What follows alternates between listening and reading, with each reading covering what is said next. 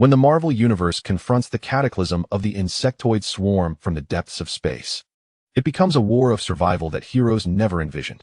The insectoid overlord from the far reaches of the cosmos has cast a greedy gaze upon Earth. S.H.I.E.L.D. Iron Man, Spider-Man, Hulk, all heroes must face, for the first time, a terrifying enemy devoid of communication, driven solely by the instinct to devour. As alien larvae infest the subterranean tunnels and all of New York descends into a breeding ground, how will the Avengers respond to this entirely unfamiliar battle for survival? Witness Spider-Man fighting valiantly in the underground passages, Iron Man and Banner collaborating to decipher extraterrestrial biotechnology, and S.H.I.E.L.D. urgently activating a global alert. Yet, this is merely the vanguard of the insectoid forces. The true horror is still lurking, slowly approaching from the distant cosmos. As the heroes' powers face the astonishing evolutionary speed of the swarms, and Earth's most brilliant minds confront entirely alien biological technology, this becomes an ultimate test of humanity's survival. The invasion of the insectoids collides with the Marvel Universe, two titanic intellectual properties converging to deliver the most exhilarating interstellar war for existence. Warning: non-combat personnel should evacuate immediately. This conflict will redefine Earth's position in the cosmic food chain. In the whispers of deep space, in the distant universe, the insectoid overlord perceives the abundant energy and life within the Marvel Universe and decides to claim it as the next prey. In the boundless depths of the cosmos, where stars are mere dust and silence reigns eternal, a consciousness stirs from its slumber. It bears no name, nor does it require one. Countless races in the universe refer to it simply as the Overlord. Its thoughts traverse light years, like invisible tendrils sweeping through galaxies and nebulae. It senses, weighs, and calculates. Hunger is its eternal drive. Consumption is the essence of its existence. For eons, it and its kin have acted as locusts of the cosmos, rendering one world after another into barren sustenance. At this moment, an unprecedented wave of energy captures its attention. This fluctuation emanates from a distant blue galaxy, intense and intricate, saturated with the fragrance of life and vitality. The Overlord's consciousness narrows its focus, akin to a hunter locking onto its quarry. This universe, so peculiar, matter and energy intertwine in extraordinary ways, with some individuals even capable of manipulating the fundamental laws of the cosmos. What a rich gene pool, what a delectable source of nourishment. The Overlord sends forth a silent command, rippling through the insectoid network. The bioships adjust their course, drawn like sharks to blood, beginning their journey toward the dimension known as the Marvel Universe. The first wave of the vanguard is small and stealthy. They require no fleet, only a meteorite carrying genetic seeds. This meteorite pierces dimensional barriers, streaking through Earth's atmosphere, igniting as it plunges into the depths of the North Atlantic. There, the seeds absorb nutrients and energy from the ocean, swiftly hatching the initial worker units. They commence gathering, transforming, and reproducing. In New York, beneath Manhattan, municipal worker Frank Morrison curses as he wades through the standing water, the beam of his flashlight flickering across the inky walls of the sewer. Damn the city budget, always cutting funds for sewer maintenance. He complains to the novice Tom trailing behind. It's become another world down here. Tom, nervously following, clutches the safety line tightly.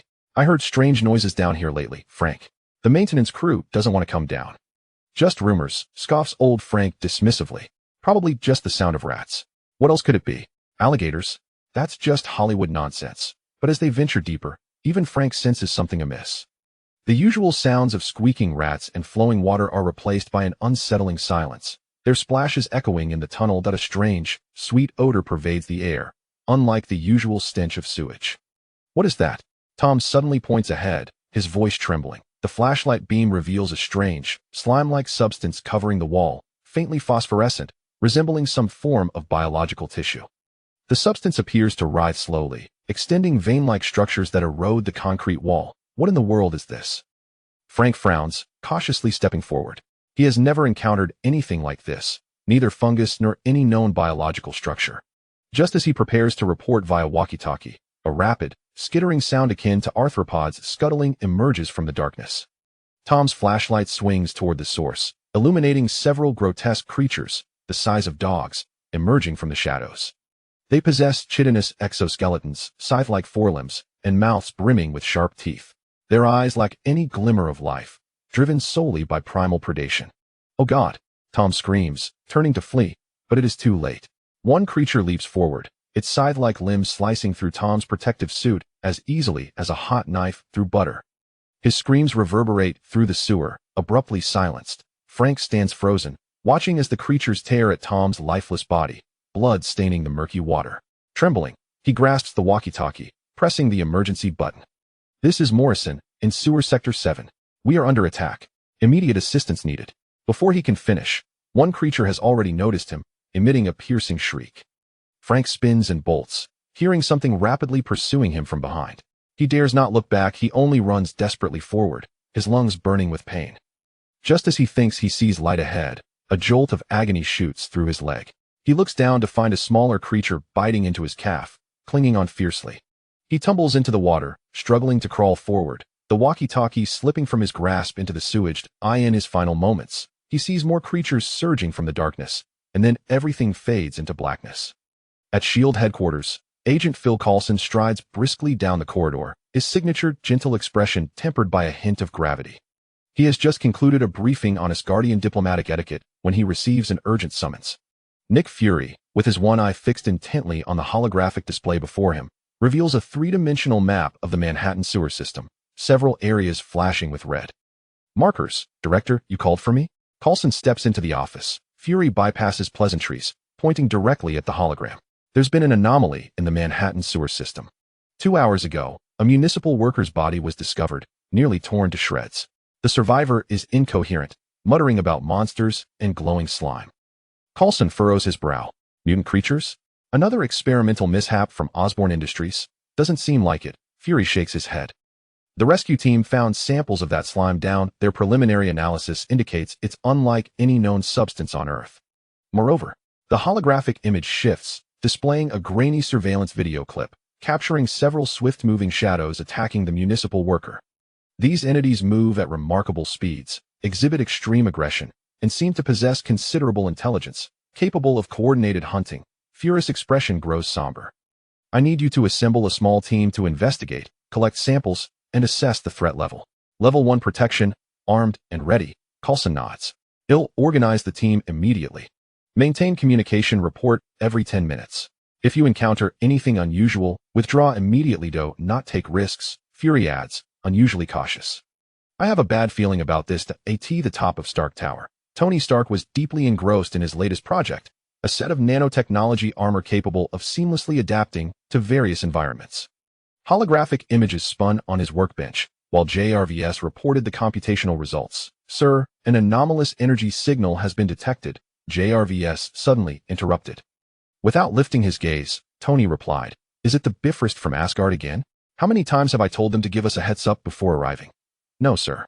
The signal characteristics differ entirely from Asgardian technology. It appears to possess biological traits, yet the energy readings are far beyond any known terrestrial organism. The source of the signal is located somewhere beneath New York, and it is subtly but steadily amplifying. This piqued Tony's interest, prompting him to pull up the data. Biological signal? Such high energy readings? It can't be that Banner fellow throwing another tantrum, can it?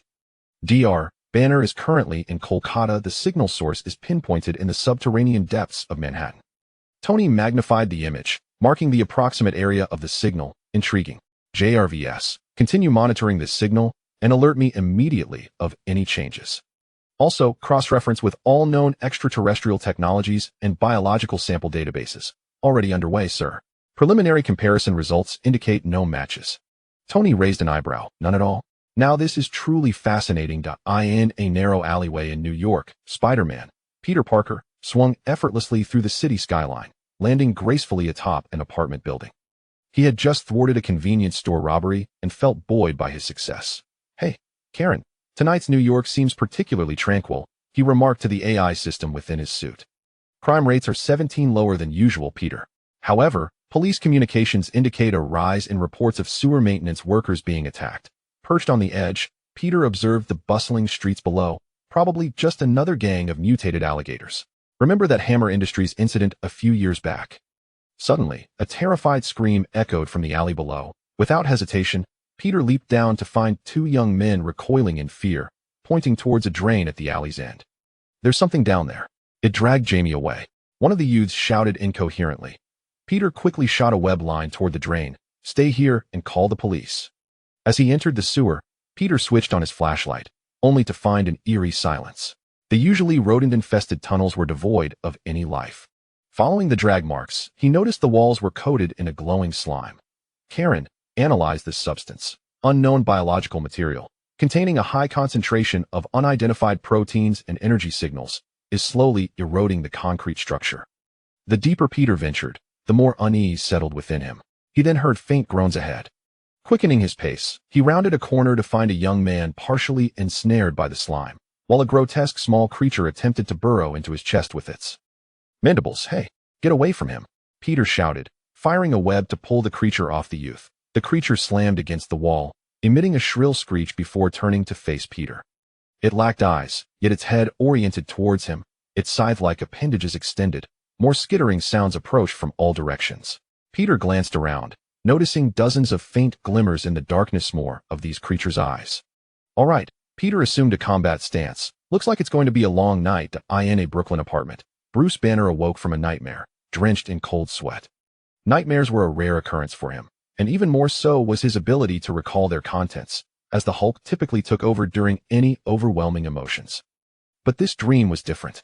He found himself standing in an endless void, overwhelmed by an indescribable hunger, not his own, but that of an immense, insatiable entity. This hunger was absolute and pure, yearning to consume everything in its path: planets, civilizations, life, even light itself. He sensed that this consciousness had noticed him, that it had become aware of Earth. A chilling curiosity swept over him, akin to a scientist observing microorganisms in a petri dish. Trembling, Banner picked up a glass of water and moved to the window, gazing at the nightscape of New York. The city bustled as always, blissfully unaware of the impending threat. Just a dream, he reassured himself, just too much stress. Yet the instincts of a scientist told him that this dream was anything but ordinary. Something was approaching, a primal, ancient hunger. He hesitated, contemplating whether to call Tony. Ultimately, he set his phone down, deciding to gather some data first. If something could provoke simultaneous unease in both him and the Hulk, it certainly warranted serious attention. Banner booted up his computer, beginning to write a monitoring program for energy signals, specifically searching for those anomalous biological energy characteristics. Unbeknownst to him, thousands of miles away, deep in the Atlantic, a biological construct was rapidly growing to the size of a small building. That IT continuously absorbed surrounding materials, converting them into more biomass, birthing an array of diverse units. The first seed of dominion had taken root, and Earth was woefully unprepared. Coulson and his team were entering the sewer. Tony Stark was contemplating the anomalous energy reading. Spider-Man was battling unknown creatures. Bruce Banner felt an unsettling premonition, and all of this was merely the beginning. Chapter 2, The Alien Nest. Peter Parker's spider sense blared in his mind like an alarm, more intense than ever before. He swiftly backflipped, narrowly evading a deadly swipe from the creature's scythe-like limb. The creature moved with astonishing speed, its exoskeleton glistening in the darkness. "Well, this doesn't resemble any pest commonly found in New York," Peter muttered, shooting a web towards the ceiling to catapult himself away from the ground. 3 more creatures lunged at him from different angles, their alarming coordination suggesting a shared consciousness. Midair, Peter twisted his body, firing webs to temporarily ensnare 2 of them. "Karen, what are these things?" he inquired, dodging another creature's attack, delivering a kick that struck its head. The creature merely shook it off, seemingly unfazed. "There are no matches in the database, Peter," the AI responded. "Their biological structure does not correspond to any known life forms on Earth. Their exoskeleton appears to be composed of chitin and some unknown organic metallic composite." The rescued youth remained trapped against the slime wall, emitting faint groans. Peter needed to act swiftly. He noticed that these creatures were sensitive to light. Whenever his flashlight beam directly shone on their eye regions, they would momentarily recoil or shake their heads. Using this to his advantage, Peter devised a plan. Karen, maximum brightness, strobe mode. The insignia on his suit's chest erupted with blinding white light, flashing at a disorienting frequency. The creatures emitted piercing shrieks, momentarily losing their sense of direction. Seizing the opportunity, Peter raced towards the ensnared youth, using a web solvent to dissolve the slime binding him. "Hang in there, buddy, I'm getting you out," Peter said as he tore through the last strands of biological fibers. The youth collapsed against him, barely able to stand. Peter supported him, while keeping a wary eye on the creatures that were beginning to adapt to the bright light. They had reorganized and appeared even more enraged. We need to get out of here now.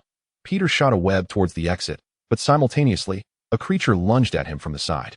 He barely managed to evade its attack, yet its scythe-like forelimb grazed the side of his suit, eliciting a sharp, burning pain. Suit integrity at 87, Peter. Minor abrasion detected. Immediate disinfection recommended. There's no time, Peter shouted, now half supporting the injured youth. They're coming again. The sounds of more skittering creatures echoed from the depths of the tunnel. Far beyond just 3 or 4, it sounded like an entire battalion. Without hesitation, Peter unleashed a powerful web towards the exit, propelling both himself and the young man forward. As they neared the opening, Peter noticed the light was obscured by a massive shadow. Another creature, larger than the others, blocked their path. This beast boasted a thicker exoskeleton and multiple appendages, its corrosive saliva dripping as it hissed on the ground. Oh, this is not good, Peter muttered. With an obstruction ahead and pursuers behind, Peter quickly assessed the situation and spotted a maintenance ladder leading up to a ventilation shaft above. This was his only chance. Summoning all his strength, Peter shot a robust web towards the ceiling, then yanked it sharply. Concrete debris cascaded down, striking the creature beneath.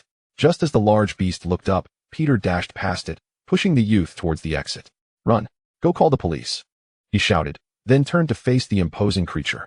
The young man stumbled out of the drainage outlet, while Peter braced himself against the looming threat. The large creature charged at him, and Peter deftly sidestepped, shooting a web at its legs. To his horror, the beast easily broke free from the web that could typically ensnare cars. Well, this is bad, Peter murmured to himself as he evaded another attack. At that moment, he noticed that this creature seemed to have poorer vision and hearing compared to the others, relying more on its other senses. Perhaps this was its weakness. Peter began to use the environment to his advantage, luring the massive creature into a support structure, causing part of the tunnel ceiling to collapse. Dust and debris filled the air, further disorienting its senses. In the ensuing chaos, Peter finally spotted an opportunity. He noticed that the junction between the creature's neck and body appeared to lack the thick exoskeleton for protection. With all his might, he shot a concentrated web directly at that vulnerable spot. The enormous creature let out a deafening shriek, thrashing wildly. Without waiting for its reaction, Peter shot a web towards the exit, pulling himself out of the sewer, once again gazing at the night sky of New York. He collapsed in the alley, gasping for breath. Below, furious hissing echoed, yet those creatures seemed unwilling to leave the sewer environment, at least not for now. The distant sound of police and ambulance sirens grew louder. Peter realized it was time to leave. He cast one last glance at the drainage outlet, a chill creeping down his spine. These were no ordinary monsters. They were organized, intelligent, and breeding beneath his city. He needed to inform someone. But who would believe him? 3 Meal Island headquarters, S.H.I.E.L.D. laboratory. This is impossible, Tony Stark said, staring at the data on the holographic display, a rare look of confusion on his face. The samples brought back by Phil Coulson were being analyzed in the isolation chamber. The biological matter still rides slowly, seemingly alive. I've cross-referenced every extraterrestrial organism I know: Chitauri, Dark Elves, Kree, Skrulls, even those bizarre entities from the negative zone. No matches, Tony said, zooming in on a cellular structure image. Fury stood nearby, his single eye narrowing. So you don't know what it is? Oh, I know what it is. It's a highly advanced organic construct with astonishing adaptability and collective consciousness traits. But I have no clue where it originated or who created it. Tony pointed to a strand of genetic code. Look here, its DNA structure is unstable to the point of near impossibility, yet somehow remains intact. It's as if it was designed to evolve at any moment. Just then, the laboratory alarm blared. A biological sample suddenly became active, rapidly growing and morphing. It's reacting to stimuli, a technician shouted. The sample breached the containment field, extending tendril-like structures toward the nearest objective piece of analysis equipment. The metal it touched began to dissolve, being absorbed and assimilated. Level 1 containment protocol. Fury ordered. Stark, do something. Tony was already in motion, his nanotech forming a glove. Fry it, he said, unleashing a concentrated energy blast. The biological matter screamed in a chilling, high-frequency sound under the energy impact, then shrank, carbonizing before finally ceasing activity. Silence fell over the laboratory, save for the emergency alarms still flashing. Well, Tony finally said, this is really bad. Fury's expression darkened. Coulson's team discovered more of these things underground. They're constructing some sort of structure, gathering materials, converting organic matter. They're building a nest, Tony concluded, and according to energy readings, they're exponentially multiplying. Fury turned to Tony. I need you to collaborate with Banner to figure out how to stop these things. Meanwhile, I'll organize more reconnaissance missions. Tony nodded, already calling up new computational models on the holographic screen. I also want to contact Reed Richards. If anyone can comprehend this biological engineering, it's him. Proceed with caution, Fury warned. Until we know what we're dealing with, this matter requires the highest level of confidentiality. Tony hardly heard him, fully absorbed in the new data. These creatures, they don't seem to operate independently. Their behavior resembles that of a larger collective, much like worker ants in a colony. A colony has a queen, Fury remarked. Tony looked up, his expression serious. And these ants have something more powerful. I've been tracking that anomalous energy signal. It's growing stronger. Whatever these things are, they're preparing for something. For what? Tony met Fury's gaze. For the arrival of something. And I don't even want to speculate what that might be. Brooklyn, Banner's apartment. Bruce Banner struggled to concentrate. The memory of that dream loomed over his thoughts like a shadow, that pure, all-consuming hunger. His monitoring program had been running for hours with no results, until a particular alarm sounded, detecting an anomalous biological energy signature that matched the data Tony Stark had just shared with him. He murmured to himself, this can't be happening. But the data lay before him. That energy signature aligned perfectly with the sensations from his nightmares. Something was approaching Earth, something ancient and ravenous. Suddenly, his phone rang. It was Tony. Bruce, I hope you're sitting down because I have something extremely strange and terrifying to show you. Banner took a deep breath. They're already here, aren't they? There was a brief silence on the other end. How did you know? I dreamt, Tony. I dreamt of that insatiable hunger. Banner's voice trembled. Whatever these entities are, they are not merely extraterrestrial. They are something far more ancient. Come to Stark Tower, Tony replied, his tone unusually grave. We need to gather the brightest minds, and swiftly. Fury has already reached out to Reed. I hope you will join us. Banner gazed out the window, the New York skyline serene and beautiful under the cloak of night. Yet, he understood that this tranquility was a mere facade. Beneath the surface, something was burgeoning. And in the depths of the cosmos, something far larger was drawing near. I'll be there shortly, he said, before ending the call. As he prepared to leave, a fleeting glimpse of green flashed in the mirror's reflection. The Hulk sensed the looming threat and was already primed to unleash his fury. Banner could only hope it would not come to that. Yet, deep within, he acknowledged the faintness of that hope that a swarm was gathering, while Earth's first line of defense had only just begun to comprehend the nature of the foe they faced. In the depths of Manhattan, the first complete nest pulsed and expanded, birthing an array of lethal machines. They lay in wait, anticipating the signal from the heavens, awaiting the command of their master. And all of this was merely the beginning. Chapter 3. The S.H.I.E.L.D. alert. Nick Fury stood before the colossal holographic display in the command center, his solitary eye scanning the incessantly updating streams of data and live surveillance footage. Reports of anomalies from the New York subway system had surged by 400 in the past 4 hours, prompting inquiries from both the military and city officials. Yet, his concern lay not with bureaucratic questions, but with the fact that Coulson's team had been uncontactable for over 2 hours. Director, we have lost the signal from Agent Coulson's team. Agent Hill approached briskly, her expression grave. The last transmission had originated from 40 meters underground as an emergency signal before abruptly ceasing. Fury's fist clenched slightly. Have rescue teams been dispatched? 2 teams have entered, but both encountered fierce resistance. Those creatures appear to possess tactical awareness, capable of ambush and communication disruption. Maria Hill brought up combat footage. Look here. They specifically target communication equipment and lighting systems. In the footage, S.H.I.E.L.D. agents struggled to advance through the underground tunnels, suddenly besieged from multiple directions.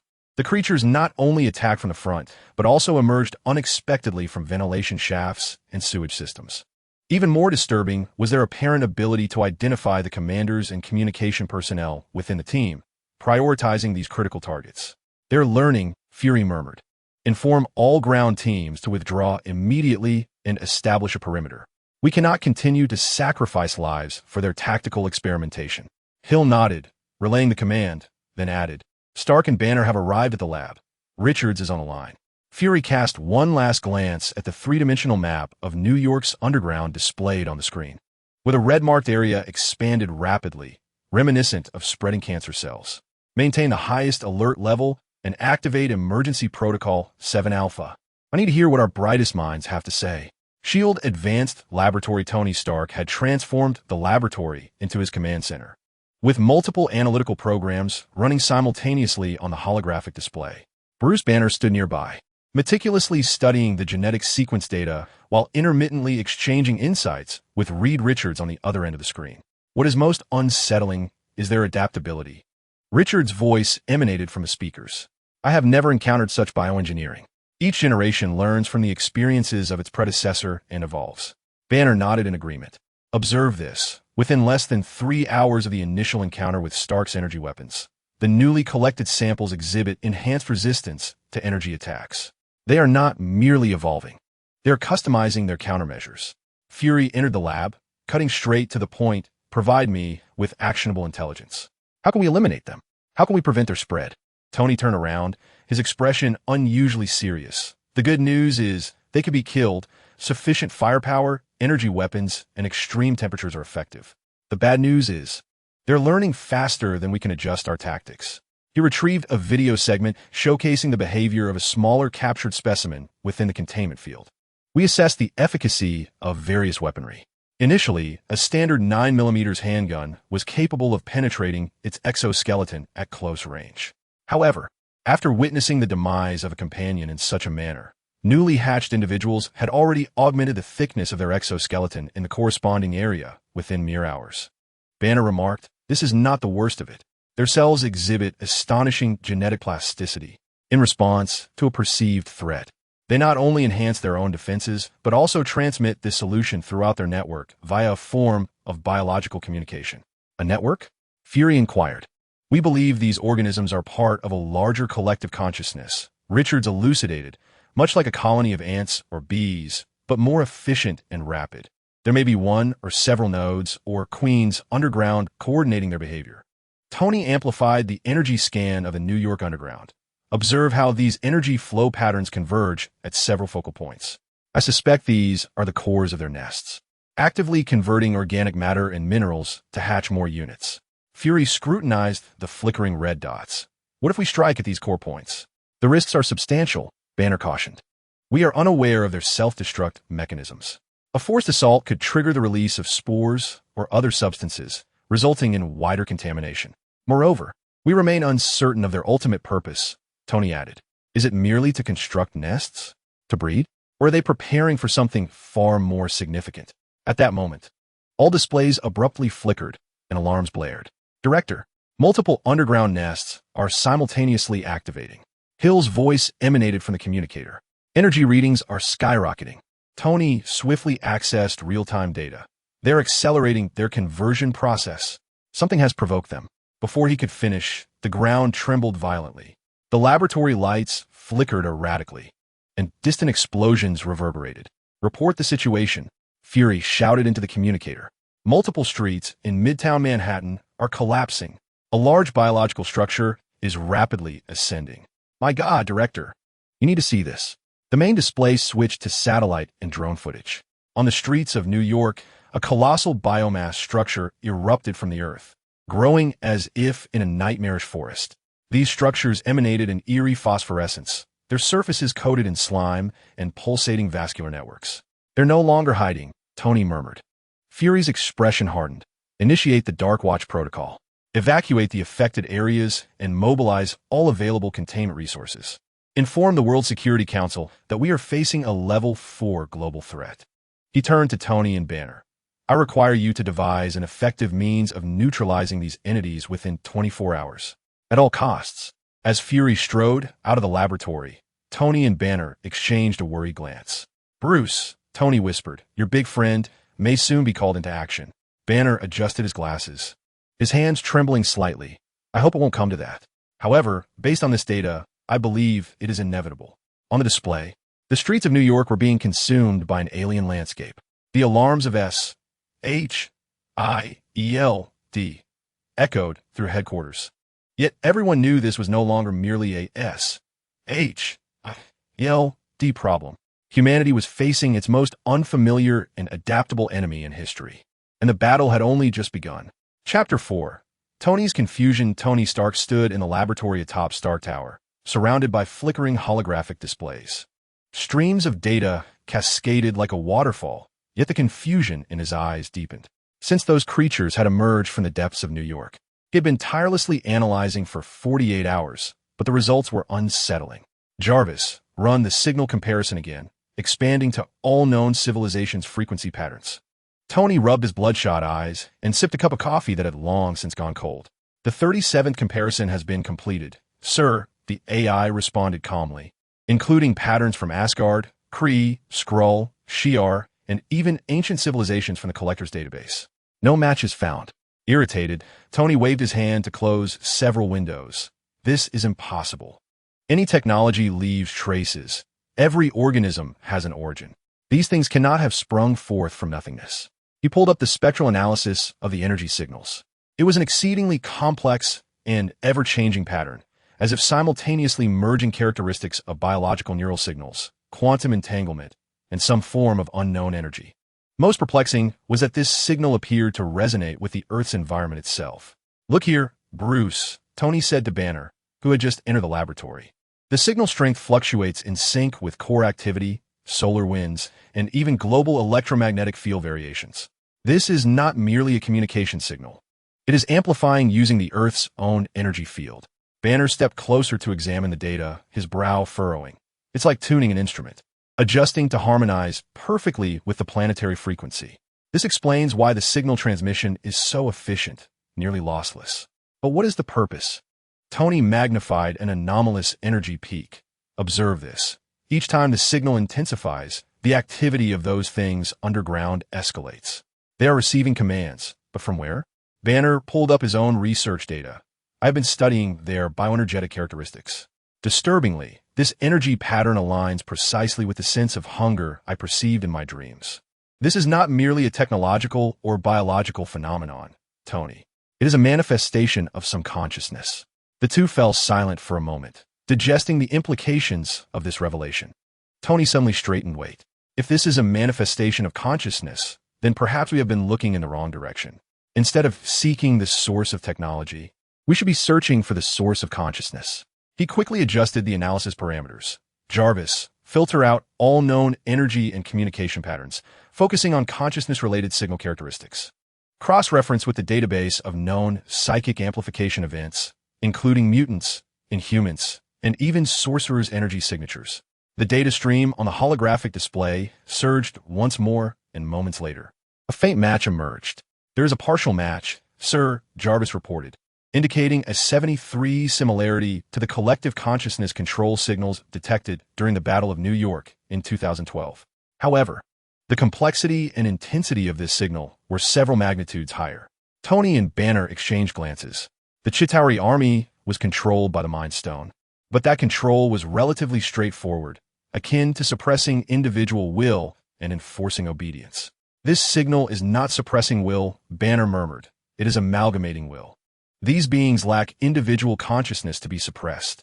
They are inherently part of a collective." A chill ran down Tony's spine. A life form entirely governed by collective consciousness, devoid of individuality, devoid of self-awareness, existing solely for the purposes and will of the whole. He magnified the real-time energy scan, revealing that the signal emanated from multiple subterranean nodes, forming a global network. The core of this network pointed to the Central Atlantic, where something was burgeoning in the depths. Banner's complexion paled. A coordinating node, or worse, a receiver. Receiving what? Tony inquired, though deep down, he already discerned the answer. Banner's voice was barely a whisper, receiving directives from the source. The consciousness I sensed in my dreams. That insatiable hunger. At that moment, all displays flickered and alarms blared. Energy readings soared dramatically, surpassing any previous records. Multiple signal sources activated synchronously. Jarvis warned, "Energy levels are escalating exponentially." Tony accessed the global monitoring network data, horrified to discover that the same anomalous signals were surfacing from numerous locations worldwide. Not just New York, but also from the depths of the Himalayas, the Pacific Trench, the Amazon rainforest, and even beneath the Antarctic ice sheet. "My God," Banner gasped, "they're not just in New York. They've established outposts globally." Tony swiftly connected to the S.H.I.E.L.D. channel. "Fury, the situation is graver than we anticipated. This is not a localized invasion. It is a global contagion. Those entities have established nests throughout the world." Fury's response was interrupted by static. "I'm aware. We're processing reports of similar communications from other areas in New York. Communication has suddenly ceased. Jarvis? Global communications are experiencing severe interference. Sir, anomalous energy signals are saturating all frequency bands. Tony gazed at the spreading red signal points on the display, resembling festering wounds upon the planet's surface. For the first time, he felt a sense of helplessness, not facing an enemy that could be understood, analyzed, and defeated, but an entirely alien and unpredictable existence. Bruce, he finally spoke. I believe we require more than just scientific solutions. Banner nodded silently, a flicker of green light flashing in his eyes. Even Hulk sensed the impending threat, and this time, even the formidable green giant seemed unsettled. On the display screen, the energy signals continued to intensify, as if a slumbering behemoth were awakening. Tony Stark, the genius who always has the answers, found himself confronting a riddle that transcended comprehension for the first time. Most terrifying of all, he suspected that this enigma might harbor no solution, only a fate of insatiable consumption. Chapter 5. Banner's Nightmare. Bruce Banner jolted upright in bed, his pajamas drenched in sweat, his heart racing as though it might burst from his chest. The soft illumination of the laboratory flickered on automatically, yet he remained breathless for a while, struggling to disentangle himself from the remnants of the dream, that overwhelming sensation of hunger.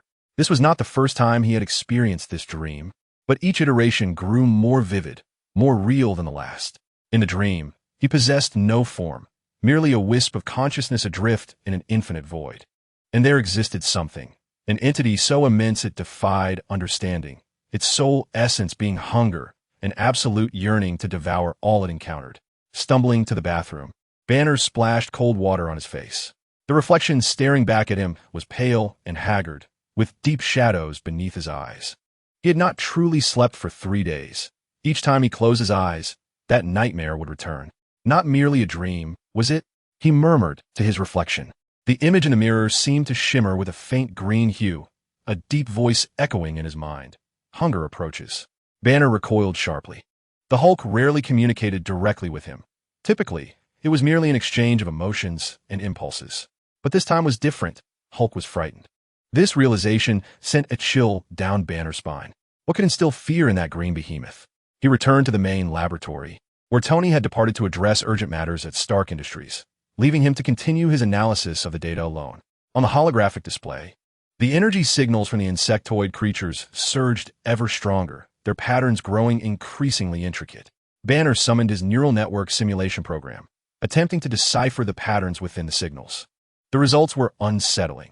These signals were not merely transmitting information, but were actively reshaping the neurological structures of the receivers.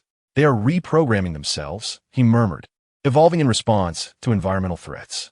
Suddenly, a thought struck him. If these creatures were connected through some form of collective consciousness, perhaps he could predict their behavior by analyzing the signal patterns. Banner began to formulate a new algorithm, comparing the insectoid signals to known patterns of collective behavior. Ant colonies, bee swarms, flocks of birds, schools of fish, and even the activation patterns of human neural networks. After hours of labor, the results began to emerge. The behavioral patterns of the insectoids did not match any earthly organism, but exhibited a terrifying form of intelligence, not that of individuals, but of a superintelligence inherent in the collective network. Most disconcerting was a constant background noise within the signals, a low-level energy signature that perfectly aligned with the sense of hunger he had perceived in his dream. A wave of dizziness washed over Banner. This was no coincidence. His dream, Hulk's unease, and the insectoid signals were all interconnected. He established a secure video link with Reed Richards. The image of Mr. Fantastic appeared on the screen, looking equally worn out. "Bruce, I have made some discoveries," Reed stated, bypassing pleasantries and getting straight to the point. "The genetic structure of these entities is unnatural. It has been engineered." Banner nodded. "I have reached a similar conclusion. But who designed them? And for what purpose?" More ominously, Reed's voice grew serious. "I have identified a genetic harvesting mechanism. They not only absorb biomass, but also selectively integrate DNA sequences to assimilate advantageous traits." A chill swept over Banner. "Are you suggesting they can evolve specialized units to counter specific threats?" "Indeed," Reed replied, pulling up a set of data. "Observe this. After exposure to Stark's energy weapon, The newly hatched unit's exoskeleton displayed enhanced energy dispersion characteristics. Following contact with S.H.I.E.L.D's armor-piercing rounds, the shell density increased. They are learning, Bruce, at an astonishing rate. The two fell silent for a moment, grappling with the terrifying implications of this revelation. There is one more thing, Banner finally said. I have been monitoring their energy signals. There exists a background pattern, a constant low-frequency signal. It haunts my dreams. Reed's expression turned grave. I detected it as well. What do you think it is? Banner took a deep breath. I believe it is the source, the central consciousness commanding the entire network, and it is drawing near. Just as he uttered those words, the laboratory's alarms blared, and energy readings surged dramatically, exceeding any previous records. Bruce, look at this, Reed exclaimed, sharing his data screen, revealing simultaneous energy bursts from multiple locations around the globe. The Himalayas, the Mariana Trench, the Amazon rainforest, and even Antarctica. Banner accessed his monitoring data, his heart nearly stopping. Reed was right. The hive was not confined to New York. They had established bases worldwide. At this moment, all bases were synchronously activating. Suddenly, an indescribable sensation washed over him. A cold, ancient consciousness brushed against his mind, akin to a great whale gliding past a small vessel. The laboratory lights flickered erratically, and the equipment emitted anomalous readings. Hunger. That voice did not emanate from the outside. It resonated directly within his mind. The Hulk roared in his consciousness, both a threat and a fear. Bruce, are you all right? Reed's voice seemed to come from a great distance. Banner struggled to focus. It has noticed us. That consciousness knows we are observing it. Global energy signals suddenly peaked, then everything fell silent, too silent. All hive activities abruptly ceased, as if a pause button had been pressed. Yet this stillness was more terrifying than the previous chaos, reminiscent of a predator crouching before the attack. Banner suddenly understood. This was not an invasion. It was an infection, and we are merely the first signs. Reed on the other end of the communication fell silent for a moment, then softly said, I believe we need to assemble more people. This has far surpassed our capacity to manage. Banner nodded, his hand still trembling slightly. He understood that Reed was right. But who were they to summon? What kind of adversary awaited them? He gazed out the window, the skyline of New York becoming increasingly discernible in the morning light. The city remained tranquil, millions oblivious to the subterranean threat, unaware of the hunger drawing closer in the celestial expanse. Taking a deep breath, Banner made a decision. He needed to contact Fury to assemble the Avengers. Regardless of the challenges that lay ahead, they must be prepared, for that insatiable hunger was intensifying, having already caught the scent of Earth. Chapter 6. Hawkeye in Peril. Clint Barton, codenamed Hawkeye, crouched in the shadows of the ventilation duct, controlling his breathing to the faintest rhythm. Below him, S.H.I.E.L.D. research team was conducting preliminary analyses of a newly discovered Zerg structure. This marked his fourth reconnaissance mission in 3 days, each foray delving deeper into the labyrinthine nest beneath New York. Agent Barton, please describe the biological structure you observe. Hill's voice crackled through the earpiece, faint yet clear. Hawkeye adjusted the focus of his multifunctional goggles. It resembled an organic power station. Pulsating vascular networks transported a luminescent fluid, converging on a central, sac-like structure, roughly the size of an SUV, its surface rhythmically throbbing. He silently shifted his position, his arrows always aimed at anything that might stir below. Environmental data indicated a stable temperature of 32 degrees Celsius, with humidity at 85%. The air thick with that familiar, cloying scent, the signature odor of a Zerg nest. The research team reports that the structure is emitting anomalous energy readings. We require closer scanning data, came the urgent request. Hawkeye sighed, knowing this was precisely what they would say. Like a wraith, he slipped down from the vent, landing on the soft, resilient biological surface below. The walls here were entirely enveloped in Zerg material, the original concrete and pipes nearly invisible. Illumination emanated from bioluminescent fungal growths on the walls, casting flickering shadows. 3 members of the research team were setting up scanning equipment around the main structure, while 2 fully armed S.H.I.E.L.D. agents stood guard. Hawkeye maintained his distance, arrows poised for immediate launch. The readings are insane, One scientist murmured. The energy generated by this entity could power half of Manhattan. But for what purpose? Another queried. They don't require electricity. Hawkeye's eyes continually scanned the surroundings. It was too quiet, too easy. Each time they believed they had discerned a pattern within the Zerg nests, these creatures would shift tactics, catching them off guard. Suddenly, his goggles detected an anomalous heat signal directly above the research team's heads. He jerked his gaze upward, spotting a section of ceiling, indistinguishable from its surroundings, subtly deforming. Retreat! Immediately, he shouted, simultaneously releasing an explosive arrow. It was too late. The ceiling erupted, and a previously camouflaged creature plummeted down. Unlike the other Zerg units, this one was elongated, its limbs resembling sickles, moving with near silence. At the moment it landed, a guard had already collapsed, his throat precisely slit.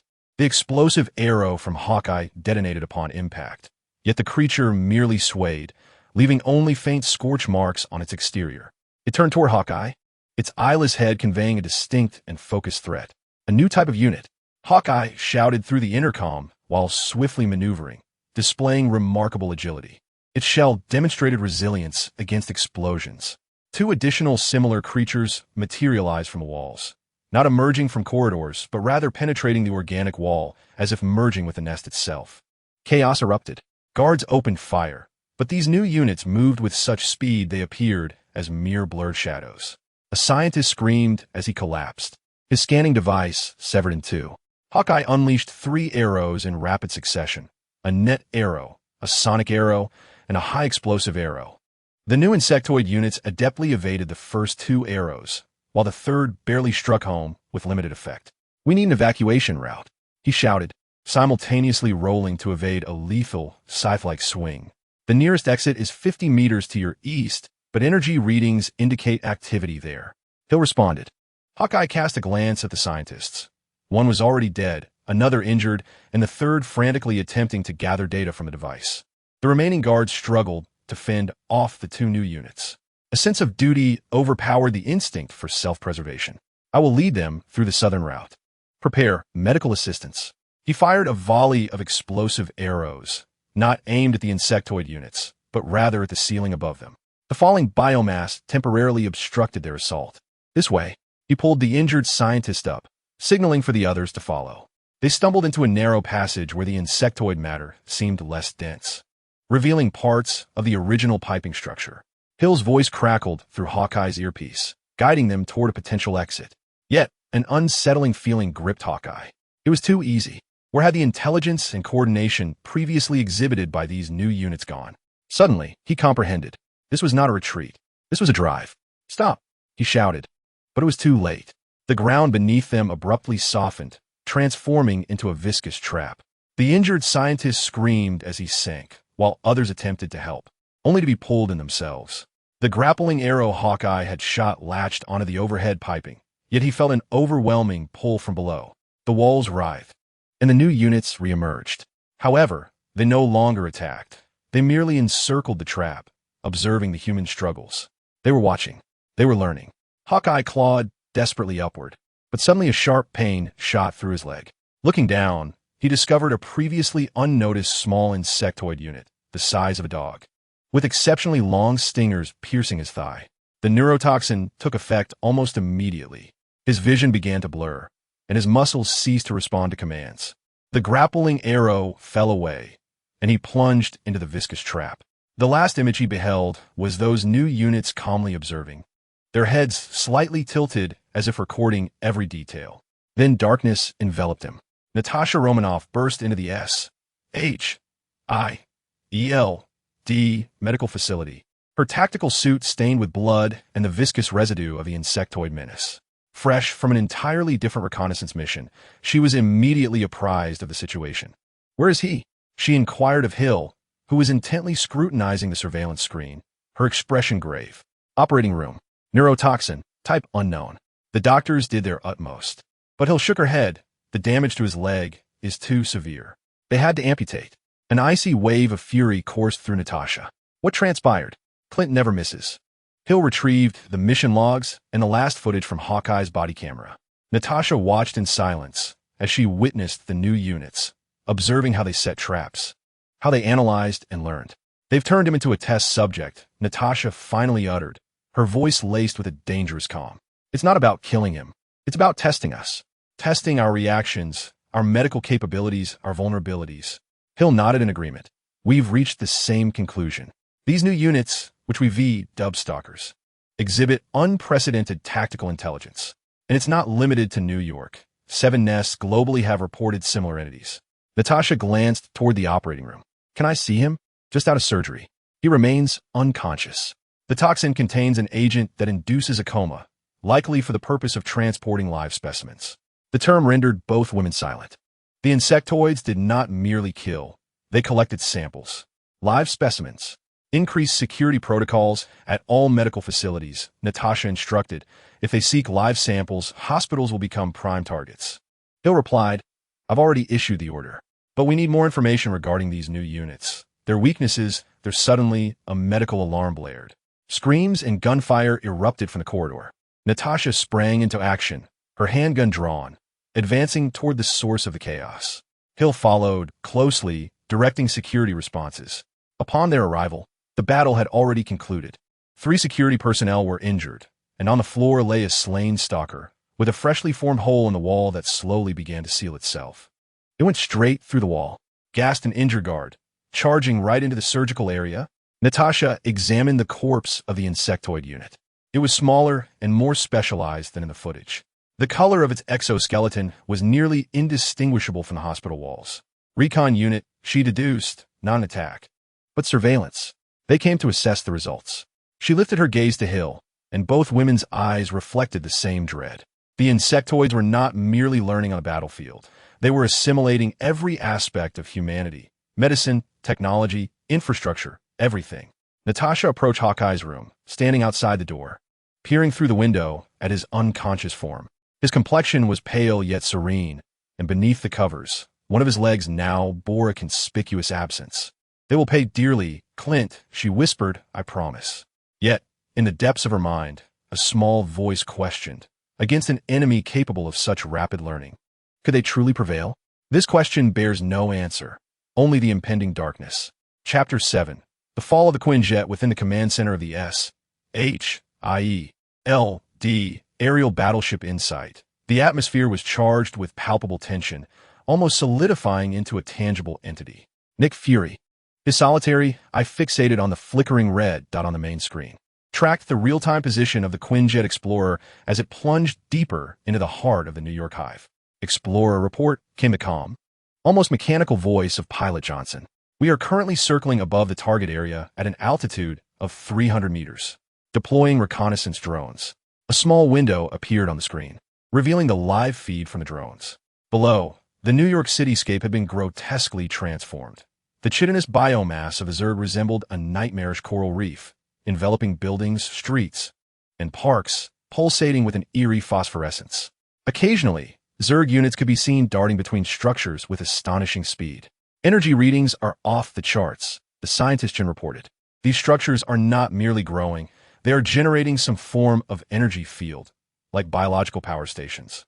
Fury leaned forward. Can we ascertain the purpose of this energy? Uncertain, sir. However, the pattern suggests it may be. Chun's voice was abruptly cut off, replaced by the crackling sound of static interference. Explorer report. Fury barked. Johnson's voice returned, now laced with palpable anxiety. We've lost signal with the drones. An energy pulse has been emitted from the main structure. Wait, something is on the main screen. A previously camouflaged tower that had masqueraded as an ordinary Zerg structure suddenly unfurled like a blooming flower, revealing a complex internal biological architecture. It swiftly adjusted its orientation, locking onto the Quinjet. Unknown structure detected. It's targeting us, Johnson shouted. Evasive maneuvers. The Quinjet tilted sharply, but it was too late. The structure unleashed a torrent of green spore clouds, moving with astonishing velocity. As the spore cloud approached the aircraft, it erupted, enveloping the entire fuselage with countless minuscule spores. The spores are adhering to the fuselage. They are corroding the shell, Chun exclaimed. Within the cockpit, alarms blared furiously. Engine power declining. Control systems malfunctioning. Hull integrity alert. Johnson struggled to regain control of the aircraft. Attempting to climb, we must escape the spore cloud. Yet, more spore clouds were launching from below. It became evident that the entire hive area was dotted with dozens of such spore turrets, all meticulously coordinating their aim and fire, resembling an intricately calculated anti-air defense network. They were prepared, Fury murmured, his fists clenched. It's a trap. The explorer shuddered violently, beginning to spiral uncontrollably downward. Engine failure complete. Initiating emergency protocols. Negative. The spores have infiltrated the internal systems. On the screen, the cockpit display began to flicker. Tiny spores surged in through the vents, coalescing into a strange green fog. Attention crew. Biological contamination alert. The automated system warned, detecting an unknown biological agent. Coughing and gasps of alarm echoed throughout the cabin. Spores proliferate in the air. Chen's voice resonated with panic as structures began to form. The scene depicted fine, mycelial substances rapidly growing on the control panel, akin to mold multiplying at an accelerated rate. Johnson's final transmission was rife with static interference. They not only intend to bring us down, but they also seek to acquire. Transmission abruptly ceased. Explorer, respond. Fury shouted, but only static filled the void. On the main screen, the trajectory of the fighter jets plummeted swiftly, ultimately vanishing at the heart of the hive. The command center fell into a profound silence. Sir, a technician eventually reported, the Explorer's signal has vanished, its last known position confirmed to have crashed at the hive's core. Fury's expression remained impassive, yet a storm gathered in his lone eye. Dispatch a rescue team, fully armed, with the highest level of biological protection. Sir, the defenses in that area are too formidable. Hill began, only to be interrupted by Fury. We cannot leave any survivors for them to study. Fury's voice was frigid, especially considering the equipment and technology aboard the Explorer. The rescue team was swiftly assembled. 3 Cohen-style fighters launched from the mothership, heading towards the crash site. However, as they approached the hive region, the same scenario unfolded. The concealed spore turrets fired once more, this time with greater precision and coordination. One aircraft was struck directly in the cockpit, losing control and crashing instantly. Another narrowly evaded the first wave of attack, but was soon engulfed by a second cloud of spores, following in the footsteps of its predecessor. Only the third fighter managed to retreat in time, returning to the mothership heavily damaged. Fury watched as signal markers disappeared one after another on the screen, his expression growing increasingly grim. They have evolved, he finally stated. The first encounter was a test, the second an application. Their learning curve is astonishing. Hill handed him the preliminary analysis report. Spore sample analysis indicates a highly adaptable bioengineering. They can rapidly corrode various materials, reproduce in the air, and transmit some form of energy pulse, likely intended to disrupt electronic devices. Fury turned to the technicians. Global situation? The screen shifted to display a world map, marked with dozens of red dots from the Amazon rainforest to the Siberian tundra, from the Sahara Desert to the depths of the Pacific Ocean. Reports of similar hive activity surged by 400 worldwide. Simultaneously, at least 12 incidents of aircraft crashing over the hive were reported, with patterns resembling that of the Explorer. Fury slammed his fist on the console. They're learning to thwart our aerial reconnaissance and attacks, laying traps on the ground and bringing us down from the skies. He inhaled deeply and made a decision. All flight operations over the hive region are to be suspended indefinitely. A complete reassessment of all reconnaissance and attack protocols is required. What about the crew of the Explorer? Hill inquired. Fury's expression spoke volumes. In such a highly contaminated environment, the chances of survival are virtually zero. And if they're alive, it may be worse than death. The swarm is not only expanding on the ground. Now, the skies are no longer safe. With each confrontation, they learn, adapt, and evolve. Yet humanity is swiftly losing its advantage. Deep within the New York hive, the wreckage of the Explorer is enveloped and assimilated by the rapidly proliferating Zerg material. The technology, weaponry, and equipment aboard the fighter jets have all been dismantled, studied, and integrated. The fate of the crew remains a mystery, but the occasional screams of non-Zerg entities echoing from the hive suggest a dreadful truth. The spore turrets slowly retract their launch structures, once again disguising themselves as ordinary Zerg architecture, lying in wait for the next unsuspecting prey. The sky, once a sanctuary for humanity, has now transformed into a hunting ground for the Zerg. Chapter 8. Captain America's first battle. Captain America's inaugural confrontation finds Steve Rogers standing before the holographic map in a makeshift command center, his blue eyes scanning the three-dimensional simulation of New York's underground sewer system. The red areas, indicative of Zerg activity, spread like malignant cancer cells, having already engulfed vast swathes of lower Manhattan. Fury claims this is a limited cleanup operation, he inquired, turning to Maria Hill beside him, a hint of barely concealed irony in his tone. Hill maintained her composure. The objective is to prevent their encroachment into the municipal core and to gather intelligence as thoroughly as possible. This is not a total extermination, Captain. Steve's gaze returned to the map. He commanded S.H.I.E.L. DS Elite Delta Team, comprising 12 members, including himself. Their mission was to infiltrate the sewer system now occupied by the Zerg, establish a defensive line, and attempt to dismantle a growing hive core. The Zerg's learning curve has exceeded our expectations, Hill added, pulling up footage from previous encounters. They have adapted to most of our tactics. This operation will serve as a test for our new combat protocols. Steve nodded, having reviewed the footage of Hawkeye's encounters, where the coordinated attacks of those new stealth units left a profound impression on him. Their precision was so uncanny, it was as though a singular intelligence was orchestrating them. An hour later, the team, fully armed, stood at a maintenance entrance on 7th Avenue in Manhattan. The members checked their equipment, their expressions grave yet focused. Steve delivered a brief pre-mission address devoid of grandiose proclamations, offering only clear directives and unwavering resolve. Remember, we are not here to eliminate every enemy we encounter. Our purpose is to learn, adapt, and survive. Maintain formation, follow orders, and cover one another. Move out. The maintenance cover was lifted, and the team descended one by one into the darkness. The environment shifted instantly. The once concrete walls of the passage were now coated in some form of biological matter, emitting a faint phosphorescence, while a familiar sickly sweet odor permeated the air. Good God, one team member murmured. It's as if we've entered the interior of some colossal organism. Steve raised his hand for silence. His superhuman hearing had detected subtle scratching sounds emanating from multiple directions. They know we are here, he whispered. Keep moving. Advance towards the target point. The team proceeded forward in tactical formation, with Steve leading the charge, his vibranium shield at the ready to counter any unforeseen threats. The initial minutes were relatively tranquil, marked only by the continually shifting environment of the passage and the increasingly pungent odor. Suddenly, a flurry of rapid, insect-like skittering resonated from the channel ahead. Contact! Steve shouted, raising his shield.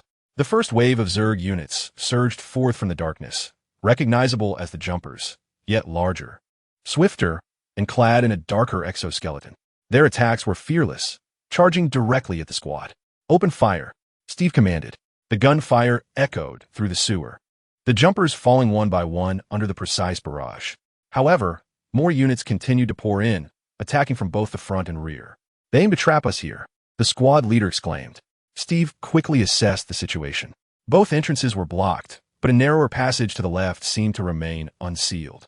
This way, quickly, he directed, striking a jumper with his shield to clear a path for the team. The squad squeezed into the narrower corridor, fighting and retreating simultaneously. Steve held the rear, his shield absorbing most of the strikes. Just as they believed they had found temporary safety, the wall of the passage suddenly crumbled. New units emerged, elongated and moving with eerie silence, their scythe-like forelimbs targeting the squad members' vital points. Infiltrators, someone cried out. 2 squad members fell instantly, their armor sliced open with ease. Steve reacted swiftly, bashing one infiltrator into the wall with his shield, yet another had already vanished into the shadows. Medic, Steve shouted, keeping a vigilant eye on their surroundings. The medic approached the fallen, shaking his head. It's too late, Captain. A precise strike, instantly lethal. Steve's expression hardened. These creatures were not attacking blindly. They were killing with ruthless efficiency. The squad pressed on, finally reaching a larger junction within the target area, where a pulsating Zerg structure, roughly the size of a small car, was encircled by a network of vascular-like tendrils. This is one of the objectives, Steve declared. Set the explosives and prepare for extraction. The technician began to set up the detonation device, while the others formed a defensive line.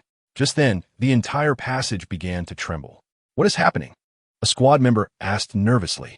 Steve suddenly realized the truth. They were not trapped, nor had they stumbled upon their objective by chance. They had been led here. They want us to destroy this structure, he murmured. It's a test. They are assessing the effectiveness of our weaponry. Too late. The surrounding walls erupted simultaneously. Dozens of new units flooding in. Unlike any type encountered before, these were larger, heavily armored, and equipped with multiple pairs of appendages.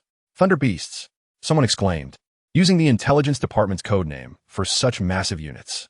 The battle became instantly brutal. Standard weaponry proved ineffective against these new foes. Only heavy firepower and Steve's S.H.I.E.L.D could inflict meaningful damage. The explosives are set. The technician shouted. Detonate. Everyone retreat. Steve commanded, simultaneously blocking a heavy blow from a thunder beast with a shield, his arm numbing from the impact. The explosive device detonated, shattering the hive structure into fragments. Green slime splattering in all directions. However, the response of the Zerg was unexpectedly composed. Rather than descending into chaos, they launched a more organized assault, specifically targeting those equipped with heavy weaponry. The retreat transformed into a brutal bloodbath. The squad fought valiantly while falling back, with members continuously succumbing to the onslaught. Steve exerted every effort to safeguard his comrades, yet the sheer number and tactical coordination of the Zerg proved overwhelmingly effective. Ultimately, only half of the squad emerged from the depths, each member wounded and their equipment severely damaged. Upon returning to the surface, Steve watched as the injured were lifted onto stretchers, his expression grave. Hill approached, awaiting a report. They are not attacking blindly, Steve finally declared, his voice heavy with fatigue and anger. They're learning our tactics, testing our weaponry, studying our reactions. With each encounter, they grow stronger and more intelligent. Hill nodded in agreement, stating that the analysis department had reached the same conclusion. In this operation, the Zerg exhibited unprecedented coordination and precision. Steve gazed toward the maintenance entrance as if he could penetrate the darkness below. This is not merely a battle, Hill. This is a war against evolution itself. And at present, evolution is prevailing. He turned away, determination etched on his face. Next time, a different strategy must be employed. Otherwise, humanity stands no chance. Beneath the surface, the Zerg units were clearing the battlefield, removing both their fallen comrades and the bodies of humans. The destroyed hive structures had been supplanted by new growths, more resilient and resistant to explosions. Learning, adapting, evolving. The process was both relentless and efficient. And all of this was merely the beginning. Chapter 9. The Wrath of the Thunder God in Asgard. At the observatory of the Golden Palace, Heimdall's golden gaze was fixed upon the boundless starry expanse. Yet his attention was centered on Midgard, Earth. For the first time in a long while, that diminutive world instilled a sense of unease within him. You summoned me, Guardian? Thor's voice resonated from behind him, the hammer Mjolnir effortlessly gripped in his hand. Heimdall did not turn, his gaze unwaveringly locked on the distance. Midgard faces an unusual threat. Thor, an entity not of the Nine Realms, is consuming that world. Thor furrowed his brow as he approached. Another of Loki's schemes? Or perhaps the machinations of the remnants of the Chitauri? Worse, Heimdall finally turned to face him, revealing the gravity of the situation. It is an ancient and ravenous entity, emerging from the darkest depths of the universe. It differs fundamentally from all known forms of life. Thor glanced at the Rainbow Bridge control device. Does Father know? Odin is all-seeing, Heimdall replied, though uncertainty tinged his tone, but the nature of this threat is unique. It does not resemble previous invasions or conquests. It is transformation, assimilation. Thor tightened his grip on the hammer. Then we can wait no longer. Activate the Rainbow Bridge, Guardian. I must witness this peculiar threat firsthand. Heimdall hesitated for a moment before finally nodding. He embedded his great sword into the control panel, and the Rainbow Bridge instantly ignited, a radiant energy conduit directing toward Earth. Be cautious, Thunder God, Heimdall warned before Thor stepped into the portal. This entity has already begun to learn the powers of Midgard. It will also learn yours. With a confident smile, Thor declared, let it experience the wrath of the God of Thunder. Enveloped in radiant energy, he traversed the cosmos, arriving instantaneously at Earth. Thor materialized above Central Park in New York, guided gently to the ground by Mjolnir. The sight before him was shocking. The once lush park was now partially cloaked in repugnant, chitinous biomass of the insectoid creatures, their grotesque structures pulsating and emitting an eerie phosphorescence. The air was thick with a sickly, decaying odor. Heimdall had not exaggerated, Thor whispered, as the spark of thunder began to flicker in his eyes. This was indeed a blasphemy against the Nine Realms. As if in response to his presence, the insectoid structures suddenly stirred to life. Several spore turrets emerged from their camouflage, launching clouds of spores toward the airborne Thor. With a cold sneer, Thor watched as Mjolnir spun, generating powerful gusts that dispersed the spore clouds. "Is this all you can muster?" he taunted. However, the insectoid's reaction was unexpectedly formidable. The dispersed spores did not descend. Instead, they reformed in the air, weaving into a dense netting that ensnared Thor. Raising an eyebrow in surprise, Thor summoned lightning. The sky darkened ominously, and a bolt of lightning struck down, vaporizing the spore net entirely. "Having had my fun," Thor proclaimed, his voice resounding like thunder throughout the park. "Let me demonstrate the might of a god." He raised Mjolnir high, calling forth stronger bolts of lightning. Dozens of strikes descended simultaneously, bombarding the insectoid structures. Explosions erupted continuously, the chitinous biomass carbonizing and shattering under the divine electricity. As Thor descended to the ground, he surveyed his handiwork with satisfaction.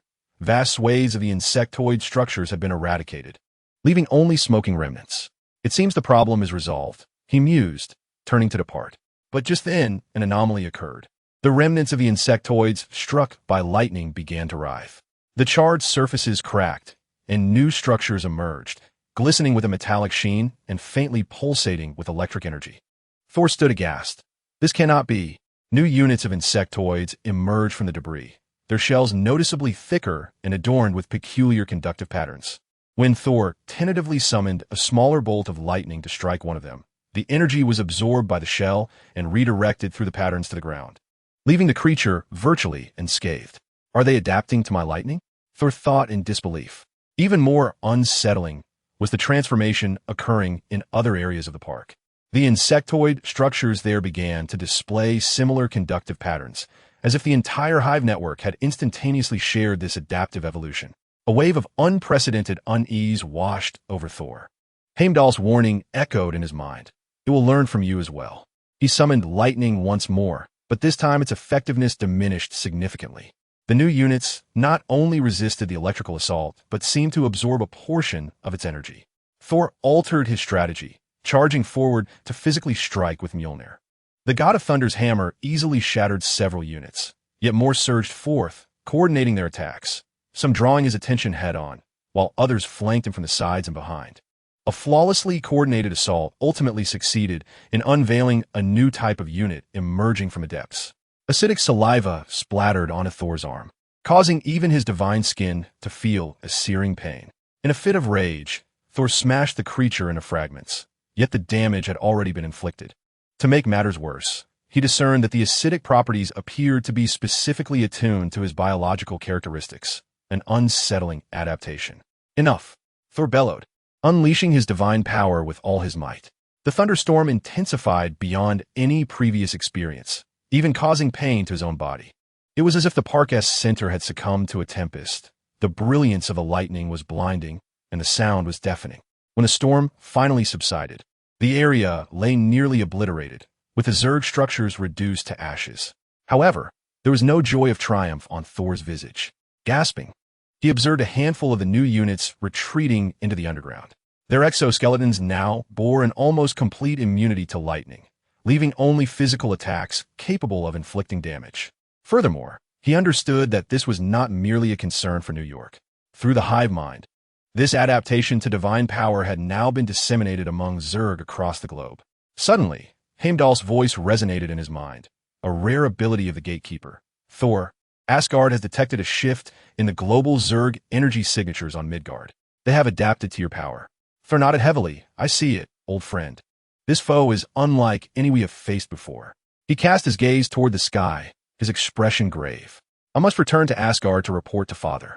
If the Zerg can adapt to divine power, so swiftly the remainder of his thought remained unspoken.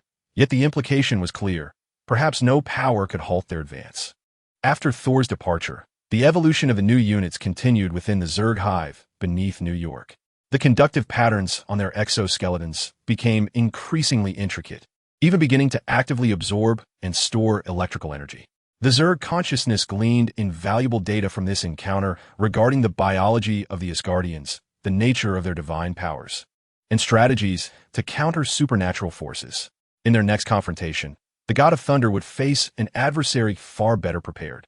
Meanwhile, the Zerg would persist in their learning, adapting, and evolving. Thor traversed the Rainbow Bridge back to Asgard, his steps no longer as buoyant as usual. For the first time, he felt uncertainty when confronted with an enemy capable of learning divine power. Even the wrath of the God of Thunder might not suffice. On Earth, the evolution of the Zerg continued to accelerate. They had tasted the power of the gods and were now ravenously yearning for more. Chapter 10. The Black Widow's infiltration. Natasha Romanoff adjusted the collar of her stealth suit, the nanofibers reflecting almost no light under the illumination. Before her, a holographic display showcased a continually updated three-dimensional map of the Zerg hive in New York, with red markers indicating the latest activity hotspots. Remember, Romanoff. Fury's voice crackled through the communicator, unusually laced with a hint of hesitation. This is merely a reconnaissance mission. Acquire samples, document data, and then withdraw. Avoid engagement. Natasha chuckled softly. Since when did I require your reminders on how to conduct reconnaissance, Nick? When the objective is an alien hive capable of learning, adapting, and potentially assimilating all contact, Fury responded with a striking lack of humor, stating that our understanding of its biology remains insufficient. Even Banner and Stark advised extreme caution. Natasha meticulously examined her equipment: a specialized sample collector, a full-spectrum sensor, and a handgun loaded with unique ammunition, acid-neutralizing round developed by S.H.I.E.L.D's technology division based on data from prior encounters. If I do not transmit a safety signal within 2 hours, initiate Protocol 7, she calmly stated, referring to an emergency plan designed to obliterate the entire area under extreme circumstances. Let us hope it does not come to that, Fury replied. Good luck, Black Widow. The communication ceased. Natasha inhaled deeply as she entered the clandestine S.H.I.E.L.D. entrance into the depths of New York. The environment shifted dramatically. The usual concrete and piping gradually gave way to the chitinous biomass of the insectoid species, with walls pulsating in eerie phosphorescence and the air thick with a nauseatingly sweet odor. Her stealth suit was equipped with an advanced environmental filtration system, yet she could still faintly detect the scent. More unsettling was the onset of a slight headache and an overwhelming sensation of being watched. It's merely psychological, she reassured herself. Yet the instincts of an agent warned her that it was more complex than that. Natasha moved through the corridors like a shadow, avoiding the primary zones of insectoid activity, progressing along her predetermined route toward a suspected information exchange node, an insectoid structure. Along her path, she was witness to the astonishing sights within the hive, biological formations growing and transforming in ways that defied the laws of physics. Insectoid units executing various tasks with remarkable coordination, and even small worker units swiftly repairing damage inflicted during prior battles, their speed astonishing. They're constructing a complete ecosystem, she whispered as she recorded her observations. Not merely a nest, but a civilization. Or perhaps the antithesis of civilization. Upon reaching the target area, Natasha concealed herself in the shadows and observed. The insectoid structure before her was larger than she had anticipated, a pulsing organic tower, its surface adorned with a complex network of veins, emitting intense energy signals. Several new types of guard units patrolled nearby, their exoskeletons displaying clear signs of adaptive evolution, likely a response to previous assaults from Thor. Natasha waited patiently, calculating the patterns and intervals of the patrol units. There was a 47-second window in which she could approach the target structure, sufficient time for her to collect samples and deploy surveillance equipment. When the moment arrived, she silently slipped from her hiding place, gliding to the base of the structure. The sample collector gently touched the surface, extracting a small amount of biological tissue. No alarm sounded, and the guards remained unresponsive. The first step was complete. She quickly deployed miniature surveillance devices designed to mimic the environment, rendering them nearly undetectable. Just as she prepared to withdraw, the structure suddenly emitted a soft, pulsing light. Natasha froze, yet the glow seemed less like an alarm and more akin to a form of communication. Curiosity overcame her caution. She adjusted her sensors, attempting to decipher this pulsating signal. The data revealed an extraordinarily intricate stream, far beyond the grasp of human comprehension. Yet, faintly, she perceived a pattern, a structure reminiscent of language. A voice suddenly resonated within her mind, not through her ears, but directly projected into her consciousness. Observer. Learner. Individual. Natasha recoiled sharply, her pistol instinctively drawn. No Zerg units were near, yet the voice was hauntingly clear. Fear not. We seek understanding. Join us. Become part of the whole. The voice lacked linguistic features, resembling the direct transmission of a series of concepts and images. The promise of unity, perfection, evolution, and an insatiable hunger that consumed all. Get out of my head, Natasha hissed under her breath, concentrating her will to resist this intrusion.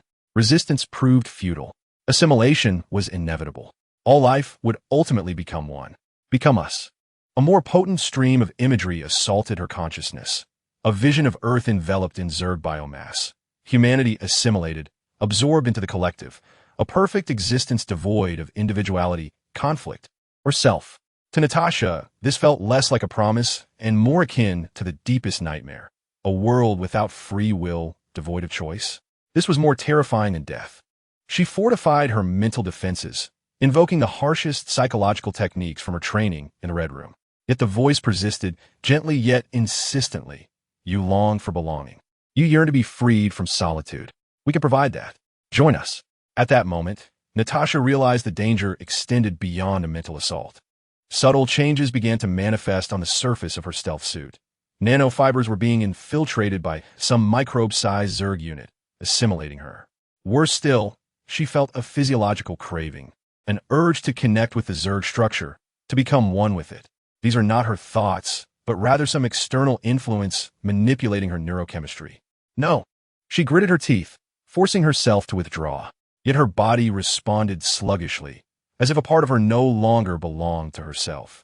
She watched as her hand slowly reached toward the Zerg structure, her fingertips yearning to touch its pulsating surface. Yes, accept. Become more than yourself. Summoning every ounce of will, Natasha aimed her gun at her own arm and pulled the trigger. Pain coursed through her body like electricity, momentarily shattering that control.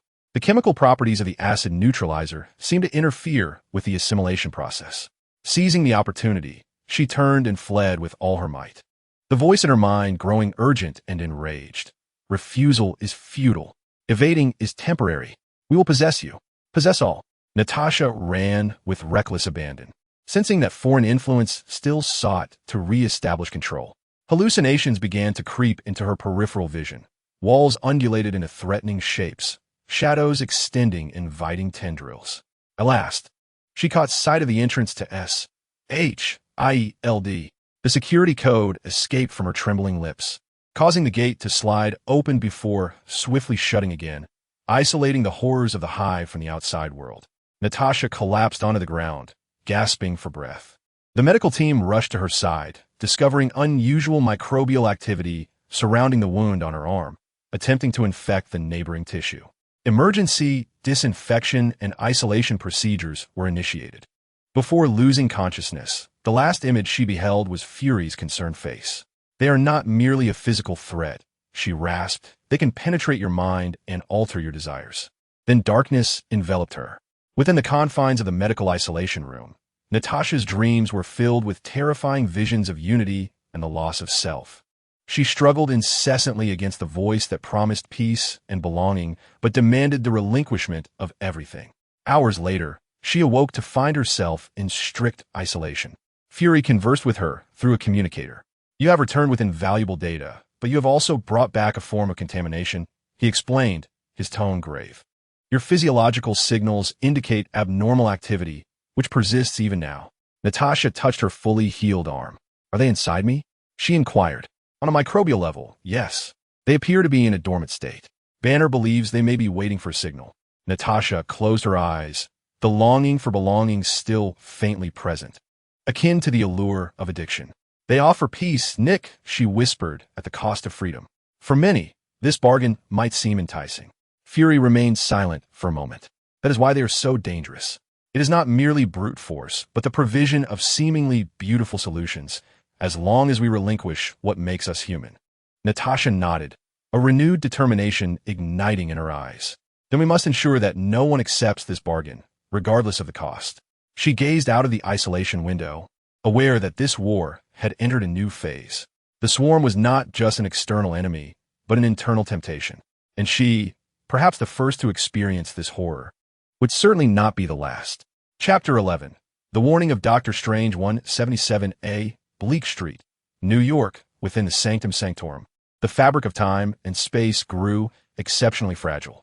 Stephen Strange floated in a meditative posture, his crimson cloak of levitation gently billowing, surrounded by flickering runes and swirling magical circles. Suddenly, all the runes simultaneously glowed an alarming red. Strange opened his eyes, his brow furrowed. "Wong," he called, his voice echoing through the halls of the sanctum. Wong hurried from the library, an ancient tome in hand. "What is it, Stephen?" "Reality's weave is exhibiting anomalous fluctuations." Strange gestured, and a magical circle before him displayed a three-dimensional image of Earth, revealing something eroding the fundamental structure of reality. In the image, dark red spots appeared on the surface of the Earth, resembling festering wounds. The largest one was directly beneath New York. Wong leaned in to observe, his expression grave. "This is not an ordinary dimensional incursion. I have never seen a pattern like this." Strange magnified the imagery of the New York area. "Observe closely." The reality structure was neither torn nor distorted, but rather assimilated, rewoven into a peculiar heterogeneity. The two men observed in silence. The erosion did not resemble the devouring darkness of Dormammu's dimension, nor did it attempt to cover reality like other dimensional invasions. Instead, it seemed to transmute reality into something else, while retaining a bizarre integrity. "Does the Eye of Agamotto respond?" Wong inquired. Strange nodded, gesturing to channel the energy of the Time Stone.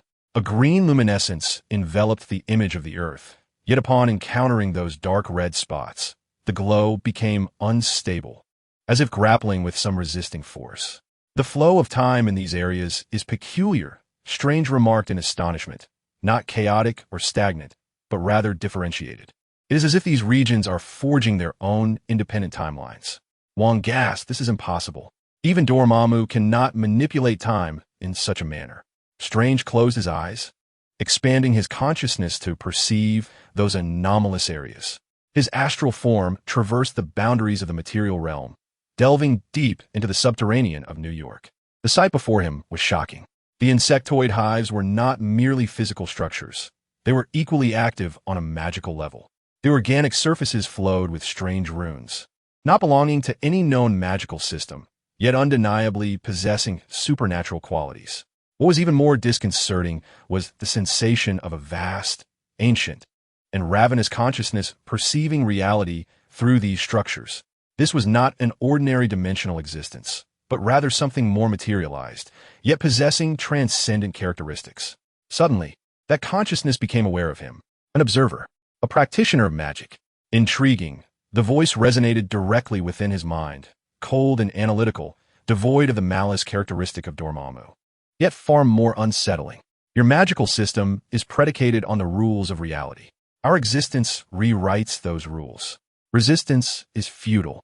Strange abruptly withdrew his consciousness, returning to his body, breathing heavily. "Stephen?" Wong asked with concern.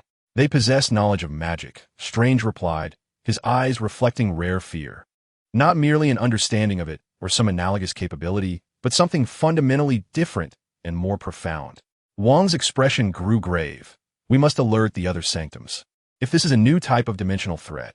"No," Strange interrupted, "this is not a dimensional threat. At least, not entirely. It is something else. A presence existing simultaneously within the material reality and the supernatural realm." He approached the central circle of the sanctum, beginning to cast intricate detection spells.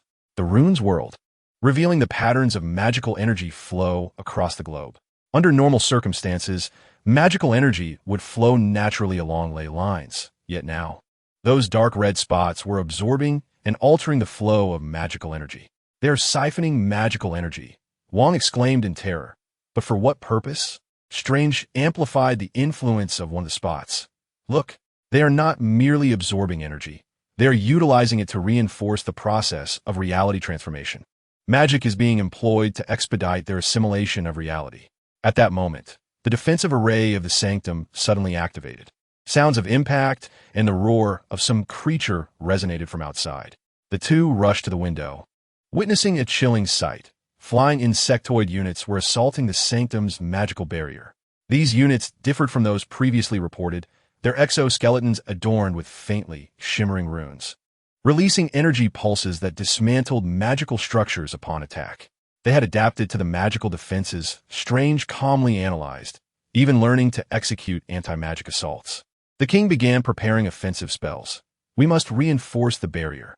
No, Strange interjected, allow them to attack. The king gazed at him in disbelief. What? We need data, Strange asserted, as he began recording spell reactions, observing their attacks, and learning the limits of their capabilities. Only by understanding the enemy can we devise a countermeasure. They scrutinized the attack patterns of the insectoid units. Their coordination was impeccable. Some units specifically weakened certain areas of the barrier, while others concentrated their assault on a single point. Most unsettling was their apparent ability to adjust strategies in real time, responding to changes in the barrier. It is akin to playing chess against an infinitely wise opponent, the king murmured, each move anticipated. Strange nodded, because they share a collective consciousness. It is not a single commander issuing orders. Rather, the entire swarm acts as a unified intelligence. After approximately 10 minutes of assault, the insectoid units suddenly ceased their attacks and retreated, vanishing into the entrance of the sewers. Why are they retreating? The king asked, perplexed. They have gathered sufficient data. Strange replied grimly. Now, they will return to analyze how to breach our defenses more effectively. When they come again, they will be prepared. He turned to the king, his expression unusually grave. We must contact all the sorcerers of Kamartaj, all magical traditions worldwide. This is not an ordinary threat. It is an existential challenge to the very fabric of reality. The king hesitated. Some may not believe. This threat is unprecedented. Strange gazed out the window, the skyline of New York still stunning in the sunset. Yet in his eyes, he could perceive the encroaching darkness below. They will believe, he murmured. When their magic begins to falter, when reality itself starts to distort, they will believe. He turned towards the communication array, the cloak of levitation resolutely billowing upon his shoulders. Inform everyone, my king. War has reached our front lines. And this time, we are safeguarding not just the earth, but the integrity of reality itself. Deep beneath the sanctum, in the insectoid hive, new units were hatching. Their exoskeletons bore magical resistance runes, clearer and more vibrant than before. The insectoid consciousness had learned its first lesson about Earth's magic, and the process of learning has only just begun. Chapter 12. Sample analysis. The holographic communication link between the Baxter Building and Stark Tower shimmered with a steady blue light, uniting the studios of two brilliant minds into a virtual collaborative space. Tony Stark and Reed Richards stood before their respective consoles, their expressions marked by an unusual gravity. Between them floated a containment field, within which writhed a sample of extraterrestrial biological tissue, a precious specimen retrieved from Black Widow's adventurous exploits. Commence recording, Tony instructed, his fingers dancing in the air to summon a multitude of analytical windows. Stark Richards, Joint Analysis, Session 1. Sample Source, New York Underground Nest. Collector, Agent Romanoff. Reed extended his arm, deftly manipulating multiple instruments. Preliminary scans confirm the sample possesses highly active biological characteristics. Its cellular structure diverges from any known life form. Tony magnified an image of a cell. Observe this mitochondria-like structure. Its efficiency surpasses that of humans by 100-fold. And these nanoscale formations resemble naturally occurring biological machines. More troubling was the genetic structure. Reed retrieved the DNA analysis results. It is not static. We are witnessing real-time observations of gene sequence recombination and optimization. The two men silently scrutinized the evolving genetic sequences, which resembled a form of advanced programming language rewriting itself. This is impossible, Tony finally uttered. Natural evolution cannot occur at such a pace. It appears engineered. But who could be the architect? Reed gestured towards a specific group of gene sequences. Look here. These sequences exhibit astonishing similarities to terrestrial genes, yet they have been optimized and enhanced. It's as if they have appropriated our genetic material and improved upon it, Tony echoed, his voice tinged with trepidation. Just then, the sample abruptly became animated, colliding with the containment field and extending filamentous structures in an attempt to connect with the nearby equipment. It is endeavoring to interact with its environment. Reed exclaimed, astonished. This is not a blind assault. It is a purposeful exploration. Tony reinforced the containment field, observing closely. See how it prioritizes contact with energy interfaces and data ports? It seeks sources of information and energy. The sample, seemingly aware of its inability to breach the barrier, abruptly altered its strategy. It began to release minuscule spores, nearly imperceptible to the naked eye, yet distinctly visible under the sensors. Biological sample release. Initiate level 4 containment. Tony commanded. The laboratory's emergency protocols activated, with ultraviolet disinfection and air filtration systems operating at full capacity. Minutes later, the threat was contained. Those spores, Reed analyzed the data, are not aggressive. They function more like information-gathering units, designed to attach to surfaces, collect data, and subsequently relay it back to the main hive. Tony accessed the scanning data from Stark Industries satellites. Observe this. The global nest's energy signals briefly synchronized following the release of the spores. They are sharing information, live.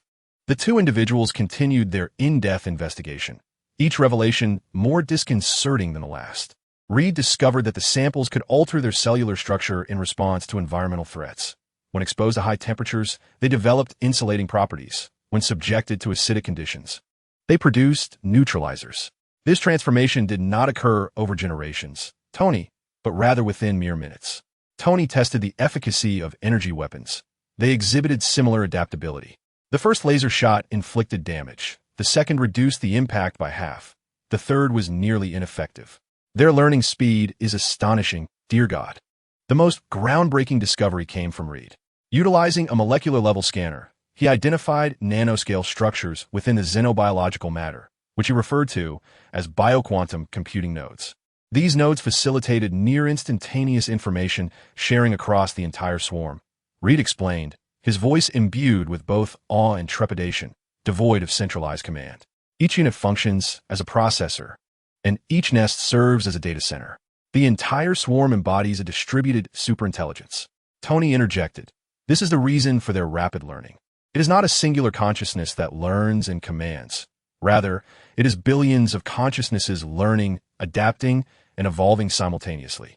At that moment, the sample undertook the most unsettling action. It ceased its struggles and began to reorganize itself, forming a structure reminiscent of the human brain, but more intricate and efficient. Subsequently, it emitted an energy pulse not as an attack, but as an attempt at communication. Upon decoding the data stream, the two were astounded to discover it contained Stark industry security protocols and the blueprints of Richard's laboratory designs. It is revealing to us what it has learned from the spores. Tony murmured, it is informing us that it knows our secrets. Reed's complexion paled, not merely aware. Look here. It is proposing enhancements, identifying vulnerabilities within our security protocols and inefficiencies in our designs.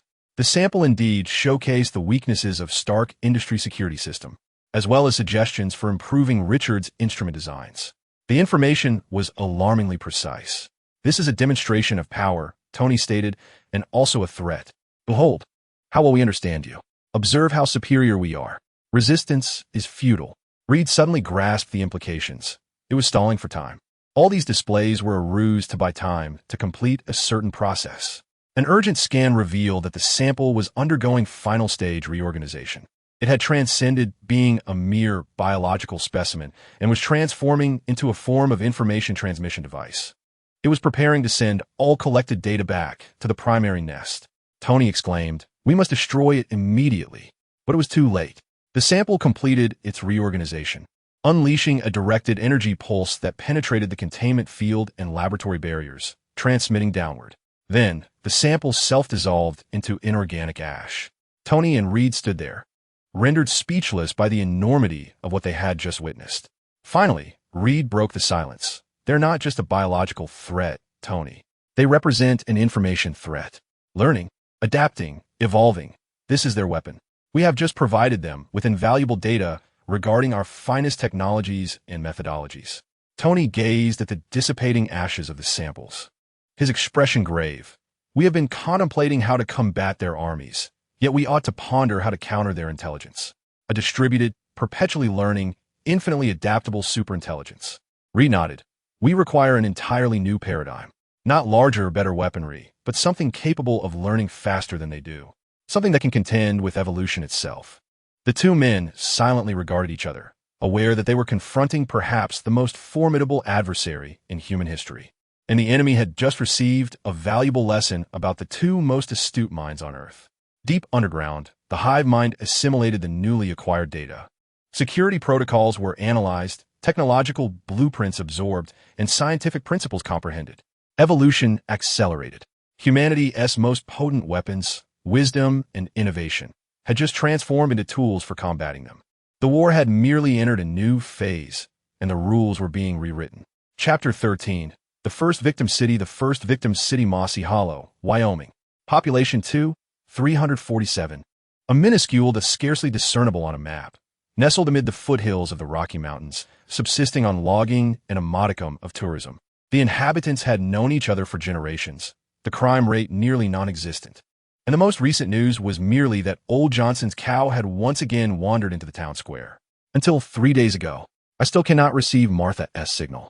Harold Green murmured to his wife, his gaze fixed on the silent street outside. It has been 3 days. No mail, no newspapers, no vehicles entering or leaving the town. Only that strange growth, slowly creeping from the edge of the forest, enveloping everything it touched. Nancy clutched the curtains tightly. The town hall says they are addressing the situation.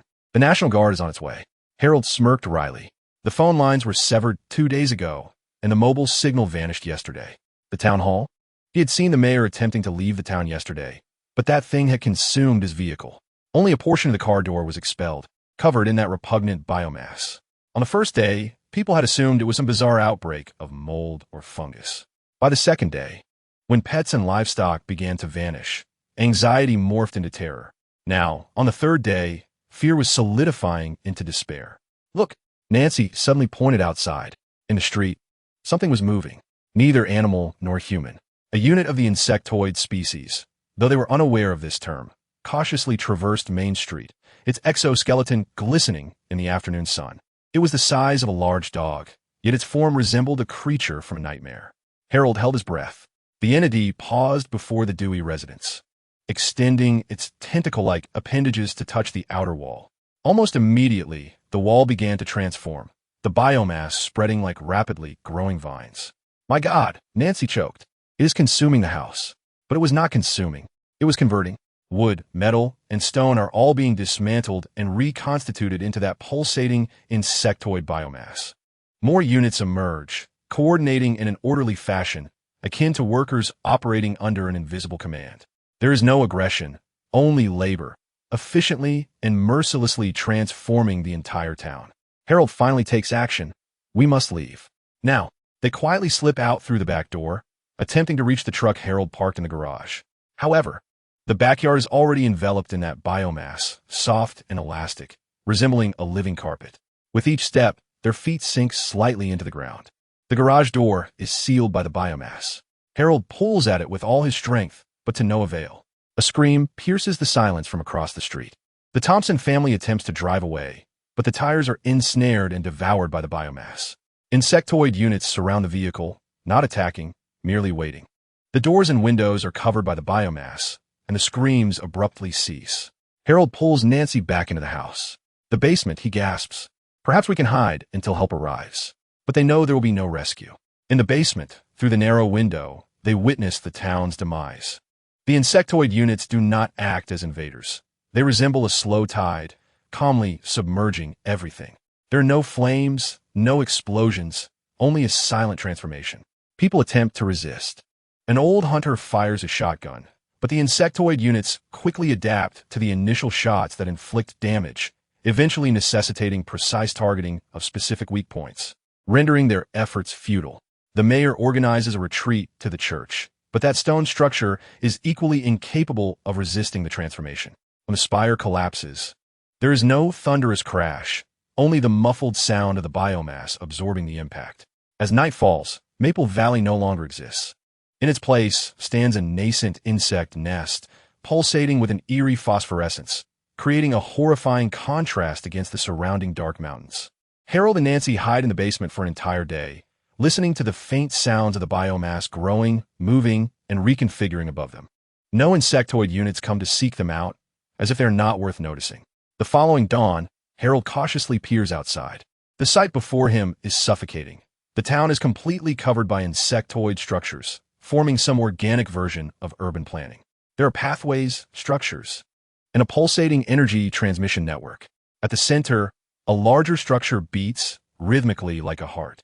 They are constructing something, he whispers, not destroying, but building. Nancy squeezes in for a look, suddenly gasping. Harold looks up at the sky. In the eastern horizon, several bright points are approaching. Aircraft. Rescue? Hope momentarily rises, only to shatter. Those bright points are not planes. They are larger insectoid flying units, resembling living war machines, sleek and deadly in design. They descend upon the heart of the newly formed nest, releasing more units. These new units begin to expand the nest, faster and more efficiently. Harold finally comprehends. Maple Valley has not been destroyed. It has been harvested. All biomass, all materials, all energy have been repurposed, transformed into fuel for the expansion of the insectoid hive. They will not cease here. He murmured, "This is merely the beginning," as if in response to his words. The structure at the heart of the nest suddenly emitted a beam of energy, shooting directly into the sky. Moments later, a distant pulse of light answered from the east. From the direction of another small town. A chain reaction, one after another. Nancy began to weep softly, "Oh God, save us." But Harold understood that no divine intervention would come. Perhaps it never would. They were confronted by a presence beyond comprehension, an entity that regarded life as mere raw material. The last of the swarm units finally discovered the entrance to the basement. It did not attack. It merely observed them, its head slightly tilted, as if studying fascinating specimens. Harold raised the iron pipe he wielded as a weapon, yet he knew it would be futile. The unit emitted a gentle sound, not menacing, but almost inviting. Simultaneously, a thought surged directly into their minds. Resistance is futile. Join us. Become part of a greater existence. Be liberated from solitude. Nancy's expression shifted. Fear replaced by serene acceptance. It spoke of no pain, only belonging. "No, Nancy!" Harold cried out, but it was too late. She approached the swarm unit, reaching out to touch its exoskeleton. The biomass instantly extended, gently enveloping her. She did not scream. Instead, she smiled, and then was wholly absorbed. The unit turned to Harold, extending the same invitation. Harold Green, the last resident of Pine Valley, made a choice. He raised the iron pipe and charged at the unit. In the final moment, he felt not pain, but an infinite sense of connection, as if becoming a drop of water merging with the ocean. The solitude, indeed, came to an end. Then there was only the whole. At the center of the newly birthed nest, the swarm consciousness integrated the newly acquired biomass and data. Pine Valley provided a valuable case study. The complete conversion efficiency of small human settlement, human psychological responses, and the assimilation of the local ecosystem. Data was analyzed, optimized, and shared. The global swarm network updated in synchrony. The evolutionary blueprint was adjusted. The next target would be easier, faster, and more efficient. When the command center in Wyoming finally realized that Pine Valley's disappearance was not a mere accident, the reconnaissance images returned showed there was no longer a town, only a pulsating alien structure, with the surrounding mountains beginning to exhibit the same signs of conversion. The first victim city, but certainly not the last. The swarm had demonstrated its capabilities and intentions. Meanwhile, humanity was only beginning to grasp what it faced. Fear began to spread, even faster than the swarm itself. Chapter 14. Nick Fury's Dilemma in the Command Center of the S.H.I.E.L.D. Airborne Mothership Insight. The atmosphere was as heavy as lead. Nick Fury's single eye scanned the continuously updating global situation map on the main screen, where red markers spread like a festering plague, evolving from scattered points into vast regions. The entirety of Wyoming had lost contact. It is not merely a communication disruption. Rather, the entire state has succumbed to a complete signal blackout, obscured by an immensely powerful energy field. The final images relayed by reconnaissance aircraft reveal that the biomass of the insectoid species has engulfed nearly one-third of the state, expanding at an exponential rate. Director, the Pentagon is online. Urgent encrypted communication. The voice of Agent Hill shattered the silence. Fury nodded and connected the line. The visage of Defense Secretary Hawthorne materialized on the screen, his expression grave. Fury, what transpired in Wyoming? We have received reports indicating the entire state is being consumed. Hawthorne's voice strived to maintain composure, yet a faint tremor betrayed his unease. Fury inhaled deeply. Sir, we are confronting not a conventional military threat. This is a highly advanced extraterrestrial life form, capable of rapidly adapting to any form of opposition, converting both organic and inorganic matter into its own structure. There was a moment of silence from the other end of the screen.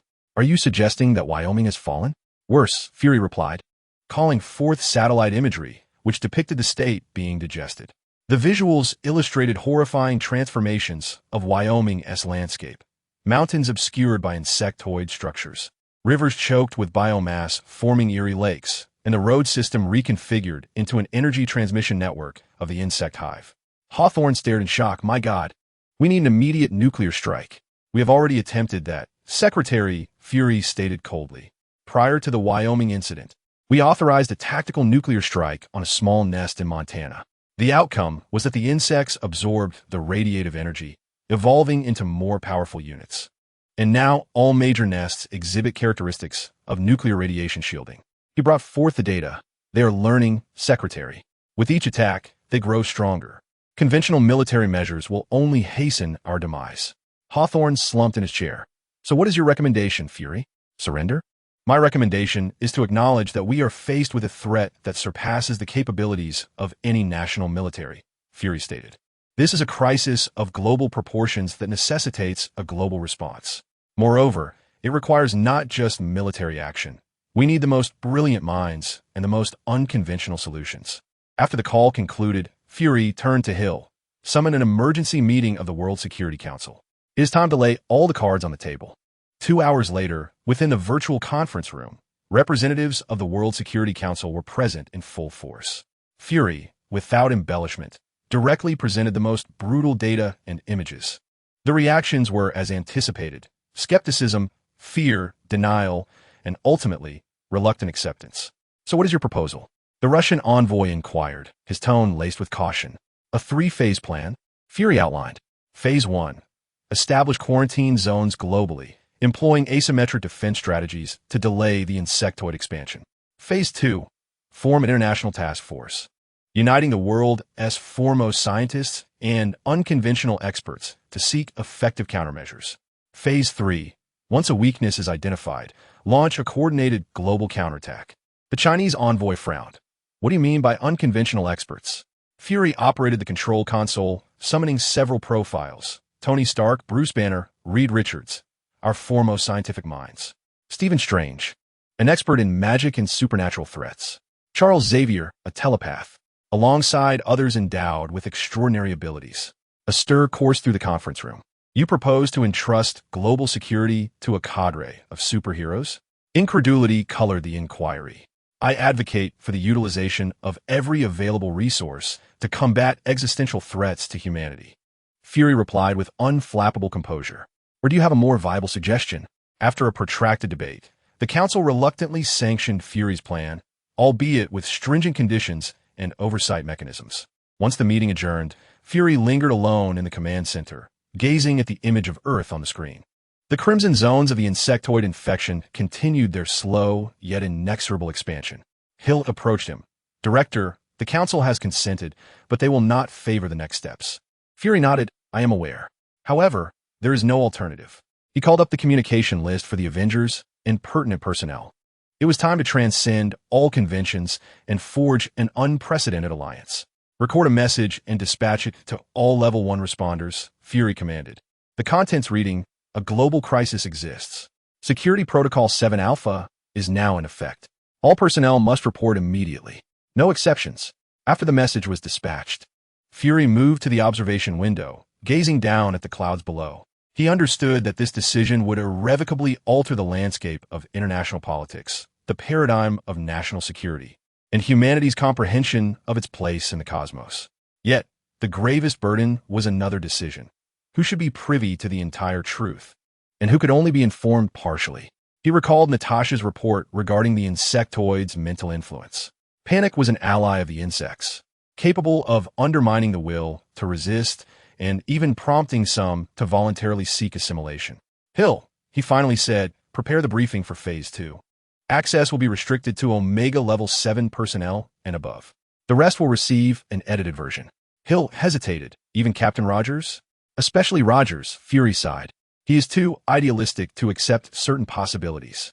Sometimes, to safeguard the populace, one must resort to deception. As the first responders began to confirm receipt of the message, Fury felt the familiar weight of bearing the darkest truths alone. He recognized that the insectoids were not merely external threats. Through their mental influence, they were becoming internal threats, eroding human will and unity. His task was to ensure that enough individuals remained vigilant and resolute until a means of victory could be discovered, if such a means existed. In the reflection of the observation window, he saw his single eye. Within it lay no answers, only resolve.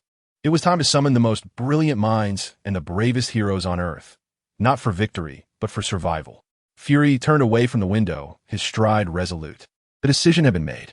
Now, only execution remained. And prayer. Chapter 15. The transformation of Spider-Man. The night sky over Queens, New York, was shrouded in an unusual haze, causing even the familiar city lights to appear dimmer. Peter Parker crouched at the edge of an apartment building, his Spider-Man suit marred by unfamiliar slime and dust. Below, the National Guard had established checkpoints in a bid to control the ever-expanding boundaries of the infestation zone. Karen, life sign scan, Peter murmured, his gaze fixed on a nearby residential building partially enveloped by the alien biomass. Moments ago, a distress signal had emanated from that very location. The scan reveals 17 life signs within the structure. AI responded, but the energy readings are anomalous. The alien structure is interfering with the sensors. Peter inhaled deeply. This marked the third similar rescue mission he had undertaken that night. Each one had proven more perilous than the last, as the alien defenses grew increasingly sophisticated. He shot a web and swung towards the target building. A cloying sweetness hung in the air, intensifying as he approached. As he neared the structure, he discerned a change in the pattern of the alien biomass covering it. It was no longer random, but had formed distinct defensive structures, sharp spines, pulsating spore sacs, and even traps disguised as debris. They are learning urban combat, Peter muttered, learning my patterns of movement. He cautiously entered the building through a window. The corridor was entirely enveloped in biomass, creating a living passage that pulsed with an eerie phosphorescence. The distress signal originated from an apartment unit on the 4th floor. Peter silently navigated along the ceiling, avoiding the alien material on the floor. Suddenly, his spider sense flared violently, not from a single direction, but from all around him. The walls erupted, and new types of alien units surged forth. Unlike any he had encountered before, they were smaller, swifter, and their shells perfectly blended with the indoor environment. They were not patrolling. They lay in ambush at strategic positions. A trap, he realized. The distress signal was a ruse. But it was too late. The alien units launched a coordinated assault from all directions, sealing off every escape route. Peter narrowly evaded the initial wave of attacks, firing his web shooters in rapid succession. But the units adeptly evaded or broke free from the webs. Analyzing enemy combat patterns, Karen reported, they seem to be predicting your movements, Peter. Peter rolled to avoid a slash from a scythe-like appendage, feeling the creature graze his back. They were not merely predicting. They were employing data from his previous battles. He recalled every confrontation with the alien horde over the past few days. These creatures were not only learning general tactics, they were specifically studying how to combat Spider-Man. They understood his movement patterns, his preferred attacks, and even the limitations of his web shooters. A chilling dread crawled down his spine. This was not a battle against mindless beasts. He was playing chess against an opponent of heightened intelligence and endless adaptability, one who had thoroughly researched his every move. A scream echoed from the far end of the corridor. The true seeker of salvation, a young girl trapped within an apartment, gazed at him in terror through a fissure in the door. A pivotal choice lay before Peter: to persist in battle, risking death at the hands of these units specifically designed to counter him, or to retreat, abandoning the girl. The insectoid units appeared to sense his hesitation, recalibrating their strategy to cease direct assaults and instead advance toward the apartment where the girl was confined. "No!" Peter roared, surging toward the units with all his might. Yet this time, he eschewed his familiar combat style. He embarked on a wholly unexpected and unpredictable course of action. Instead of elegantly evading and striking with precision, he charged in a near-manic frenzy, utilizing the ceiling, walls, and floor as rebound points, moving with utter randomness. The insectoid units momentarily faltered, their predictive algorithms, reliant on his prior combat data, unable to cope with such chaotic behavior. Seizing this fleeting moment of confusion, Peter dashed to the apartment door, tearing open the biomatter that sealed the entrance. "Hurry!" he shouted to the girl inside, then turned to face the approaching insectoid units. The girl cowered in the corner, paralyzed with fear. Peter noted that the insectoid units had restructured, adapting to his new tactics. They no longer attempted to predict. Instead, they employed a flanking strategy, slowly encroaching from all directions, constricting his space to maneuver. Time was running out. Peter made a decision. "Karen, initiate emergency protocol May." He stated calmly. "Confirm, Peter? That will deplete all web fluid, including emergency reserves." "Confirm." Peter turned his back to the girl, extending his arms forward. The web shooter did not release a single web projectile. Instead, it continuously sprayed all remaining web fluid, forming a dense barrier that temporarily sealed off the corridor. He scooped up the girl and, with the last remnants of conventional web fluid, shot towards a distant building outside, propelling them away from the danger zone. Behind him, he heard the sound of the insectoid units breaching the web barrier. Moments later, they arrived safely at the National Guard's perimeter. As medical personnel took the traumatized girl into their care, she softly inquired, "Those things, they will learn, won't they?" Peter nodded, his expression grave beneath the mask. "Yes, they learn exceedingly fast." Back at the temporary base, a mobile command center provided by Stark Industries, Peter removed his damaged suit and surveyed the latest reports of insectoid activity on the monitor. Wyoming had fallen completely. Dozens of similar hotspots worldwide. With each military engagement, the insectoids grew stronger, more adaptive. Tony Stark approached, his expression unusually serious. "It seems you've encountered their specialized hospitality as well." Peter looked up. "They are not merely adapting. Tony, they are targeting me, studying me. Those units are engineered specifically to combat Spider-Man." Tony nodded. "We have all encountered similar experiences." Banner mentioned that the new type of unit Hulk face possesses particularly thick armor and shock-absorbent structures. The units Steve encountered were designed to disrupt the trajectory of S.H.I.E.L.D. throws. "Natasha," he paused before continuing, "the key is they're not adapting generically. They are adapting to each threat in a personalized manner, sharing these adaptive capabilities throughout the network." A chill ran down Peter's spine. "The more we fight, the more effectively they counter us?" "Essentially, yes," Tony sighed. "Unless we can discover a way to learn faster than they do, or find methods to disrupt their network." That night, Peter found it difficult to sleep. Each time he closed his eyes, he envisioned those units of the Zerg, meticulously designed to counter him, feeling the terror of being thoroughly studied and understood.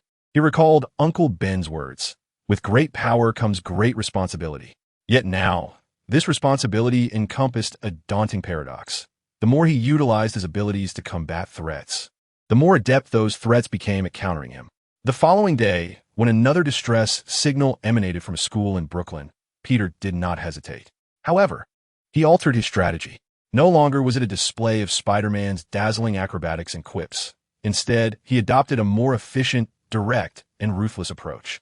He studied the environment, employing Zerg traps against them. He utilized various types of web fluid, randomly switching them to deny them time to adapt.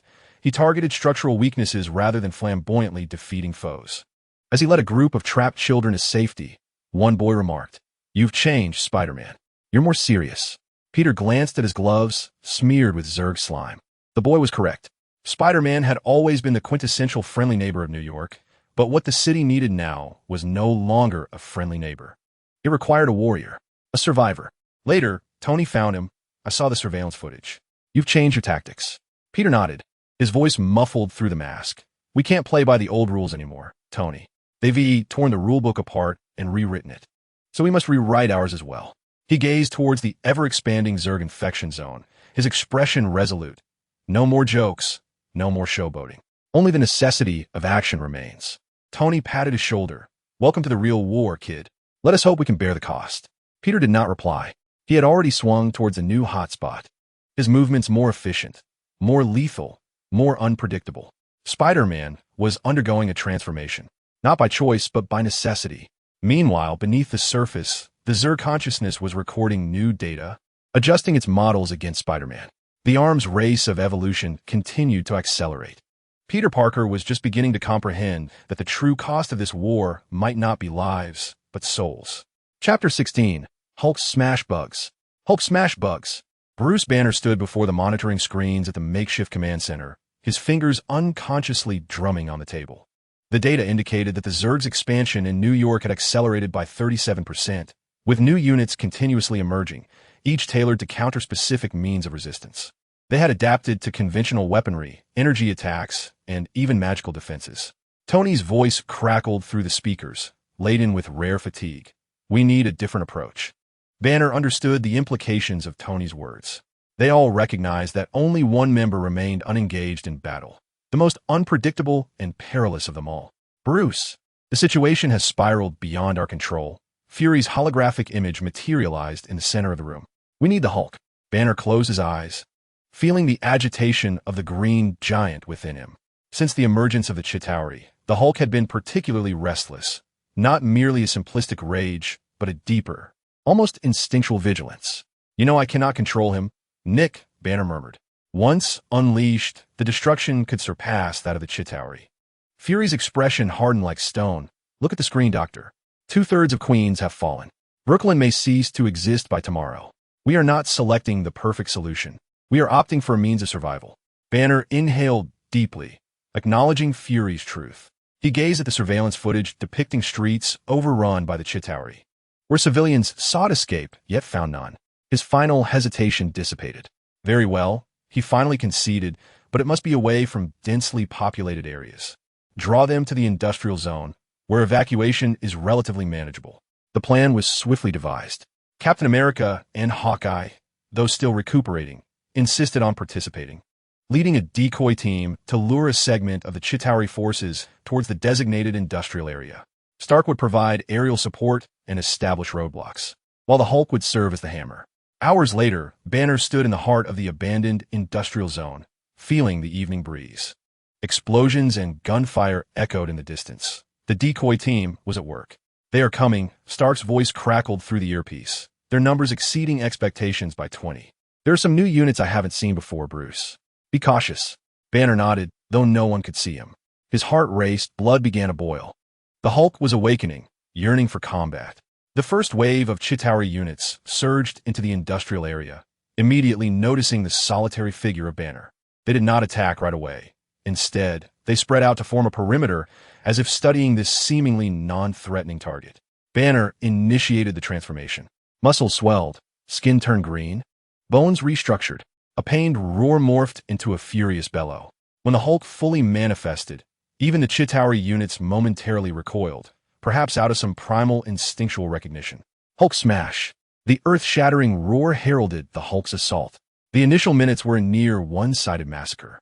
The Hulk seized a Chitauri unit, swinging it like a hammer, shattering others in the process. He tore metal beams from buildings to wield as makeshift weapons. He even ripped apart the armored shell of a large unit with his bare hands, green blood splattering across his form. The Chitauri units appeared ill-equipped to contend with such raw, unpredictable brute force. Their adaptive strategies relied on patterns and logic, whereas the Hulk embodied chaos. Yet, the Chitauri consciousness was learning.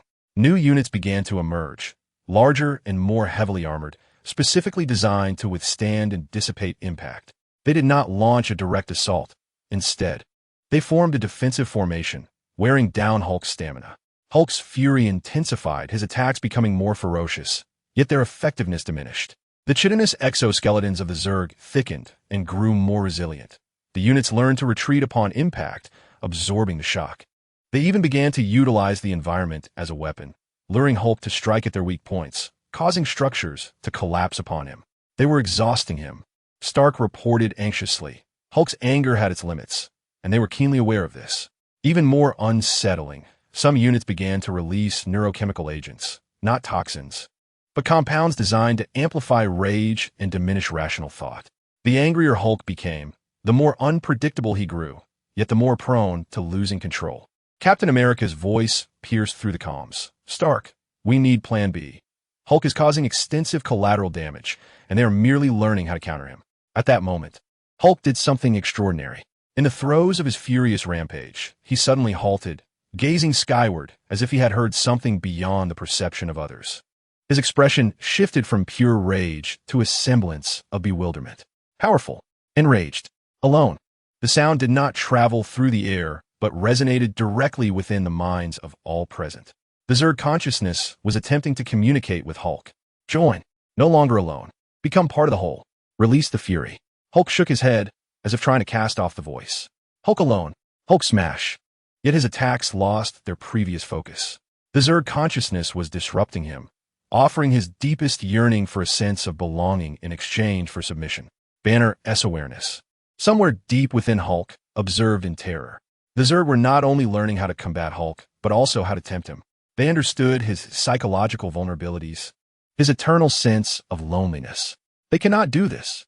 Banner screamed within the shared consciousness, "Hulk, do not listen." But the temptation persisted. Images, sensations, promises flooded into Hulk's mind. A world that would never fear or reject him. A world that could withstand all his rage without breaking. A world where he would never have to be alone. Hulk hesitated, his attacks slowing. The Zerg units ceased their assault, merely encircling him, waiting. In the command center, Fury and the team watched in horror as Hulk seemed to contemplate this proposition. "We must retreat him," Natasha cried out, "if Hulk turns on us." Stark was ready to dive in. "I have a tranquilizer, but it may not suffice." Just then, Hulk made a choice. He unleashed a thunderous roar. Not of anger, but of defiance. He seized the two nearest Zerg units and smashed them together with such force that the shockwave shattered the remaining windows of the surrounding buildings. "Hulk free." He mentally roared back. "Hulk choose. Not slave." The Zerg consciousness retreated, but not before sending one final message. "Error will be corrected." The battle recommenced. Yet now the Hulk possessed a newfound objective. He no longer merely smashed. Instead, he strategically assaulted the structures of the insectoid race, seeking energy sources and neural nodes. As if in defiance of assimilation, he acquired an intuitive understanding of the insectoid network. An hour later, the final remnants of the insectoid units were either obliterated or retreated. The industrial zone lay nearly leveled, yet the threat of the insectoids had been momentarily curtailed. The Hulk stood amidst the ruins, breathing heavily, his form gradually diminishing back to Banner. Upon the arrival of the rescue team, they found him unconscious yet intact, his hand tightly clutching a shard of insectoid exoskeleton. In the medical bay, upon awakening, Banner's first utterance was, "They fear him." Not merely the power of the Hulk, but his freedom. They could not comprehend that which could not be assimilated.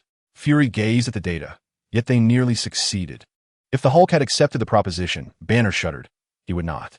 But next time, they will be better prepared. They have now tasted the essence of the Hulk. Next time, the temptation will be more cunning. He looked towards the surveillance screens, where insectoid activity had intensified in other regions. "We have employed our ultimate weapon, and they nearly turned it against us.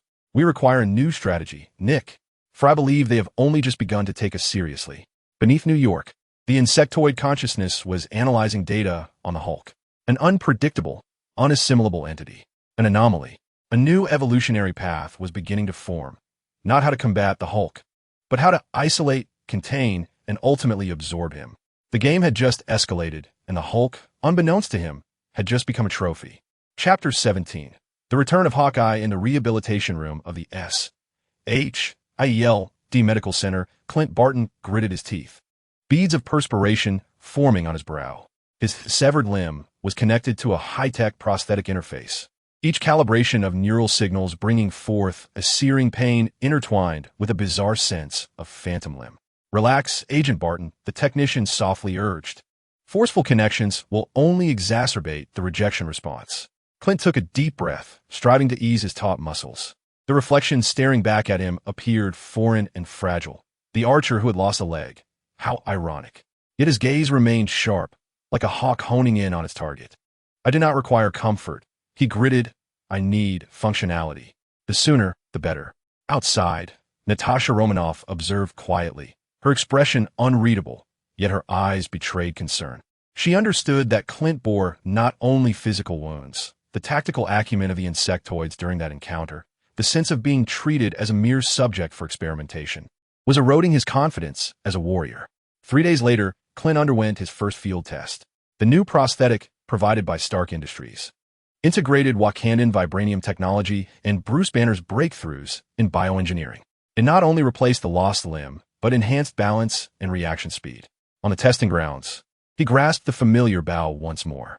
The weight, the feel, the balance, everything was as it once was, yet the user had changed.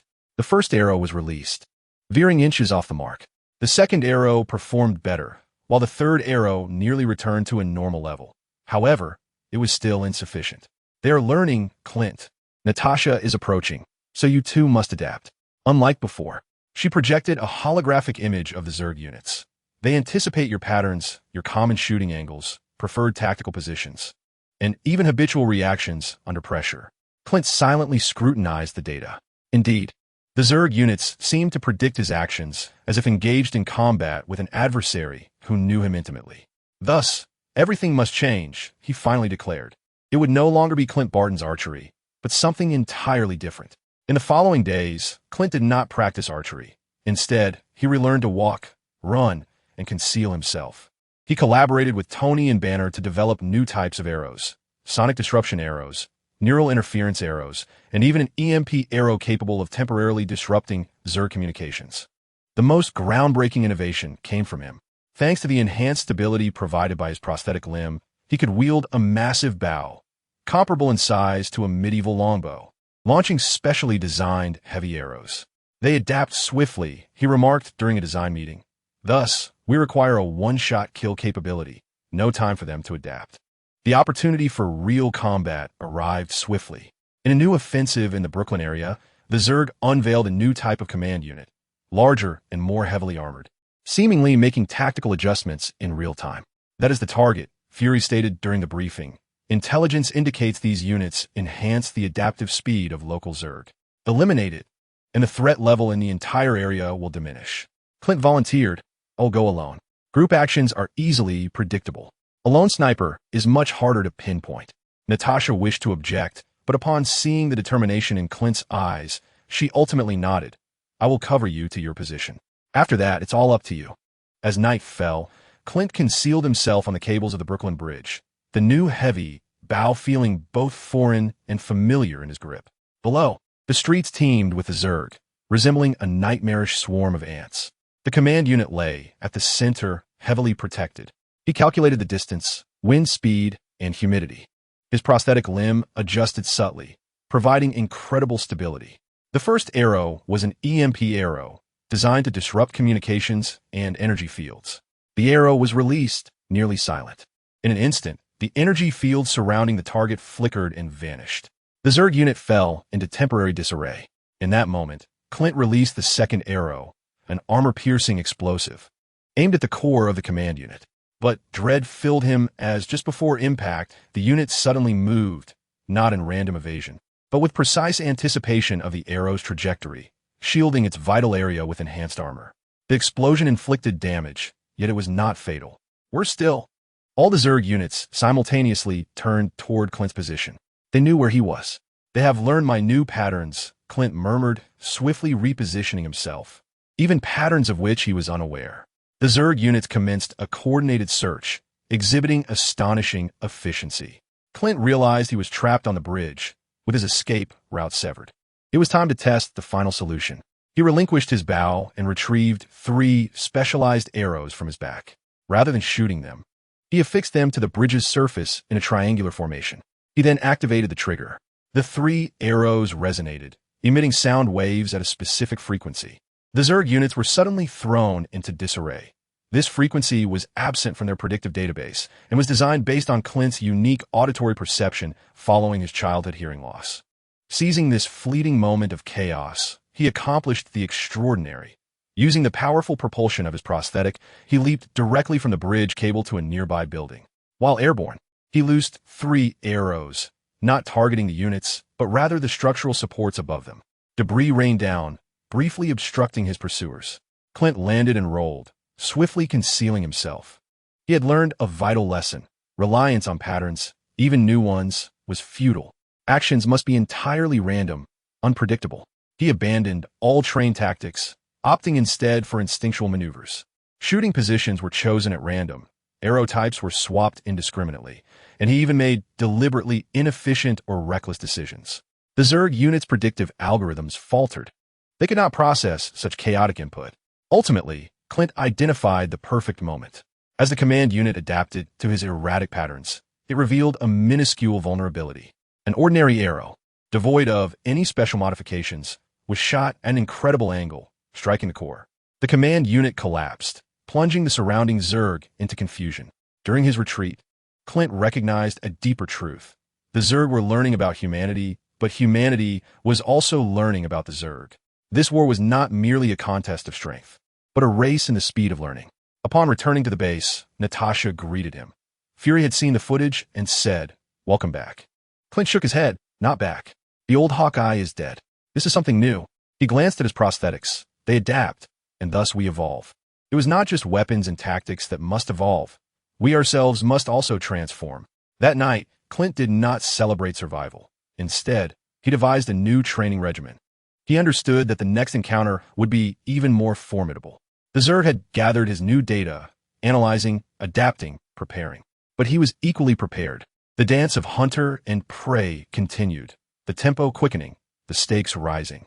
Clint Barton was no longer merely Hawkeye. He was ready to evolve once more. Chapter 18. The Ant-Man's microscopic warfare deep within the temporary base of S.H.I.E.L.D. The air was frigid, as if it had solidified into a tangible form. Only the low hum of the energy field and the hissing of the low-temperature unit intertwined, creating an oppressive atmosphere that made it difficult to breathe. Here lay the most precious asset, a living Zerg unit that had been successfully captured and confined.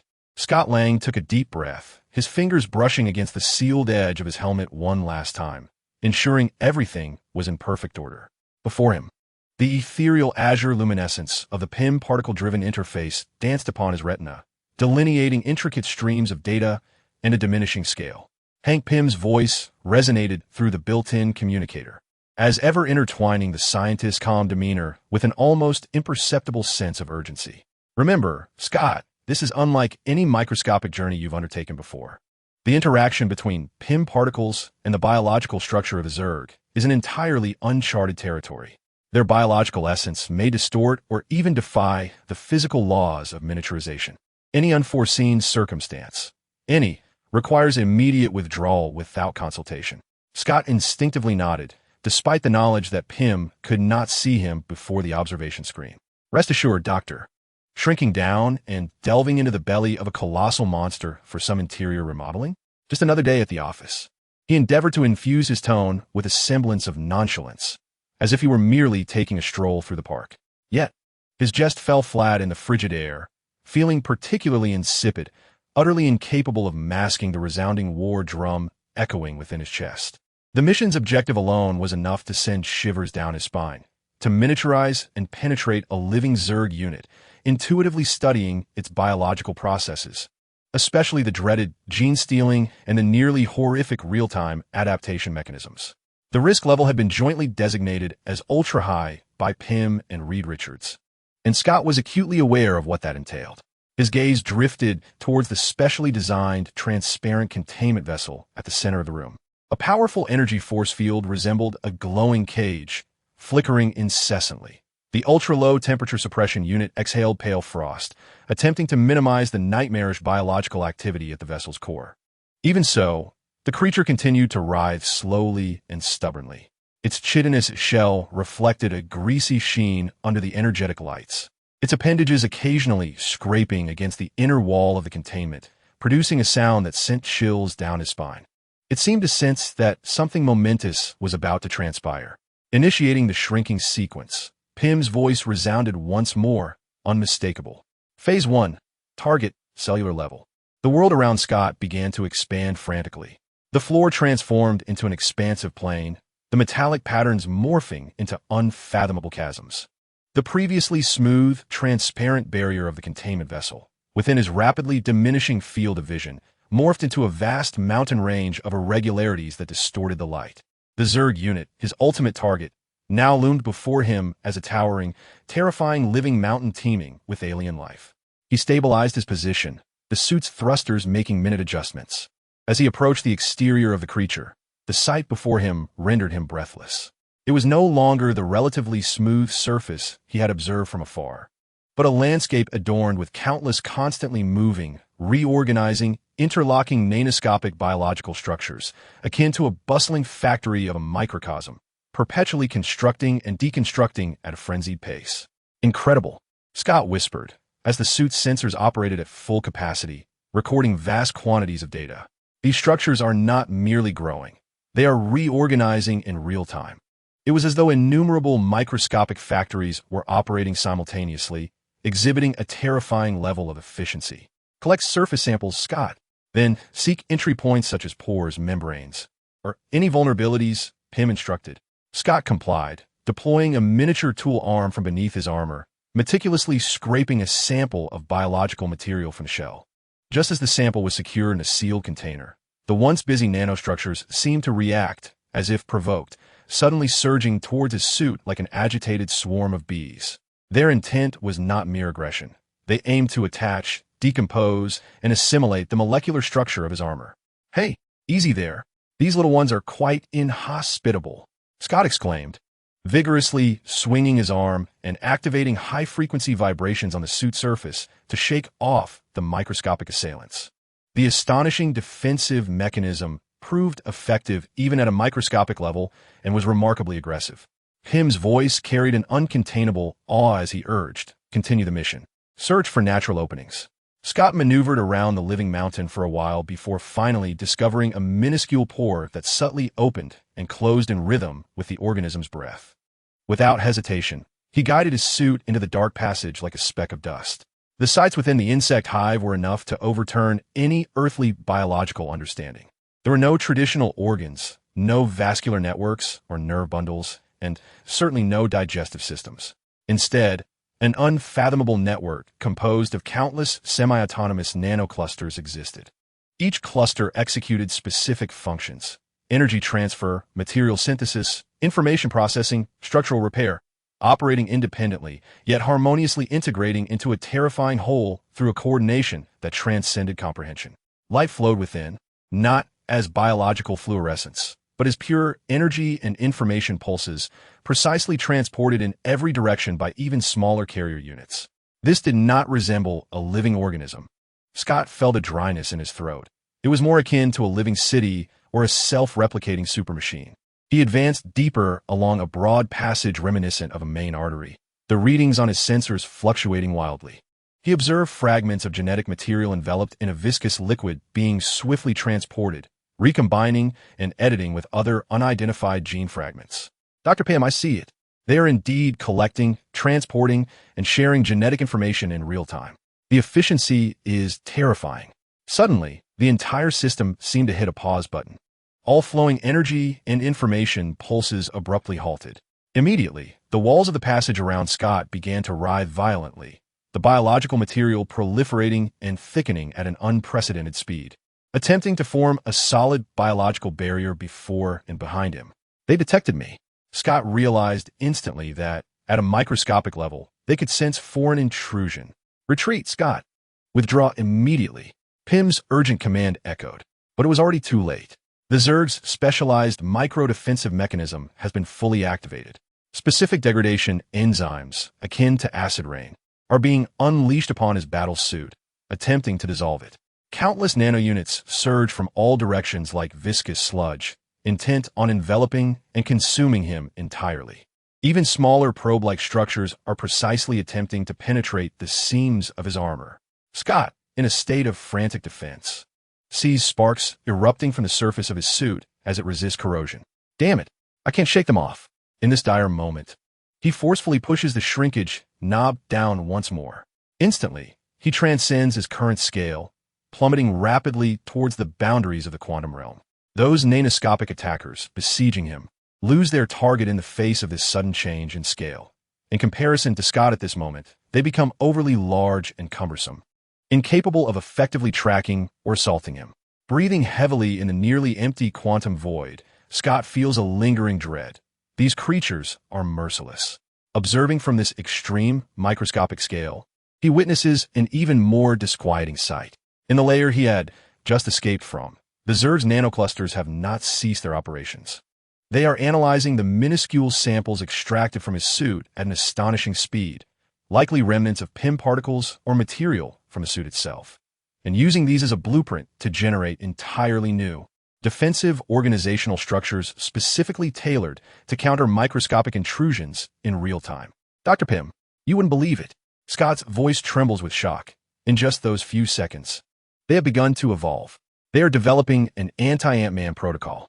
Just because I took a little stroll, this confirms our darkest hypothesis. The voice on the other end, Pym, grew somber, blending the excitement of a scientist with humanity's deepest fears. Their adaptability is not confined to the macroscopic level. It spans across all scales, seamlessly bridging the gap from macro to micro. Furthermore, the sharing of information is likely instantaneous. The entire network is learning. Scott dares not return to the previous scale lightly. He carefully maintains his current level, continuing to explore the vast, dark, yet vibrantly lethal internal world. Ultimately, he perceives a region where the concentration of energy and information density far surpasses that of other areas. This is not a brain. It resembles a distributed intelligence node, one of the countless cores coordinating this enormous body. As he cautiously approaches, a cold, vast, emotionless torrent of consciousness sweeps over him. It is not thought. There is no language, only the purest, most direct intent, as frigid and merciless as the fundamental laws of the universe. Assimilate, adapt, expand. Suddenly, a non-aggressive energy pulse sweeps through the space he occupies. This is not a weapon. It resembles a highly efficient scan. Scott feels a slight lag in the systems of his suit as non-core data is forcibly read, copied, and analyzed. It is studying me. Scott's scalp prickles with terror as he cries out. It is learning. It is stealing the secrets of PIM particles. He cast aside all reservations and maximized the output power of the PIM particles, retreating frantically along his path. However, the internal environment of the Zerg had undergone a profound transformation. The corridors had narrowed, now teeming with newly emerged filters and aggressive cilia tailored to his energy signature and size. Every movement became exceedingly arduous, as if he were swimming through viscous tar, all the while evading the lethal assaults of these nascent microscopic defenses. After a grueling struggle that nearly drained him of strength, Scott finally burst through the vent, swiftly returning to his normal size and collapsing heavily onto the cold metal floor of the isolation chamber. His battle suit was severely damaged, its surface marred by corrosive marks and tiny punctures, emitting faint wisps of smoke. Gasping for breath, he tore off the damaged helmet and, pallid-faced, rasped to the entering PIM and researchers. It understands. It comprehends the fundamental principles of PIM particles. Not entirely, but dangerously enough. Next time I attempt to infiltrate any Zerg unit, they will undoubtedly be prepared. Subsequent data analysis coldly confirmed Scott's most visceral fears.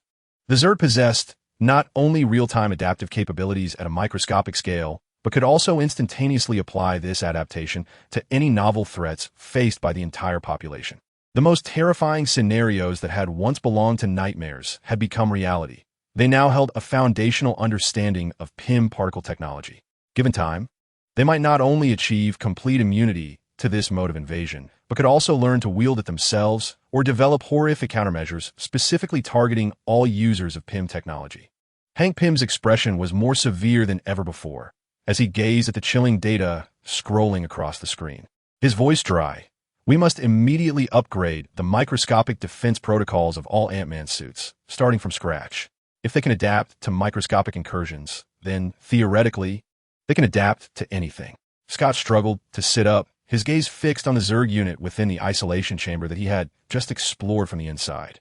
It seemed to be facing him, the intricate patterns on its exoskeleton pulsating in a disquieting rhythm, as if silently proclaiming something. A new and more bizarre arms race had begun. The battlefield had expanded from the macrocosm to the final line of defense at the microscopic level, and the Zerg had just drawn inspiration for their next evolutionary direction from humanity. Chapter 19. The return of the Avengers, Carol Danvers, the Avengers, was pursuing a band of Kree marauders at the edge of the galaxy. Her fists blazed with brilliant energy, akin to two miniature stars, obliterating the engine of the last Kree interceptor. With the mission accomplished, she hovered in the vacuum, absorbing the silence of the cosmos, illuminated only by the star's light, casting a silent glow upon her radiant suit. However, this familiar, almost eternal silence was shattered by a dissonant tremor. It was not a sound, but rather a sensation, a faint ripple traversing the cosmic tapestry, an energy-level dissonance. It was exceedingly faint. Had it not been for her profound attunement with the energy of the space gem, it would have been nearly imperceptible. This anomaly differed from any known technological fluctuations and was entirely dissimilar to any magical sigil she had encountered. It was a primal, insatiable pulse, existing solely for the purpose of devouring and assimilating. Its trajectory pointed inward toward the galaxy, directed at a specific, unmistakably familiar turquoise planet, Earth.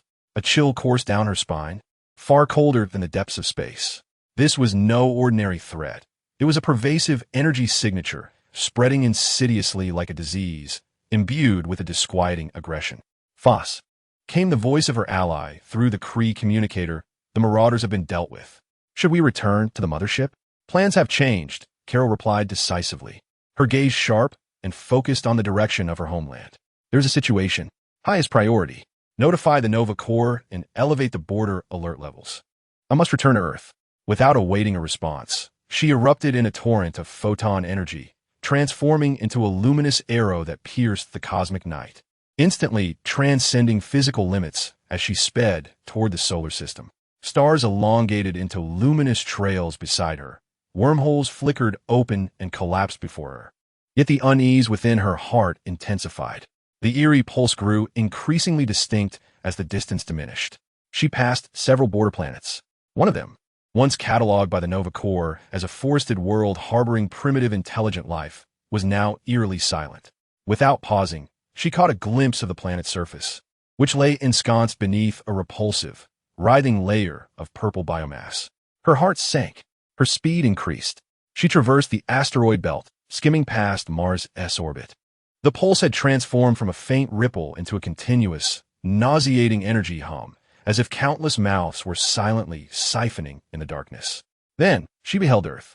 From space, it retained its beauty, a sapphire gem embedded in a cloak of velvety blackness. Yet the lights that once signified civilization had vanished. Across North America, Central Asia, and several regions of Siberia, grotesque, pulsing patches of purplish black were starkly evident. They resembled spreading cancerous tissues, distorting the landscape and even altering the atmospheric composition, emanating bizarre clouds of spores. Tiny, microbial-like entities congregated at the outer edges of the atmosphere, reminiscent of flies swarming around decaying flesh. Carol, she whispered, shock and fury gripping her instantly. How long had she been gone? How could Earth have transformed into this? A sudden beam of energy surged toward her from low Earth orbit. It was neither laser nor plasma, but rather a highly concentrated stream of corrosive biological acid. Carol abruptly veered aside. The energy beam grazed her battle suit, effortlessly dissolving the remnants of a derelict satellite behind her, absorbing it, transforming even the metallic fragments into part of that purple-black biomass, which began to twist and reshape into a new structure of the swarm. She steadied herself, realizing that the source of the assault was not an artificial satellite, but rather a colossal, floating bioartillery of the insectoid species. It resembled a swollen, porous sac, incessantly writhing, converting biomass and energy from Earth into aggressive projectiles. An array of additional bioartilleries and diminutive, crustacean-like insectoid space units detected her unwelcome presence, surging forth from the shadows of the orbital expanse like sharks scenting blood. Get away, Carol bellowed, her fists surging with photon energy. In an instant, a silent yet lethal space battle erupted. She spared no mercy. The photon shockwaves erupted like a supernova, each flash obliterating vast swathes of the battlefield. The insectoid bio-ships detonated and disintegrated under the relentless pressure of energy, transforming into chilling organic debris. Their acidic attacks, bony spines, and neurotoxins mostly failed to penetrate her formidable energy field, Those few that managed to approach were easily evaded or destroyed. Individually, these units posed no threat to her. However, their numbers were overwhelming. Moreover, they were evolving. Initially, the effects of the photon energy shock waves were pronounced, vaporizing them instantaneously. Yet, after several rounds of assault, newly emerged units began to exhibit a dark, photonic-absorbent chitinous layer. Their tactics shifted.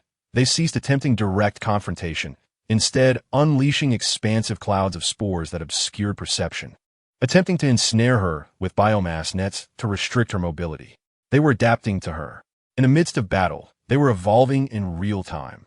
Carol was taken aback. She had never encountered such an enemy.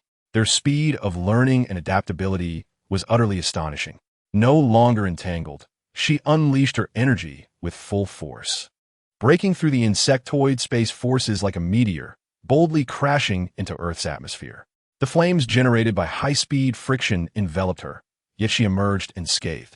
As she pierced through the clouds, the sight below was harrowing. Once thriving metropolises had morphed into grotesque hellscapes. Towering structures were shrouded in a purple-black biological carpet, twisted and unnatural organic forms rising like a bizarre forest. The streets were devoid of vehicles and pedestrians, replaced instead by a tumultuous tide of insects. She could hear faint explosions and the desperate cries of energy weapons resisting below, yet they seemed so sporadic and hopeless. Lowering her altitude, she skimmed over what had once been Central Park. Now, it was the entrance to a vast, pulsating nest from which new insectoid units continuously emerged. Several massive, winged insects screeched as they lunged toward her. Carol did not even slow down. She barreled through, turning them into a mist of blood mid-air. Yet her heart grew colder. This was no longer a localized incursion. It was a full-scale war. Earth was being consumed. She needed an answer. Immediately, her gaze fixed upon the New York region, where the conflict raged most fiercely and the human resistance forces congregated. There appeared a makeshift fortress, its energy barrier flickering erratically, surrounded by a tide of relentless attackers. Like a bolt of golden lightning, she descended from the heavens, striking with ferocious intensity at the heart of the swarm. A thunderous roar erupted as a terrifying wave of energy radiated outward, instantly vaporizing hundreds of various insectoid units, clearing a vast expanse. The soldiers and survivors behind the fortress barrier stood in awe at this sudden reinforcement and overwhelming force, erupting into cheers of survival. Carol rose, her aura swirling with energy.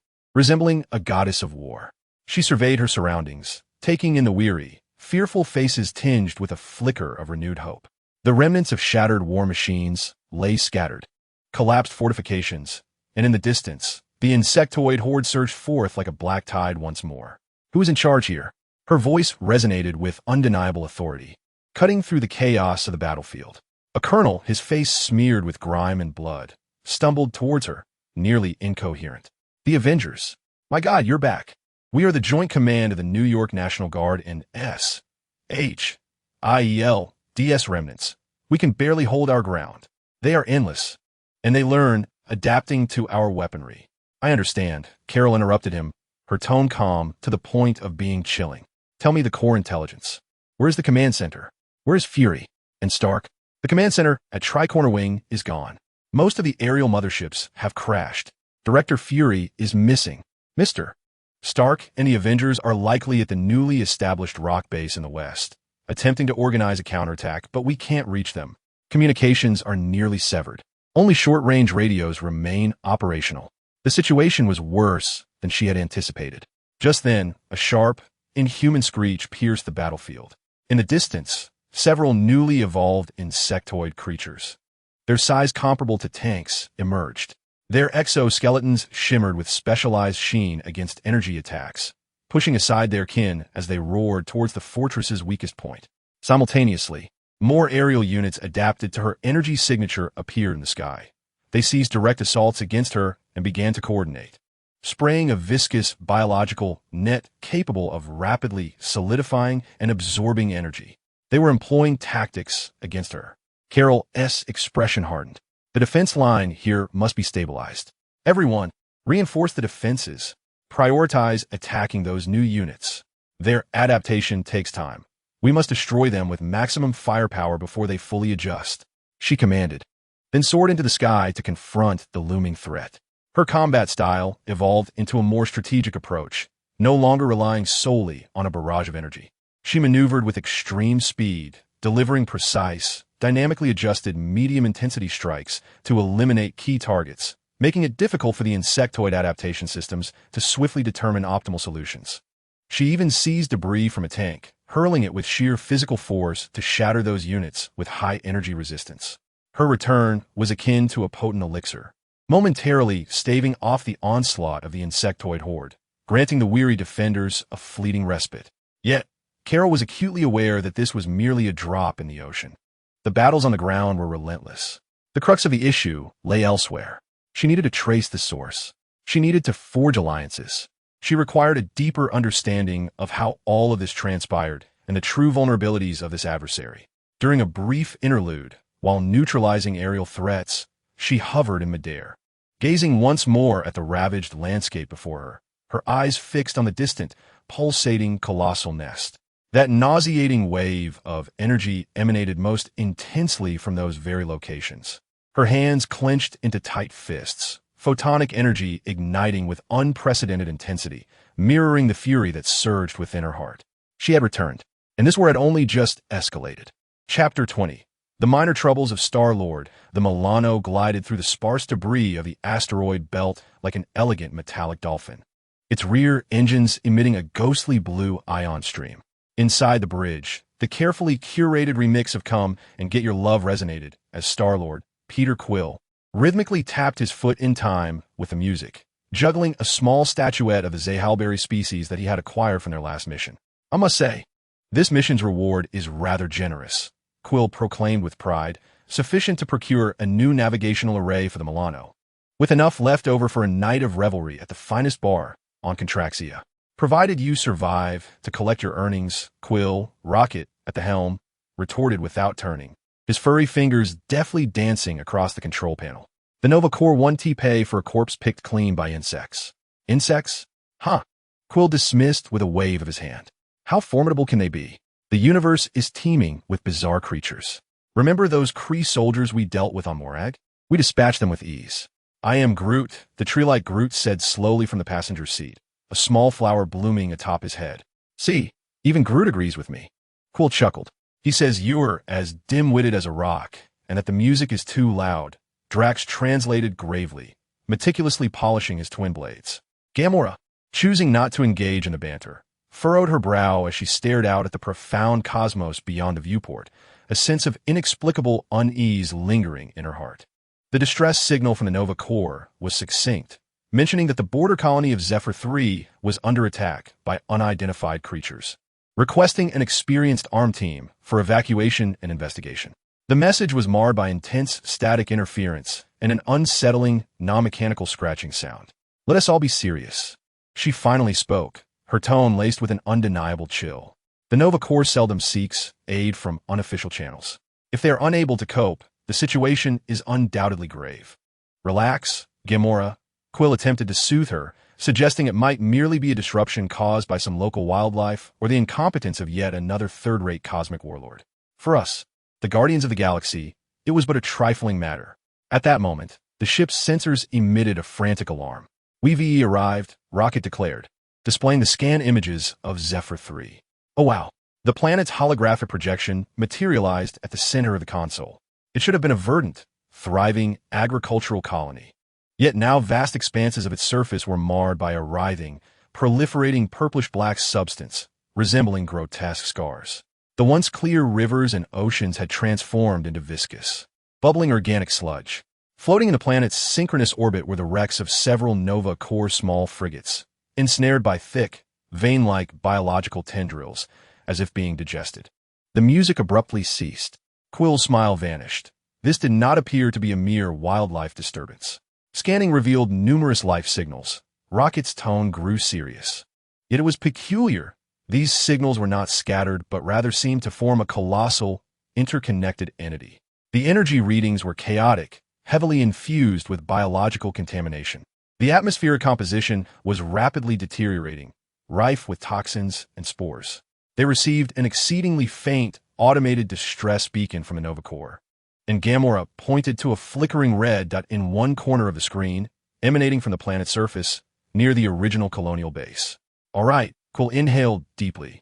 Switching to what he believed was his charismatic captain mode. We're changing plans. Priority on rescuing survivors, then immediate evacuation. Rocket, find a place to land. And steer clear of those, purplish-black carpets. The Milano cautiously navigated through the debris, floating in orbit and the sparse, jellyfish-like swarms of Zerg spores, breaching the atmosphere. The view below was even more unsettling. The once orderly fields and towns had been entirely consumed, with twisted, towering organic structures piercing the sky like grotesque spires. On the ground, a tide of chitinous creatures surged, their forms menacing and efficiently constructed, bred purely for slaughter and destruction. Rocket, demonstrating his exceptional piloting skills, managed to land the ship with difficulty on a relatively clean landing pad at the outskirts of the main base. As the hatch opened, an overwhelming stench, a noxious blend of decay and ozone, assaulted them. It smells worse than a week-old foot, Quill complained, pinching his nose. The five-member team cautiously disembarked, weapons drawn. The silence surrounding the base was eerie, broken only by the wind's mournful whispers through the strange organic structures and the distant, stomach-churning sounds of gnawing and sporadic explosions. They soon located the source of the beacon underneath a partially collapsed communication tower, where a damaged Nova Corps armored vehicle lay atop half of a corpse clad in a uniform, the beacon flickering faintly in his grasp.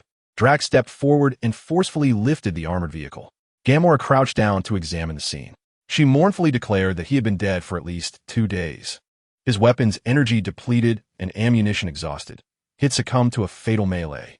She gestured towards the corpse, indicating the horrifying, gaping wound in the chest, as if it had been rent asunder by a colossal claw or something far worse.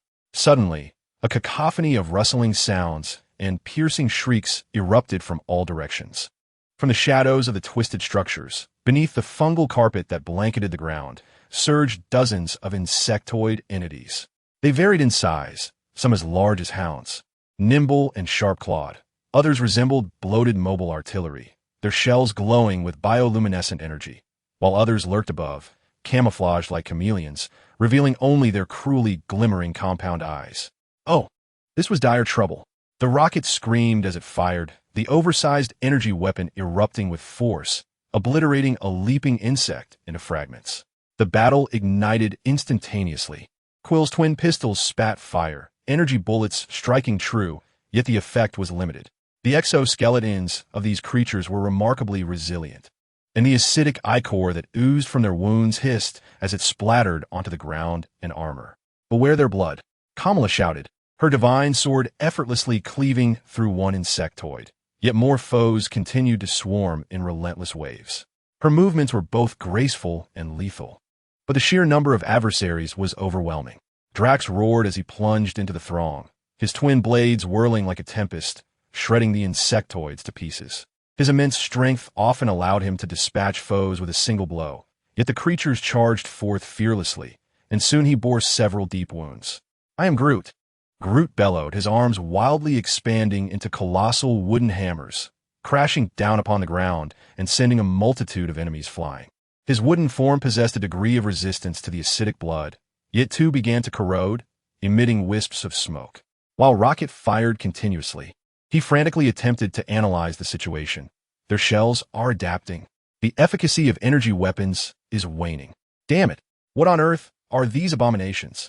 At that moment, a previously cloaked ambush insect lunged from the shadows, targeting Quill as he reloaded his magazine. "Peter," Kamala exclaimed, but the distance was too great. "I am Groot." In a split second, Groot fiercely pushed Quill aside, only to be impaled through the chest by the ambush insect's sharp appendage. Hiss! The acidic blood gushed forth violently, drenching Groot in its corrosive spray. He let out a pained roar as his wooden body was eroded at an unprecedented rate, carbonizing and fracturing. His enormous form swayed, desperately attempting to grasp the creature with his remaining strength, but the corrosion was too swift. "No! Crot!" Rocket's anguished scream pierced the air as he swung his weapon around, unleashing a frantic barrage that reduced the ambush insect to a mere sieve. But was too late. Groot's colossal form began to disintegrate, crumbling amidst heart-wrenching cracks, swiftly diminishing until it became nothing more than a heap of smoldering, charred remnants, leaving only a small, faintly flickering blackened twig at its center, glowing with a hint of green. Quill stood in stunned disbelief, gazing at the pile of debris on the ground. Drax let out a furious roar, his anger escalating into a frenzied assault. Gamora rushed to Groot's remnants, her eyes filled with shock and sorrow. She abruptly lifted her gaze to the relentless tide of insects surging around them, and then towards the distant, pulsating core of the massive nest. A distant fragment of a memory, one she had deliberately buried, struck her mind with sudden force. Thanos, when she was but a child and still his weapon, had spoken in a tone laced with disdain and a barely perceptible dread about shadows existing in the ancient history of the universe. These entities were not conquerors, but mere devourers, purifiers, and annihilators. Wherever they tread, all things succumb to oblivion, becoming part of them. Were they known as the Zerg, or by another name? Thanos seemed to consider their emergence a blasphemy and a disruption to his plan of cosmic balance. Gamora's voice trembled with shock as she recalled. I believe I know of them. Thanos mentioned an ancient consuming civilization. I care not what they are. Rocket cried, clutching the charred twig, tears tracing paths down his furry face, his voice twisted with profound rage and sorrow. They kill Groot. They kill Groot. I will reduce them to cosmic dust. More of the insect hordes surged forth, among them a new breed, armored more thickly and optimized against their weaponry. Rocket, there is no time for grief, Quill urged, suppressing his own anguish as he pulled Rocket, teetering on the brink of madness, away. We must retreat. Now, he shouted into the communicator, Milano, emergency extraction. Open fire to clear the landing zone. The ship's engines roared to life, and the cannons unleashed a barrage upon the swarm, temporarily suppressing their advance. Gamora and Drax provided cover for Rocket as they retreated, battling every inch of the way. Quill fought valiantly to hold their position, gunfire ringing out incessantly. They stumbled back to the ship, the hatch sealing swiftly behind them, cutting off the pursuing swarm and their terrifying shrieks. The Milano ascended rapidly, escaping the now hellish planet. Silence enveloped the bridge, broken only by Rocket's suppressed, mournful sobs. The charred twig was carefully placed upon the console, its faint green glow resembling a flickering candle in the wind. Quill slammed his fist onto the console, his face devoid of its usual levity. He gazed at the screen, watching the Zephyr 3 receding, cloaked in a purple-black plague. This was no longer a mere inconvenience. This was war, and they had just paid a heavy price. Quill's voice was hoarse and cold as he declared, "We need to contact headquarters. Everyone, we need to talk. Immediately." Chapter 21. The thrill and terror of rockets in the medical chamber of the Milano, which also served as a weapons modification workshop and a cluttered storage space. The atmosphere was as tense as solid nitrogen. At the center of the control console lay the charred, carbonized branch of Groot, retrieved from the Zephyr 3, placed precariously within a makeshift nutrient solution, its faint green glow flickering like the dying breath of soul. Rocket Raccoon perched atop the console, his furry back trembling slightly under the weight of suppressed emotion. Typically verbose and sharp-tongued, his mouth was now tightly pressed shut, and his round, black eyes reflected not cunning or anger, but an almost frenzied focus coupled with an unfathomable sorrow. His small paws darted across the adjacent holographic screen, feverishly sifting through the ship's database for any information on biological regeneration, extraterrestrial plant physiology, and even some forbidden Chronos technology documents, desperately seeking a glimmer of hope to save his dearest friend. The energy signature is exceedingly weak, the lignin structure extensively crystallized, the life circuit nearly severed, he murmured, his voice hoarse. No standard revival protocol is effective. It requires a more potent infusion of life energy. Or, his paw struck the console with a dull thud. Damn it, damn it, damn it. Peter Quill stood at the doorway, his usual levity replaced by a somber demeanor. He watched Rocket, yearning to offer words of comfort, yet found himself woefully bereft of appropriate vocabulary. Gamora silently polished her sword, her gaze occasionally drifting toward the charred branch, her expression inscrutable. Drax sat on the floor, staring at the acid-burned dents in his armor, his massive fists clenched tightly, producing a low, ominous sound. Sadness and anger permeated the cabin, thickening the air into something almost tangible. Suddenly, Rocket seemed to recall something, leaping up and rushing to a sealed sample box nearby. It contained a small fragment of Zerg biological tissue he had risked dissolving in acid to retrieve during the fiercest moments of battle on Zephyr 3. If these damned creatures possess such remarkable regenerative and adaptive capabilities, a dangerous light, mingling desperation with scientific curiosity, ignited in Rocket's eyes. Their biomass. Their genetic sequences may hold the key. Rocket, Gamora admonished sharply. Do you realize what you're suggesting? That is the very substance that obliterated Groot. You wish to employ the technology of our enemies to save him? That is madness and perilous. What do you propose we do? Rocket whirled around, his voice rising in a piercing shriek, tears finally breaking free from his eyes. Shall we watch him turn into a pile of cold, lifeless ash? What choice do I have? What choice do we have? Quill stepped forward, placing a calming hand on the agitated Rocket. Rocket, Gamora is right. We do not comprehend this thing. It is far too dangerous. The entire base of the Nova Corps was consumed by it. Do you remember? It is precisely because we do not understand it that we must seek to understand. Rocket broke free, pointing vehemently at the sample box, his voice trembling with fervor. Look at them. Perfect killing machines. Highly efficient. Incredibly adaptive. Nearly indestructible. How do they achieve that? Their biotechnology surpasses any known civilization by light years. It may even be more advanced than the combined prowess of the Kree Empire and the Xandarian race. Just contemplate that. If we could comprehend even a fragment, just a morsel of it. In his voice, amidst the sorrow, there quietly seeped a trace of a scientist's excitement and fervor. It was an instinctual curiosity and desire for conquest in the face of unprecedented, revolutionary technology. Fear and exhilaration waged a fierce battle within him. He feared the destructive power represented by these beings, feared what they had done to Groot, feared the unknown. Yet, he was simultaneously one of the galaxy's foremost engineers and weapons experts, self-proclaimed, and an uncontrollable impulse to dissect, analyze, understand, and even harness this power was burgeoning wildly. We need an advantage. Rocket turned to Quill, his gaze intense. Those things, they're learning from us, adapting to us. It will become increasingly difficult to use our weapons against them. We must learn faster than they do. Their exoskeleton? What if we could replicate or even improve that biological alloy? Their acidic secretions? What if we could analyze the components to create a neutralizer or even a counter to the acid? Their regenerative abilities? His gaze involuntarily drifted towards Groot's severed branch. What if that could be used for repair? A heavy silence enveloped the cabin. Though Rocket's words were frantic, they struck a harsh reality. Against such an overwhelmingly adaptive enemy, conventional methods seemed to be failing. Be careful, Rocket. Quill eventually nodded gravely, conceding, very, very careful. If anything goes awry, stop immediately. We cannot afford to lose both of you. Humph, I don't need your guidance, Rocket grumbled, though his tone softened considerably.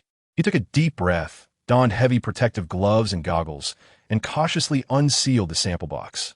The minuscule piece of purplish-black biological tissue, no larger than a fingernail, was exposed to the air. It even twitched slightly, as if possessing an independent life. An exceedingly faint yet profoundly unsettling energy wave emanated from it. Rocket employed a precision mechanical arm and laser scanner, embarking on his audacious analysis.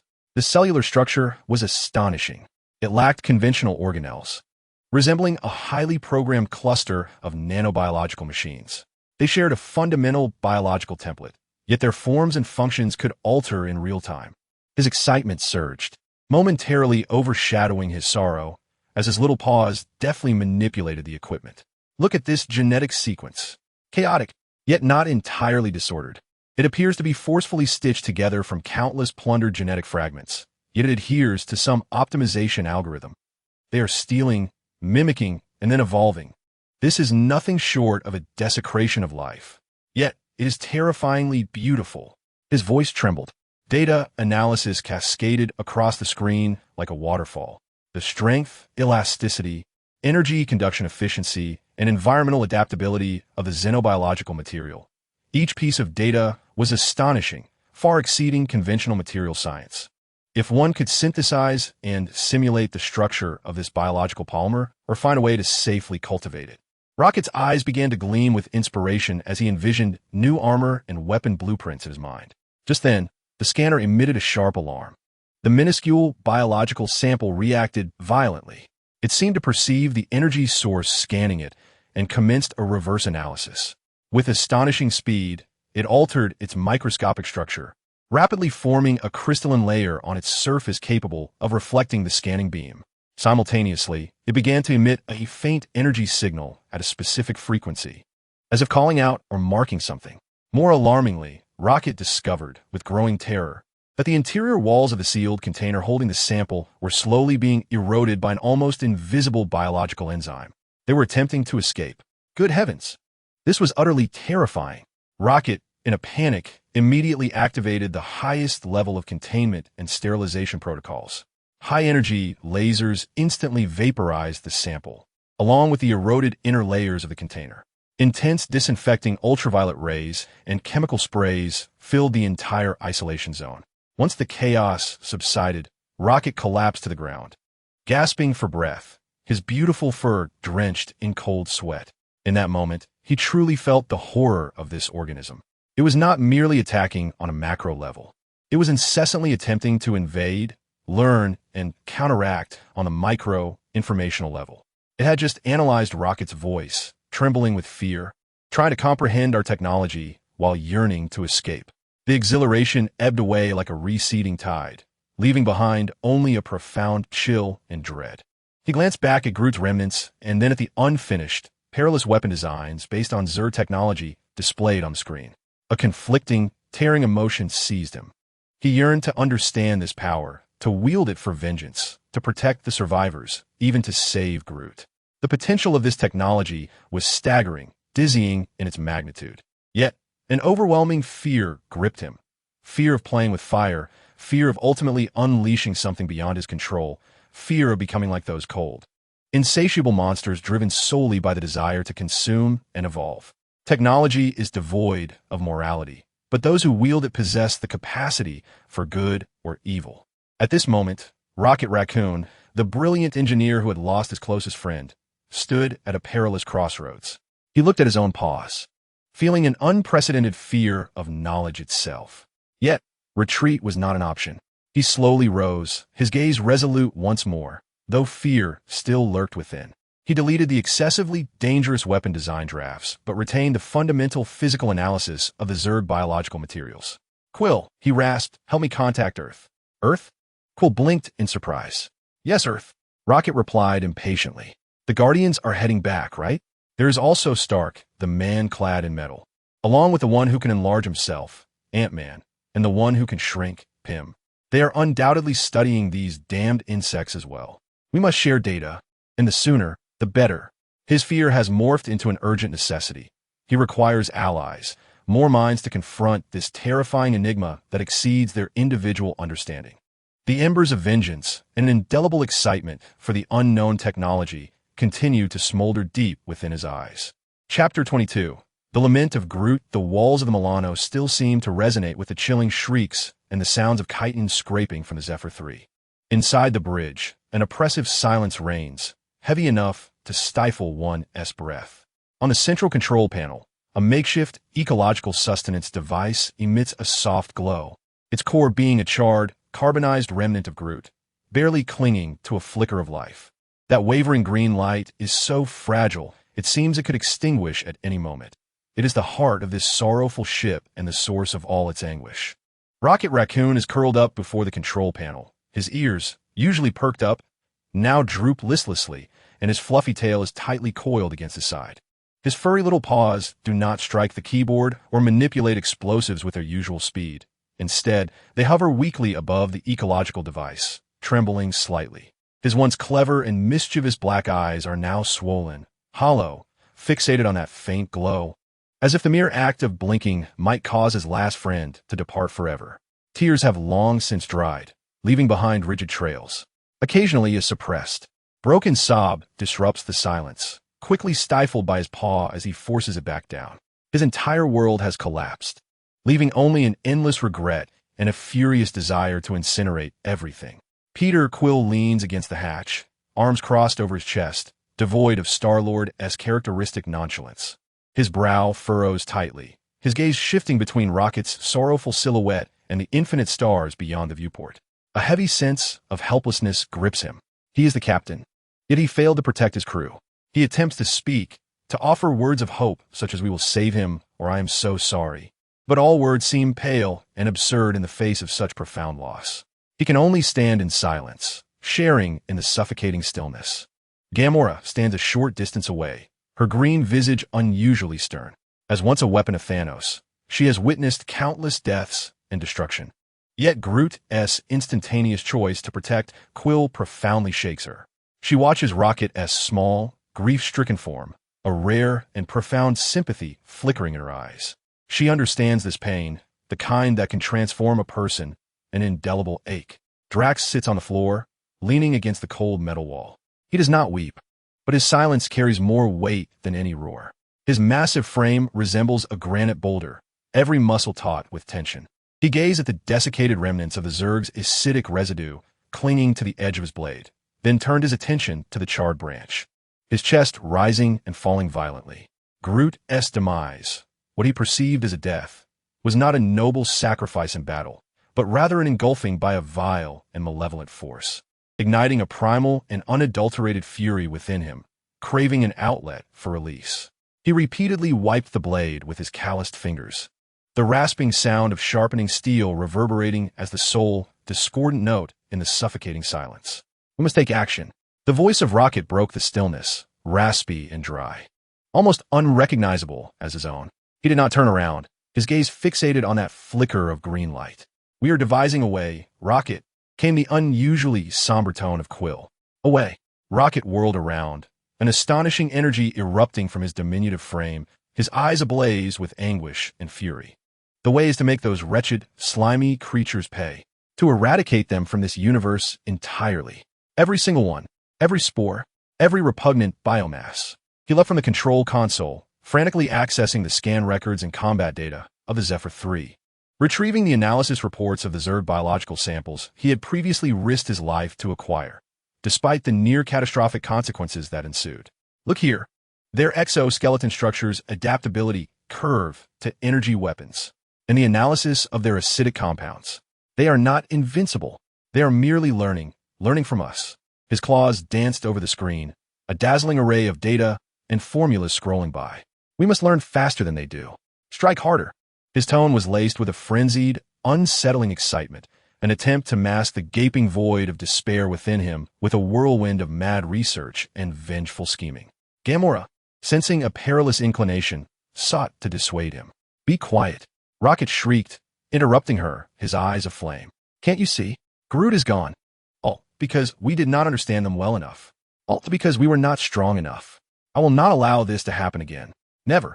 He began drafting designs for a new weapon based on Zerg biological structures, envisioning a shield generator resistant to acidic corrosion, even contemplating the perilous concept of harnessing the very energy of Zerg biomass. His brilliant mind raced at an unprecedented pace, propelled not by curiosity or a thirst for exploration, but by sheer hatred and fear. "We can retrofit the ship's weapon systems, injecting high-frequency pulses to disrupt their biological signal connections, or create a type of biolytic enzyme specifically targeting their tissues," he murmured, spiraling into a state of obsessive fervor. At that moment, the ecological maintenance device emitted a faint yet thunderous alarm. On the screen, the green line representing Groot's life signs fluctuated sharply, then plummeted to 0. The faint glow of the charred branch rapidly dimmed before his very eyes. "No! No! No!" Rocket's frenzied mutterings ceased abruptly, replaced by utter panic. He hurled himself at the device, his small paws futilely pounding the control interface. "Hold on! Crot! Please! Hold on!" Quill, Gamora, and Drax swiftly gathered around, their faces ashen. All their anger and revenge schemes seemed trivial in the face of imminent loss. Just as the flickering green light threatened to extinguish completely, Rocket made a desperate, instinctual choice. He abruptly tore open an interface of the ecological device, recklessly connecting a theoretically perilous, untested reverse stimulation pulse based on the energy characteristics of the Zerg to the energy circuit sustaining Groot's life. "Rocket, are you out of your mind?" Quill shouted, attempting to halt him. "There is no other choice." Rocket screamed, pressing the execute button. A chaotic and potent surge of energy surged into the severed branch. The charred, carbonized surface erupted with a blinding purple-black light, the malevolent hue of Zerg energy. The branch trembled violently, as if enduring immense agony, emitting faint, chilling, cracking sounds. Rocket's heart sank. He feared he had just condemned his last friend. Yet in the next moment, that purple-black energy appeared to be repelled and purified by some tenacious life force within the branch. The light swiftly diminished, replaced by a vibrant, pure, and invigorating emerald glow. The radiance persisted for several seconds before gradually stabilizing and softening.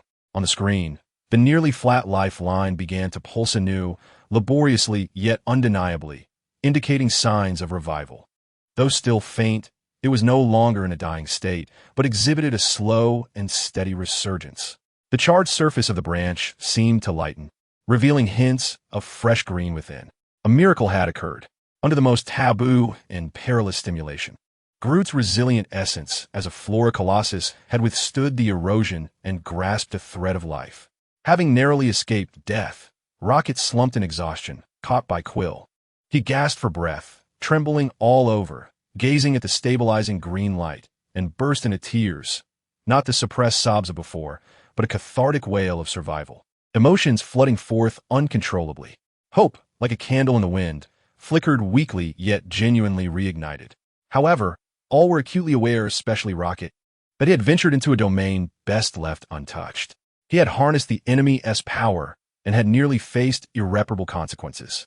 Drax regarded the rejuvenated branch, gravely asking, "Will he still be Groot?" No one could provide an answer.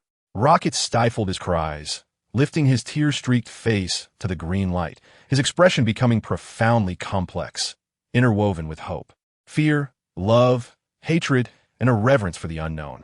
He wiped away his tears, his voice still hoarse, yet imbued with a newfound resolve.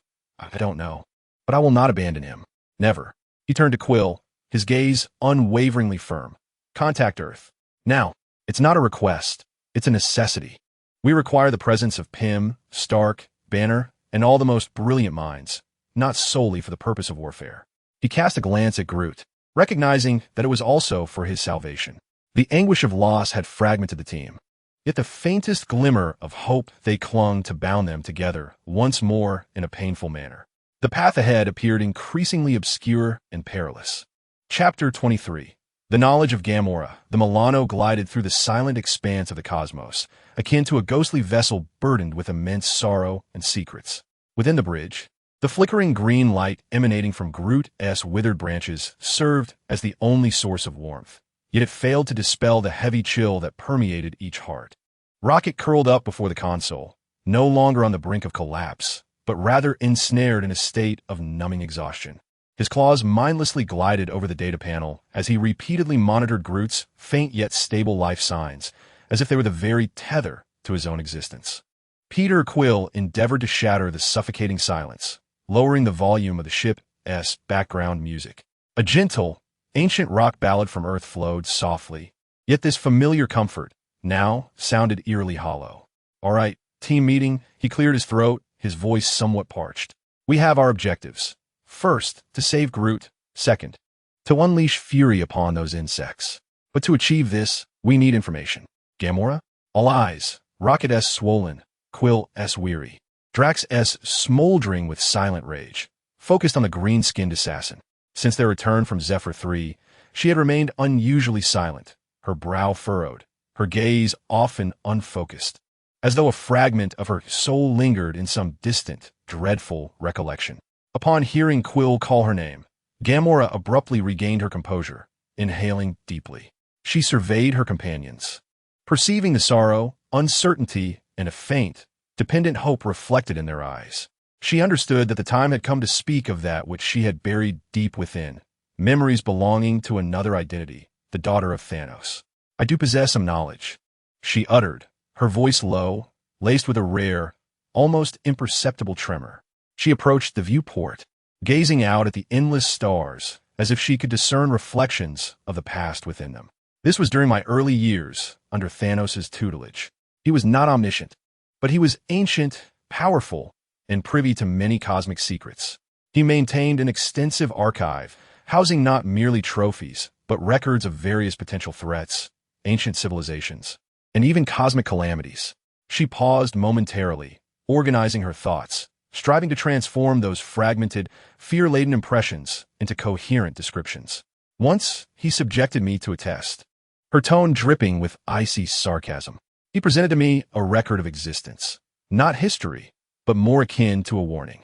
Or perhaps it was his own study of a force he could never truly master. They bore many names, chronicled in the remnants of different civilizations. The Zerg, the Swarm, the Devours, and Ammon's Scourge all point towards a singular essence, a pure and supreme biological assimilative power. The bridge was enveloped in a silence so profound that the hum of the ship's engines and the steady beating of their hearts could be distinctly heard. According to Thanos, they do not embody civilization in the conventional sense.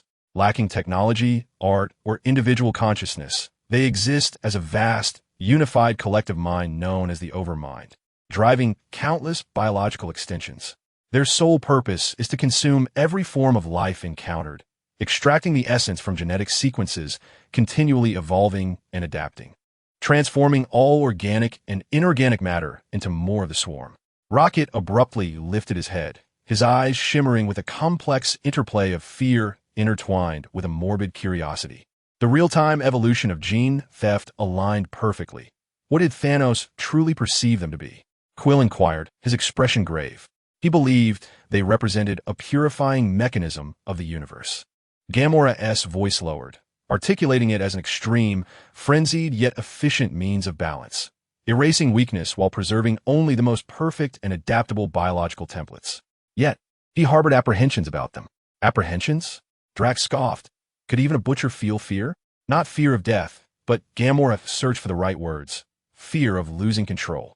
Fear that is meticulously orchestrated balance, achieved through the random slaughter of half of existence, would be utterly dismantled by this indiscriminate, relentless consumption that would ultimately reduce everything to nothingness.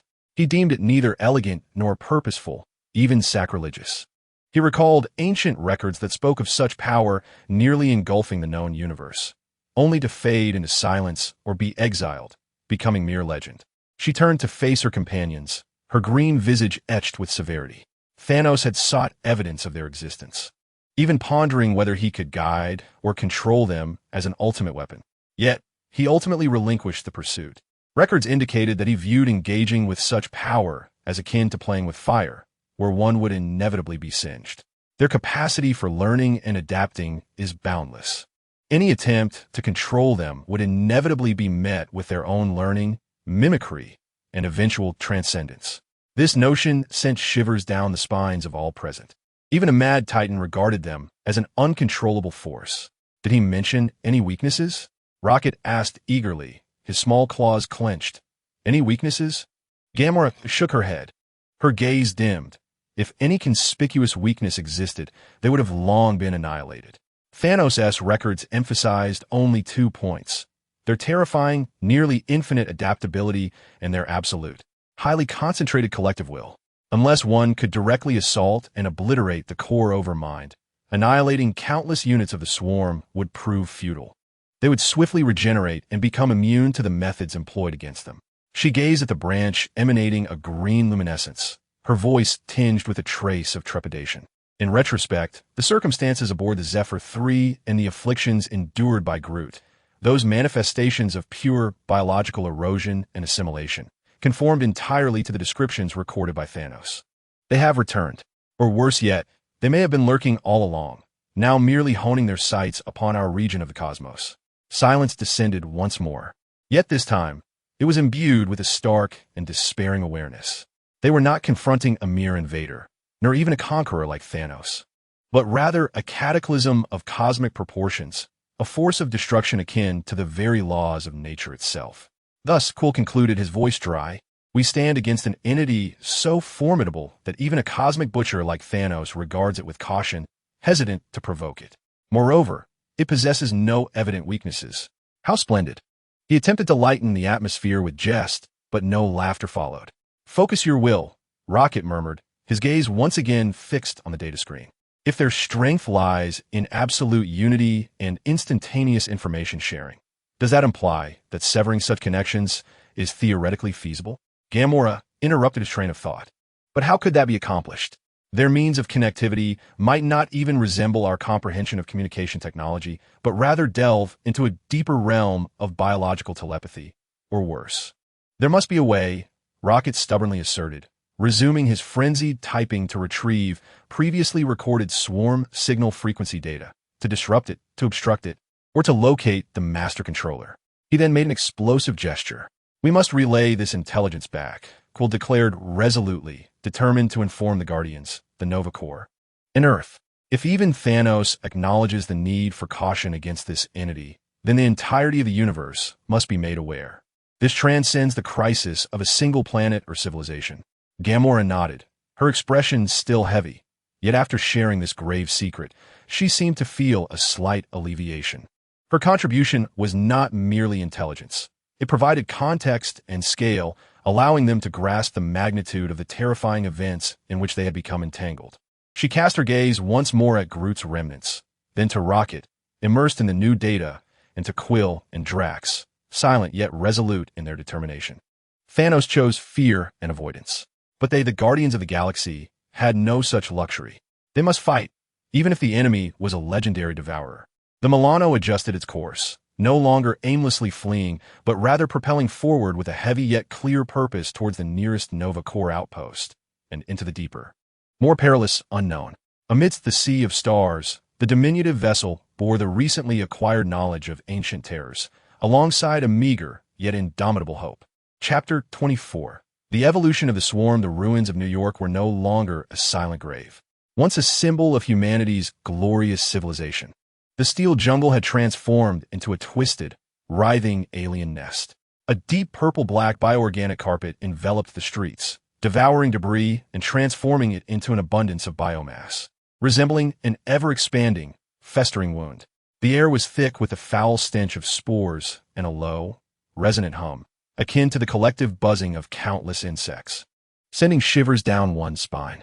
Captain America, Steve Rogers, crouched in the shadow of a partially collapsed skyscraper, his shield's red and blue star stripes marred by dust and the dark green ichor of the creatures.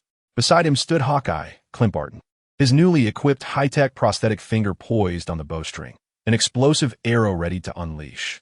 Not far away, Black Widow, Natasha Romanoff, lurked like a specter behind a crumbled wall, her vigilant gaze scanning the writhing swarm of grotesque creatures below, the sharp-clawed jumpers and heavily armored cockroaches.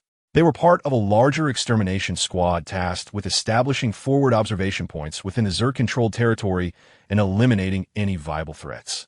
However, an unsettling change had begun to unfold over the past few hours.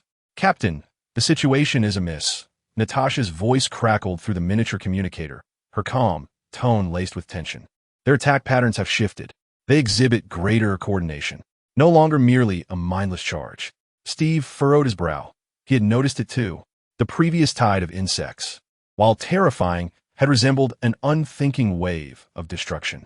Now, these creatures appear to be employing rudimentary tactics: encirclement, feigned assaults, and concentrated strikes on specific targets. "Stay alert, Natasha." "Barton, what is the vantage from your position?" "Chaotic, Captain." Hawkeye's voice came strained as he maneuvered between the ruins with his grappling gun, searching for a sniping vantage. "But what the hell is that?" he exclaimed suddenly. Almost simultaneously, several S.H.I.E.L.D agents on the street below let out horrific screams. Without warning, their bodies seemed to be torn apart by invisible blades. Blood and entrails splattered across the purple-black fungal carpet. "Attack from an unseen source. Stealth units," Hawkeye bellowed, swiftly switching to specialized vision arrows. "Thermal imaging is ineffective. They appear to completely mask heat signals. Motion sensors are heavily disrupted." Panic surged through the ranks. Soldiers fired frantically at the air, only to futilely shatter more debris. "Steady your positions. Rally to me," Steve shouted, raising his shield in a bid to regroup his team. Just then, a new threat emerged from the sky. A creature, unlike any seen before, an amalgamation of a colossal bat and a wasp, screamed down from the clouds. Its exoskeleton shimmered with a polarized sheen against energy weapons, and its abdomen opened, unleashing a barrage of rapid-fire bone spikes. The The spikes descended like a torrential downpour, easily piercing light armor and cover, pinning soldiers to the ground. To the sky. Seek shelter. Steve lifted his shield overhead, the clattering impacts numbing his arms. Hawkeye retaliated swiftly, firing explosive arrows and sonic arrows into the air, downing a few flying units. Yet more surged forth in droves. Their attacks are terrifyingly precise, capable of anticipating his movements. "They're learning my shooting patterns," Hawkeye exclaimed, rolling awkwardly to evade, as the hidden units on the ground launched another assault, this time targeting the heavy artillery soldiers within the squad. The air was filled with a cacophony of screams. "Retreat! Command withdrawal! Abandon the observation point!" Steve decisively ordered, striking down a drooling, cloaked creature that had suddenly materialized beside him with a shield. The entire squad was embroiled in a desperate struggle, fighting and retreating, suffering heavy casualties. These newly emerged species, the invisible ground assassins and the high-speed aerial units, had completely altered the tide of battle, transforming what was already a grueling stalemate into a one-sided massacre. Similar scenes unfolded across various battlefields in New York. Tony Stark's Mark 49 armor zipped between the buildings, firing palm cannons and mini-missiles at the flying centipedes, a name he had just coined. Friday analyzed the trajectories of these aerial units. Their maneuverability defies explanation. Analyzing, sir. The patterns are exceedingly complex, suggesting real-time data, sharing, and collaborative computation. It is advisable to prioritize the destruction of the bulky units suspected to be command nodes. Easier said than done. There are too many of them. Tony narrowly dodged a barrage of bone spikes. His shoulder armor scraped deeply, and their shells were adapting to the energy frequency of his pulse cannons. The output power must be continuously increased. Meanwhile, Peter Parker swung frantically through the urban canyons, his spider sense ringing with unprecedented frequency as threats emerged from all directions, including invisible foes and a rain of bone spikes from above. "This is so unfair," he shouted, as his web shot ensnared one cloaked unit, temporarily restricting its movement, but immediately more swarmed in. "Hey, can you not adhere to some basic rules? Can't we take turns?" Even the Hulk, usually a force of nature that crushes everything with sheer strength, felt a surge of frustration. He smashed through waves of the swarm. But the invisible enemies struck during his moments of vulnerability, while the flying units continued to harass him, causing no fatal damage but significantly hindering his destructive efficiency, eliciting an angry roar from him. At the temporary command center of S.H.I.E.L.D, the situation report on the screens glowed a deep crimson. The observation point in Manhattan Sector 7 has fallen. Casualties at 70%. The defense at the Brooklyn Bridge is in jeopardy. A multitude of invisible units has breached. Air support is hindered. The newly emerged flying insectoids are too swift, their firepower overwhelming. We've lost 2 Quinjet aircraft. Maria Hill shot a grave glance at Nick Fury. Fury's solitary eye fixated on the main screen, which displayed real-time energy scans of the Zerg-occupied zones. It was evident that in various combat hotspots, the energy signatures of the Zerg creatures were undergoing drastic and targeted alterations. They are not evolving. Fury's voice was ominously low. They're being customized. Tailored countermeasures against each of our tactics. Every hero's abilities are being devised on site. The Stark report indicates a decline in the efficiency of energy weapons. The Barton report details stealth units. The Rogers report discusses tactical synergy. This is not a mere random fluctuation. It is a deliberate, immediate military enhancement. At this juncture, an encrypted communication from Wakanda was received. The visage of King T'Challa appeared on the screen, set against the backdrop of Wakanda's Advanced Operations Command Center. Director Fury, his expression grave, stated, "Our border sensors have detected severe and synchronous fluctuations in global bioenergetic signals from the Zerg. It appears they have just crossed a pivotal evolutionary threshold. The energy signatures of the new units we are monitoring are entirely different from those observed 10 minutes ago." According to Shuri's analysis, this evolutionary speed is growing at an exponential rate. He paused, then continued, "Wakanda's energy barrier can temporarily withstand them. But we have observed that the Zerg are gathering outside the barrier and beginning to secrete a unique biological acid in an attempt to corrode the base of the barrier. Their learning cycle is astonishingly rapid." Fury closed his eyes, inhaling deeply. The worst fears had come to fruition. The threat level posed by the Zerg must be escalated once more. This was no longer a war. It had transformed into a survival competition against an ultimate biological weapon that continuously optimized itself. Notify all units. He opened his single eye, commanding with unwavering resolve. Immediately switch to combat mode. Abandon all fixed defenses and adopt highly mobile guerrilla tactics. All offensive measures must avoid redundancy. Weapon systems should be rotated to slow their adaptation speed. Prioritize the preservation of our living forces. The orders were issued, yet everyone understood that this was merely a stopgap measure. In the ruins of New York, Steve Rogers shielded the last few wounded as they boarded the evacuation craft. He turned back to gaze upon the city, now irrevocably transformed, where new Zerg aerial units circled amidst the distorted biological towers, and elusive invisible assassins flitted through the shadows. His shield bore several new deep claw marks. They had become faster, stronger, and smarter. Humanity, it seemed, was merely futilely chasing after them. The scales of evolution were cruelly tipping. Chapter 25. The Barrier of Wakanda in the heart of the African continent. Wakanda resembled a secluded paradise meticulously guarded by advanced technology, standing in stark contrast to the encroaching purplish-black hell beyond. A massive golden energy barrier resembled an inverted bowl, securely enclosing the capital, Burning Zana, and its surrounding core regions. Outside the barrier, the savannah basked in sunlight, retaining its primal magnificence. Yet an intangible sense of tension permeated the air. Within the barrier, however, there was an orderly hustle, with rhinoceros-shaped transport ships and dragon-like fighters darting through the skies, while the ground was patrolled by a well-equipped and precisely marching royal guard. Within the palace's council chamber, T'Challa, clad in his Black Panther suit with his crown retracted, gazed intently at the holographic projection displaying the constantly updating global conflict status. His sister, Princess Shuri, was rapidly manipulating the control interface, streams of data cascading down like a waterfall. 37 major cities across the globe have completely lost signal, brother. Su Rui's voice had lost its former vivacity, now replaced by a scientist's calm demeanor. Yet beneath this calm lay a profound concern. For the rate of biological transformation exhibited by the insectoid race was beyond imagination. They were in the process of rewriting Earth's ecological balance. How long can our barrier endure? T'Challa inquired, his gaze sweeping over the steadfast figures on the screen that represented the stability of Wakanda's barrier. Energy levels are stable, and the vibranium resonance matrix operates at an efficiency of 99.8%, Su Rui replied, a hint of pride in his tone, though it quickly dimmed as he continued, according to the data analysis from external sensors. The main assault direction of the insectoids remains focused on densely populated industrial zones and urban areas. They do not seem to prioritize Wakanda, or perhaps they are still assessing. T'Challa fell silent for a moment.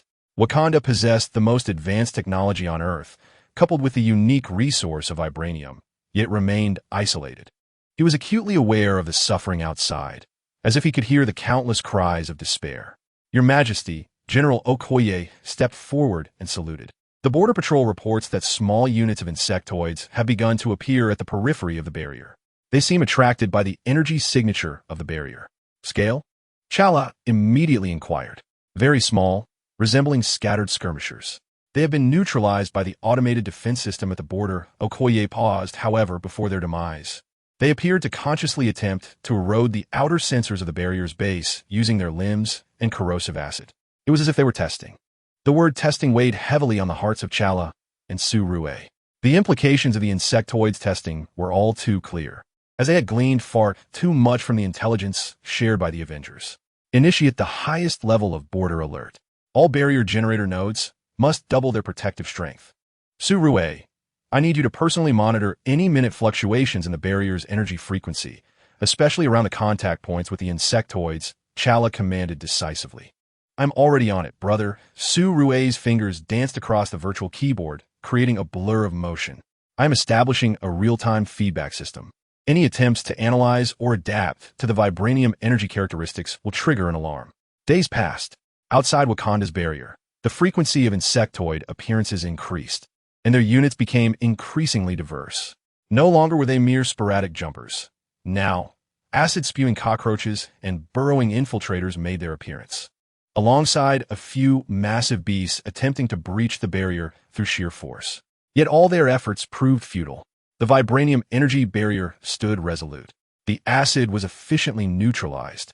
Physical impacts were evenly absorbed, and the burrowing units were detected early by deep seismic wave sensors, which delivered precise energy strikes to eliminate them. Wakanda's technology displayed unparalleled defensive capabilities in the face of the insectoids' initial onslaught. The Royal Guard patrolled within the barrier, their spirits high as they observed the frenzied yet futile attacks outside. Look, these monsters are powerless against us. Long live Wakanda.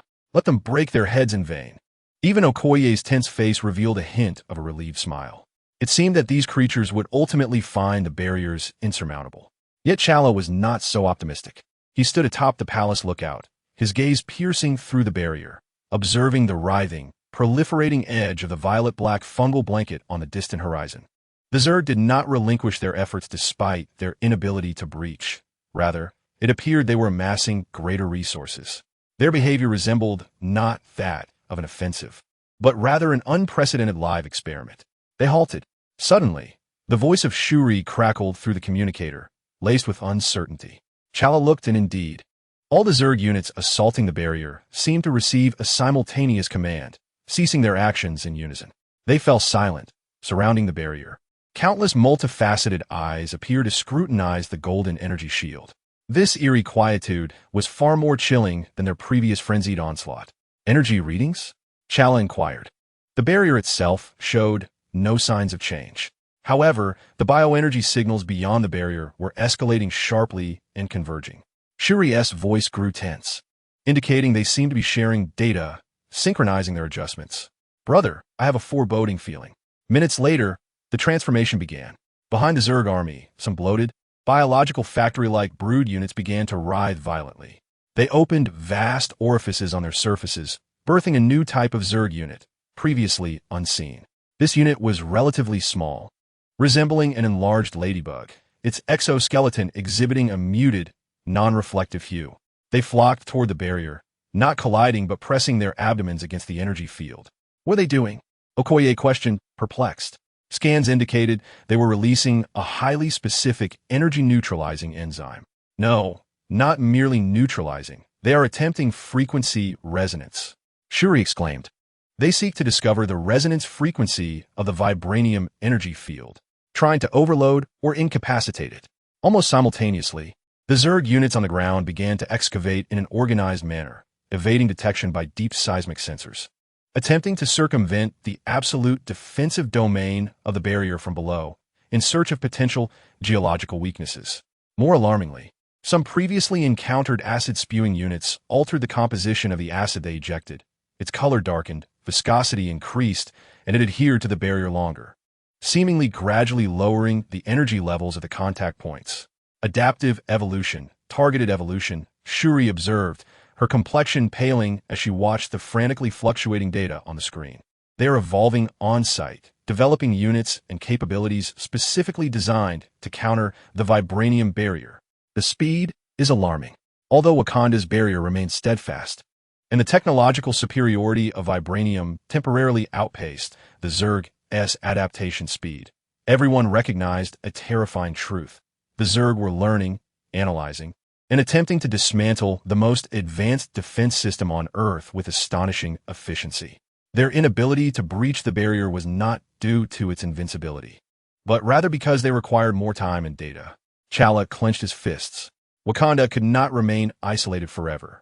General Okoye turned around, her voice steady yet imbued with strength, as she communicated with the Avengers and S.H.I.E.L.D, conveying the dire situation in Wakanda and the Chitauri's attempts to adapt to vibranium technology. Your Majesty? Okoye inquired, somewhat astonished. This was not merely a war for Wakanda alone. T'Challa's gaze swept over his general and his sister, ultimately resting on the endless sea of insects beyond the barrier. If they could decipher vibranium, they could unravel everything. We must share all intelligence. He paused, making a momentous decision. Initiate the safe harbor protocol. Utilize our transportation capabilities to accommodate as many refugees as possible from around the globe, especially scientists, engineers, and children. Wakanda's barrier shall become one of the last bastions of human civilization. With the order issued, Wakanda's highly efficient war machine began to operate at full capacity, not only for self-defense, but also to shoulder the heavy mantle of leadership. T'Challa cast his gaze once more towards the barrier. Beyond the golden light, a new wave of targeted Chitauri attacks had commenced. The resonance interference targeting energy frequencies caused the surface of the barrier to ripple with a barely perceptible tremor. The barrier remained robust, yet the first fissure had already appeared in the hearts of all present. How long could Wakanda endure? No one knew the answer. Chapter 26. Professor X's warning. Westchester County, Xavier's School for Gifted Youngsters. The once vibrant campus now lay silent, the lawns unkempt, swings swaying gently in the breeze, imbued with a sense of desolation. The school had preemptively evacuated most students, leaving behind only a few upperclassmen and teachers endowed with combat or support abilities. Alongside core members of the X-Men, this was no longer a sanctuary, but a tense frontline command center and refuge. The Danger Room had been hastily transformed into a global threat monitoring center. A massive holographic globe hovered at the room's center, marred by alarming purple-black patches representing the Chitauri-occupied zones, which were gradually yet steadily eroding the blue planet. Professor Charles Xavier sat in his wheelchair, appearing even more aged and fatigued than usual, his deep-set eyes fixated on the ever-expanding stains, his fingers gently pressing against his temples. Their learning curve is nearly vertical. Hank McCoy, Beast, stated gravely while manipulating the control panel, his blue fur seemingly dulled by anxiety. The data shared by Stark and Richards indicated that their adaptive evolution was no longer confined to the physical realm, but had begun to encompass energy frequencies and tactical patterns. Although Wakanda's barrier was temporarily secure, the external Chitauri behavior patterns suggested they were thoroughly analyzing the energy characteristics of vibranium. Scott Summers, Cyclops, stood nearby with his arms crossed, brow furrowed. Are we to simply stand by and watch? Wait for them to discover the means to breach all defenses? Or for them to arrive at our doorstep? The risks of taking the initiative are exceedingly high, Scott, Aurora Monroe, Storm, calmly analyzed. Our capabilities are not limitless, while the enemy's numbers are virtually infinite and can adapt endlessly. A single failed assault could not only result in casualties, but may also provide them with invaluable data regarding mutant genes and abilities, leading to catastrophic consequences. Aurora's assertion was valid. Jean Grey's voice, soft yet resolute, echoed in agreement.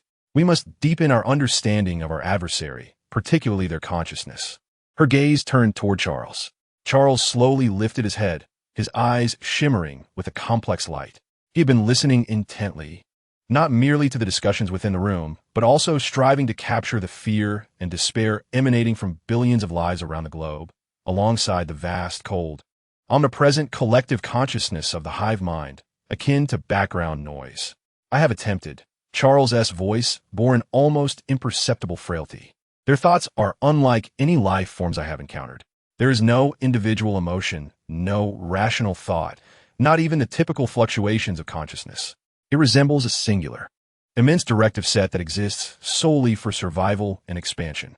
Yet, as the most powerful telepath on Earth, he understood that he could not merely scratch the surface. Understanding the enemy's mindset is crucial to uncovering their vulnerabilities, especially when confronted with such a distinct and perilous collective consciousness. Hank, connect me to Cerebro, Charles declared, his tone calm yet resolute. I need to listen more deeply. Charles, this is perilous.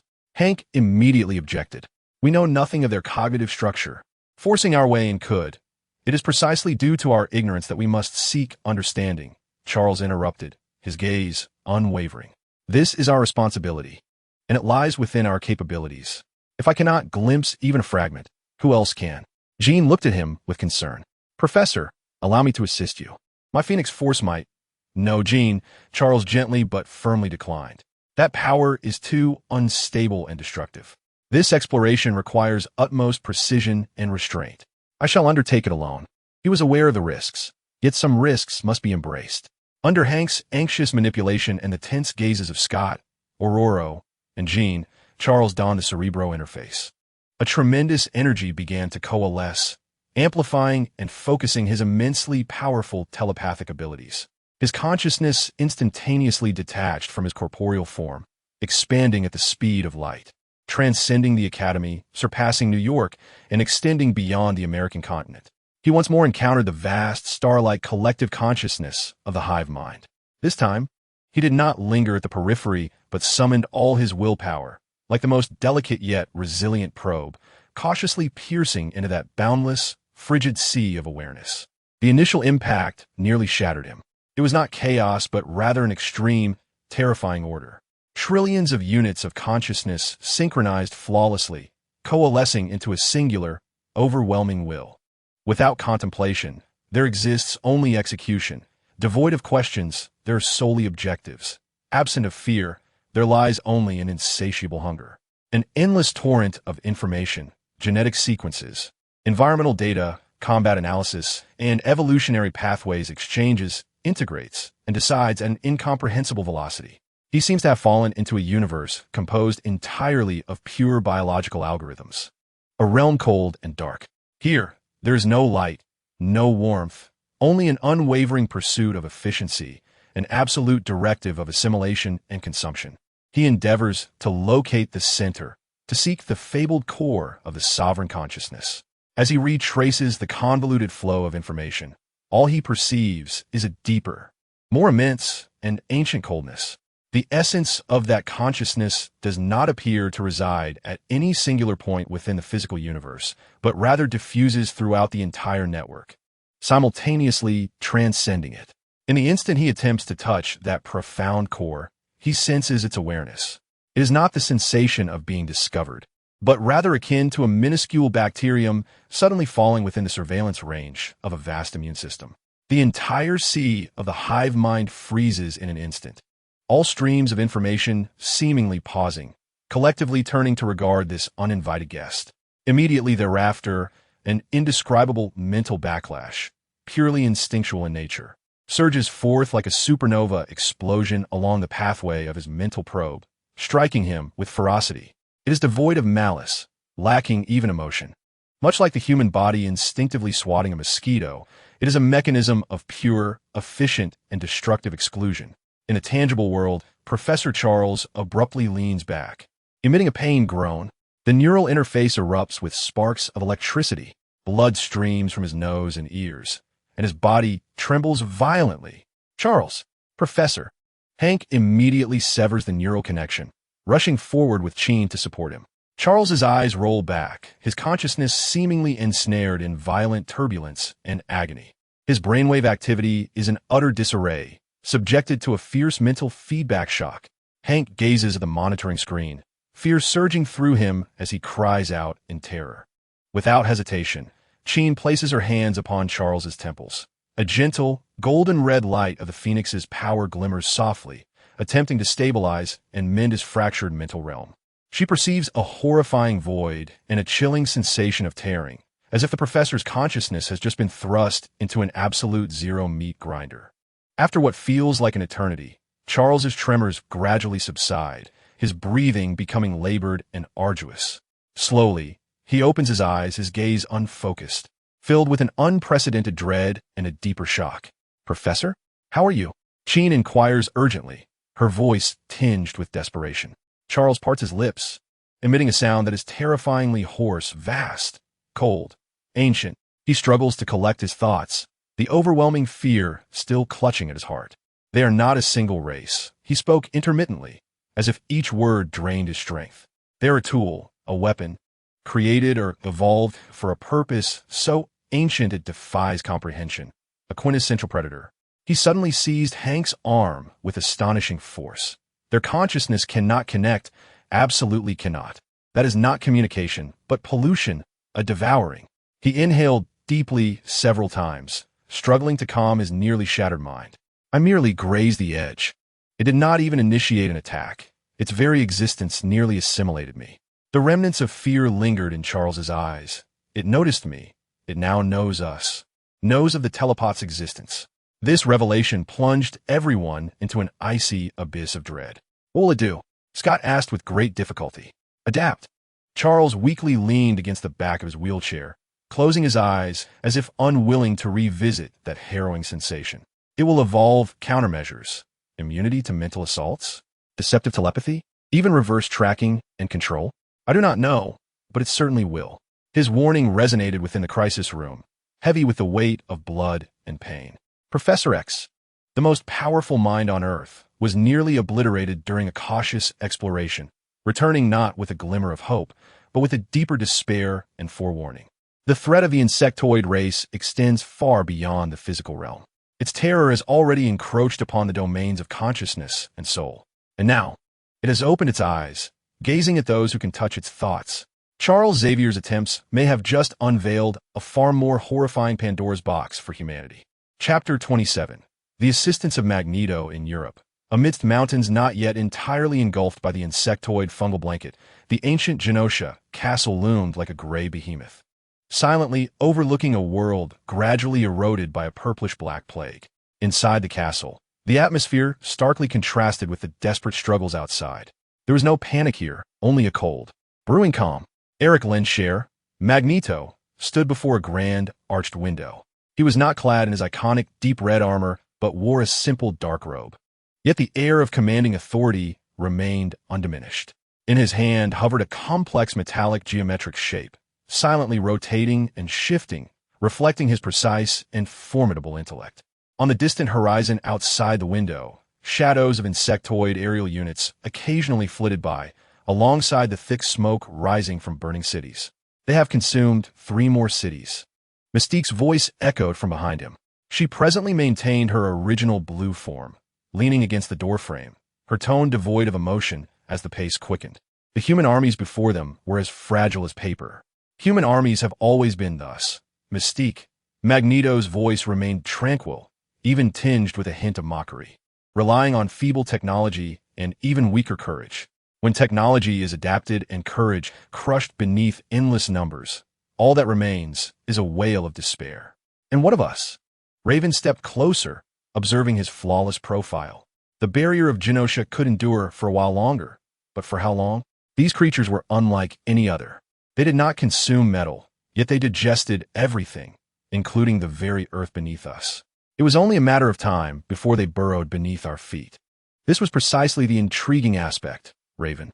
Magneto finally turned, his eyes glinting with a calmness that bordered on cruelty. Their disinterest in metal implied that my powers were beyond their comprehension. They might adapt to energy weapons, physical impacts, even certain energy attacks from mutants. But how could they adjust to metal, which they deemed part of their environment, suddenly transforming into the most lethal weapon? A cold curve formed at the corner of his mouth. It was not a smile, but rather the expression of a predator witnessing its prey fall into a trap. Days later, the vanguard of the swarm, like a spreading tide, finally surged into the valleys surrounding Genosha. Their purple-black exoskeletons shimmered with a greasy sheen under the sunlight, their shrill cries coalescing into a maddeningly horrific chorus. Magneto stood atop the highest tower of the castle, clad in his crimson armor, the scarlet cape billowing in the wind. He slowly raised his hands. In the next moment, the valley transformed into a metallic hell. The earth split open, and the buried veins of were violently torn forth, morphing into countless sharp metal spears that pierced, shredded, and pinned swathes of lesser swarm units to the ground. Abandoned vehicles, lost weapons, and even the steel skeletons of buildings seemed to come alive, floating before hurtling towards the swarm with terrifying acceleration, each impact erupting in a viscous spray of green ichor. The formations of the swarm were instantly thrown into chaos. Their shells could withstand lasers and bullets, but under the immense kinetic force and tearing of pure physical might, they appeared alarmingly fragile. They attempted to spew acid, but it was intercepted mid-air by colossal metal shields. They tried to burrow, only to find that the deeper layers of the earth were completely sealed off by the metal plates controlled by Magneto. Magneto resembled an indifferent symphonic conductor, elegantly and precisely orchestrating each movement, with every wave of his arm resulting in the demise of numerous swarm creatures. A storm of metal roared around him, forming an insurmountable barrier of death. The mutants of Genosha erupted in cheers, gazing at their leader with reverence, as if they beheld a savior. Look, they are powerless against the Master. This is the might of Magneto. Grind these monsters to dust. Raven watched from below, her brow furrowed slightly. She understood Eric. He never acted without purpose. The extensive display of power was not merely for the defense of Genosha. The swarm S assault had been temporarily stymied. The valley littered with shattered shells and metal debris. Magneto hovered in midair, surveying his handiwork with no trace of joy, only the scrutiny of a researcher. Indeed, the swarm's response had begun. The newly emerging units exhibit a notable alteration in the metallic composition of their exoskeletons, which seem to be becoming increasingly amorphous, leaning towards a hybrid of ceramics and organic polymers, resulting in a marked decline in their responsiveness to magnetic manipulation. They have begun to rely more heavily on biological acidic fluids and osseous weaponry in an attempt to circumvent the threat posed by metals. Oh, attempting to diminish metallic magnetism? A clever endeavor, Magneto mused, his tone tinged with a hint of admiration, yet it remained insufficient. He adjusted his strategy, no longer wielding coarse metallic masses on a grand scale, but rather refining his powers to an exquisite precision. On the battlefield, any minuscule trace of metallic elements left unpurged from the exoskeletons of the Zerg units was meticulously captured and magnified by him, ultimately culminating in internal detonations. Alternatively, he might directly manipulate the iron ions within the Zerg's blood, should they possess any, inducing horrific internal hemorrhaging and organ failure. This precise and sinister method of assault exacted a heavy toll on the Zerg once more. They appeared ensnared in an evolutionary paradox. To defend against the sheer brute force of metallic impacts, they needed to reduce their metallic content. Yet, by doing so, they risked vulnerability to this insidious internal devastation initiated at the molecular level. The Zerg's offensive once again faltered, as they seemingly required more time to analyze and respond to this attack pattern, which was entirely beyond their current database. Magneto gently descended to the ground, treading upon the remnants of the Zerg in twisted metal. Raven approached him. "You have displayed power, Eric. You have thwarted them. But now the entire world is watching," she murmured. "Satellites and drones have undoubtedly captured the scenes of this battle." "Good," Magneto replied nonchalantly. "Let them watch." "What is your purpose?" Raven asked, fixing him with a penetrating gaze. This was unlike him. "You would not selflessly protect humanity." "Protect?" Magneto chuckled softly, devoid of warmth. "No, Raven. I am educating." He raised his hand, levitating a steel ingot that had been half eroded by Zerg acid before him. "I am teaching these creatures what they are up against. I'm also enlightening those trembling humans cowering in their fortresses, as well as those arrogant Avengers." His voice grew cold and resolute. "When their technology and might are rendered powerless, it is I who possess the incomprehensible strength capable of averting this calamity." He clenched his fist, compressing the ingot into a perfect metallic sphere.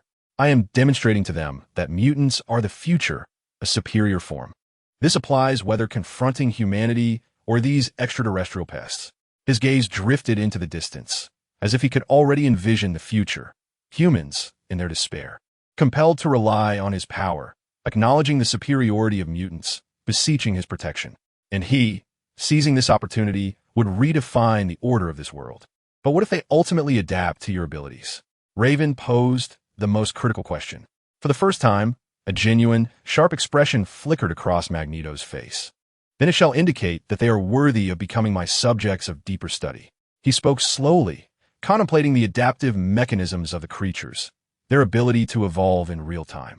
If such power could be harnessed and directed. He left the thought unspoken, yet the glimmer in his eyes sent a shiver down Raven's spine. What he saw was not merely a threat, but an opportunity. One that could leverage the evolutionary pressure of the insectoid race to select a more perfect breed of mutant, perhaps even to master the very force of evolution itself. His assistance was never altruistic. It served as both a warning to the insectoids and a poisoned chalice for humanity, paving the way for his own ambitions. Magneto turned, striding towards the castle, his crimson cloak billowing behind him. "Clear the battlefield. Gather all valuable biological samples, particularly those units attempting to adapt to my abilities," he commanded, his voice brooking no dissent. "Our guests will return, and next time, they will be better prepared. And so shall we." Chapter 28. Venom and the Insectoids. The night in San Francisco no longer belonged to neon lights and revelry. It was replaced by the shrill cries of alarms, distant explosions, and a deeper, more sinister chewing sound. Portions of the city lay cloaked in darkness, enveloped by writhing violet-black fungal blankets, with sporadic gunfire piercing the unsettling silence.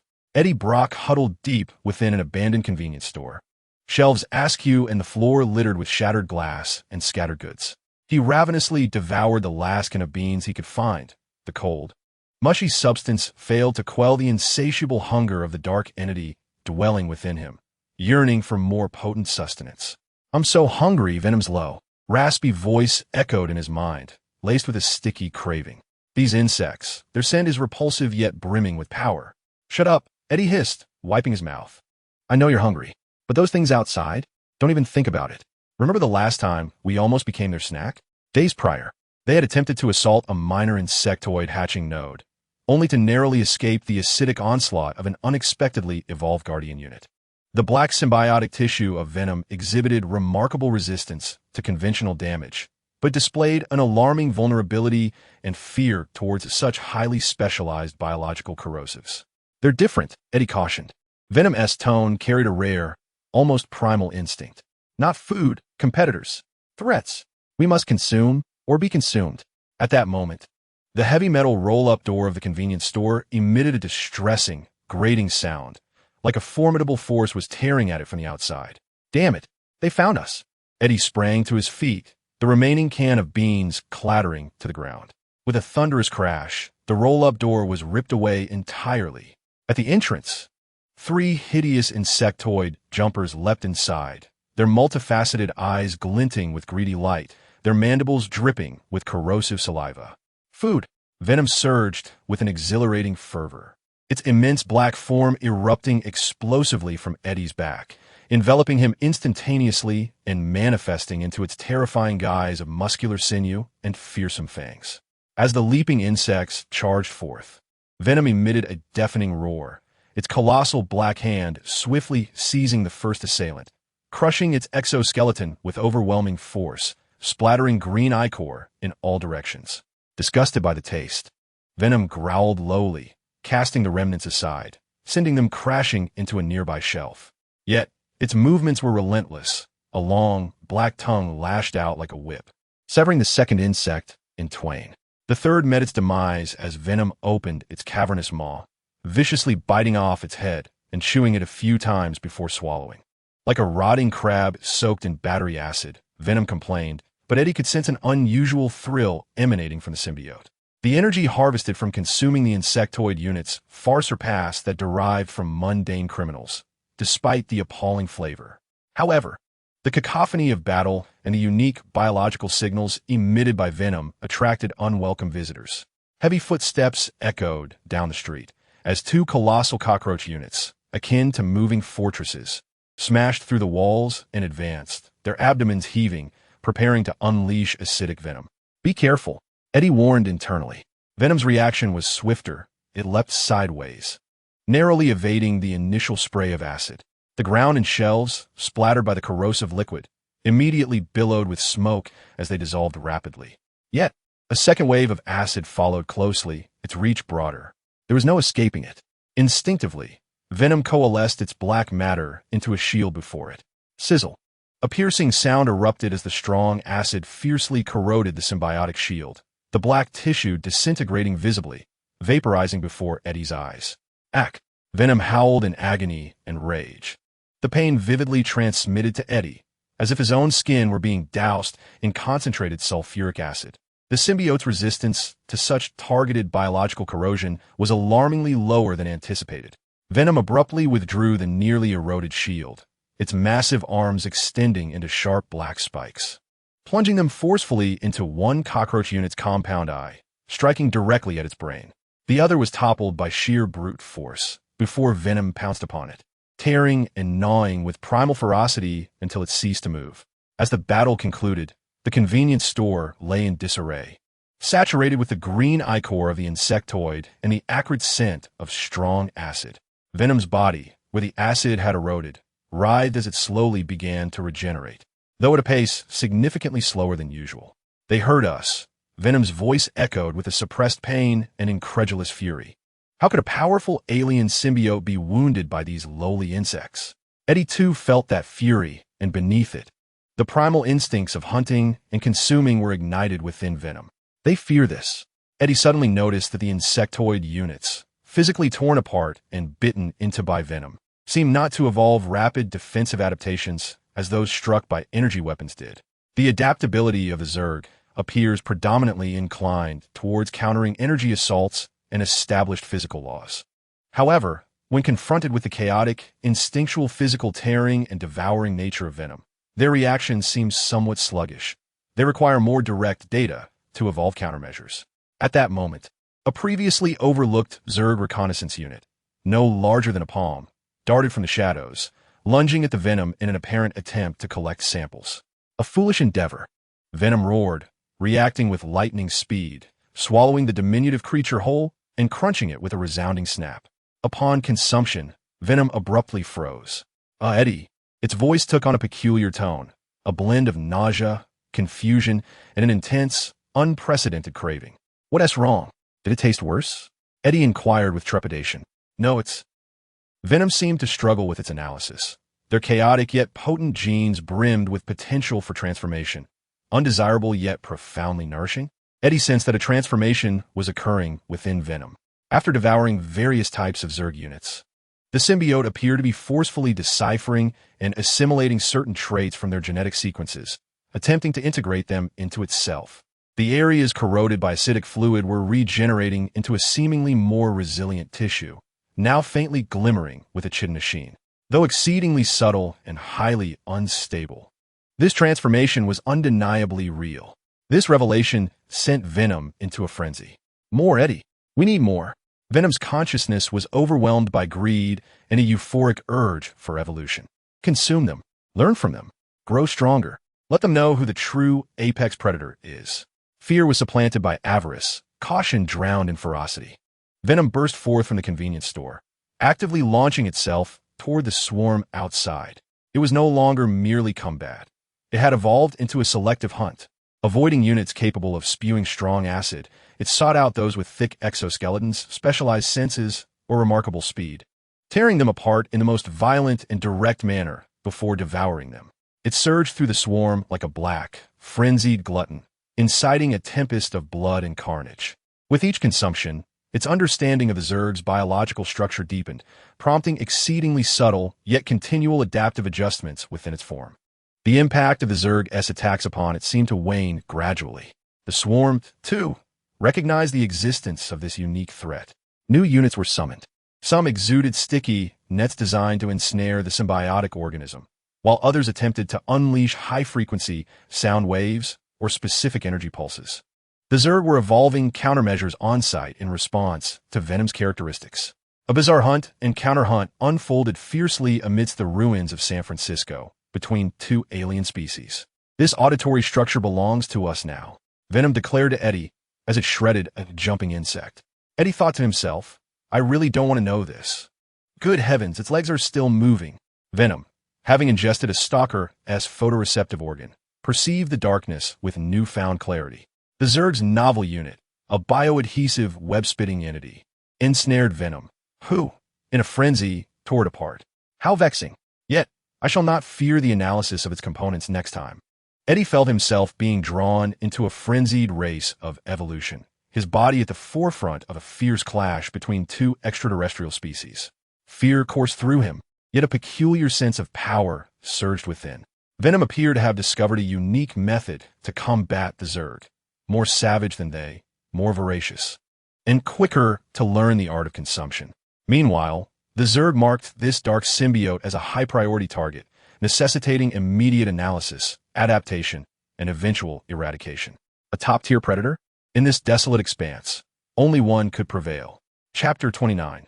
The Blade joins the fray. The sewer system of London is older, more intricate, and profound than anywhere else.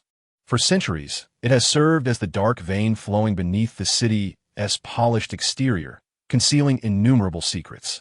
Within this darkness now thrives not vampires or criminals, but something older and hungrier. Eric Brooks, the Blade, crouched in the shadow of an overflow conduit, resembling a silent statue, clad in an anti-corrosive black combat suit. His iconic sunglasses obscured his eyes from the dim light, yet could not conceal the dangerous aura emanating from him, a blend of hunter's chill and supernatural essence. In his grip was his trusted silver-plated longsword, the hilt smoothed by countless encounters. In his other hand, He held a specially crafted pulse pistol, its muzzle aimed at the foul, bubbling sewage below. The sewer was far from tranquil. From a distance came a constant, teeth-gritting scraping and slick slithering sounds, interspersed with a deep, biological hum that seemed to emanate from the depths of the earth. The air was thick with the metallic scent of blood, the stench of decay, and an unfamiliar odor, a blend of ozone and a bizarre sweetness. The Blade's nostrils flared. He had hunted vampires for so long that he could discern the subtle differences in the blood of various clans with his eyes closed, able to gauge the size and age of a nest by scent alone. Yet now, the aroma was entirely different. It was not the cold, putrid stench of the undead, but a living, aggressively proliferating biological contamination. Days prior, eerie rumors had spread through London's dark underbelly. Vampire nests in remote areas had been uprooted, not by holy silver, but devoured by some entity. Devoured alive, leaving no bones behind. Initially, the vampire elders speculated that werewolves had declared war or that a new hunter had emerged. However, the news soon grew more terrifying. Some hunting vampires had vanished without a trace, their last vague, psychic signals brimming with incomprehensible dread and excruciating pain. The blade had been commissioned by a deeply unsettled vampire elder, a task compensated with substantial cash and a supply of precious UV-resistant serum to investigate. Now, he had found the answers he sought. He silently traversed the damp ledge, akin to a true specter. Beside a vast confluence pool, he beheld the purplish-black, writhing mass of biological mycelium that had enveloped the pool's walls and much of the water's surface, expanding at a visibly slow yet relentless pace. Amidst this fungal blanket, several grotesque, pulsating organic structures resembling miniature incubation pools stood erect. A few springtails patrolled the mycelium, their shells reflecting a greasy sheen in the dim light. At the center of the mycelial expanse lay a vampire's corpse, not yet fully digested, ensnared by the fungal tendrils, undergoing rapid decomposition, absorption, and transformation into additional biomass.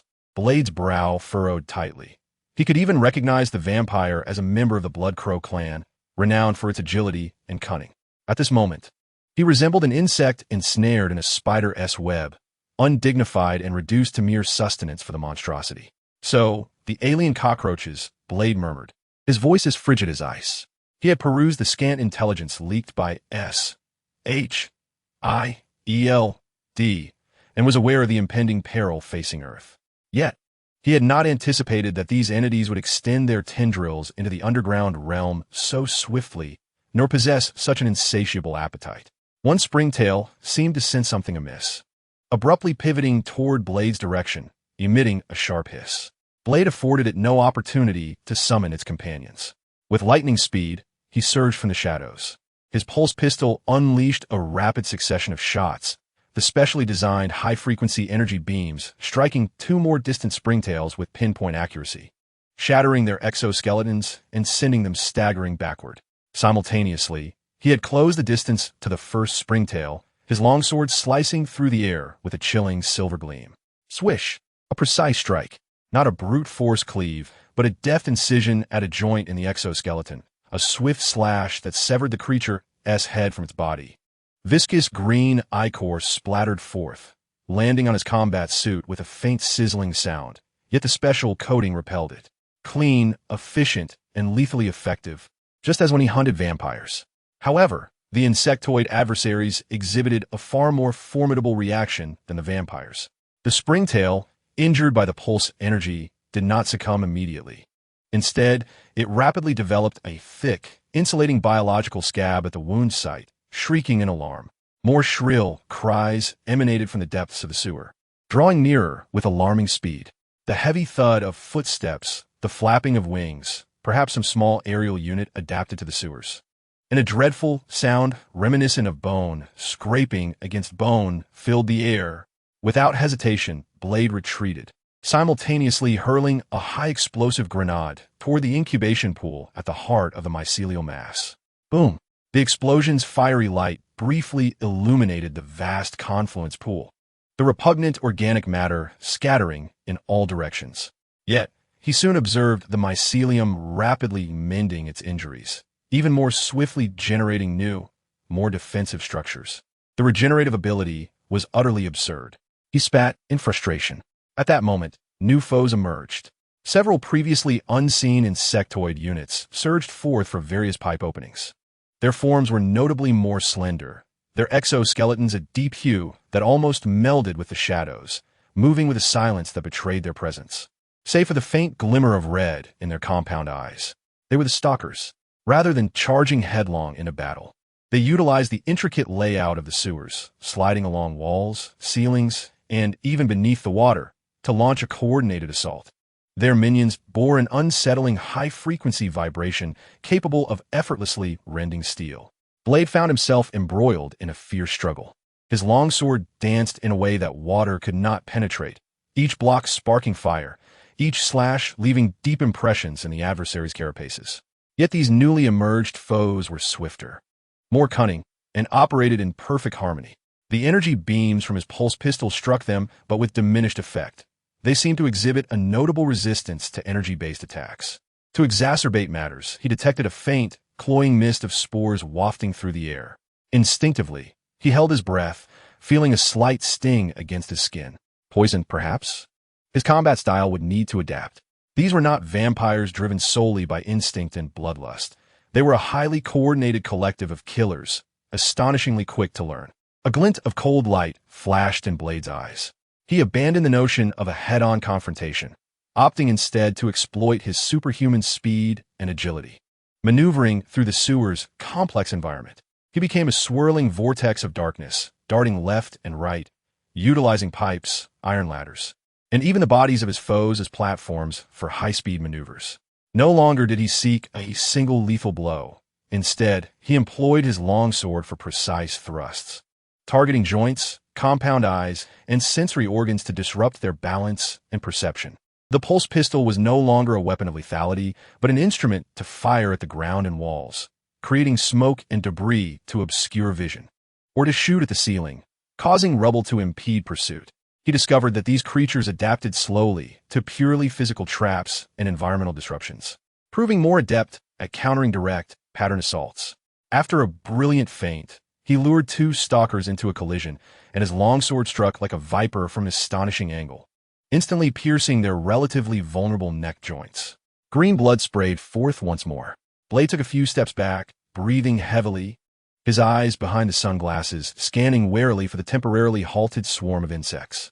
They paused at the edge of the fungal blanket, their compound eyes flickering as they seemed to reassess him as a threat and recalibrate their tactics, gazing at the twitching carcasses of the insectoids, then at the writhing fungal mass and the remnants of the vampires being digested. A dreadful thought crossed his mind. These insects were absorbing the vampires.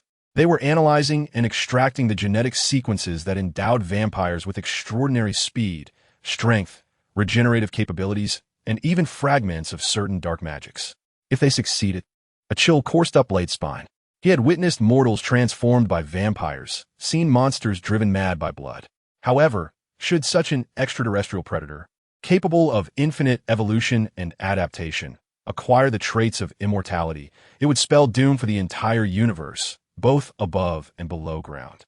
He hesitated no longer and activated the communicator behind his ear. "This is Blade." His voice remained calm, yet tinged with an unprecedented urgency. "I have located one of their nests in the main confluence pool of Sector 7 sewer system. They are digesting vampires, attempting to acquire our traits." On the other end, a voice from S.H.I.E.L.D. expressed astonishment and tension. The message was confirmed. "We must purify this node immediately at all costs." Blade interrupted, adding, "Inform Nick Fury." He paused, glancing at the newly stirring units of the insectoid species, their exoskeletons seemingly adjusting to better suit the darkness. His team needed someone familiar with dark creatures. With that, he severed the communication, gripping his longsword tightly, ready to face the surging tide of insects once more. This time, his battle was not merely for a bounty, but to prevent the fusion of two of the most terrifying darknesses into an unimaginable ultimate horror. The hunter from hell had found new prey, and this time, the terror of the quarry far surpassed any nightmare he had previously encountered. Chapter 30. The arrival of the dark neighbor star in a state of oblivion, the massive planet, which buried the heads of ancient celestial deities. had become a chaotic sanctuary for various outlaws, predators, and information traffickers across the universe. Its interior was riddled with wounds, filled with crude industrial facilities, black markets, and lawless dens. Yet today, a chilling order, unlike any previous chaos, descended upon it. A menacing vessel, resembling a black blade, the Dark Quadrant assault ship, disregarded the chaotic aerial traffic regulations and forcefully broke through the atmosphere, landing on the relatively open northern landing pad. Its hatch opened with a roar, extending a boarding ramp. A tall, athletic figure descended. The Dark Neighbor Star, clad in obsidian-like battle armor, its sharp lines perfectly accentuated her powerful physique. She casually rested the god-slaying spear, capable of rending stars, upon her shoulder, its tip glimmering with ominous energy. Her face was largely obscured by her helmet, revealing only a rigid jawline and a pair of emotionless eyes, as frigid as the depths of space. Following her was a squad of silent, deadly vanguard guards, their crimson electronic eyes scanning the surroundings, bringing forth a deathly silence. Her arrival immediately silenced the previously raucous port area. Outlaws instinctively recoiled, weapons discreetly withdrawn, their gazes filled with reverence and fear. The infamous reputation of the Obsidian Star General was enough to petrify even the most deranged criminals. She paid no heed to the rabble, striding directly towards the most chaotic bar in the port area, the Cracked Skull, known for its wealth of information. The Vanguard guards ruthlessly cleared the area, unceremoniously tossing the bartender and several patrons who could not escape in time outside. In the dimly lit bar, the figure known as Dark Knight Proxima approached the counter, the grip of her god-slaying weapon gently tapping against the surface. The bartender, a seasoned former raider chieftain who had weathered countless storms, trembled as he presented her with the strongest drink available. Dark Knight Proxima did not glance at the drink, her cold voice emanating from beneath her helmet, devoid of any emotion. I am searching for some unwelcome pests. They have disturbed the balance. Who has information? A pin drop could be heard in the bar. News of the Zerg invasion had already spread through the nearby star systems via survivors and fleeing ships. Yet the details and scale remained tightly guarded by the major factions. A bold information broker, perhaps tempted by a gamble, cautiously spoke up. My lord, it is said they originate from the galaxy's edge, having devoured several planets. Both Sandar and the New Star Legion seem to have suffered tremendous losses. I care not for the fate of the wasteful legion. Dark Knight Proxima interrupted him, her tone dripping with undisguised disdain. Why I wish to know is this. Where do they come from? Who leads them? What is their purpose? Most crucially, have they interfered with the grand design of the Titan's offspring? The last inquiry seemed to freeze the air. The name of Thanos was a taboo here, one that even the boldest dared not whisper. Just then, a shrill alarm and the sound of explosions erupted from the outskirts of the port. This was swiftly followed by a barrage of gunfire and a chilling, otherworldly screech that sent shivers down spines. They're here. They emerged from the underground. Someone cried out in terror. Dark Knight Proxima raised an eyebrow beneath her helmet. The timing was impeccable. In an instant, she had vanished from the bar and appeared outside. The port area was in disarray, with the ground cracking open in multiple places, unleashing units of Zerg in shades of deep purple and black. Jumpers, cockroaches, and even a few burrowers adapted to underground environments launched frenzied attacks on every living creature in sight, voraciously consuming the surrounding metal, energy conduits, and even corpses, converting them into more biomass. The oblivious guards and desperate outlaws fought valiantly, energy weapons and conventional firearms spewing flames, yet with little effect.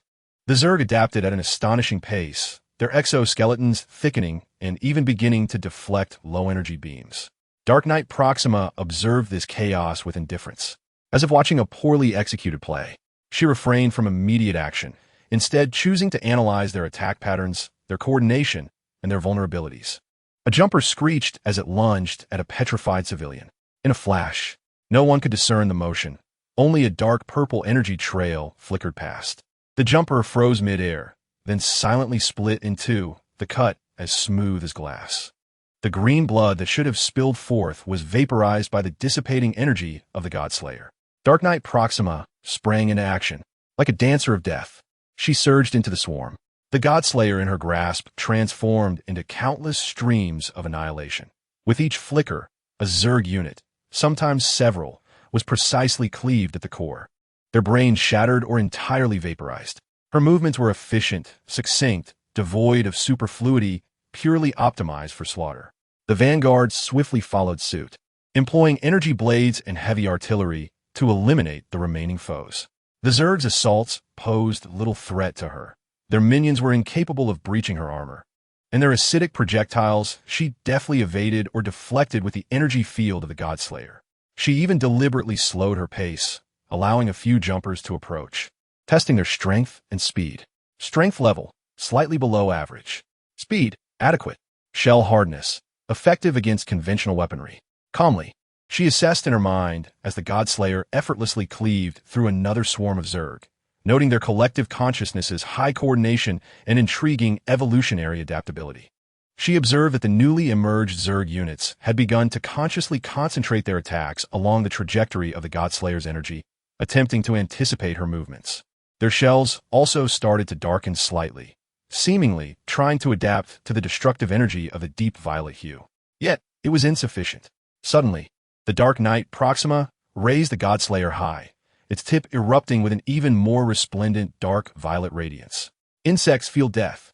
With a fierce thrust, she hurled the lance. The Godslayer transformed into a devastating torrent of energy, weaving through the densest clusters of Zerg as if it were alive. Boom, boom, boom. Wherever it passed, Zerg units were not merely torn apart. They were utterly annihilated by that terrifying energy, leaving no remnants behind.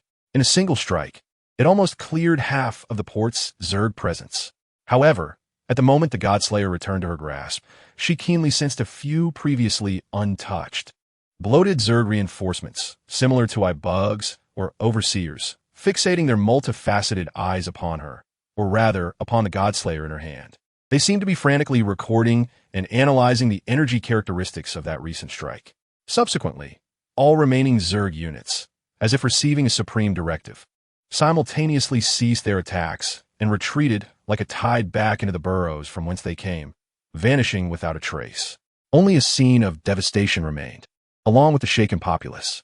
They were not repelled, but had completed initial data collection and chose to withdraw voluntarily. The Dark Knight Proxima stood still, the energy at the tip of the Godslayer gradually extinguishing. For the first time, the expression beneath her visor turned somewhat grave. This efficient, almost unsettling ability to learn and make decisions during retreat was noteworthy. She activated her communicator, connecting with the distant ebony throat aboard the Sanctuary 2. Situation report. A slick, cold voice responded from the other end. Target biological colony discovered. The Dark Knight Proxima-S tone regained its icy demeanor. Preliminary contact assessment. Threat level. High. Not solely due to sheer numbers or strength, but stemming from their limitless potential for evolution and adaptation, coupled with a highly unified collective will. They are attempting to analyze the energy signature of the Godslayer. There was a moment of silence on the other end, followed by a seemingly excited whisper from the ebony throat. A perfect prototype for a biological weapon. Continue observation. Collect more samples and data. It is imperative to ascertain whether they are connected to the existence of the infinite origin stone, or if their very existence might interfere with the Father's grand endeavor to obtain the stone. Understood. The Dark Knight Proxima severed the communication. She surveyed the chaotic void with an air of ignorance, her gaze ultimately resting upon the unfathomable entrances of several chasms. Thanos sought equilibrium, achieving it through the random annihilation of half of all life. In contrast, these creatures yearned for total consumption and assimilation, striving for an ultimate obliteration that unified everything. Their very existence represented the utmost desecration and disruption of balance. Yet at the same time, Yumo Throat spoke the truth. If such power could be harnessed and controlled, the Dark Knight's proximity star tightened its grip on the Godslayer. The plans of the Titan's offspring must remain undisturbed. These creatures would either serve as instruments of the plan or must be entirely eradicated. Her figure flickered as she advanced toward the largest chasm entrance, with the vanguard silently following. The hunt had only just begun, and the identities of prey and predator might not be as fixed as they appeared. Chapter 31. Yumo Throat's calculations. The Titan II, a colossal warship resembling a mobile metal mountain, floated silently in the cold darkness at the edge of the Kuiper Belt. Its interior mirrored the frigid exterior, filled with harsh geometric lines and oppressive silence, only interrupted by the deep hum of the energy core, akin to the heartbeat of a great beast. Here, Thanos' will was the sole law, and at this moment, his will was being executed by his most cunning advisor. Throat hovered in the center of the bridge's control chamber, his slender, emaciated fingers gracefully gliding over the intricate holographic data streams that materialized in the air. This data emanated from real-time combat records relayed by the Dark Knight's proximity star, the life sensors of the Vanguard, and the energy signatures of the Zerg captured by his remote detectors. On his face, lined with wrinkles and marked by inhuman features, a pair of eyes, profound enough to rival black holes, gleamed with intense focus and an unsettling, fervent curiosity. Remarkable efficiency, he murmured, his voice smooth as a serpent slithering over glass. Not for conquest, not for glory, nor even for survival, but for an utterly pure function, evolution and assimilation. To transform all foreign entities into oneself, to eliminate all weaknesses, and to stride toward a theoretically perfect existence. He magnified a segment of the recording, how the Zerg units, after suffering the energy assault of the Godslayer, frantically attempted to analyze and deconstruct the composition of that destructive energy, striving to generate corresponding energy diffusion or deflection structures in subsequent units, adjusting and readjusting despite repeated failures. The learning curve was nearly vertical. The decision-making mechanism was highly centralized, yet executed in a distributed manner.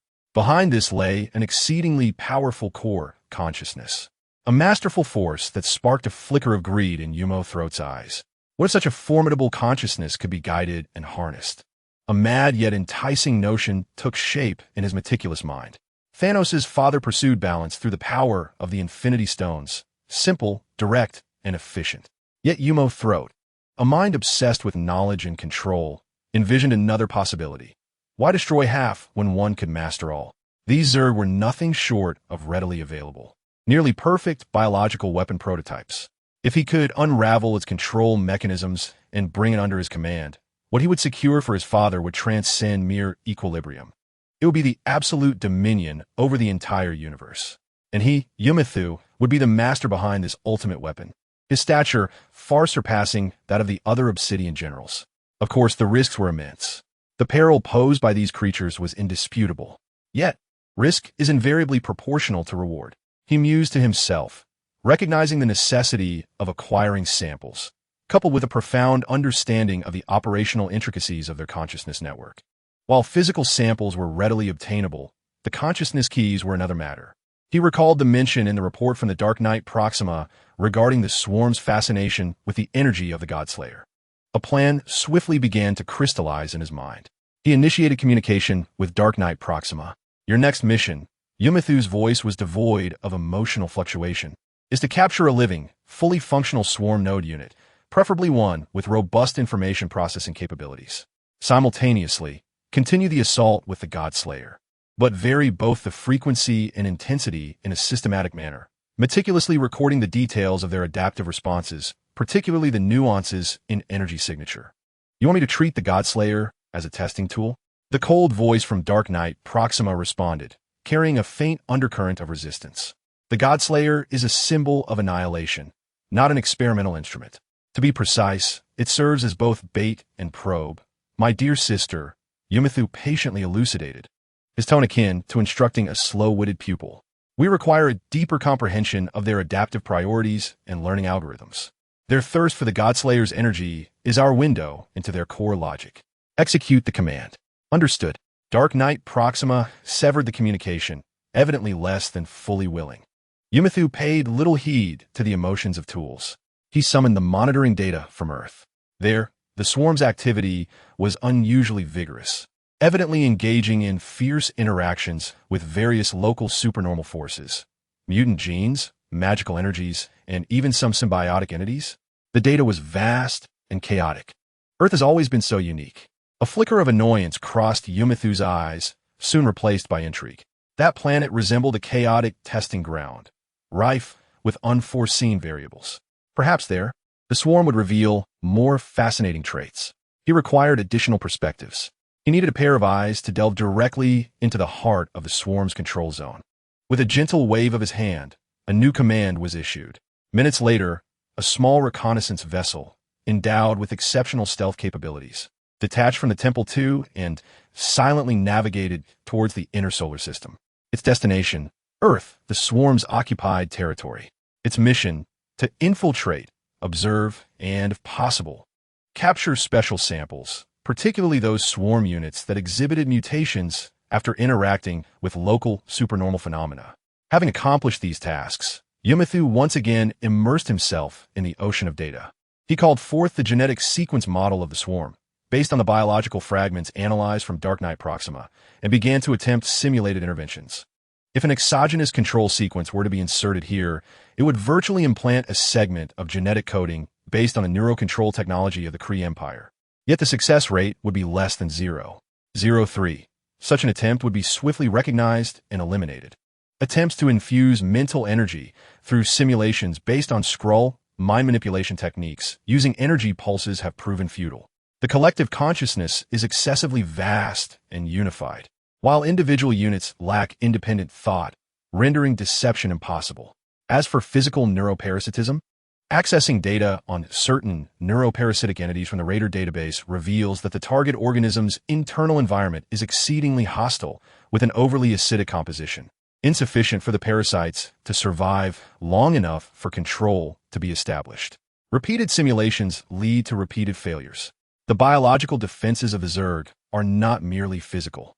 They penetrate deep into the genetic and conscious levels, seemingly designed to thwart any form of external control. Yet, Yumo, though, remains undeterred, even invigorated. The greater the challenge, the more intense the exhilaration upon conquest. Perhaps attempting to control the entire network is misguided. He muses, a new glimmer in his eyes. Perhaps it would be wiser to dismantle it from within, to fabricate a traitorous node, one that would accept our commands, a queen bee, or to engage in direct discourse with that dominant consciousness. This notion is perilously audacious, bordering on suicidal. The cautionary tale of Professor X looms large. Nevertheless, Yumo, though, is exceedingly confident in his mental prowess and control techniques. He firmly believes that, with adequate preparation and the right approach, he can accomplish what Charles Xavier could not. He requires more data and, crucially, an opportune moment.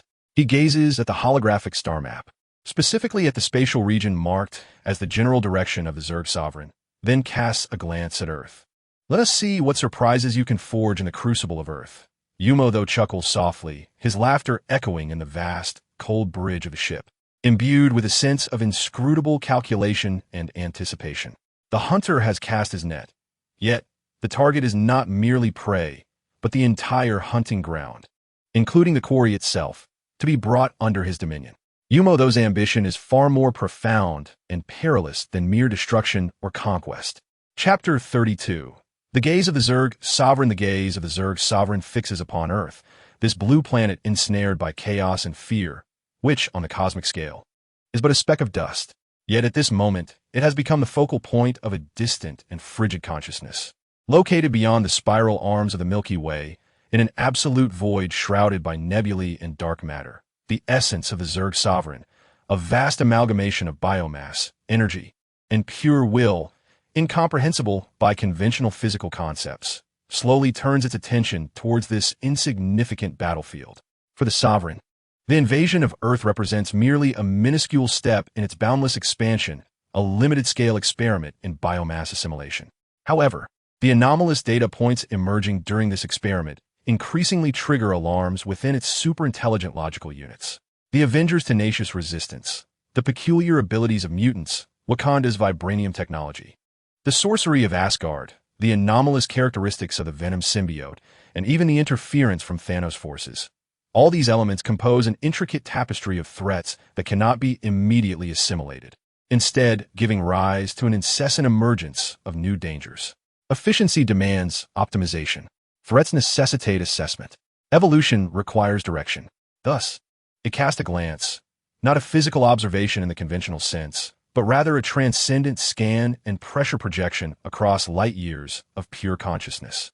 Location: the ruins of New York, temporary frontline command post of the Avengers. Tony Stark, overwhelmed at his mobile workstation, was deeply engrossed in analyzing the latest round of chitinous adaptive data from the Zerg. Suddenly, He was seized by an inexplicable, bone-chilling cold. Jarvis's alarms became distorted and distant, while the HUD interface within his helmet flickered madly with chaotic symbols. An indescribable, profound sense of being observed enveloped him, as if the entire sky had transformed into a cold, emotionless compound eye, and he was but an insect pinned to an observation board. He clutched his helmet, staggering backward, his stomach churning violently, not from fear, but from a visceral sense of repulsion and insignificance. Location: Wakanda Palace, Command Center. T'Challa was engaged in a discussion with Shuri and Okoye regarding the fine-tuning of barrier energy frequencies when, in an instant, he froze, his heart gripped by an icy hand. The vibranium nanoparticles of his Black Panther suit reacted with abnormal agitation. He sensed an immense, boundless will sweeping across the barrier. Not an attack, but an analysis? An assessment? The coldness and magnitude of that will made the supposedly unyielding vibranium barrier quiver slightly. Brother? Shuri looked at his suddenly pale face in horror, feeling a wave of dizziness and nausea herself. Location: Xavier's School for Gifted Youngsters, Cerebro Crisis Room. Professor Charles Xavier screamed as he collapsed from his wheelchair, blood gushing from his nose once more. The cold consciousness he had once attempted to connect with, and had suffered greatly for it, had now descended upon him uninvited. Though merely a faint ripple of unintended emanation, it tore mercilessly at his still healing mental wounds. He curled up, trembling violently, as if he had plunged naked into an icy sea, crushed beneath the weight of an incomprehensible, colossal existence. Jean and Hank rushed toward him in a panic. Location: Genosha Castle Tower. Magneto, Eric Lenscher, was commanding a torrent of metal to crush yet another wave of Zerg attacks, when he suddenly sensed a brief faltering in his meticulously controlled magnetic field, as if some higher, absolute order had momentarily interrupted it. Suspended in midair, his crimson cloak billowing, he gazed skyward, his brow furrowed in a profound confusion that transcended mere anger. It felt as though the metal in his grasp had ceased to be obedient soldiers, and, in that fleeting moment, had been marked by another master, an affront that stirred within him an unprecedented sense of offense and alertness. Location: the ruins of San Francisco. Venom was violently tearing apart a stalker when suddenly, both he and Eddie let out a simultaneous cry of agony. The symbiotic organism writhed uncontrollably, as if confronted by a formidable adversary. A primal sense of suppression, emanating from the apex of the food chain, instilled in them an instinctual desire to flee and conceal themselves. Get away! Venom roared defiantly at the sky, yet his voice betrayed an unmistakable tremor of fear. Eddie felt as if his head was splitting, as though countless icy needles were probing his brain. Location: the underground. London Blade had just eliminated a hatching node, diligently wiping the green ichor from his blade. A sudden, instinctual shiver coursed through him, compelling him to grip the hilt of his sword tightly and assume a combat stance. He surveyed his surroundings, the shadows appearing to thicken ominously, while an invisible, suffocating pressure permeated the air. His vampiric senses blared in alarm, not warning of immediate danger, but rather a fleeting glimpse of an incomprehensible entity from a higher dimension. He felt exposed, as if stripped bare and laid upon an operating table. Location: the Void. Dark Knight's Proxima had just obliterated a swarm of new insectoids with the Godslayer when her movements suddenly faltered. The energy at the tip of the Godslayer flickered momentarily. She sensed an ineffable, chillingly vast will sweeping across the void, casting a fleeting interest upon her weapon and her very being. It was neither benevolence nor malevolence, but a pure calculation and assessment that made her feel as though she had transformed from hunter to specimen. The expression beneath her helmet grew exceedingly grim. Location: Temple 2. Before Ebony Throat, the holographic data stream before Ebony Throat abruptly descended into chaos, an overwhelming surge of incomprehensible anomalies erupting forth. His gaunt fingers froze suddenly, and an unprecedented brilliance ignited in his deep-set eyes.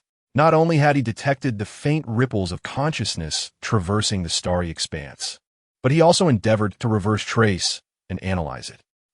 He uttered a brief, excited gasp, only to be slightly jolted backward by the overwhelming flow of information. Yet, a fervent smile emerged upon his face, for such a direct and potent consciousness structure was unparalleled. This glimpse across the fabric of time and space lasted a mere few seconds. Yet for all the perceptive, extraordinary beings on Earth, it felt as if it endured for a century. The tide of pressure receded.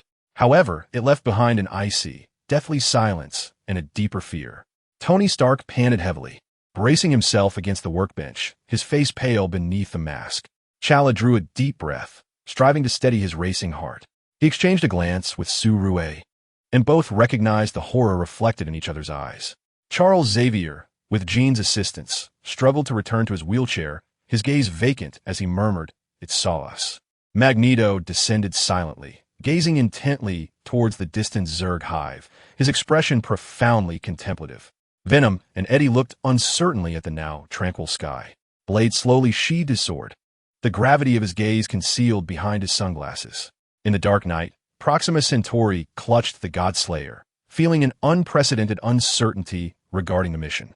Ebony Throat feverishly recorded all the data captured moments ago, cherishing it like a rare treasure. The fleeting gaze concluded, yet it was evident to all that they had just been observed by an unimaginable, horrific entity far beyond the stars. It was no longer merely an unconscious torrent of destruction. It had developed an interest, and this interest, for Earth, might prove far more terrifying than mere consumption. The dimension of war had irrevocably altered in that moment. Chapter 33. Divisions among heroes. The rock base of S.H.I.E.L.D, nestled deep within the heart of the Rocky Mountains, stood as humanity's final large-scale command center against the onslaught of the insectoid invaders.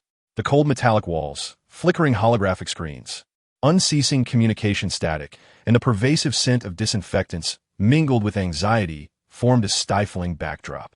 At this moment, the atmosphere within the base's most significant strategic conference room was colder and tenser than ever before. A meeting that would determine the fate of Earth was underway.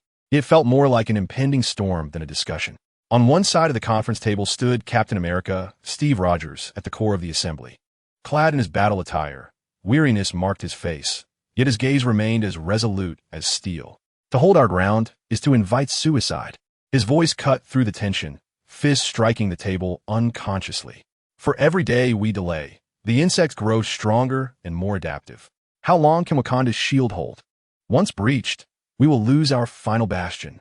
We must take the initiative, concentrate all our forces, locate the Dominion's core, and execute a decapitation strike. This is our only chance. His position garnered silent support from Natasha Romanoff and Clint Barton beside him, as well as remote affirmation from Captain Marvel, Carol Danvers. On the screen, waiting for the invaders to prepare, was the most foolish of tactics. On the opposite side, Tony Stark abruptly rose from his chair, the holographic interface before him flickering in fury. Take the initiative? With what, Steve? Shall we sacrifice our flesh and blood to fill their endless sea of insects? His tone dripped with sarcasm and fatigue.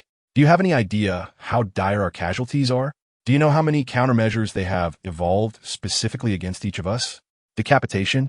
Even Captain Marvel barely made it back. We don't even know where it is. To hold Earth, utilizing fortified cities and Wakanda's shield to buy time, to develop new weaponry, and to search for their biological weaknesses, that is the rational choice. Behind him, Dr. Bruce Banner nervously adjusted his glasses, quietly adding, "The Hulk is also on the brink of madness from their bizarre constraints. We need time. Time is not on our side." "Tony," Steve insisted, refusing to relent. "With every passing second, they're learning, evolving. The weapons you are researching may be obsolete by the time they are ready. We must take a gamble. To wager the fate of all humanity on your intuition, Captain," Tony retorted sharply. "This is not intuition. This is strategy. This is recklessness." The argument escalated swiftly, transforming from strategic disagreements into a clash of personal ideologies. The accumulated pressure, the anguish of lost comrades, and the dread of the future erupted at this moment. "We must seek external assistance," interjected Reed Richards, the enigmatic Mr. Fantastic, who had just emerged from the negative zone, his face still etched with lingering shock. "The Nova Corps, the Shi'ar Empire, even the Kree must be made aware of the threat level here. This is no longer a crisis confined to Earth. Are we to invite more enemies to our doorstep?" T'Challa's voice came through the encrypted line, calm yet heavy. "Wakanda can provide temporary refuge, but our resources are not infinite. Introducing external forces blindly could yield unpredictable consequences. He had felt the watchful gaze of the Overlord, growing increasingly wary of outside intervention. Perhaps there are other means. Scott Lang, Ant-Man, timidly raised his hand, but his voice was swiftly drowned out. My Brotherhood of Mutants can cleanse the northern part of the infestation. Magneto, Eric, chimed in with his characteristic arrogance and ulterior motives. As long as humanity is willing to accept our protection. His words immediately drew unanimous disdain from Steve and Tony, causing Professor Charles Xavier on the screen to painfully close his eyes. The meeting spiraled into chaos, devolving into a maelstrom of accusations and ideological clashes. The offensive faction advocating for proactive measures, Captain America, Captain Marvel, some S.H.I.E.L.D. agents, confronted the defensive faction favoring a stance of fortification, Iron Man. Banner, certain scientists, with fervor, the faction seeking extraterrestrial aid, Mr. Fantastic, some cosmic contacts, questioned the self-reliant faction advocating for Earth-based solutions, Black Panther, wary of external threats. An opportunist like Magneto lurked in the shadows, eager to seize power. Nick Fury observed the scene with a grim expression, silent yet perceptive. He understood that every faction had its rationale, yet each bore fatal flaws. The risks of offense were immense, defense amounted to inaction, seeking aid could invite calamity, and self-reliance lacked sufficient strength. As the heroes quarreled over the path forward, the base's alarm suddenly blared with urgency. Emergency! A massive energy rift has appeared over New York. An unstable wormhole is forming. Signals of a large-scale Zerg fleet attempting to breach have been detected. The holographic screen instantly shifted to reveal the harrowing sight above the ruins of New York. The sky appeared to be torn asunder by a purplish-black gash. With countless Zerg flying units pouring forth like locusts, the bickering ceased abruptly. All differences, in the face of impending annihilation, seemed pale and ludicrous. All aerial units, take to the skies and intercept. Fury finally roared, fury igniting in his one eye. Avengers, assemble immediately. There is no time for argument. Push them back. Tony slammed his helmet shut. Steve tightened his grip on his shield. Natasha and Barton rushed to the hangar, and Banner took a deep breath, attempting to summon the Hulk. The external threat, in its most direct and brutal form, temporarily suppressed the internal discord. Yet, the fissure had already formed. Trust had been irrevocably shaken. As the heroes rushed towards their respective aircraft and operational platforms, their exchanged glances revealed not only a shared resolve, but also an ineffable sense of estrangement and doubt. They were acutely aware of the necessity to confront the looming crisis together. Yet, they understood even more clearly that, once this battle concluded, the profound fissure regarding the future would remain, awaiting its next eruption. The swarm would never afford them the luxury of time to mend it. Chapter 34. The first heroes sacrificed. The rift above New York loomed like a festering wound in the heavens, continuously spewing forth a multitude of insectoid aerial units that blotted out the sun. Their shrieks formed a symphony of destruction, drowning out the lamentations of the city's ruins. The Avengers and the remnants of S.H.I.E.L.D. aerial forces constituted a meager interception unit, akin to moths drawn to a flame, struggling to navigate through the purplish-black tempest of death while retaliating. Quinjet fighters, Stark's Iron Legion, the dazzling trails of the Guardians, and the thunder summoned by Thor tore momentarily through the swarming monstrosities, only to be immediately filled by more advancing creatures. The evolution of the insectoid swarm had never ceased. The newly emerged aerial units bore thicker exoskeletons, enhanced energy resistance, and even emitted clouds of biological spores to disrupt sensors and communications. On the ground, Captain America, Steve Rogers, led a strike team in a desperate attempt to reclaim and stabilize a critical zone directly beneath the wormhole, establishing a temporary energy suppression device to buy time for the aerial forces to close the rift. Yet, each step forward exacted a grievous toll. Left flank, Jumpers cluster.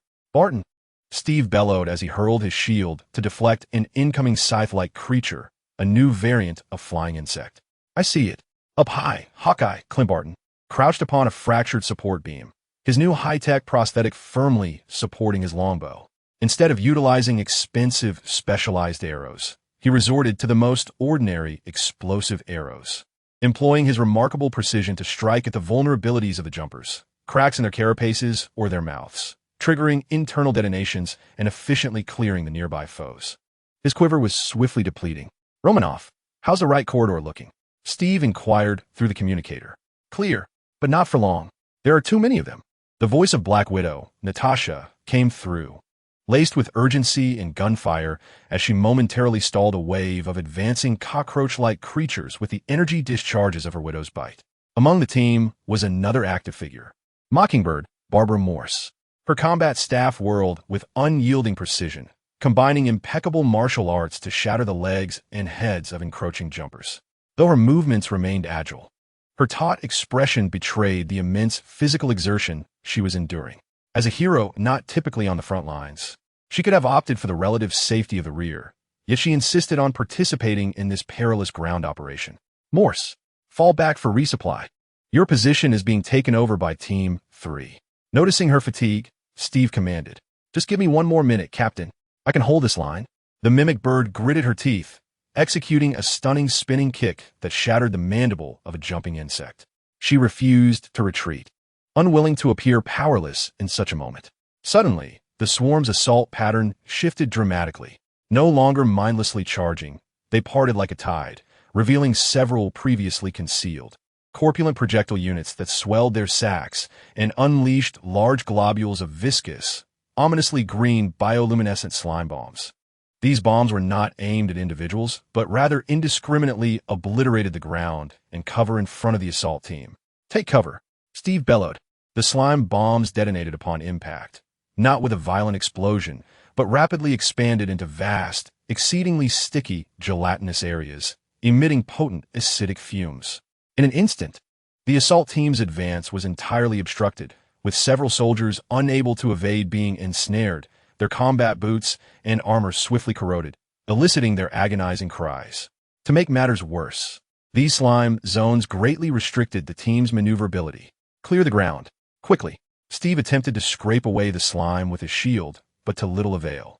At that moment, the swarm revealed its true lethal weapon. 4 slender, phantasmal Zerg units, unlike any seen before, stealthily approached the ground with astonishing speed. Utilizing the cover of slime and acidic mist, their exoskeletons absorbed light, moving with near silence, their clawed blades shimmering with a faint glow attuned to vibrations and sound waves. They were recently evolved silent hunters, specifically designed to counter heroes like the mimic bird, who relied on vibrations and sound in combat. Their primary target was the mimic bird, who had just begun to show signs of fatigue and possessed a distinctly recognizable fighting style. "Barbara, watch your back." The vigilant, hawk-eyed observer, perched high above, was the first to notice the anomaly, hissing a warning while shooting an arrow at one of them. However, the silent hunter twisted its body at an uncanny angle, expertly cleaving the arrow shaft with its claws. The mimic bird, upon hearing the commotion, whipped around only to see 4 shadows pouncing upon her like harbingers of death. Instinctively, she swung her combat staff to block. Clang! Hiss! The staff intercepted 2 pairs of claws, yet the other 2 pairs deftly sliced toward her lower body and flank. She contorted her form to evade the fatal strikes, but her thigh and waist were instantly lacerated, exposing bone as blood gushed forth. "Ah!" she cried out in pain, her movements faltering. "Morse!" Steve's eyes widened in desperation as he yearned to rush to her aid. He was ensnared by an unending stream of jumping insects and acidic mist. Natasha attempted to provide fire support, but was also forced to retreat by the new wave of insects. The mimic bird staggered, struggling to maintain her footing, but the loss of blood and searing pain distorted her actions. The 4 silent hunters, like cold machines, coordinated their assault once more, sealing off all avenues of escape. In that moment, the mimic bird glimpsed several young soldiers trapped in the slime behind her, desperately struggling to free themselves. If she evaded, these immobile soldiers would be torn apart in an instant. Without hesitation, a glimmer of resolve flashed in her eyes. "Clint," with her last ounce of strength, she called out the name of Hawkeye, as if bidding farewell. In the next moment, she made no attempt to block or dodge. Instead, she thrust her dual batons forcefully into the ground, activating the vibration function at maximum power. A resonating hum erupted violently from her center, sending powerful shockwaves through the earth. causing fissures to appear and temporarily dispersing the viscous slime. The four silent hunters were momentarily disrupted in their precise coordination by this sudden, purely physical disturbance, causing their movements to falter slightly. In that brief moment, the echo bird charged at two of them, colliding fiercely and sending them off course, creating a narrow sliver of survival space for the soldiers behind. However, the price was steep, as she fully exposed her back to the claws of the remaining two silent hunters. With a sickening thrust, the sharp talons pierced through her battle gear and body. Emerging from her chest, time seemed to freeze. The echo bird's movements stiffened as she looked down at the bloodied claws piercing her chest, the light in her eyes swiftly dimming. No! Hawkeye let out a heart-wrenching roar, arrows raining down like a tempest, instantly transforming the two silent hunters into mere pincushions. Steve finally broke through the swarm with a furious shout, his shield smashing the other two to pieces. He rushed forward, catching the echo bird's limp body. "Barbara, hold on. Medical team." He futilely pressed against her bleeding wounds, but the injuries were too severe. The echo bird gazed at the captain's anxious face, then struggled to lift her eyes towards the indistinct figure above, her lips forming a faint curve as if she wished to speak. But ultimately, she merely exhaled her last breath, tinged with blood, her head drooping lifelessly. She was gone, in a bid to secure half a second of life for a few ordinary soldiers.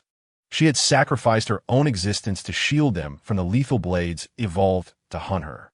The battlefield seemed to fall silent for a moment. Even the chittering of the insectoid swarm appeared subdued by this sudden sacrifice. Hawkeye leaped down from above, stumbling as he rushed to her side. Gazing at the lifeless face of his comrade, this hardened warrior, who had faced countless life and death situations, found his vision blurred with tears. He knelt on one knee, grasping her cold hand tightly. Steve gently laid the echo bird's body down and slowly stood up. The usual resolute and forgiving expression on his face had vanished, replaced by a chilling, wintry intent to kill. He raised his shield, surveying the approaching tide of insects. For Morse, his voice was a deep, terrifying rumble, yet contained a volcanic fury. For Morse, the remaining strike team members erupted in anguished roars, plunging the battle into a frenzy of reckless abandon. The first hero had fallen, not in a grand duel, but in the filthy ruins, succumbing to the cold, efficient, and targeted evolutionary claws of the insectoid menace.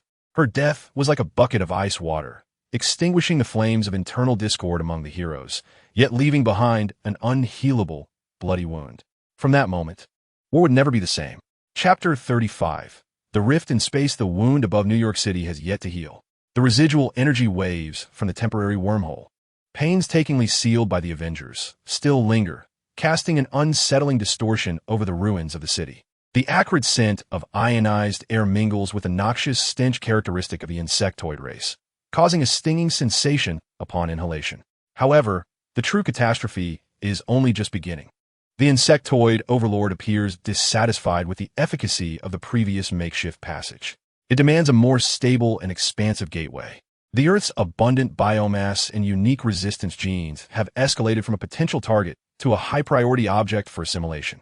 Deep within the remnants of the former Stark Tower in Manhattan, now partially engulfed by a fungal carpet, a colossal central hive pulsates with frenzied energy.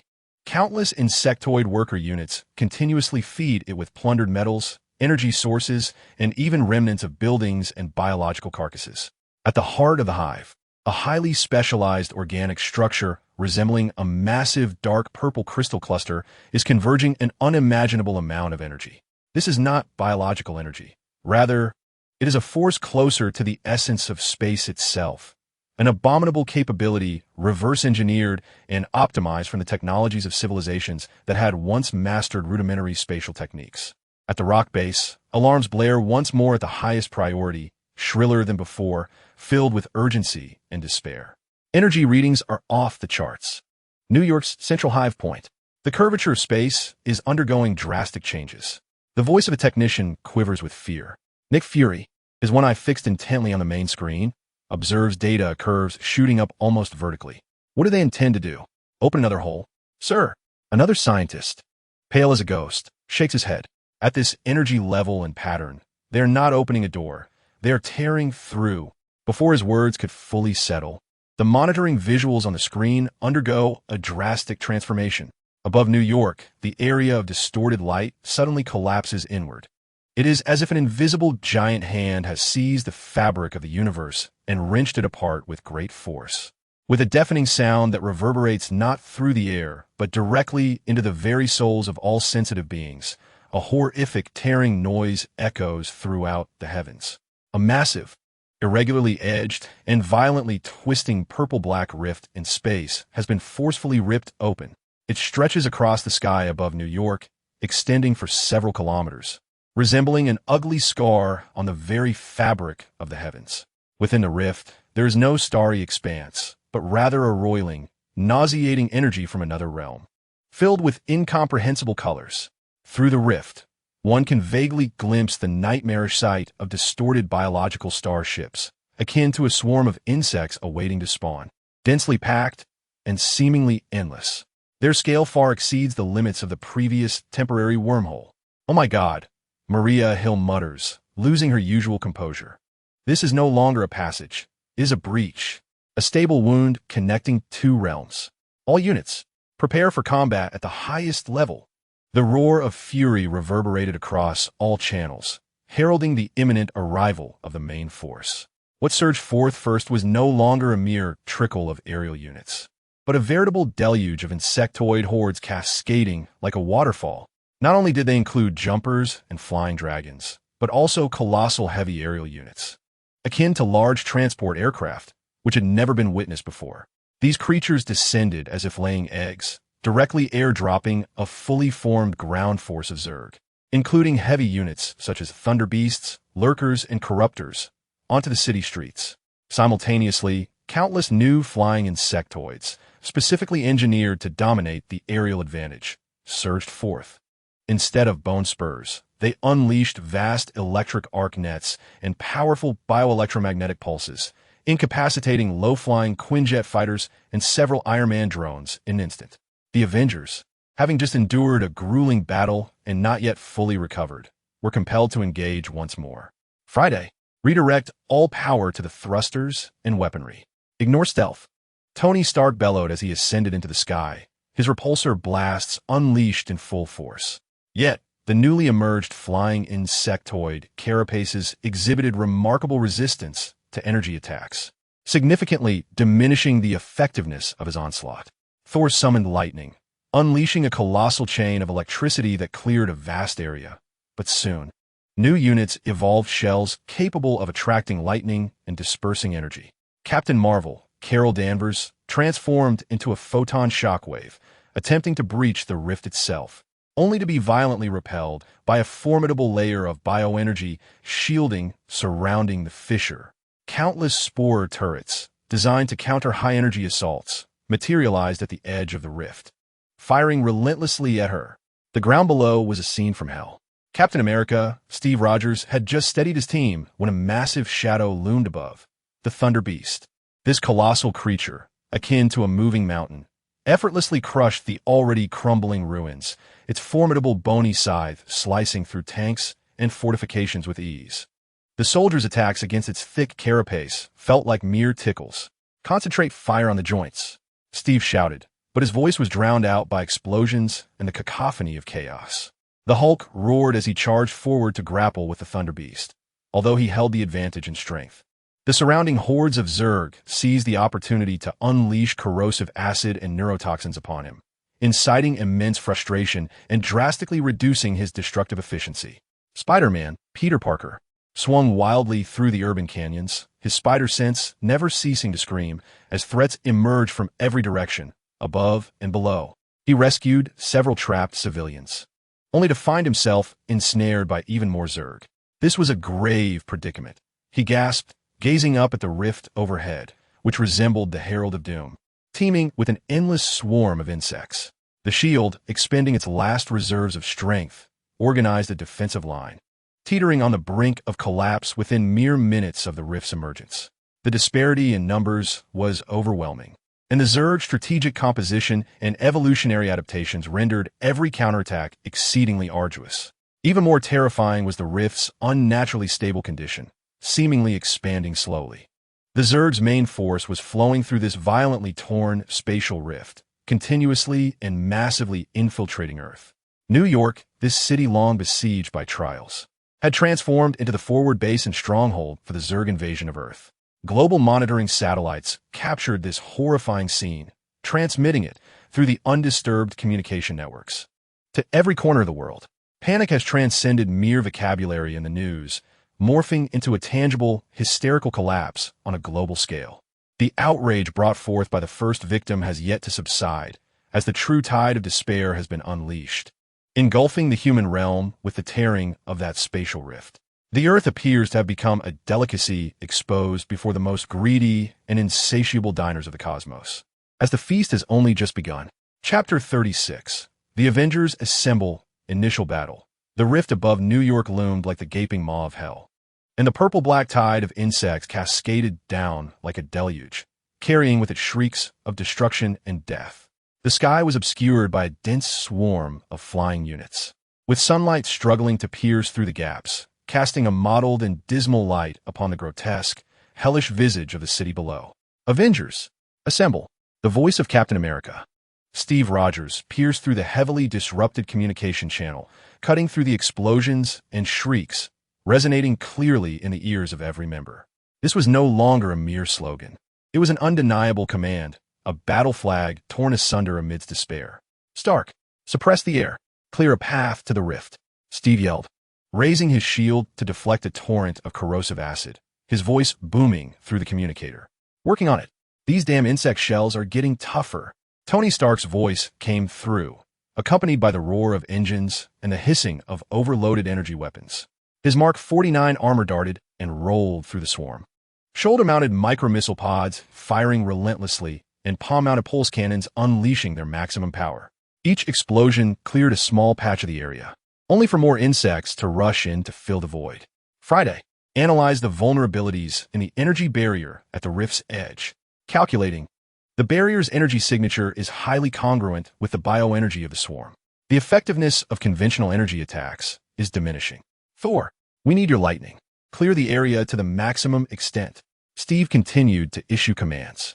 For Asgard, for Midgard, the god of thunder, Thor raised his mighty hammer, Mjolnir, summoning the thunder of the 9 realms.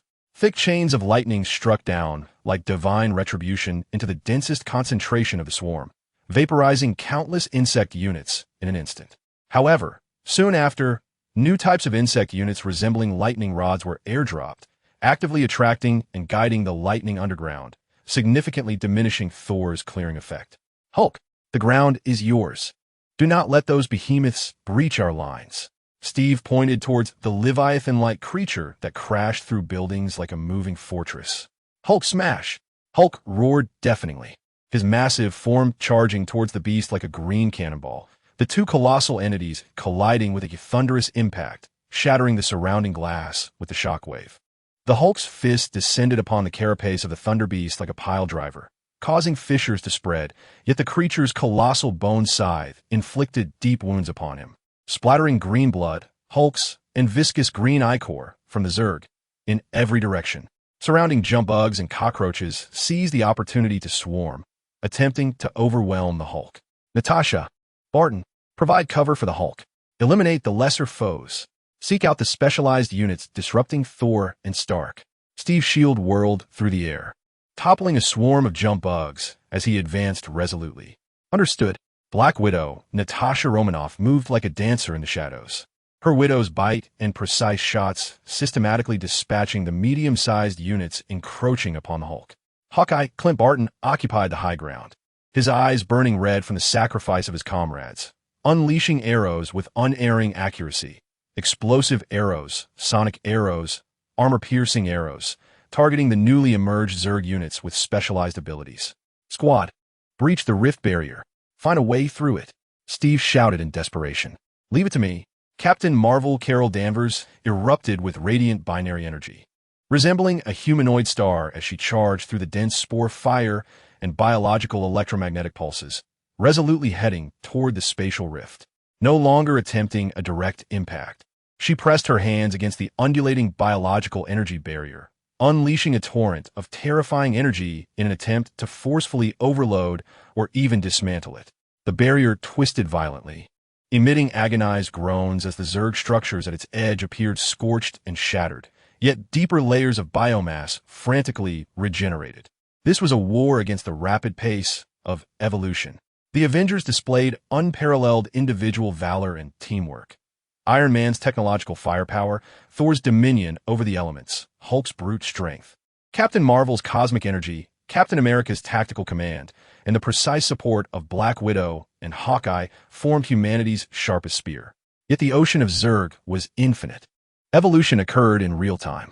Stark's attacks had just discovered a resonance frequency in the carapace's energy, only for newly emerged units to quickly alter their shell composition. Thor's lightning had just been redirected when the Zerg evolved a more efficient lightning diffusion structure. For every Thunder Beast Hulk crushed, more formidable units adapted to counter his forceful impact encircled him. Captain Marvel expended immense energy to barely create a minuscule breach in the barrier, which was immediately filled by a surge of specialized spore clouds designed to counter high-energy attacks, even attempting to corrode her energy field in return. Every advancement came at a tremendous cost. Each tactical advantage was fleeting. A Quinjet was ensnared by the electric arc net of newly developed flying insects, spiraling out of control and crashing in a fiery explosion. The ground forces line continued to retreat, casualty numbers soaring. Even the Avengers themselves began to bear wounds. Stark's armor sustained damage. Thor's movements slowed from the continuous channeling of lightning. Hulk bore countless injuries. Captain Marvel's radiant energy dimmed from its initial brilliance. Captain America S.H.I.E.L.D. was riddled with scratches and corrosive marks, and Natasha and Barton's ammunition and arrows dwindled rapidly. This could not continue. Tony shouted in the communication channel, his voice tinged with anxiety. There are too many of them. They're evolving too rapidly. We must close that rift immediately. Carol, Steve bellowed. I'm trying. Captain Marvel gritted her teeth, her energy output surging once more, transforming everything around her into a sea of plasma fire. The barrier quivered violently, and the edges of the rift began to carbonize and shatter on a massive scale. Hope seemed to flicker into existence. However, at that very moment, a chilling energy gathered deep within a rift. A colossal, exquisitely refined emerald-green biological energy cannon, reminiscent of the gaze of death, surged forth from the depths of the rift, precisely targeting Captain Marvel, who was exerting her full energy. The speed and power of this strike far surpassed any previous attack. Clearly, the Zerg had mobilized the firepower of their flagship for a precise assassination. Carol, be careful. Steve, Tony, and Thor exclaimed almost in unison. Captain Marvel reacted with lightning speed, instantly halting her energy output and crossing her arms to shield herself. Boom! A terrifying explosion erupted in the air. The emerald green energy clashed violently with the resplendent dual-star energy. Captain Marvel was struck as if by a meteor, her entire form violently hurled from the sky, crashing through a dilapidated building and disappearing into the billowing clouds of dust. Her energy signal instantly diminished to an extremely weak level. The greatest hope had been abruptly thwarted and severely wounded. No, Tony roared. The situation took a dire turn. With the loss of Captain Marvel, the strongest point of suppression, the rift barrier rapidly regained its strength, becoming even more formidable. More Zerg units surged forth like a deluge unleashed. Retreat. Order all units to retreat. Establish a second defense line. Hurry. Nick Fury's voice echoed through the command channel, filled with anguish and an acceptance of despair. The Avengers' first large-scale counteroffensive, at a tremendous cost, and with Captain Marvel grievously injured, had ended in failure. They had demonstrated that human courage and strength could indeed shake the tide of the Zerg. Yet, it was starkly clear that, in the face of an infinitely evolving and numerically boundless enemy, courage and strength seemed woefully inadequate. The heroes, burdened with pain and a sense of helplessness, gazed at the rift, akin to a gaping abyss, along with the seemingly endless Zerg army within, and began their arduous retreat. New York had fallen completely. The fate of humanity appeared to plummet into an unfathomable abyss as well. Chapter 37. Loki's Deception. The exiled of Asgard, the god of mischief, Loki, sat leisurely in an upscale hotel suite in New York, which had yet to be entirely consumed by the Zerg's fungal blanket. Outside the window lay a hellish scene. A purple-black rift stretched across the sky. The swarm howled, and explosions echoed continuously. Yet, this chaos seemed to have no effect on his refined demeanor. He even poured himself a glass of exquisite mead, pilfered from some ill-fated wealthy baroness cellar, gently swirling the goblet as if he were savoring a grand drama that was entirely unrelated to him. What a lack of aesthetic amidst the turmoil. He took a delicate sip of wine, observing as a thunder beast demolished a distant iconic structure, his brow slightly furrowed, reflecting on the sheer brutality and primal consumption of it all, devoid of any technical finesse. Yet, deep within his gaze flickered a glimmer of shrewd calculation, starkly contrasting with his observations. Chaos, particularly of this magnitude, had never posed a dilemma for Loki. It was an opportunity. The incursion of the insectoid race, the Avengers in disarray, and the attention of the Nine Realms firmly ensnared. This was a stage perfectly crafted for him. His gaze drifted towards the pulsating hive of the insectoid swarm outside the window. Days of observation, coupled with snippets of intelligence pilfered from S.H.I.E.L.D. and the Avengers, had afforded him a preliminary understanding of the swarm. Astonishing adaptability, a collective consciousness, and a reigning entity located somewhere in the distant cosmos. A plan, bold and perilous, swiftly took shape in his mind. Control them? He mused, a familiar, seductive smirk curling at the corners of his lips. No, that would be too mundane and fraught with risk. The consciousness of that colossal entity was not easily deceived. But what of a transaction? He was aware that the insectoids were collecting genes, learning, and evolving. They required information, a comprehension of the universe's rules and formidable entities. And he, Loki, the self-proclaimed prince of Asgard and legitimate heir of Jotunheim, possessed a wealth of ancient knowledge, arcane secrets, and even fragmented clues regarding the Infinity Stones, priceless bargaining chips. More crucially, he understood these heroes. He was privy to their weaknesses, their strategies, their fears. This intelligence could prove more valuable to the insectoids, who were adapting and seeking the optimal path to conquest than an army itself. Exchanging the enemy's intelligence for power, a secure passage, or perhaps something even more intriguing. Loki's smile grew ever brighter. He envisioned himself striking a pact with that distant entity, becoming the insectoid special advisor, or even their agent in this world. At such a juncture, what Thanos, what Odin, what Avengers could hope to shine in the presence of the new power he would command? Of course, the risks were immense. To conspire with the tiger was to invite the possibility of being devoured. Yet, Loki had danced on the edge of a blade his entire life. Risk was merely a seasoning for him. He set down his wine glass, his form gradually becoming translucent, ultimately vanishing into the air. The god of mischief commenced his endeavor. Armed with his innate illusionary magic and stealth techniques, Loki glided like a green specter amid the ruins of New York and the patrols of the insectoids. He evaded the main battleground, seeking opportunity. His target was not an ordinary insectoid unit, but a peculiar entity resembling a node or information relay, perhaps a spy eye or a bulky queen bug, incessantly receiving and disseminating biological signals. Soon, the opportunity presented itself. In a relatively tranquil square, now blanketed by fungus, a hovering eye bug, adorned with sensory organs, was slowly moving, seemingly collecting environmental data. Only a few jumping guards surrounded it. A perfect messenger. Loki smiled silently. He revealed his form, not in a combat stance, but rather with raised hands, adopting a non-threatening, almost theatrical demeanor. A powerful illusion unfurled around him, non-aggressive yet demonstrative, showcasing the runes of Asgard, the ancient sigils of the frost giants, and even the faint energy fluctuations once emanating from the space stone. The leaping insects immediately screeched and lunged forward, yet Loki refrained from countering, deftly evading while directing fragments of information, particularly concerning the weaknesses of Thor's hammer, the volatility of Hulk's emotions, Captain America's tactical habits, and even certain theoretical flaws in Iron Man's armor energy core, towards the eye creature, like bait, through illusions and subtle whispers of the mind. The countless facets of the eye creature instantly focused on Loki. It seemed captivated by the sudden influx of high-quality information, momentarily halting its movement. The leaping insects also appeared to receive some directive, their actions hesitating. Look, Loki's voice imbued with beguiling charm. conveyed a message through a blend of telepathy and ancient cosmic language. I possess what you seek, information about this planet, about those resistors. We could strike a bargain if you present me to your leader.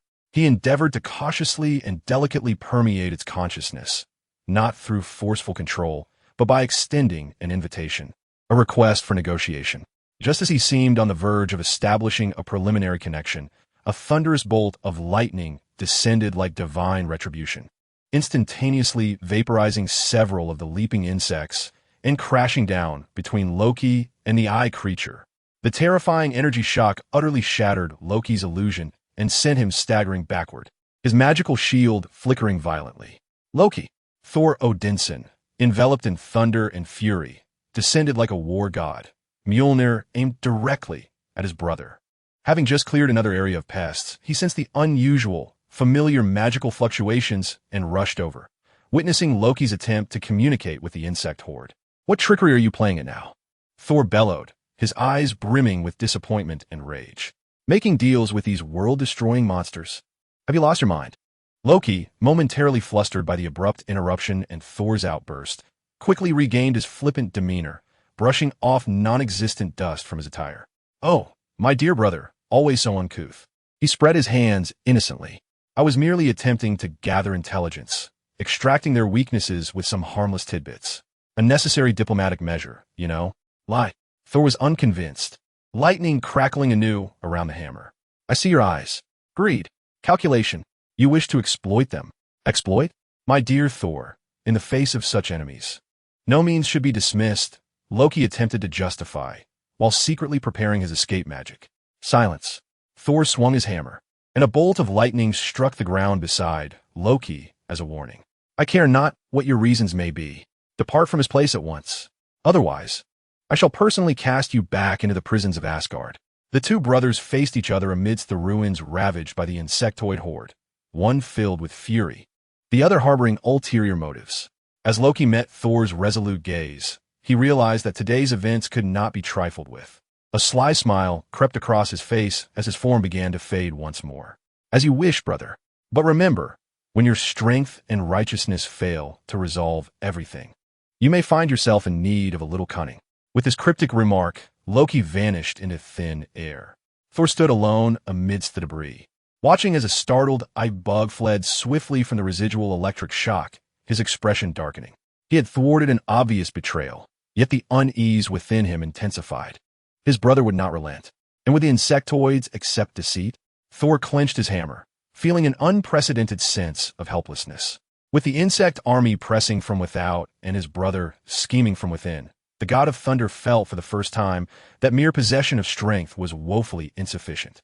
Chapter 38. Thor's doubts. The medical bay of the rock base was pervaded by the acrid scent of disinfectant and the low-frequency hum of the energy-healing apparatus. Captain Carol Danvers lay unconscious within a quarantined medical pod, her battle suit severely damaged, and her body occasionally emitted erratic sparks of golden energy, indicating a tumultuous state of her internal power. Doctors and scientists bustled around her, their expressions grave.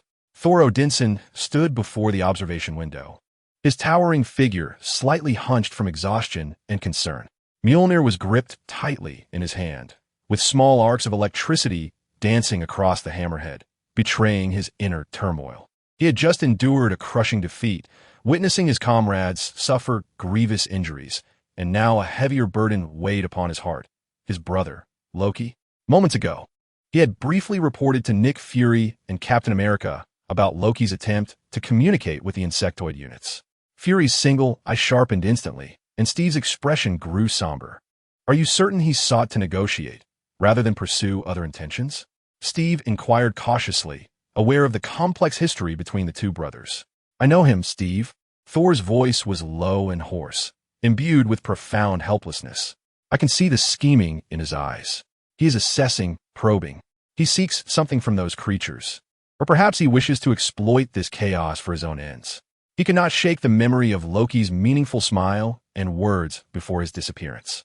"The god of mischief's reputation is not unfounded," Fury said coldly, unconsciously tapping his fingers against the console. "At times like these, any unstable factor could lead to catastrophic consequences. especially if he possesses knowledge about the insectoids or other matters that we are unaware of. He alluded to Loki's past connections with the Chitauri army and his entanglements with various cosmic forces. Thor abruptly turned to fury, questioning whether he suspected Loki had summoned these creatures. The notion sent a chill through him. "I have no evidence," Fury replied, fixing his gaze on Thor. "But suspicion is part of my job. Tell me, Odinson, based on your understanding of him, is it possible he could commit such an act for power, or some other reason?" Thor fell silent. His initial reaction was to roar in defense of his brother, though Loki had rarely needed such advocacy. Yet the words caught in his throat. Memories of the Battle of New York surged forth, Loki wielding the Mind Stone, leading the Chitauri army with madness and ambition. He recalled Loki's countless yearnings for the throne and his obsession to prove himself stronger than Thor. Would Loki care what planet he trod upon to achieve his ends? Would he lament the death of countless innocents? Reluctantly, Thor admitted, "I do not know." Those 3 words weighed heavily, for Loki's motivations often eluded his comprehension. Yet, he typically sought dominion rather than utter destruction. These creatures did not fit his style. He attempted to analyze rationally, but doubts coiled within him like poisonous vines. Perhaps he had not anticipated losing control.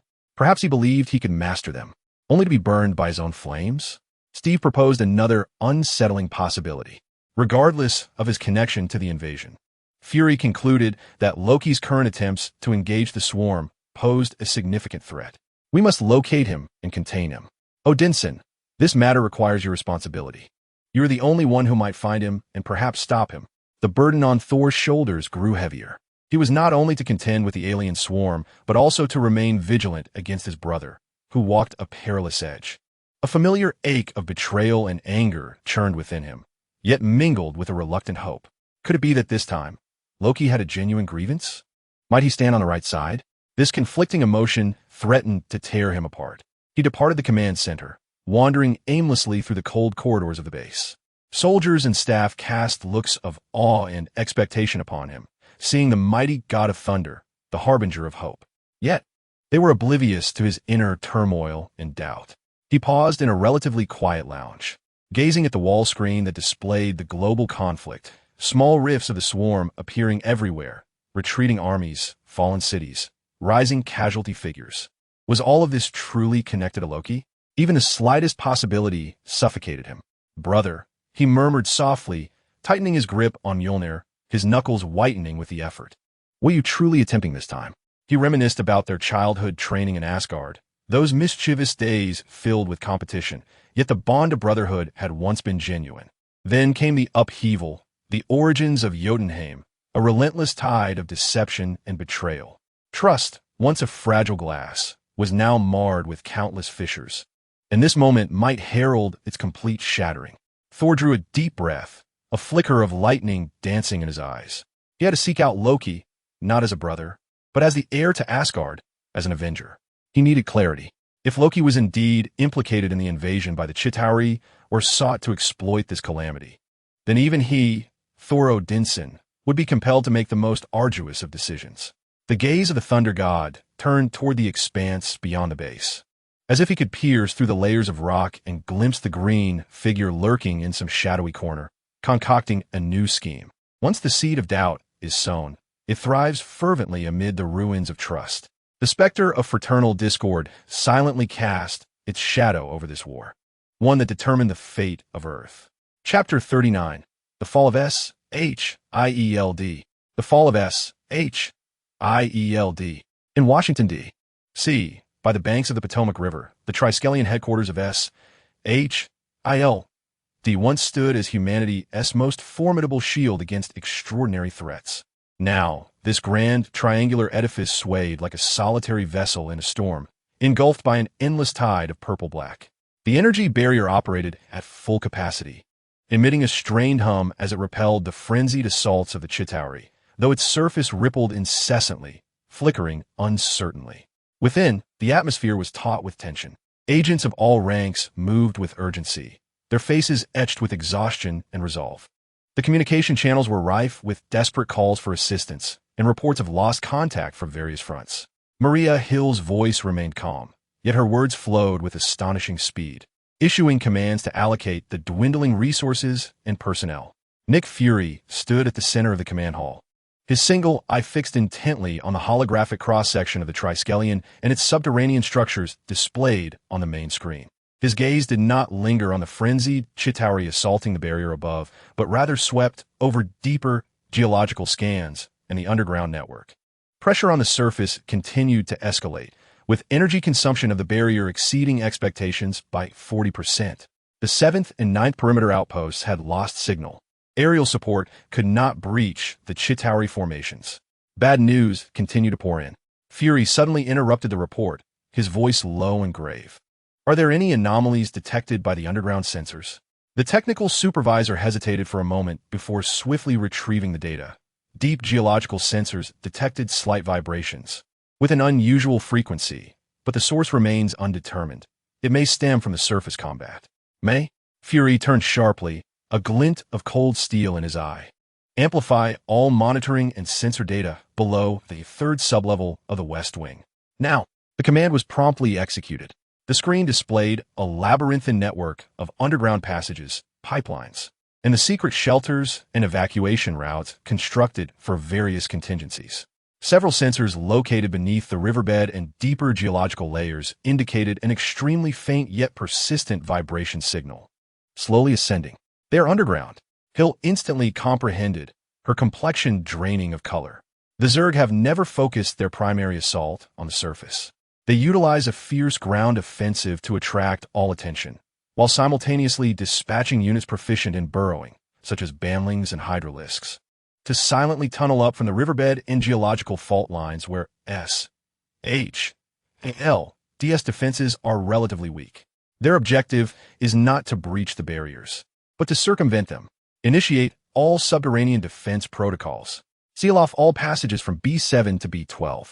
The command to activate the self-destruct sequence of Fury had not been fully articulated when a thunderous roar erupted. The sound, as if emanating from the very depths of the earth, shook the entirety of the triumvirate headquarters. The command hall trembled violently, lights flickered wildly, and several screens instantly went dark.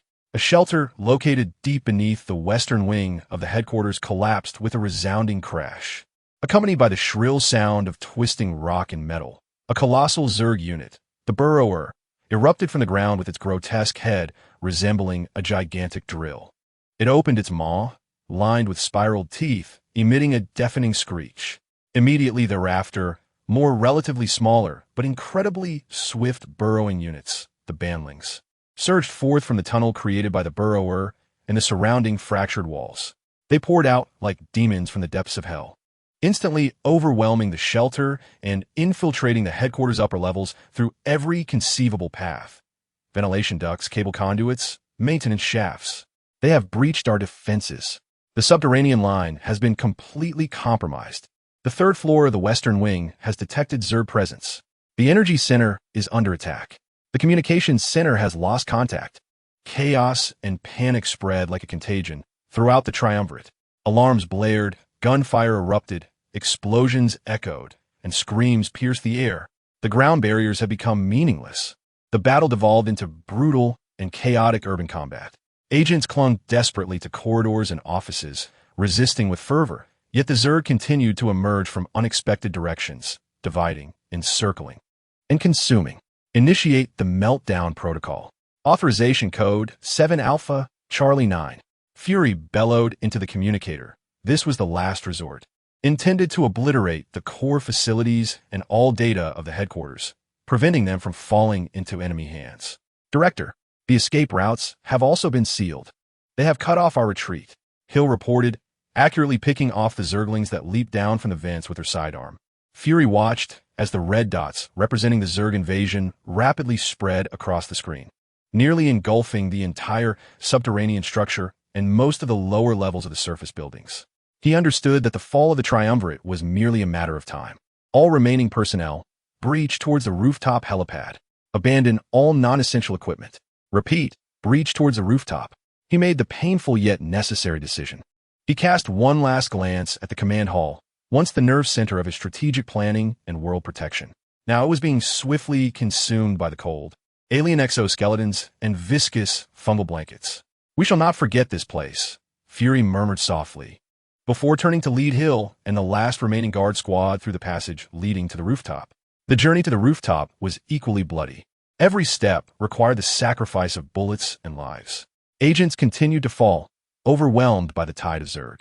As they finally broke through the last security door and arrived at the rooftop helipad, only a handful remained. Several beleaguered Quinjet fighters were engaged in a desperate firefight with an aerial swarm, striving to clear a small landing zone. Fury glanced back, witnessing the Tri-Helix headquarters engulfed in chaos, its massive glass facade shattered in multiple places, with explosions and structural collapses echoing from within. The once proud stars and stripes that had flown in front of the Captain America Memorial was now torn asunder by a passing dragon, cascading to the ground. The human shield lay shattered. The last Quinjet, barely managing to land, opened its hatch, where Natasha Romanoff and Clint Barton valiantly fended off the pursuing Chitauri. "Get up here," Natasha shouted. Fury, Hill, and the last few survivors surged onto the aircraft. The hatch swiftly closed, and the Quinjet trembled as it ascended, narrowly evading the grasp of several swooping dragons fleeing into the distance.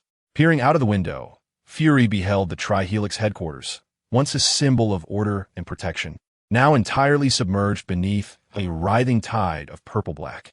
An era had drawn to a close with the fall of this edifice. Nick Fury wearily closed his eyes, the muscles beneath his remaining eye twitching slightly. He had lost the headquarters, countless loyal agents, and a wealth of resources and intelligence. Yet, he had not lost everything. Opening his eyes, he surveyed the battered but resolute survivors within the cabin, their gaze fixed on the distant bastions still resisting in the direction of Wakanda. "Contact all remaining bases," he commanded, his voice hoarse yet imbued with undeniable authority. "Initiate the Celestial Sword Protocol." It was time to call upon their allies beyond. The shield had fallen, but the war was far from over. Chapter 40. The Descent of the Sky Mother descended. The S.S. Victory, the last and largest aerial carrier of S.H.I.E.L.D, resembled a battle-worn steel leviathan, struggling against a murky sky filled with spore clouds and flying insects. One of its 4 colossal anti-gravity engines had completely failed, emitting black smoke at an angle, while the remaining 3 sputtered erratically, groaning in distress, leaving the massive vessel teetering on the brink of disaster. The hull bore the scars of corrosive acid, gaping wounds from talons, and charred patches from energy weapons, its once majestic gray livery now a mere shadow of its former glory. Inside the carrier, red lights flashed ominously, and alarms blared with a haunting intensity. Damage control teams scurried through the thick smoke and flickering lights, attempting to patch ruptured pipes and breaches in the bulkheads. Medical personnel rushed through the crowded corridors, administering urgent care to the wounded, the atmosphere thick with despair. The situation on the bridge was slightly better, yet still fraught with tension and oppression. Acting Captain Maria Hill stood before the command seat, her complexion pale, but her gaze sharp, lips pressed tightly as she rapidly issued a series of commands, striving to stabilize the crumbling behemoth. Engine room report. Engine 3 is completely inoperative. Engines 1 and 2 are critically overheated and may fail at any moment. Left flank anti-aircraft turret ammunition depleted. A new Chitauri aerial unit has breached Sector 7. They move with such velocity that our air defense systems cannot lock on. The grim news descends upon each heart like icy water. Steady. Prioritize cooling the first and second engines. Abandon the port side. Concentrate all firepower on the starboard and ahead. Hill's voice resonated through the communicator, striving to maintain composure. Communications are severely disrupted. We cannot reach the base.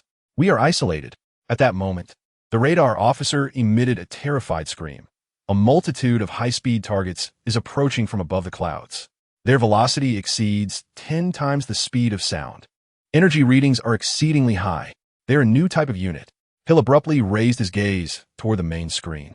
The clouds above were violently torn apart, revealing dozens of sleek, insect-like craft seemingly composed of obsidian and biological metal diving downward. Unlike the previously encountered flying dragons or corrupted entities, these were smaller in size but astonishingly swift, exhibiting remarkable maneuverability. Their exoskeletons shimmered with an eerie blue energy glow, completely disregarding the mothership's feeble air defense. akin to deadly arrows aimed directly at the most critical components, the remaining 3 engines and the bridge. Evasive maneuvers. Emergency evasive maneuvers. S.H.I.E.L.D bellowed. Yet, the colossal victory goddess, hampered by a damaged propulsion system, could not execute effective evasive actions. The initial wave of impact struck. These high-speed insects did not collide with their bodies, but, as they neared the engines, opened their abdomens with a sudden ferocity, unleashing highly concentrated bioplasma bombs that flickered with unstable luminescence. Boom, boom, boom. The cataclysmic explosions erupted around the engines and air intakes. The terrifying bioplasma instantaneously incapacitated the cooling systems and energy conduits. The already overheated first and second engines emitted their final emit, a flash of fire followed by successive explosions, rendering them inoperative. The massive mothership lurched downward, gliding forward solely by inertia, utterly bereft of power. All engines have lost propulsion. We are plummeting. The navigator's voice was laden with despair. The mothership began to tilt, accompanied by the agonizing sounds of structural distortion, cascading toward the Rocky Mountain region, partially overtaken by the insectoid horde. Abandon ship. All personnel, evacuate immediately. He'll close his eyes, took a deep breath, and ultimately issued the most excruciating command. The shrill abandoned ship alarm echoed throughout the mothership. Surviving personnel frantically rushed toward the lifeboats and emergency escape routes. Yet, calamity was far from over. The high-speed insects that had downed the mothership did not depart. They, like sharks sensing blood, began to accurately pursue the launched lifeboats. They effortlessly tore through the flimsy exteriors of the lifeboats with energy beams and acidic spores, exposing the fleeing individuals to the deadly atmosphere and the oncoming tide of insects. More horrifying still, as the mothership's altitude plummeted, the ground-based insectoid air defense units, bulky spore turrets, and newly evolved aerial spine crawlers joined this carnage. Countless lifeboats transformed into fiery orbs in the sky. Under the protection of a few loyal agents, he'll dash towards the designated escape pod in the command cabin. Along the way, through the violently shaking viewport, she witnessed a heart-wrenching scene. A lifeboat laden with the wounded had just detached from the mothership when it was pursued by 3 high-speed insectoids. Energy beams intertwined, and in an instant, the lifeboat disintegrated, its occupants scattering like marionettes with severed strings, only to be engulfed by the swarming insects. Gritting her teeth, she forcefully turned her head away and plunged into the escape pod. The massive hull of the S.S. Victory, engulfed in flames and thick smoke, crashed into the mountainous terrain like a falling star. A cataclysmic explosion erupted, a colossal fireball soaring into the sky, its shockwave flattening the surrounding trees and igniting a wildfire. Countless shards of metal and remnants of the insectoid race flew in all directions. This once mighty fortress of human technology and power had ultimately been reduced to a pile of burning scrap, a testament to the latest evolutionary achievement of the insectoids, and the final resting place for countless S.H.I.E.L.D. agents. A few escape pods narrowly evaded interception, trailing black smoke as they careened toward the distant woods, their fates uncertain, including the one hill occupied. In the sky, the new breed of high-speed insectoids circled triumphantly, emitting a victorious shriek before merging into a larger swarm, heading toward their next target. On the ground, the fungal blanket of the insectoids began to spread toward the wreckage of the mothership, preparing to convert this massive metallic construct into biomass and absorb its technological information. Another beacon of humanity had been extinguished. Within the surviving communication channels, silence reigned. All remaining forces of S.H.I.E.L.D. and the Avengers capable of receiving the signal fell into a hushed despair. They had lost not only a mothership and countless comrades, but also the last glimmer of air superiority and the final vestige of optimistic hope regarding the war's outcome. The learning and evolutionary pace of the insectoids had surpassed even their darkest projections. They not only adapted to existing weaponry, but had begun to deliberately evolve new units designed to overpower their enemies. The sentiment of failure loomed over every survivor like the thick smoke billowing from the fallen mothership. The sky no longer belonged to humanity. Chapter 41. Nick Fury's last stand deep within the confines of the rock base. In a chamber shielded by the highest level of electromagnetic barriers, the air was frigid, filled only with the low hum of server racks and the faint glow of a holographic projector. Nick Fury stood alone at the center of the room, his trench coat stained with dust and dried blood, his visage appearing a decade older, yet the light in his solitary eye shone like tempered steel, cold, hard, and utterly unyielding. Before him hovered two rotating holographic emblems. To the left, a sleek and sharp design resembling a drawn silver lightsaber, piercing towards the emblem of the S.H.I.E.L.D, Sentient World Observation and Response Department. This organization, which Fury had secretly advocated for during the initial signs of interstellar threats, was established to address extraterrestrial crises. Its base was not even on the moon, but concealed within a more distant space station disguised as an asteroid. It possesses more advanced interstellar warships and technological support from certain amicable extraterrestrial civilizations, serving as the deepest card concealed by Fury. To the right, a more intricate interface emerges, distinctly infused with the technological style of the Kree Empire, yet interwoven with the biological transformation symbols of the Skrulls. This is the initiation interface of an exceedingly clandestine communication protocol, codenamed Talos. It connects to the Skrull refugee leaders, who once fought alongside Fury during the incident known as the Avengers, and who owe him a debt of gratitude, lurking on Earth. Through them, it may be possible to reach certain factions discontented with the current state of the Kree Empire. Engaging with the Kree is akin to playing with fire, and collaborating with the Skrulls borders on treachery. Yet Fury finds himself bereft of alternatives. His fingers dance swiftly over the virtual console, circumventing layers of encryption and authorization. Each click bears immense weight, for he understands that initiating these two protocols signifies the escalation of Earth's crisis from a global to an interstellar event. He would be wagering the fate of human civilization on unknown extraterrestrial forces, potentially forever altering Earth's political landscape within the cosmos. Identity verification, Nick Fury, authorization level, Omega X. Authorization code, Prometheus. His deep voice reverberates within the confines of the chamber. The emblem of S.H.I.E.L.D suddenly illuminates, and a secure hyperspace communication signal is dispatched in a manner that is nearly untraceable, targeting a coordinate beyond the solar system. This is Rock calling Watchtower. Fury's voice remains steady yet rapid. Earth is facing a full-scale invasion by an unknown extraterrestrial insectoid species, codenamed Zerg, assessing it as a galaxy-level extinction threat. S.H.I.E.L.D's ground and aerial forces have suffered losses exceeding 80%. I request the immediate activation of the S.H.I.E.L.D. protocol, deploying all available combat forces to assist Earth. Repeat, highest priority, S.H.I.E.L.D. protocol.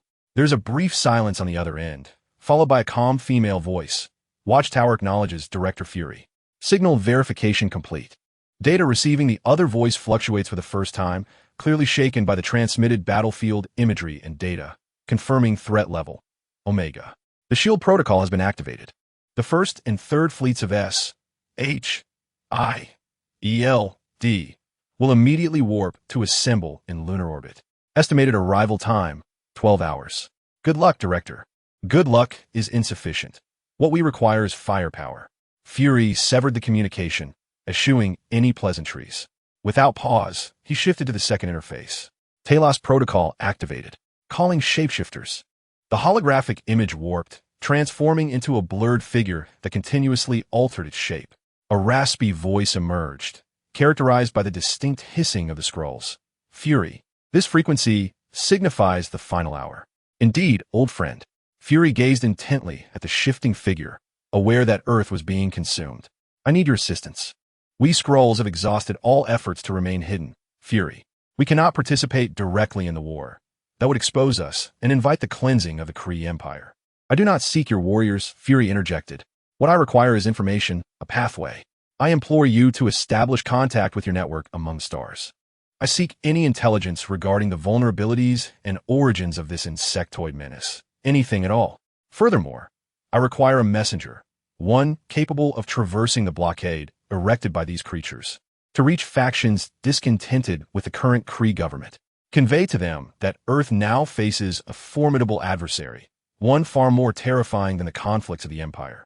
A prolonged silence ensued, as the shifting silhouette seemed to wrestle with profound thoughts. This is exceedingly perilous, Fury. You risk dragging us all into oblivion. We are already in the abyss. Fury growled, a flicker of suppressed urgency igniting in his singular eye. If Earth falls, do you believe these insects will spare any other planets in the solar system? Will they show mercy to any life they encounter? How long can we hide? This is a battle for survival, Talos, not a political game. Another silence enveloped the room. Ultimately, a hoarse voice broke through, laden with determination. We shall make an attempt. The information network will be activated. As for the messenger, I shall undertake that role personally. But Fury, remember that you owe us. Should we fail, the Skrulls will face annihilation. If we succeed, perhaps humanity and the Skrulls can forge a new future. Fury pledged, fully aware of the frailty of his promise. The communication was severed, and silence reclaimed the chamber, leaving only the sound of Fury's heavy breaths. He had done all he could. The stakes had been set. Now, all that remained was to wait and pray that Earth could endure until reinforcements arrived. He exited the chamber and returned to the bustling yet oppressive command center.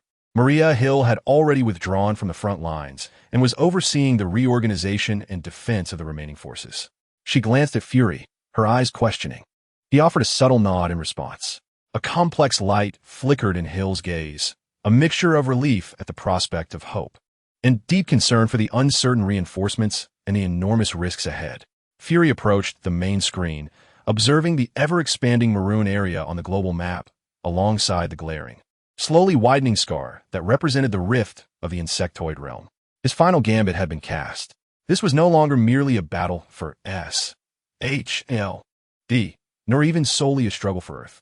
He had wagered the fate of all human civilization on this high-stakes game. The adversary was an inexhaustible swarm of evolving insects, while his allies were the enigmatic S.W.O.R.D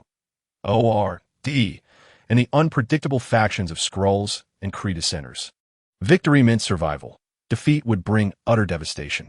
Nick Fury straightened his posture, his singular eye fixed on the screen as if to penetrate the endless sea of insects and glimpse the reinforcements beyond the distant stars. The act of waiting now was the cruelest torment. Chapter 42. Captain Marvel's lone journey within the medical bay of the rock base. The atmosphere was so tense it felt as though one could wring water from it. Carol Danvers, Captain Marvel, lay encased in a powerful energy suppression field, still in a state of unconsciousness. Her external wounds were healing slowly under the combined influence of Asgardian magic and Earth's leading technology, yet her complexion remained pale. Occasionally, faint yet perilous energy arcs emanated uncontrollably from her body, betraying the extreme instability of her internal energy. Tony Stark glanced at the wildly fluctuating energy readings on the monitor, far beyond human comprehension, and irritably ran a hand through his hair.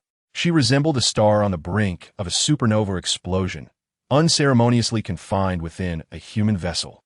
Our current methods can only temporarily stabilize her, but they cannot address the root of the problem.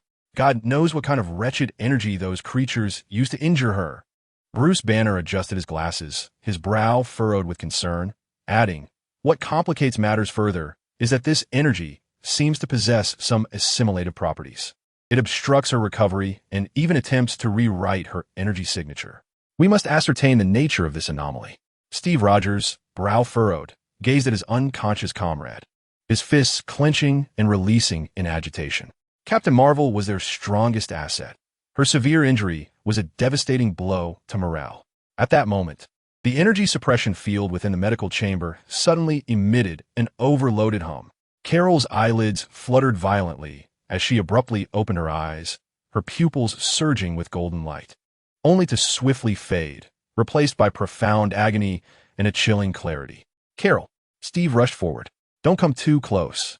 Carol's voice was hoarse and weak, yet imbued with an undeniable urgency. "I can't maintain stability for long. That thing is still within me." She struggled to lift her hand, pointing toward her temple. "It is not merely an energy attack. It is shards of consciousness bearing the mark of dominion. It is attempting to analyze me through my understanding of you." This revelation sent chills down everyone's spines. The Zerg's attack bore such a level of contamination. We must uncover what lies beyond that rift. Carol struggled to sit up, but was constrained by the energy field and her own frailty. "Their main force, their source. We must see it." "Your current condition makes further combat impossible," Steve firmly opposed. "Not combat, Carol inhaled deeply, a glimmer of resolve flashing in her eyes, but reconnaissance. A swift, penetrating reconnaissance. To gather visual data, energy readings, structural information, and then immediately withdraw. This is my only opportunity to quickly regain combat readiness, and our sole chance to understand the enemy. This plan was reckless and perilous. To send her, a severely injured soldier, back into the lion's den? I cannot agree, Tony exclaimed immediately. That is tantamount to a death sentence. There is no time for debate. Carol interrupted him, her tone unusually forceful. I know my body. This contamination renders conventional methods ineffective. Only near the source might I be able to stimulate my energy to expel or assimilate it. This is the only way. Fury. She turned to Nick Fury, who had just arrived upon hearing the news. Fury's single eye scrutinized her before scanning the perilous energy data on the screen, remaining silent for a full 10 seconds. He recognized the determination in Carol's eyes and understood that what she proposed might indeed be true. Tom was not on their side. What support do you need? Finally, Fury inquired in a grave tone, making an exceedingly arduous decision. We need not a larger number of people, as it will only heighten the likelihood of detection, Carol replied, shaking her head. Provide me with the fastest miniature data recorder and then help me ignite my final preparations. The atmosphere was tense as Tony and Banner collaborated to implant several miniature high-sensitivity detectors into non-critical areas of Carol's battlesuit. Simultaneously, they calibrated an exceedingly perilous external energy stimulation device, attempting to briefly awaken her binary powers with external energy, enabling her to breach the barrier and complete the reconnaissance, though the process itself could exacerbate her injuries. Are you ready? Tony's hand hovered over the activation button, his expression unusually somber. Carol lay upon a specially designed energy-focusing platform, nodding slightly before closing her eyes, concentrating all her remaining strength. Gomos. External energy surged violently into her. Carol let out a suppressed groan of pain, her entire being erupting in an unstable, dazzling brilliance, as if on the verge of detonation. In the next instant, she transformed into a twisted beam of light, hurtling out of the base at a self-destructive velocity, directly towards the rift above New York. Her speed was so extraordinary that the vast majority of the insectoid defensive units were caught completely off guard. In an instant, she approached the immense, pulsating spatial rift once more. The layer of bioenergy barrier reemerged, attempting to thwart her advance. Ah! Carol cried out, concentrating all the ignited, chaotic energy within her into a singular point, like a drill striking fiercely against the barrier. Boom! The barrier twisted violently, forcefully tearing open a fleeting gap. In a flash, Carol vanished, plunging into the rift. The scene before her was enough to drive any sane mind to madness. Beyond the rift lay not merely a starry expanse, but a realm transformed and enveloped by an indescribable purplish-black biological neural network. Colossal, living organ-like insectoid vessels floated within, no longer merely insect-shaped, but exhibiting grotesque and terrifying forms evolved purely for functionality. Enormous hatching nests, pulsating energy converters, and transport conduits extending like spines. In the distance, the outline of a planet was faintly discernible, but it had long since lost its former visage, entirely shrouded in a thick, writhing mass of biological material. The planet's surface was punctuated by countless massive organic structures resembling spores, continuously launching new insectoid units into the various fissures of space. The entire space was suffused with a nauseating, living, cold, and ravenous energy field. Carol endured the dual discomfort of her mind and body, as the detectors on her suit feverishly recorded every datum: energy frequencies, biological structures, fleet sizes, spatial coordinates. Yet, at the very moment she breached the entrance, the entire insectoid network stirred as if roused from slumber, coming alive in an instant.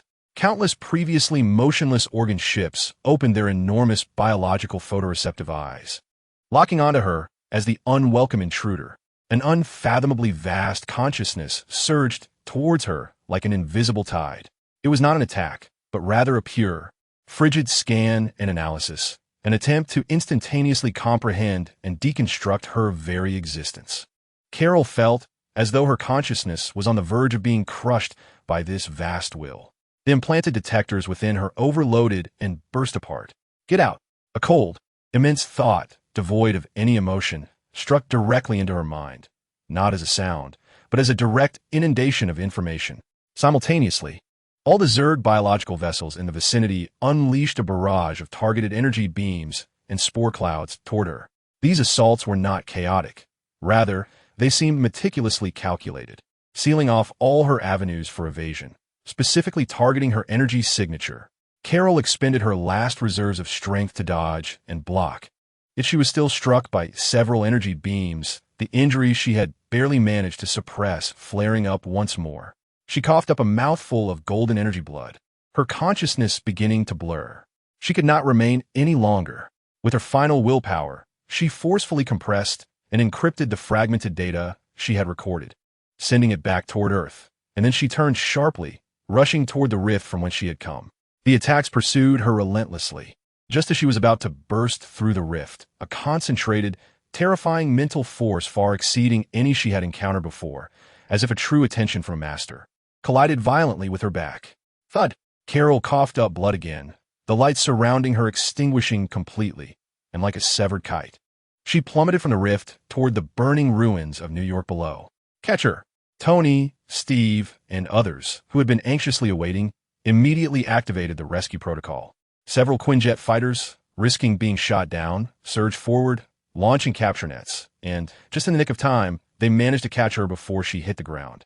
Swiftly retreating to base, the data she brought back was incomplete and highly encrypted, requiring time to decipher.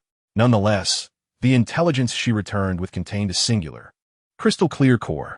The enemy's main force was far beyond imagination. The enemy's home planet had been entirely transformed, and the enemy's cold will had already taken notice of this slightly stronger insect. The solitary reconnaissance, though costly, had finally torn open a corner of the impending doom. Chapter 43. Alien visions in the depths of the rock base's analysis chamber. The atmosphere was as heavy as a tomb. The few remaining top scientists, Tony Stark, Bruce Banner, Reed Richards, and Princess Su Rue, who was connected remotely, gathered around the holographic projection table, their faces interwoven with extreme fatigue, lingering shock, and a near-physiological discomfort of dread. On the projection table, the fragmented data obtained by Captain Carol Danvers at the cost of her severe injuries was slowly and brokenly analyzed and reconstructed. The imagery was distorted, filled with static and broken codes, the energy reading curves wildly fluctuating before descending into silence. Yet even so, the scattered fragments displayed were sufficient to depict a doomsday scenario capable of shattering the minds of even the strongest warriors. The first thing that caught the eye was the very anomaly of that space itself. It is not a mere vacuum. Rather, it is suffused with a viscous, seemingly vital, purplish-black ether reminiscent of some biological nebula. Countless robust, pulsating biological neural networks permeate this realm, akin to the vascular system of a colossal beast, transporting energy, matter, and information. The physical laws of space appear to be subtly distorted, with light refracting in unnatural ways, imparting a grotesque and warped visual experience. Then, there are the insectoid vessels they beheld. The term vessel has lost its applicability. These are not ships as conceived by human cognition. They are immense, bizarre, purely functional biological organs. Some resemble magnified, decaying ovaries, their surfaces riddled with orifices, continuously birthing formed insectoid units, which are directly cast into the void. Others resemble gigantic, pulsating hearts, each throb emitting terrifying energy waves that power the entire network. Some are akin to vast neural system nodes, adorned with spines and photoreceptive eyes, suspended at critical junctures, evidently serving as command and control centers. There exist even more incomprehensible, writhing structures, which are interconnected, forming an unimaginably vast biological starship complex. The scale of these biological vessels surpasses imagination. Each is comparable to a small asteroid, if not larger. They float densely in that transformed space, silent, efficient, and cold, exuding a suffocating sense of oppression. This is not the dry, trembling voice of a fleet. It is a living ecosystem or perhaps a hive in the expanse of space. Observing their energy signatures, Tony Stark pointed to a barely discernible energy stream, his countenance grave, noting its extraordinary uniformity, with almost no loss. They share a communal energy reservoir? How is that conceivable? Moreover, the structural integrity of such biological material should theoretically be incapable of maintaining this form in a vacuum. Reed Richards extended his arm, pointing to an indistinct, massive outline in the background. Zoom in there. Is that a planet? The technician struggled to enhance and restore the image. As the outline gradually sharpened, the entire analysis room fell into a deathly silence. Indeed, it was a planet, or more accurately, the remnants of a planet. It was almost entirely enveloped by a thick, writhing purplish-black biomass, resembling a grotesque tumor. The original topography of the planet had vanished, replaced by myriad towering, pulsating organic spires, bottomless hatching pits, and enormous glands secreting viscous fluids. The planet's oceans had transformed into a thick nutrient soup, while mountains were devoured and reconstituted into frameworks of biological structures. Scattered remnants of massive artificial edifices, perhaps relics of the planet's indigenous civilization, protruded like tombstones from the biomass, rapidly disintegrated, consumed, and converted into further insectoid material by smaller worker units. This was a scene of total, complete, and hopeless digestion of a world. Oh my God! The voice of Princess Suri emanated from the communicator, underscored by an unmistakable tone of fear and revulsion. They are not merely killing. They are reclaiming, transforming everything into their own. The final segment of data, relatively clear, recorded the energy fluctuations experienced by the team when confronted and locked onto by the dominating consciousness. This fluctuation was not an attacking energy. Rather, it resembled an utterly frigid, purely informational scrutiny and analysis. Its complexity and intensity caused all monitoring devices to overload instantaneously. Yet it also captured a core characteristic, a collective will transcending individuality, ancient, cold, ravenous, and with a clear intent. The data playback concluded. Silence enveloped the analysis room, as no one dared to speak. They had acquired intelligence, indeed. They discerned the origin of the enemy, a fully transformed extraterrestrial entity, understood the magnitude and form of the adversary, a colossal biological hive and a devoured planet, and even faintly sensed a trace of the terrifying will behind it. However, this information did not bring hope. Instead, it instilled a profound, almost despairing chill. This was no longer war. It resembled a harvest, a cold biological process that had been repeated countless times across the cosmos. And now it was Earth's turn. Their enemies possessed no culture, no emotions, and no possibility for negotiation. They had but one function: to arrive, to consume, to transform. Tony slammed his fist onto the console, denting the metallic surface. How do we fight this? Tell me, how the hell do we fight this? His voice was laden with frustration and a barely perceptible trace of fear. Dr. Banner's complexion turned a sickly green as the Hulk roared angrily within him, yet he felt powerless. Reed Richards let out a long sigh, his gaze devoid of the usual scientific fervor, replaced by a grave seriousness. We need to reassess everything. Our technology, our tactics, even our definition of life. Suri's voice resonated once more, imbued with a sense of resolve. We must immediately share all this data with every laboratory in Wakanda. Vibranium technology may be our only means of slightly countering this biological alchemy. Nick Fury, unbeknownst to them, had taken his position at the door, his single eye surveying the unsettling scene on the holographic display, his expression ashen. Finished with the analysis? His voice was hoarse. It's over, Tony replied wearily. What conclusions have you drawn? We're being treated as lunch by a cosmic digestive system. Tony's words dripped with a despairing irony. Fury fell silent for a moment. Then let us figure out how to become a hard bone they cannot gnaw through. He turned, his voice cold and resolute, instructing the dissemination of the data. To all teams still capable of fighting. To Wakanda. To Strange. To Professor X. Even Magneto. We must let everyone know what we are up against. Then he added, and inform them that we must either find a way together or perish together. The horrific imagery of the extraterrestrial threat weighed heavily upon the hearts of all those in the know.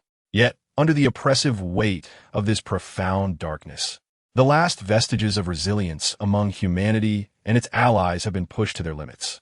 Desperation may very well be the inception of rebellion. Chapter 44. The tentacles of the Overlord, the struggles of Carol Danvers within the medical chamber were not devoid of significance. She returned not merely with visual and data intelligence, but also with a faint yet perilous psychic echo, a remnant of her close encounter with the Overlord's consciousness. This echo, akin to a stone cast upon the tranquil surface of a lake, though minuscule, stirred an almost imperceptible ripple within the vast, frigid ocean of awareness, far across countless light years. In the depths of the dark expanse cloaked by the tyrannid neural network, the immense and unparalleled consciousness of the Overlord stirred slightly. It developed an interest in the audacious individual who dared to intrude and miraculously escape. This interest was not of an emotional nature, but rather a purely functional curiosity. The energy signature and means of resistance exhibited by this individual did not entirely align with any records in the database, suggesting new and valuable evolutionary possibilities. Thus, it devoted a measure of attention, slightly more than a mere cursory glance. This attention manifested as an intangible yet immensely heavy pressure that traversed light years. Once again directed towards Earth. This time, it was no longer an indiscriminate scan, but rather a targeted approach. Location: Xavier School for Gifted Youngsters. Professor Charles Xavier, with the assistance of Jean Grey, was laboriously attempting to stabilize the fractured mental landscape resulting from his last connection attempt. Suddenly, he was jolted as if pierced by an invisible ice pick. That sensation returned, but this time it was not merely the oppressive background noise. Rather, it felt as though a cold, gigantic hand composed purely of information was delving directly into his consciousness, meticulously probing his telepathic ability structure, analyzing, comprehending, and then simulating. Ack! Charles emitted a pained howl, blood streaming from his orifices once more. He felt as though his psychic powers were being replicated, distorted, and then a frigid, merciless pseudo-telepathic energy, based on his own ability patterns, surged back along the mental pathways he had traversed. This was not an attack, but rather an invitation for assimilation? Or perhaps the Overlord was endeavoring to establish a communication protocol grounded in its own rules? Professor! Jean screamed in terror as the Phoenix Force erupted once more, enveloping Charles in golden-red flames, fiercely countering the chilling reverse energy and barely forcing it back. Yet, Charles slumped in his wheelchair, his eyes filled with an unprecedented dread. It is learning from me. It is attempting to communicate in my own manner. Location: ruins of the New York battlefield. Magneto, Eric Lenscher, was orchestrating a metallic storm that tore through a cluster of newly evolved Tyrannid units, whose shell's metal content had been drastically reduced. Suddenly, he sensed an exceedingly peculiar disturbance in the surrounding magnetic field, one that was undeniably unnatural. A formidable and intense magnetic fluctuation did not emanate from him, but rather originated from the direction of the Zerg, vying for dominion over the nearby debris of metal. This fluctuation mimicked his magnetic control pattern with unsettling precision. It was infused with an icy efficiency, exhibiting a purity akin to algorithmic exactitude. Eric let out a low grunt, exerting greater force to stabilize the situation, as a look of uncertainty and intrigue flickered across his face for the first time. What did this be? Was the Zerg attempting to comprehend and replicate his mutant abilities? Location: Temple 2, Laboratory of the Ebony Maw. The Ebony Maw was deeply engrossed in analyzing the strange energy signature that had wounded her, endeavoring to isolate the fragments of the ruling consciousness. Suddenly, all of his instruments erupted simultaneously into blinding red light and piercing alarms. An indescribable consciousness, composed solely of an overwhelming torrent of information, seemed to trace back along the trail of his analysis, instantaneously breaching his mental defenses. A deluge of chaotic, frigid data regarding the Zerg evolutionary tree, genetic sequences, and spatial coordinates surged into his mind like a tsunami. Ugh! The Ebony Maw staggered back, colliding with the laboratory bench. His eyes filled with excruciating pain, yet tinged with a hint of frenzied exhilaration. This ancient, vast power, he endeavored to capture and comprehend it with his mental faculties. But the information flow was too colossal and chilling, threatening to obliterate his individual consciousness and consume him. He was compelled to sever all connections, collapsing to the ground. Gasping for breath, yet a more ravenous light flickered in his eyes. He had touched, albeit insignificantly, a thread of that power, which left him trembling with both terror and insatiable desire. Location: San Francisco, Venom and Eddie. Venom was consuming a jumping insect when suddenly, both he and Eddie froze. A cold, emotionless gaze swept over them, not directed at Eddie, but entirely fixated on the Venom symbiote.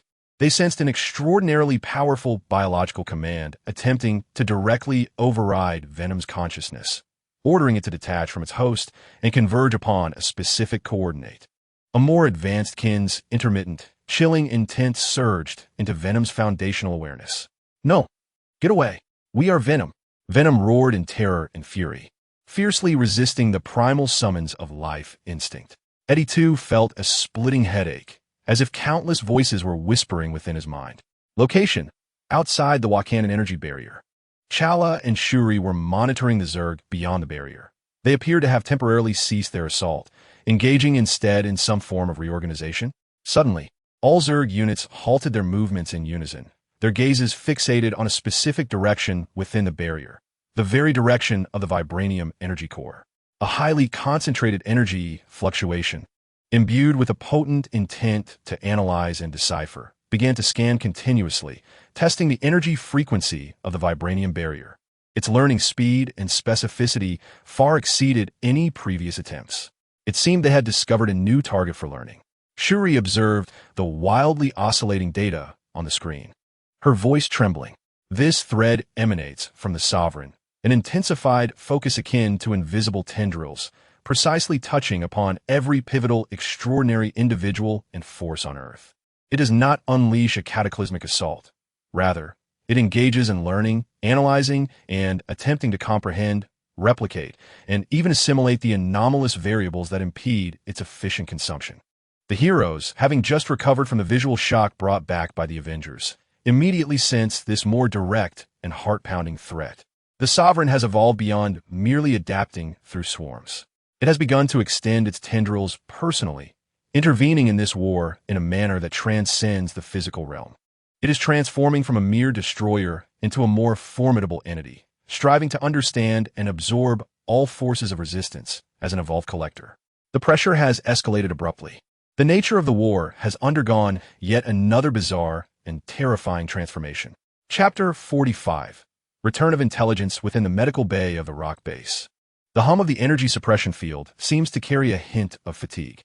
Carol Danvers lies there, her complexion no longer the deathly pallor it once was, but instead bearing a waxy yellow hue, as if her vitality has been excessively depleted. The sparks of energy surrounding her have largely subsided, yet her open eyes still reflect the terror of traversing through hell and a chilling clarity. Tony Stark, Bruce Banner, Reed Richards, and Princess Shuri, connected via remote link, surround the medical pod, holding their breath. Nick Fury stands at a distance, a silent iron tower, his solitary eye fixed intently on Carol. The data engineers have just completed a preliminary restoration and decoding of the highly encrypted and fragmented data stream that Carol had fought to transmit back. The process was exceedingly arduous, as the data structure diverged from any known format, resembling a living, resistant biological code. On the holographic projection platform, the blurred and fragmented imagery re-emerges, accompanied by harsh static noise and unsettling biological low-frequency hums. It remains that bizarre space enveloped by the Zerg neural network, with colossal bioships writhing like organs. It continues to depict the thoroughly transformed and digesting alien hell. However, this time, some previously overlooked or damaged critical details have been enhanced and restored. Zoom in on that area. Energy convergence point. Reed Richards suddenly extends his finger, pointing to a seemingly chaotic energy turbulence in the background. The technicians operate the magnification. Through algorithmic enhancement, they discern an exceedingly obscure, ever-shifting temporal-spatial coordinate anchor at the center of that turbulence. It is not fixed to any planet, but rather suspended in the interstice between the nest space and normal space, cleverly concealed by a powerful biological energy field and spatial distortion. Right there, Bruce Banner gasps, recognizing that the energy signature matches that which injured Carol. The intensity is exponentially multiplied. This must be one of its core command nodes, possibly even the entrance coordinates to the region where the Sovereign resides. Can we lock onto it? Frey's voice emerged, raspy and urgent. He was attempting to adjust the coordinates, which were in a state of constant dynamic fluctuation, akin to a form of encryption. Tony swiftly manipulated the console, yet the alterations followed a discernible pattern. Was it rooted in a biological chaos algorithm? Damn, this would require immense computational power to reverse engineer. Wakanda's entire computational resources are at your disposal. Su Rui's voice resonated, unwavering, as he synchronized with the mainframe. We must decipher it. Just as everyone focused intently on the coordinates, another segment of previously nearly lost audio information was restored. It was not merely sound, but a transmuted expression of cold, vast mental fluctuations, fragments left behind by the consciousness that had overwhelmed Carol. Order unifies, purifying the flawed, evolving to the ultimate. Resistance is futile. Data collection adapts and absorbs. This galaxy, designated untranslatable insectoid identifier, priority elevated. Ultimate objective, a colossal information stream, incompletely decipherable. Capturing only scattered fragments, galactic core, life forge, pinnacle of silence. This fragment of information plunged all into a chilling abyss. They were not aimlessly consuming. Their objectives were terrifyingly clear and prioritized. Earth, or rather, the solar system, was merely a waypoint in their journey toward a grander, more horrifying goal. The galactic core, life forge? Banner muttered, his complexion paling. Do they intend to reach the center of the galaxy? Were they after? Those words resonated with a sense of dread rather than mere destruction. Reed's voice tinged with unease. Carol's weak voice emerged from the medical chamber. Interrupting their terror, there's something more crucial. All eyes turned toward her. She struggled to lift her hand, pointing to her temple. They fear, or rather they avoid. She described, in fragmented breaths, the subtle fluctuations of the dominating consciousness she sensed in her dying moments. When the stellar energy within her erupted to a critical point, that cold, vast awareness seemed to exhibit the slightest disturbance, an instinctive evasion. It was as if that energy emanating from the very essence of the universe, a pure light and heat, represented a certain nemesis or unstable factor to their existence, which was a fusion of biological matter and dark cosmic energy. It's not about energy levels. It's about nature, Carol struggled to articulate. The pure light of creation, their aversion or inability to assimilate it. This information, more elusive than the coordinates and ultimate goal, offered a glimmer of hope, piercing through the enveloping despair. Nature of light? Tony suddenly raised his gaze to Bruce and Reed. What are you thinking? Cosmic microwave background radiation? High-energy photons at specific frequencies? Banner hypothesized. Or magic? Some divine essence representing creation and life. Reed contemplated Asgard and the arcane. A resonance frequency of vibranium energy could also produce a unique spectrum, Su Rue added. This tenuous thread of insight instantaneously breathed new life into a research endeavor that had nearly reached an impasse. Although the situation remains bleak, it is still preferable to confronting an adversary that is utterly flawless. Decipher the coordinates. Analyze all available data concerning light and the essence of energy. Mobilize all resources. Fury immediately issued the command, a flicker of determination reigniting in his single eye. This was the first, and possibly the last, vulnerability we had discovered. Carol had fulfilled her mission, returning with crucial intelligence. A dynamic coordinate that could potentially lead to the heart of the Dominator, a terrifying ultimate objective, and a faint hint that might counter the enemy, concerning the nature of energy itself. The cost was nearly exhausting her own essence, leaving her body tainted by the cold consciousness of the Dominator, necessitating a continuous struggle against it. She fell into another slumber, her complexion still pallid, yet her brow seemed to relax slightly. Hope, like a flickering candle in the wind, was weak yet undeniably ignited. Everyone immediately plunged into frenzied work, deciphering coordinates, analyzing energy properties, simulating countermeasures. They had discerned the general direction of the target, understood the enemy's terrifying intentions, and even grasped a vague notion of what they might abhor, a nebulous weakness. The fog of war appeared to part, ever so slightly. However, all were acutely aware that knowing a weakness and whether it could be exploited to topple a giant far beyond imagination were entirely different matters.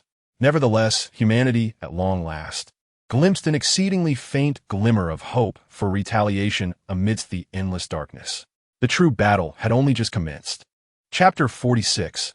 Global Panic. The deeply encrypted lines of the rock base failed to completely prevent the leakage of information. The shocking intelligence brought back by the gravely wounded Carol Danvers surpassed all expectations, despite Nick Fury's utmost efforts to contain it. Fragmented and distorted bits of information managed to escape through the partially destroyed civilian communication networks, whispered by soldiers who had narrowly survived. And even through some opportunistic channels, such as Loki, who sought to stir chaos, or the scheming Ebony Maw, spreading rapidly across the globe like a deadly virus. Initially, there were vague rumors. The bugs hailed from another world, having consumed an entire planet, led by a distant overlord. Then came more specific and horrifying details. The hole in the sky above New York was the lair of these insects. Another world had been digested into dust, and their goal was to devour the entire galaxy. Ultimately, there emerged the chilling fragments of translated information from the Dominator's consciousness, order unified to purify the flawed. Evolve to the ultimate. This galaxy's priority has been elevated. Regardless of their authenticity, these fragments precisely penetrated the final defenses of the human psyche. Panatransformed, no longer confined to local chaos and despair, but evolving into a global wave of hysterical civilizational collapse. Scene 1. In a major European city yet to be invaded, supermarkets and gas stations were ravaged by frenzied crowds. For the sake of a can of food and a barrel of gasoline, gentlemen and ladies transform into feral beasts, engaged in brutal combat against one another. The police are powerless to maintain order, even joining in the chaos of looting. The government attempts to soothe the populace through broadcasts, yet their voices are swiftly drowned out by the cacophony of explosions and screams. Rumors abound. Some claim the army has disintegrated. Others assert that the insectoid hordes are poised to descend, while some proclaim that the apocalypse is upon us. Arsonists ignite fires, some kneel in prayer, and others choose to leap from high buildings. The entire city burns in a frenzy of self-destruction. Scene 2. A rural road in a densely populated Asian country. Countless vehicles clog every route leading to remote areas, as people believe that the farther they are from the metropolis, the safer they will be. As fuel runs dry, vehicles are abandoned, and people embark on foot to flee. Food and water quickly deplete, and theft and conflict erupt amidst the tide of refugees. Disease begins to spread, with a lack of medical supplies as desperate individuals flail about like headless flies, uncertain of where to escape. The cries of children separated from their parents, the groans of the injured, and the distant shrieks stirred by shadows on the horizon, potentially mere clouds, intertwined to compose a mournful anthem of apocalyptic flight. Scene 3. A relatively tranquil city in South America. Religious sects and cults spring forth like mushrooms after rain, drawing in countless seekers of spiritual solace. Some proclaim this to be divine retribution, asserting that only through repentance can one find salvation. Others declare that the insectoid beings are messengers sent by the divine to purify the world, advocating for an embrace of their consumption as the ultimate destiny. Even more extreme, some initiate frenzied blood rituals in attempts to commune with the omnipotent. Social order disintegrates, with rationality replaced by fervor. Scene 4. The digital realm, still partially connected, becomes a breeding ground for panic and conspiracy theories. Various so-called insider information, survival guides, and weaknesses of the insectoids spread wildly, their authenticity difficult to discern. Some advocate for mutual destruction through nuclear weapons. Others promote surrenderism, while still others disseminate distrust towards superheroes and the government, accusing them of concealing the truth and failing to protect the populace. The chaos of the digital world exacerbates the uncontrollable turmoil of reality. Scene 5. Major military bases and governmental command centers are under immense strain. Soldiers are demoralized, facing a war with no glimmer of hope for victory. Commanders are overwhelmed, tasked with countering the insectoid assaults while also quelling internal unrest and maintaining the most basic order.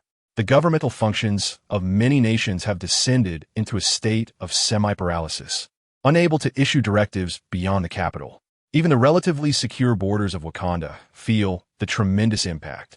Although the energy barrier temporarily holds back the insectoids, it cannot impede the relentless tide of desperate refugees.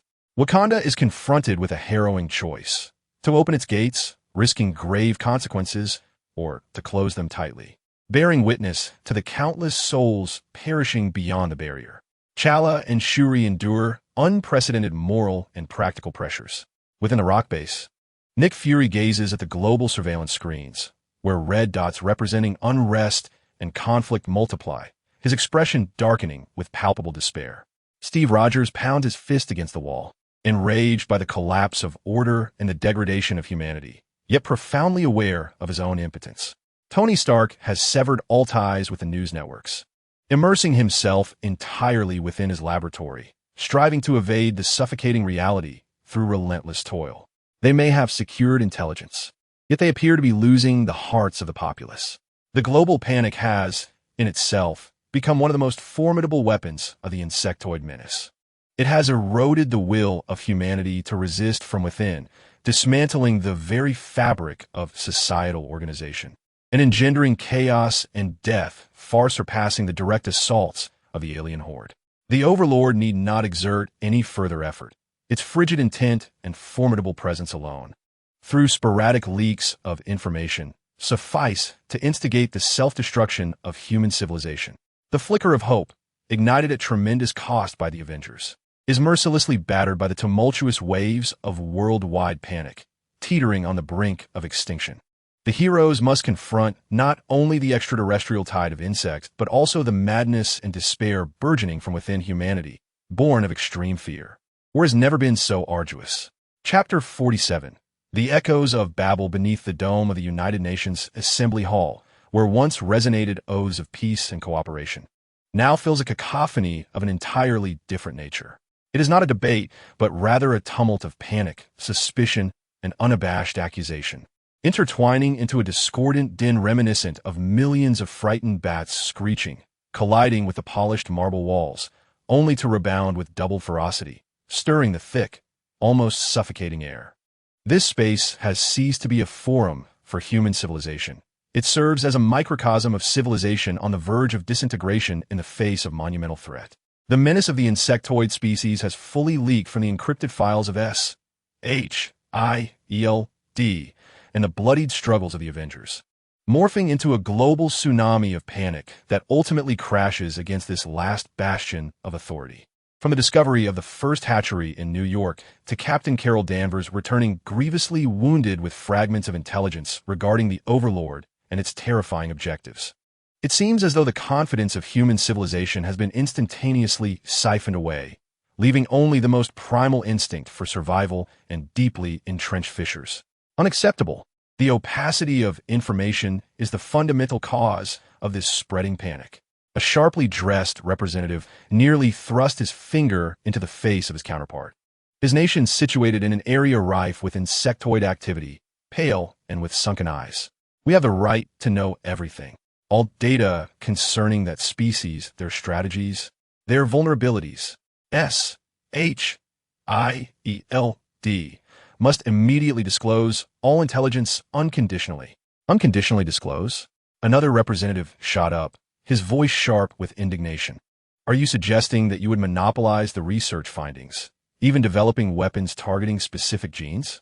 Look at your nation's military-industrial complex stocks. They are soaring amidst the disaster. Who can guarantee this is not a meticulously orchestrated conspiracy? You are slandering. We have lost thousands of brave souls on the front lines. Slander? Why do the initial points of infection always emerge in your allied nations? Is this not some form of an out-of-control bioweapon experiment? And now you expect the world to bear the cost of your mistakes? The argument spread like wildfire. The ancient grievances between continental plates, the historical scars from resource competition, and the stark ideological divides. All the fissures that had once been carefully concealed by diplomatic rhetoric have now ruptured under the immense pressure of survival crises, laying bare their raw and vicious nature. Responsibility is tossed around like a scalding hot potato, requests for aid scrutinized with doubt, and proposals for joint action rapidly succumb to endless bickering. Nick Fury stands alone in the shadows of the observation deck, his solitary eye sweeping over the chaotic scene below like a cold searchlight. The tension in his clenched jaw reveals his struggle to suppress his fury. Maria Hill stealthily approaches, whispering her report. The observation point in Sector 7 on the west coast has lost contact confirmed to be covered by biomass. The African Union has once again requested Wakanda to fully open its borders and provide technological support, their tone vehement. Fury barely nods in acknowledgement. The call for action from S.H.I.E.L.D. lingers in his mind, hinting at a grander and more perilous game at play. Yet the Babel Tower before him has rendered even the most fundamental communication ineffective. Tony Stark sits in the technical advisory seat, his fingers restlessly tapping on the integrated touchscreen of the table. He is not clad in armor. His expensive suit is wrinkled, and his eyes, obscured behind glasses, are bloodshot. J.A.R.V.S. Calculate the probability of this group arguing themselves to death. He mutters under his breath, his voice drowned in the cacophony, though the irony and exhaustion on his face are unmistakable. The inefficiency of the bureaucratic process suffocates him, far more despairing than facing the Chitauri army. Captain America, Steve Rogers, sits not far away, his spine still erect, yet his clenched fists resting on the table turn pale. He watches the eerily familiar scene unfold, as if transported back to the pre-war debates over whether to strike Hydra preemptively. Only this time, the enemy will not grant them the luxury of internal deliberation. They will simply consume. They do not understand, he says gravely to Natasha Romanoff beside him. This is not a political game. There are no second chances. They understand, Steve, Black Widow replies, her gaze calmly scanning the representatives from smaller nations, exchanging furtive glances and whispers. Her instincts as a spy allow her to perceive more. They are merely choosing to fight for their own survival or to find a sufficiently large scapegoat. The focus of the debate swiftly converges on the imminent choice, a fortress or a sword. We must confront reality, one representative exclaims, brandishing a thick document, an urban fortress plan based on partially shared technology from Wakanda. Our forces stand no chance on the front lines. We must concentrate all resources, establish an absolute defensive perimeter, and utilize vibranium technology to create shelters, holding firm until aid arrives. This is the only rational choice. Abandon the periphery and secure the core. Hold firm? Await whose aid? Captain Marvel? She is but one. Another voice rises, almost leaping from their seat, agitation palpable. By the time she resolves the troubles of the universe, we will have long since turned to dust. The opposition nearly erupts in fervor. Retreat is a slow death. We must take the initiative, unite global forces, form an interstellar expeditionary army, find that so-called dominator, and execute a decapitation strike, just as we would against any source of terrorism. Decapitation? Do you know where its head resides within the galaxy? Our spacefaring technology is incapable of even reliably transporting a military force. That is mere folly. Thus, we must devote all resources to support Mr. Stark and Mr. Richards' fleet initiative. That is hope. Hope. It requires time. And what we lack the most is time. The fortress cities represent the most viable solution to save the greatest number of lives. That is cowardice. It is the abandonment of the lives of the majority. It is the preservation of the ember of civilization. You are the one leading humanity's last lineage to the brink of annihilation.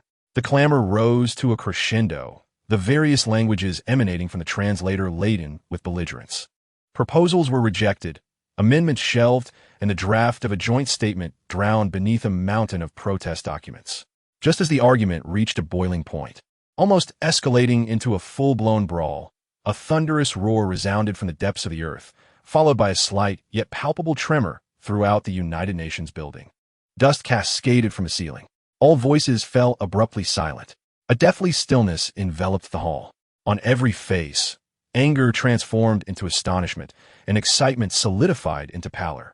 Moments later, a shrill air raid siren pierced the sky over New York City, sharply penetrating every ear through the thick glass windows. This was no drill. An assistant, in a state of panic, rushed into the assembly, neglecting decorum to whisper urgently to a representative of a major power. The representative's complexion turned ashen, his head snapping up to the podium, his lips trembling yet unable to produce a sound. Nick Fury's solitary eye narrowed sharply. Hill promptly presented her tablet before him, displaying real-time satellite imagery off the coast of New York Harbor, where a colossal, ominous biological energy signal was rapidly intensifying beneath the surface. Tony Stark almost immediately donned the nanotech armor's gauntlet, the mass deploying, his eyes igniting as data surged through his field of vision.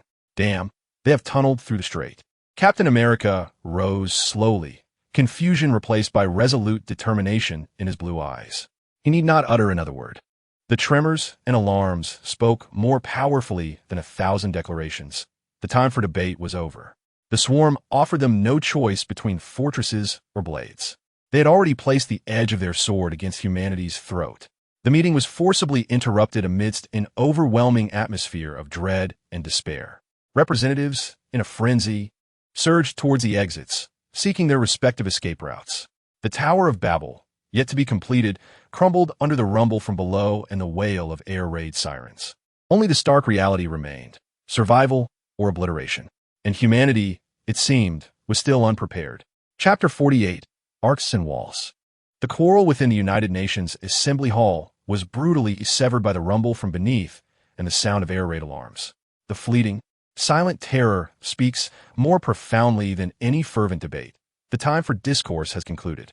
The Zerg, in their characteristic and unabashed manner, have pressed the fast-forward button on humanity's decision-making process.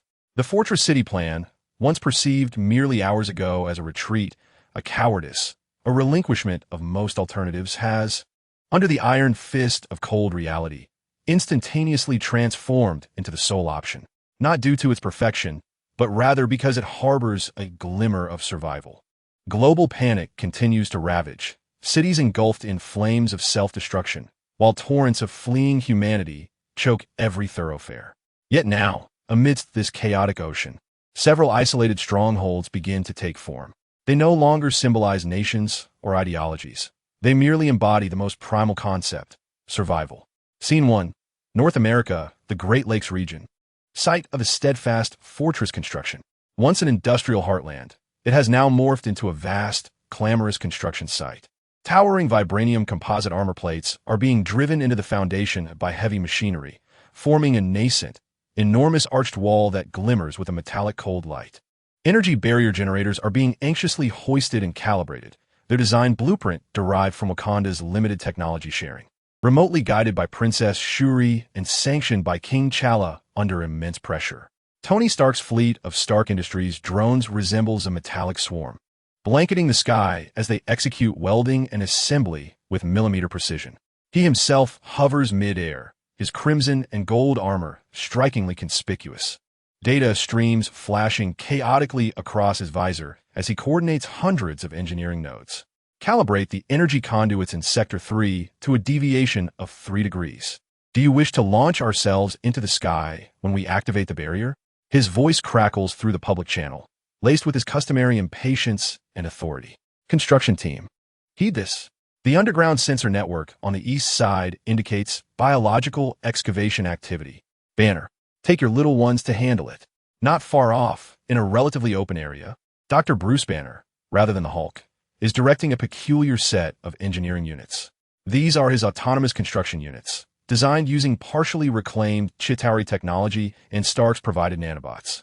They operate with remarkable efficiency, yet a profound weariness is etched on Banner's face, devoid of any joy. Adjusting his glasses, he responds into the communicator, "Copy that, Tony." The worker bee units have been deployed. He must remain wholly focused, as any unexpected stress or anger could unleash another version of himself, a disaster for the meticulous engineering. Captain America, Steve Rogers, does not partake in the construction. He stands atop a makeshift command platform, surveying the scene below. His task is far more arduous: maintaining order. Refugees surge towards the unfinished fortress like a tidal wave, yearning for a place within its high walls. Panic, overcrowding, and the imminent clash over scarce resources threaten to erupt, leading the remnants of S.H.I.E.L.D. agents and volunteers. He strives to uphold order with his authority and shield, painstakingly managing the queue, calming emotions, and allocating the limited admission slots to women, children, and technicians. Each rejection of a strong, survival-driven adult gnaws at his heart like a blade. Scene 2. Somewhere in the European Alps, the Eagle's Nest Fortress. The terrain itself serves as a natural barrier. Magneto, Eric Lenscher, hovers atop the mountain, his cape billowing dramatically in the cold wind. Beneath him, colossal metallic structures, obedient to his will, interlock with precision into the mountainside, reinforcing the natural caverns and constructing turrets and observation platforms. His Brotherhood members organize personnel below. Unlike other fortresses, this one selectively admits mutants first, followed by humans who align with his ideology and are willing to submit to his rule. His motivations have never been pure. The fortress serves as both a sanctuary and a nascent vision of his mutant nation. Professor Charles Xavier, far away at Xavier's School for Gifted Youngsters, perceives all of this through a cerebral amplifying device, his heart heavy with conflicting emotions, a flicker of solace for the survivors, yet a profound concern for Eric's exploitation of disaster to advance his extreme agenda. A silent ideological confrontation endures even in this moment of life and death. Scene 3. Somewhere on the Tibetan Plateau, in Asia, the fortress of the roof of the world. The harsh highland environment unexpectedly becomes an effective barrier against the swarming hordes. This stronghold is a collaborative effort among multiple nations, embodying a fragile cooperation to some extent. Massive foundations are driven into the permafrost, while modular living units are rapidly assembled. Yet within the command center, generals from different nations engage in heated debates over command authority, resource allocation, and territorial defenses. Their voices subdued as each understands that the external threat could obliterate all divisions if they persist. Scene 4. The border of Wakanda. T'Challa stands inside the vibranium energy barrier, gazing at the desperate tide of refugees outside. Shuri stands beside him. The technical feasibility report has long been submitted. Wakanda possesses the capacity to receive at least 100,000 refugees. However, the opposition from the tribal elders is formidable. They fear the incursion of foreign viruses, whether biological or ideological. They fear the dilution of resources. They fear the loss of Wakanda's uniqueness and security.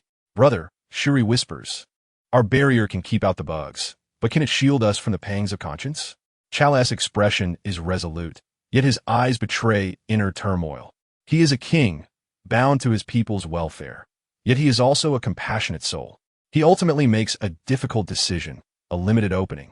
He establishes strict quarantine zones, allowing a certain number of children and individuals with critical skills to enter. This decision ignites fresh internal controversy, but T'Challa stands firm against the dissent. For the first time, Wakanda's high walls are not intended for total isolation, but rather for a conditional acceptance. Shared challenges. 1. Resource competition. The construction of fortresses demands vast resources, and the global supply chain has already collapsed. A covert battle for resources erupts between nations and fortresses, leading to even small-scale armed conflicts. Stark and Reed Richards are compelled to devise rapid resource exploration and recovery technologies, often taking risks to delve into areas contaminated by the insectoid threat. 2. Internal pressure. Within the high walls, there is a dire scarcity of space, food, water, and medicine.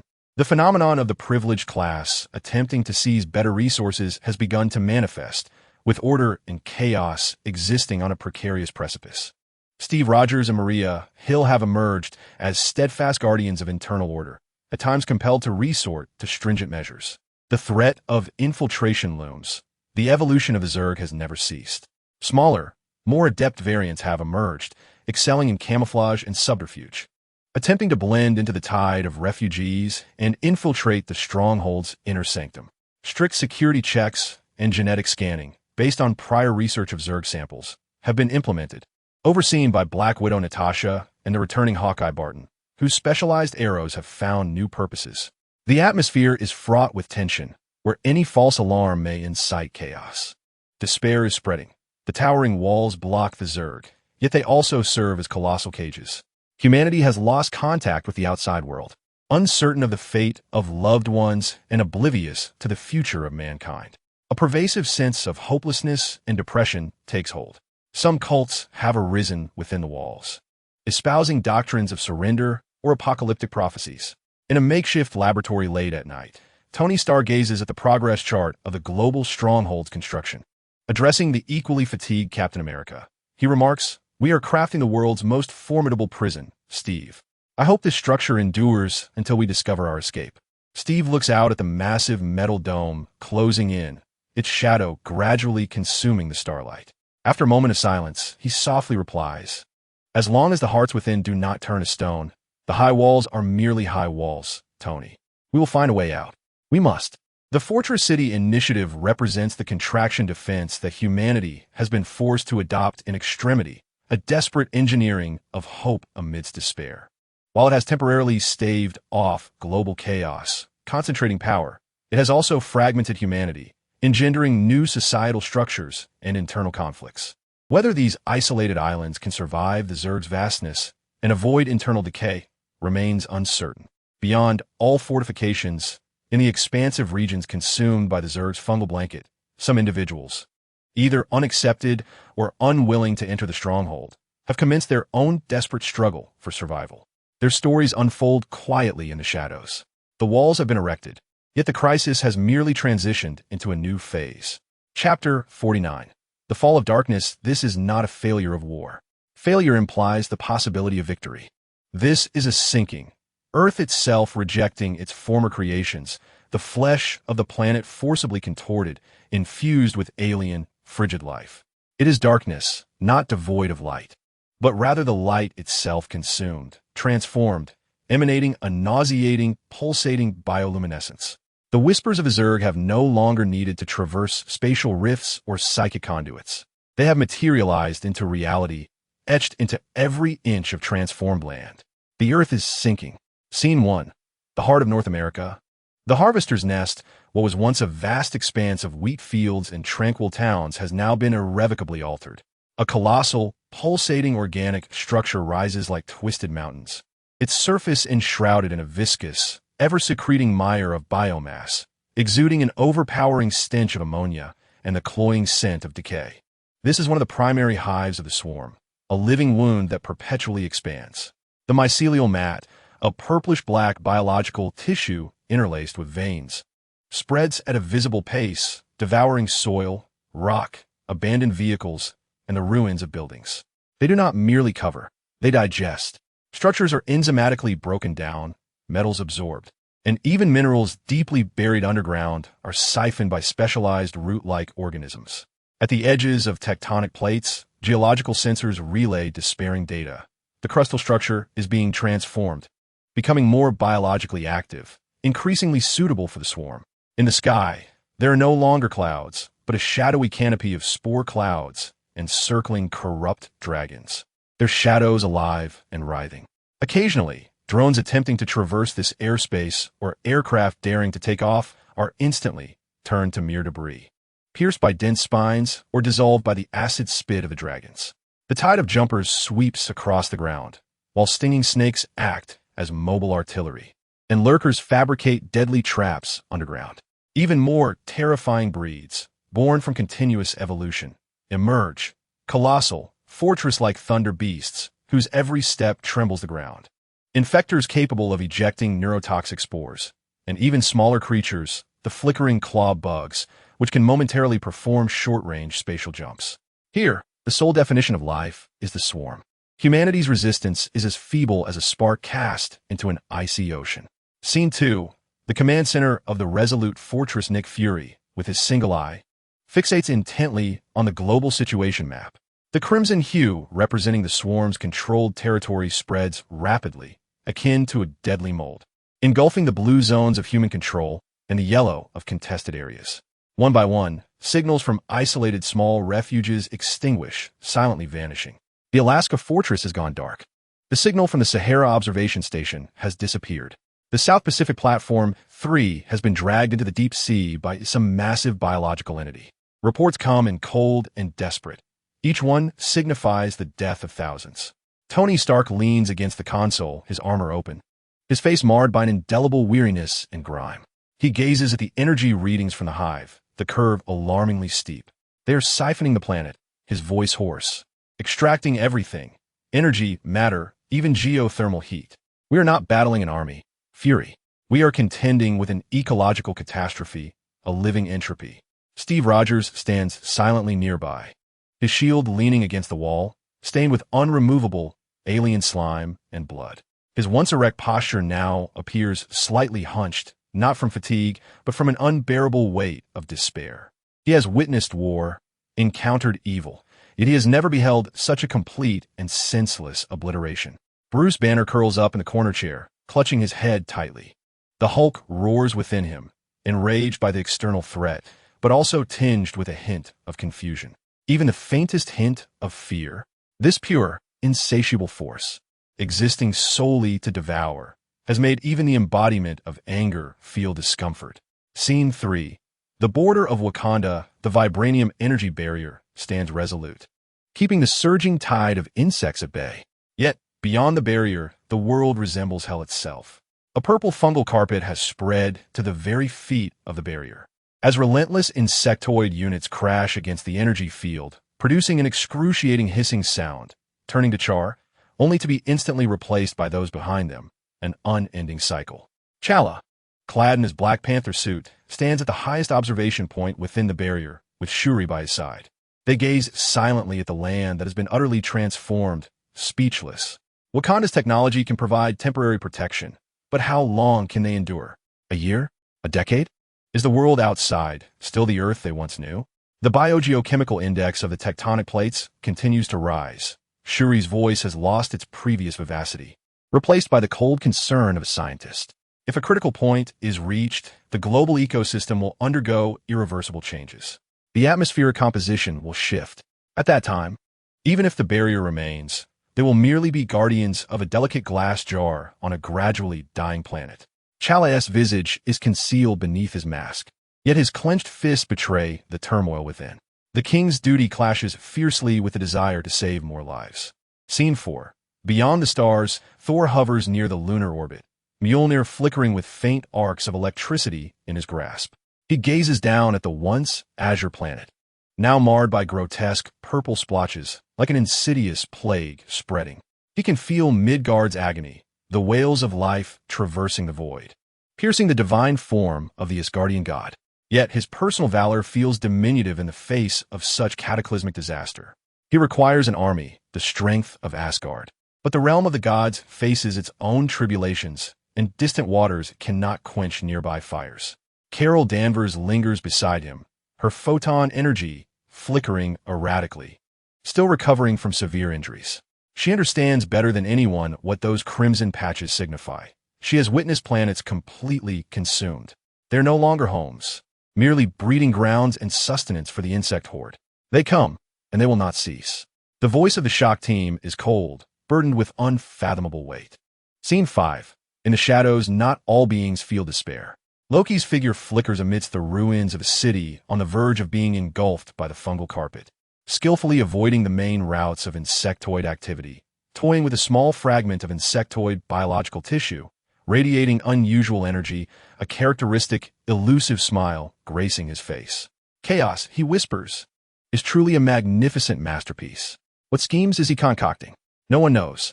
Deeper underground, Ulysses Klaue navigates his elegant craft, observing a partially transformed insectoid unit, his eyes gleaming with greed and curiosity. A perfect prototype for a biological weapon, he murmurs, just a little guidance and control needed. The members of the Dark Guild have never relinquished their ambition to harness all power for themselves, even in the most remote corners of Earth. The symbiote of venom voraciously devours solitary units of the Zerg, emitting a satisfied roar. It seems to embody a primal, instinctive enmity of mutual consumption with the Zerg. Yet, these are but minute ripples in the dark torrent, incapable of altering the relentless tide of destruction. Hope flickers like a feeble candle in the wind, its light dimming as if it could extinguish at any moment. The heroes suffer tremendous losses, both physically and mentally drained. They secure sporadic victories in individual skirmishes, but lose the overarching campaign, and potentially the entire war. Earth is being transformed into a colossal, living hive, nourishing the cold consciousness from afar. In the vastness of the cosmos, the gaze of the Dominator may have momentarily shifted to another target. Yet the fate left for Earth is one of utter descent. The first chapter, The Quietly Approaching Shadow, reaches its conclusion here. What descends is not merely a shadow, but a profound and all-encompassing darkness. Chapter 1. Interstellar Spread. The elegy of Mars. The wounds of Earth have yet to scab over, as icy tendrils extend into the depths of space. Mars, the red neighbor upon which humanity had pinned its hopes, the city of hope at the foot of Olympus Mons. Once a dazzling jewel of interstellar colonial dreams, has now become the first bloody footnote of the Swarm's expansion into the solar system, a metallic coffin suspended in a rust-colored desert. Commander Wagner's voice crackles through encrypted quantum communication channels back to Earth's fortified bastion, laden with static interference and a palpable fear on the verge of collapse. Earth Command Center. This is the Hope Base on Mars. They are everywhere. They do not come from the outside. They emerge from within. Repeat, the infection originates internally. The transmission is exceedingly unstable, flashing disquieting fragments. The walls of the metallic corridor are covered in a pulsing, purplish-black biomass slime, resembling a decaying network of veins, visibly consuming the alloy plating at an alarming rate. Under the rotating red light of the alarm, distorted figures, once engineers or scientists, stagger forth, their bodies undergoing horrifying mutations, bones twisting and breaking through the skin to form sharp spines, their eyes alight with an inhuman, ravenous green glow. Genetic thieves. They have long since lurked within. The automated defense turrets fire frantically, tearing apart the oncoming tide of jumping insects. Yet more swarm from ventilation shafts, maintenance wells, and even from the disassembled flooring. Spore crawlers eject globules of acidic liquid, corroding the sturdy gates with a hissing sound, releasing acrid white smoke. Outside, on Mars' dark red horizon, a colossal, grotesque biological structure, seemingly composed of flesh and shell, is grotesquely growing atop the base, akin to a massive tumor. It pulses slightly, its surface opening countless pores, expelling a dense, spore-laden organic mist that begins to taint Mars' thin atmosphere. We have lost Area A, and the life support systems in Area B are failing. They are adapting to our systems at a pace surpassing our own. Wagner's voice trembled with a note of despair, drowned out by the cacophony of violent explosions and chilling, blood-curdling shrieks. Evacuate. Wagner. Order everyone to retreat to the landing pod. Nick Fury bellowed from the command center of the Resolute Fortress, his one eye fixed intently on the screen, displaying the desperate images relayed from Mars. It's too late, Commander, came a bitter, hollow laugh from the other end of the communication. The landing port was the first place they secured. They're transforming us and the base. The transmission abruptly ceased, replaced by a piercing, high-pitched, inhuman wail, saturated with primal predatory desire, completely overwhelming the channel. The last image on the screen revealed the main observation window being shattered by a massive, chitinous, side-like claw as Martian red dust mingled with the blood splattered within. Before the signal was irretrievably lost, plunging into a silence of static. In the command center, one could hear a pin drop. Everyone froze, the air thick with a chilling dread more profound than mere failure. The war on Earth was far from over. Despair had already embarked upon the stars. Tony Stark's complexion turned ashen as he hastily pulled up the remote sensing data from the Observer 3 satellite orbiting Mars. The images required several minutes for analysis. Yet the thermal signatures and bioenergy readings were unequivocal, representing a drastic transformation in the heat signals of Hope City, shifting rapidly from a warm yellow indicative of human activity to an alarming, glaring crimson, signifying heightened biological activity, and it continued to expand. They are grotesquely converting the base into a nest. Dr. Banner's voice quivered as he shielded his eyes, scarcely daring to gaze upon the data curve, each point representing hatcheries and launch pads on Mars. Steve Rogers slammed his fist onto the console, causing the metallic panel to dent. We cannot even protect our own planet. And now they are on Mars. An unprecedented sense of helplessness gripped him. The scale and strategy of the enemy exceeded the bounds of his military experience. Not merely Mars.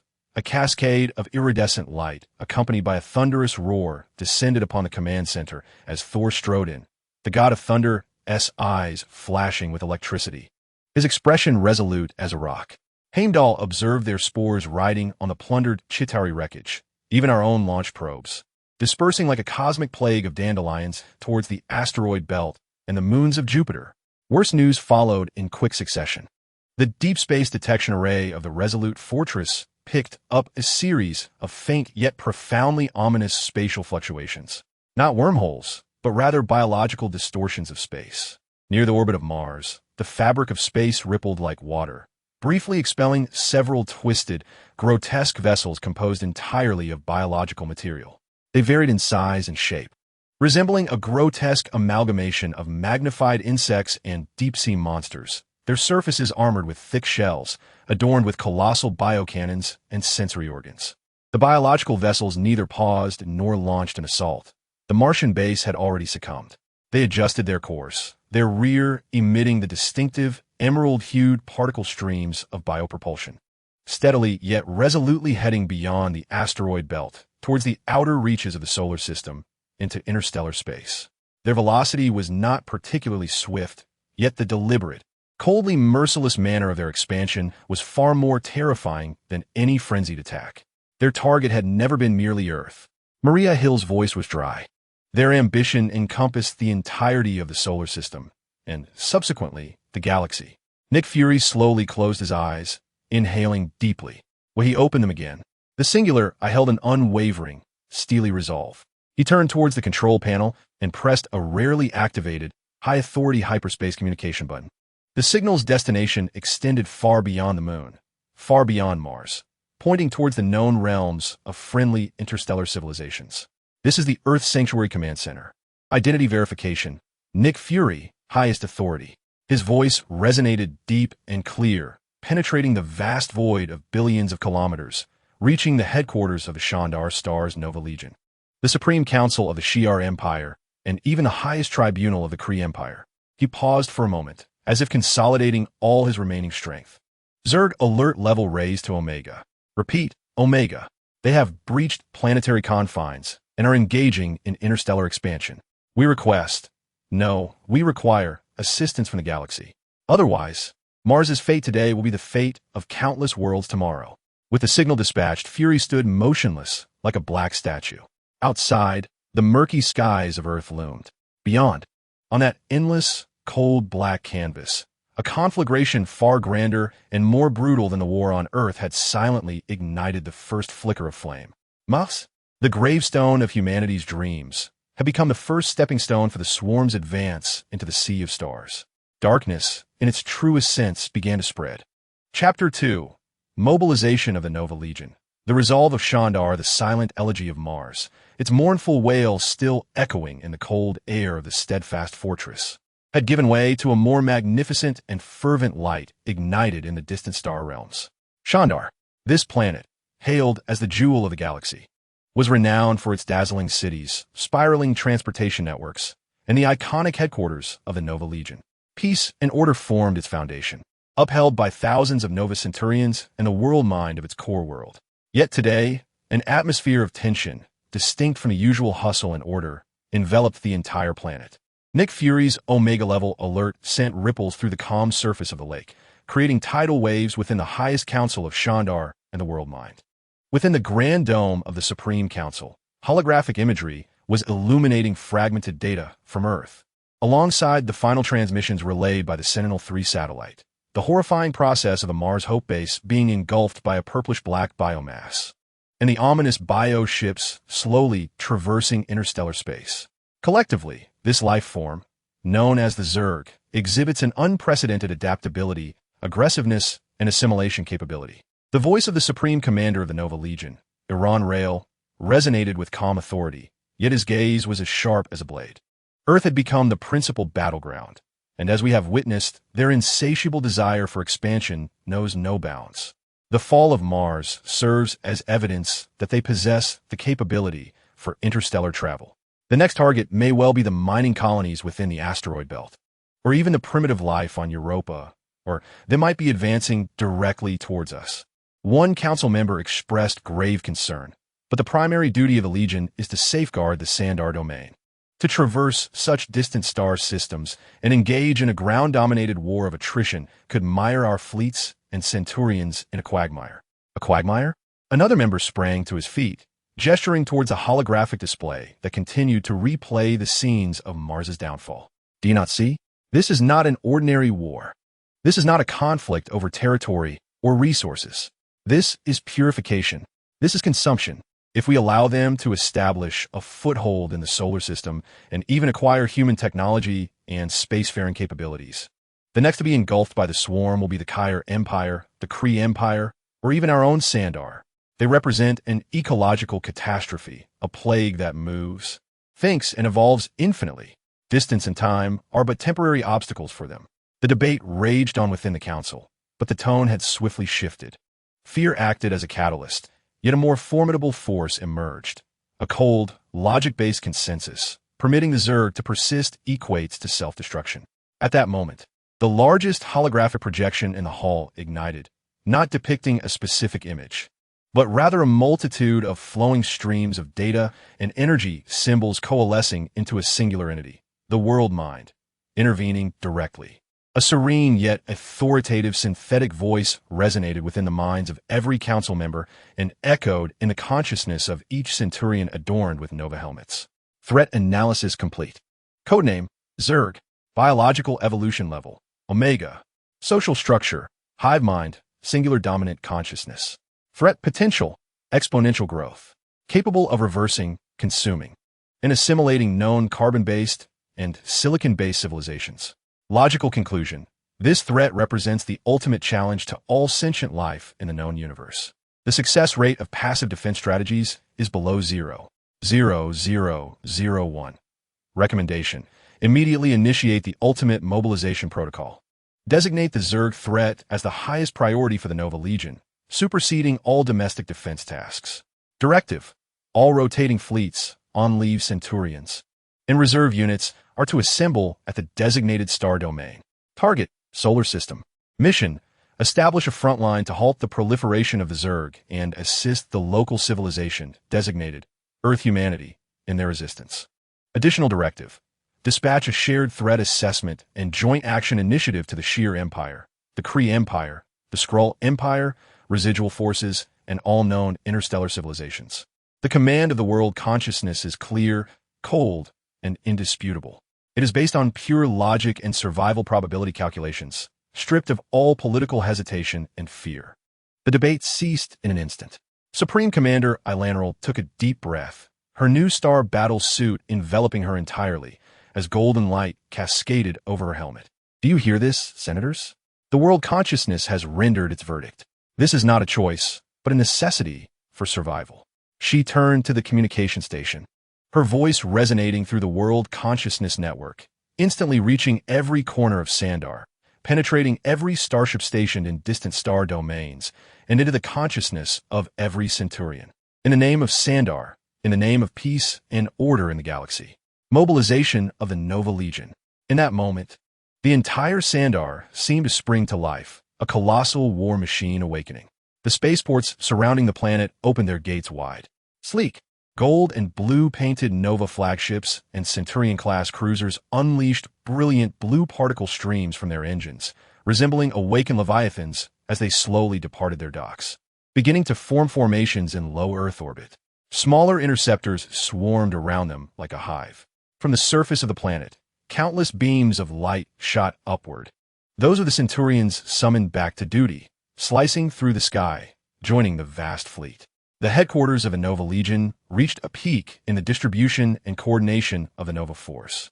The energy derived from the collective will of the entire Sandar civilization surged with unprecedented intensity, resonating among every Centurion. In distant interstellar outposts, patrolling fleets received the orders, unhesitatingly altering their course, opening hyperspace jump windows, their destination directly aimed at the solar system.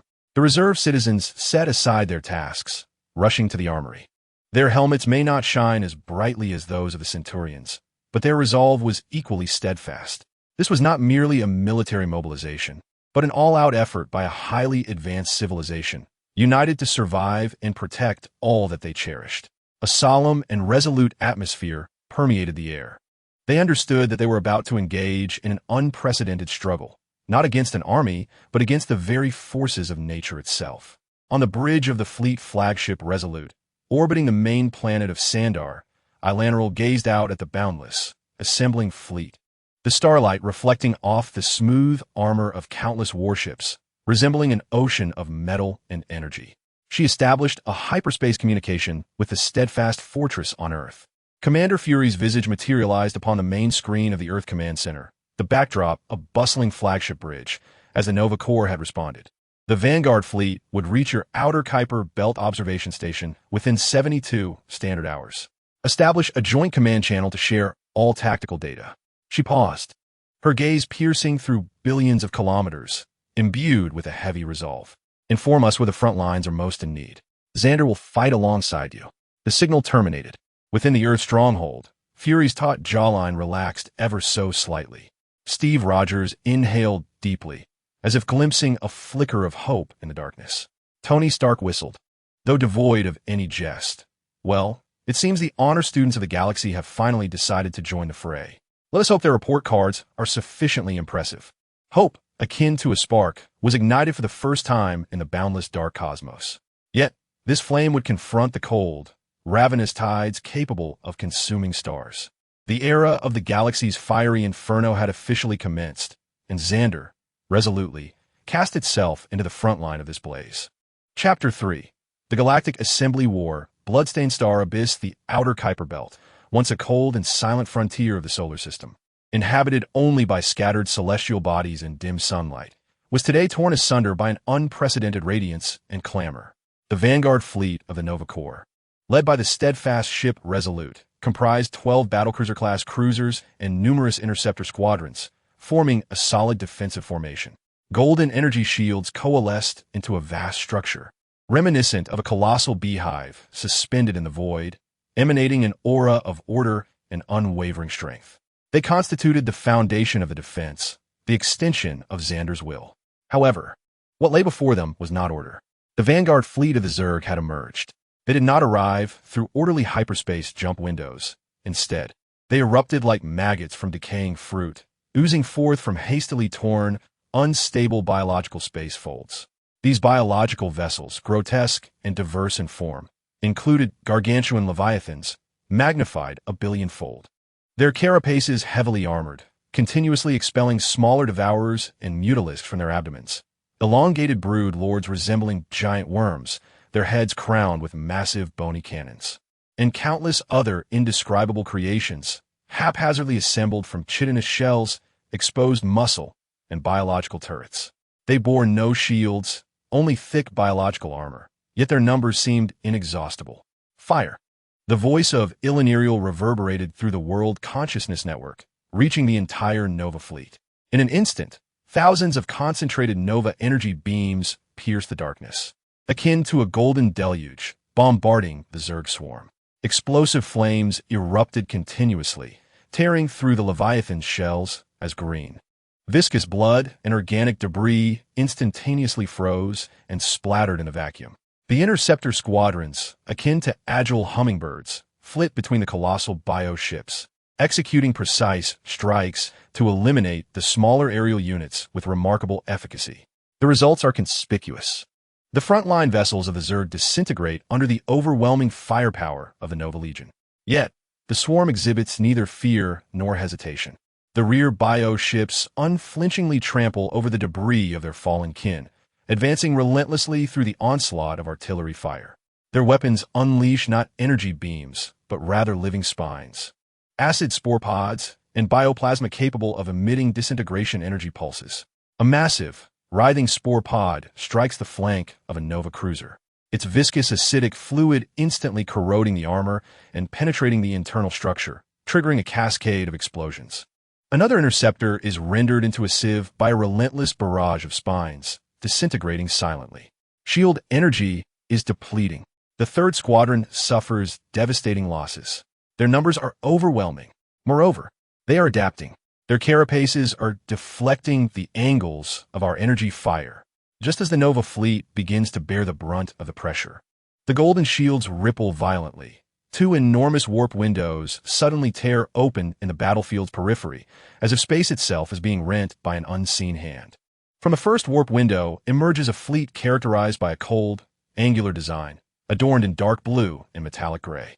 The vessels emphasize firepower and defense, their enormous gun barrels resembling icy fangs. This is the fleet of the Kree Empire, arriving with an intent of efficient, almost merciless slaughter. Despite the historical enmity between the Supreme Command and the Nova Legion, the collective threat posed by the Zerg transcends all past grievances. Their artillery joins the fray with immense power, often capable of severely damaging or even obliterating large Zerg units. though their attacks sometimes come perilously close to Nova ships, displaying a reckless abandon.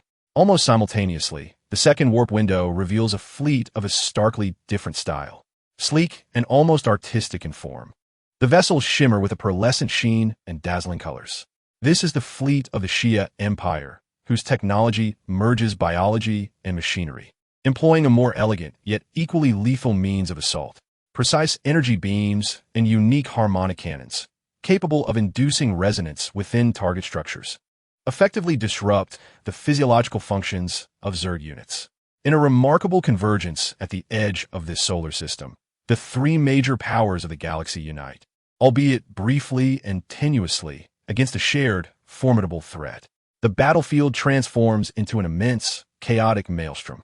Golden nova energy, blue Kree energy beams, the vibrant hues of S.H.I.E.L.D. harmonics, and the green acid of the Zerg, alongside yellow spines and purple plasma, clash in a frenetic display, weaving a tapestry of destruction. Explosions illuminate the cold asteroids and distant stars in a flickering glow. The debris of warships, both metallic and biological, disperses like a rain of death. Maintain formation. Concentrate fire on the larger targets. S.H.I.E.L.D. endeavored to coordinate, yet the collaboration within the coalition was marred by awkwardness and estrangement. The Kree fleet inclined towards aggressive assaults, often breaking formation. Conversely, the S.H.I.E.L.D. fleet prioritized tactical efficiency and the elegance of their own formations, occasionally lagging in support. The Zerg, devoid of formation, surged forth like a relentless tide, their terrifying evolutionary pace unmatched. The Nova Corps observed that newly emerged Zerg aerial units began to manifest subtle, energy-deflecting chitinous layers on their exteriors, significantly enhancing their resistance to energy weaponry. After bombardments from the Kree's heavy artillery, scattered Zerg carcasses were swiftly dragged away and consumed by other units, only for the next wave of assault to unveil new variants with thicker exoskeletons, capable of withstanding greater explosive impacts. They were learning through consumption, evolving through death. The battle devolved into a brutal war of attrition.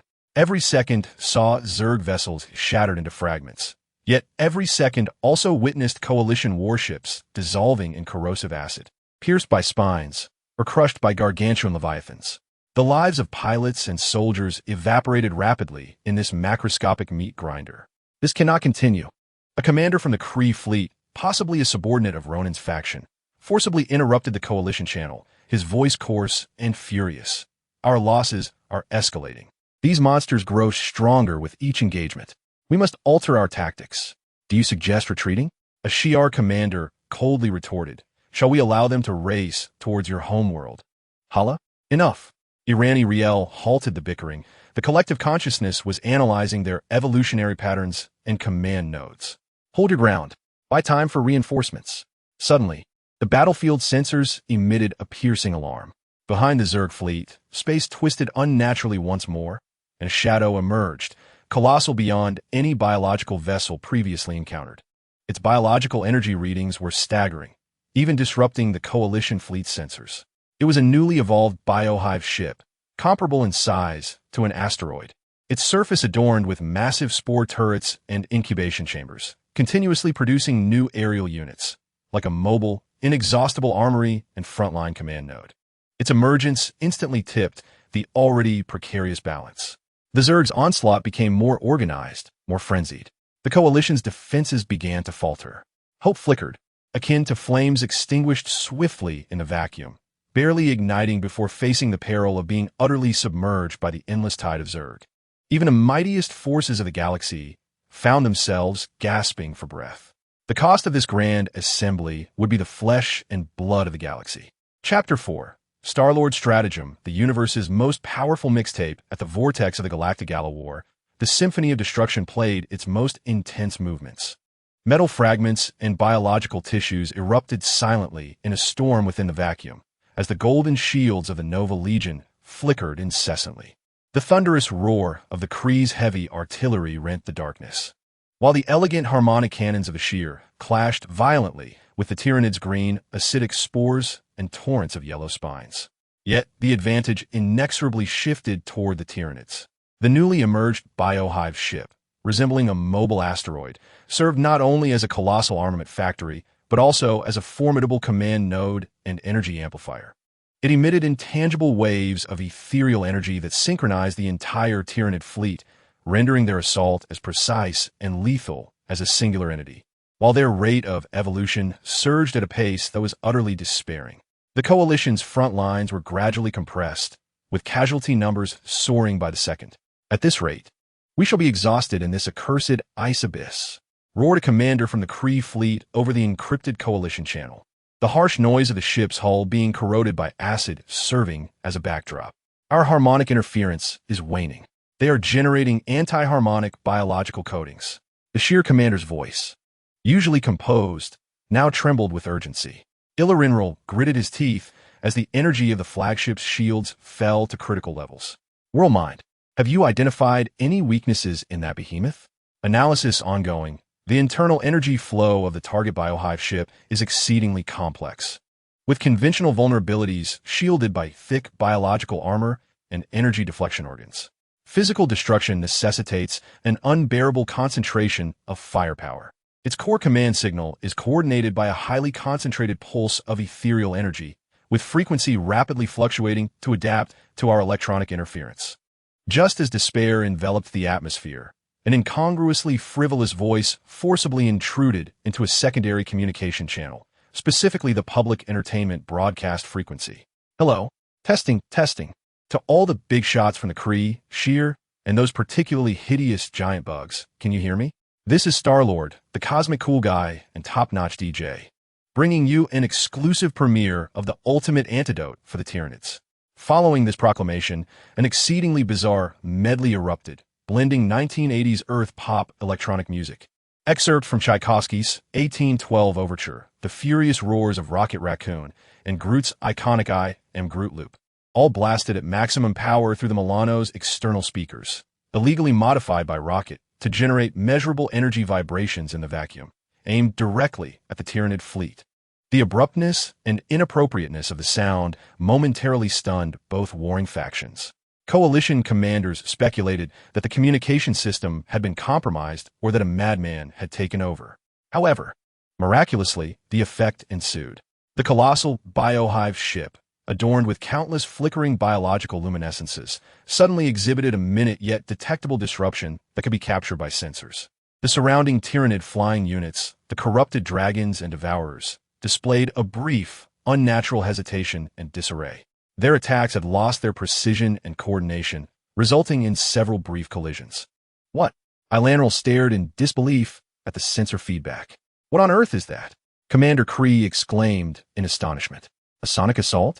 Yet the frequency and pattern defied all logic. The scientists of S.H.I.E.L.D were equally baffled. In the channel, Star-Lord's triumphant voice rang out. Did you see that? Rocket, I told you this would be effective. These creatures are interconnected through that ethereal energy network, like a vast Wi-Fi. But even the best network is vulnerable to a cacophony of discordant sounds, especially my exclusive, erratic concoction, a fusion of the universe's most bizarre noises, creating the ultimate auditory pollution. Rocket Raccoon's voice interjected, frantic, shut up, Quill. Increase the frequency by an additional 10%. They are learning to adapt. Crot, push that subwoofer's power beyond the red line. Yes, now, I am Groot, accompanied by the hum of an overloaded device. The music grew increasingly jarring, chaotic, with unpredictable rhythms, as dissonant notes and noises violently intertwined, forming an auditory assault that tortured any semblance of ordered consciousness. The chaos within the swarm fleet intensified. The ethereal network was clearly disrupted, though it had not yet reached a breaking point. This sudden, incomprehensible information attack seemed beyond their rapid evolutionary capacity to counter. They could adapt to energy weapons and deflect physical attacks, but this purely chaotic and annoying audio disturbance left them momentarily without an effective biological countermeasure. All fleets. Ilarinral seized this fleeting opportunity, despite her complete lack of understanding of its mechanics. Concentrate all fire. Target the area of the mothership with the most chaotic energy readings. Now, the energy beams of the Nova Core, Kree heavy artillery, and S.H.I.E.L.D harmonic cannons coordinated for the first time, striking with the precision of the sharpest spear at a vulnerable node of the mothership, momentarily weakened by internal energy turmoil. Boom! A silent yet brilliantly magnificent explosion erupted on the surface of the mother ship, tearing apart its massive biological structure, green ichor and organic matter gushing forth like a fountain, instantly freezing in the vacuum. The mother ship trembled violently, its ethereal energy fluctuations becoming exceedingly unstable, while the movements of surrounding swarm units grew increasingly chaotic and inefficient. The pressure on the coalition suddenly eased. Well done. That musician. Even the gruff Kree commander couldn't help but exclaim. Quill, you madman, you actually pulled it off. Gamera's voice was filled with incredulous astonishment. Drax laughed in the background. I told you his music was a weapon, enough to drive anyone insane. Star-Lord's voice exuded arrogance. Basic operation. Don't forget to leave a 5-star review, folks. However, this advantage did not endure for long. The biological nest ship, although damaged, remained intact. Moreover, the adaptability of Zerg is truly terrifying. They began to generate a biological membrane capable of absorbing specific sound wave frequencies. While it could not entirely eliminate the irritating noise, it was rapidly diminishing its disruptive effects. The Zerg's offensive began to regain its order. The effectiveness was waning. The rocket warned, they are learning too quickly. This contraption cannot hold out much longer. Enough. Iranier responded. We have gained time and space. All fleets reform formations. Alternate cover while retreating to the second line of defense. We cannot allow them to exhaust us completely here. The coalition fleets began a strategic retreat, though still fierce. They found a moment to breathe, averting the fate of being utterly crushed.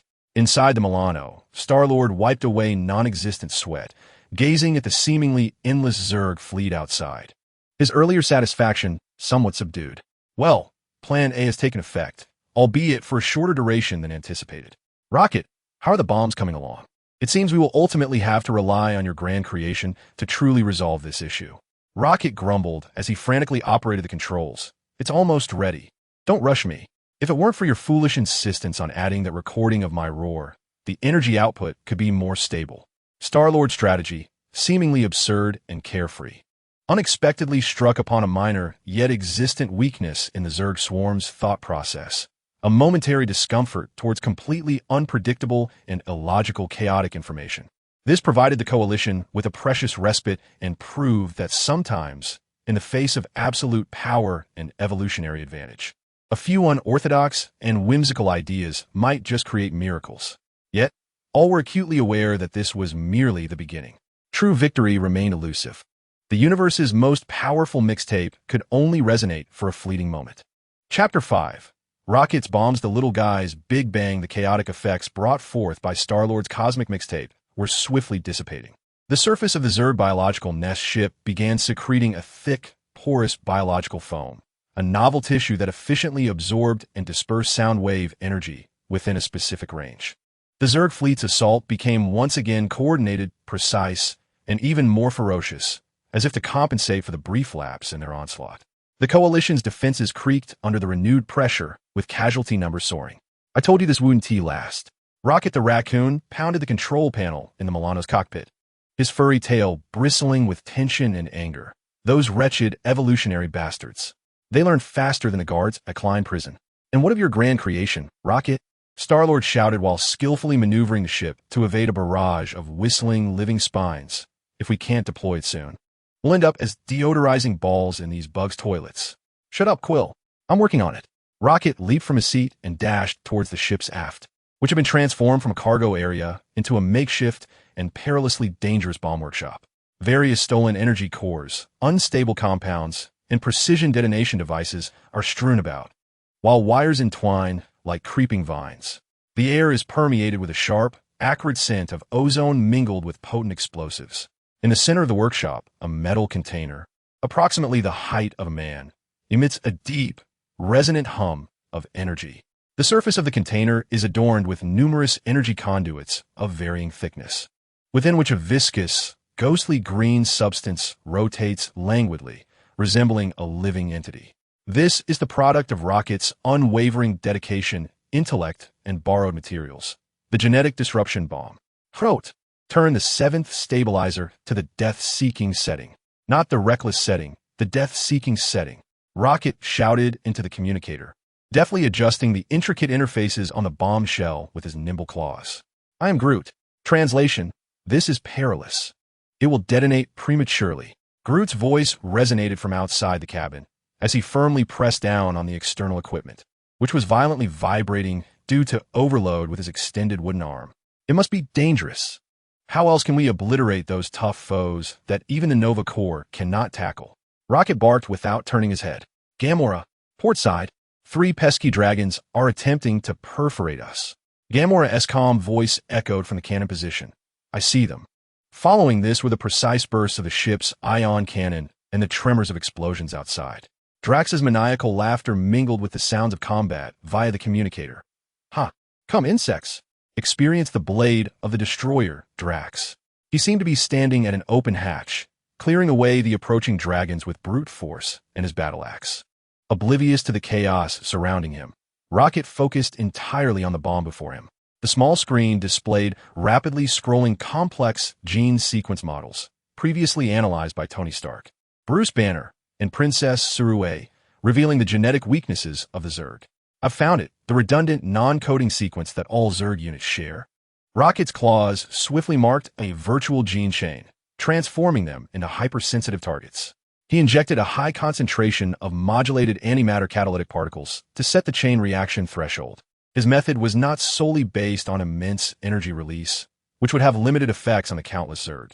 Instead, his inspiration stemmed from the ethereal signals discovered earlier by Ant-Man and Wasp. At its core, this bomb features a remarkably intricate gene recognition triggering mechanism. Once detonated, it will unleash a pulse of energy particles at a specific frequency, resonating powerfully with the shared, fragile signature sequence within the Zerg's genetics. This resonance will not directly impact the robust armor or formidable energy organs of the higher Zerg units. However, it will act like an invisible, exquisitely precise scalpel, targeting their most fundamental biological maintenance systems. Mitochondria at the cellular level will spiral into chaos, proteins will misfold, and genetic material will collapse from within as if ignited by a fuse. For non-Zerg organisms, this pulse is nearly harmless. However, for any unit bearing that specific gene sequence, it will herald a silent yet irresistible cellular massacre. At that moment, the rocket firmly secured the last energy conduit, and the bomb's hum stabilized, emanating a palpable threat as the surface indicator lights shifted from red to green.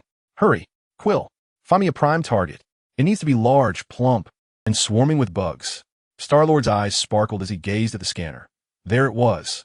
At 10 o'clock, the newly evolved Brood Lord, relentlessly birthing larvae behind it, was surrounded by at least hundreds of mutalisks and devours. That's the one. The rocket eagerly rubbed its claws. Crot, prepare the launcher. Gamora, clear a clean 5-second flight path for me.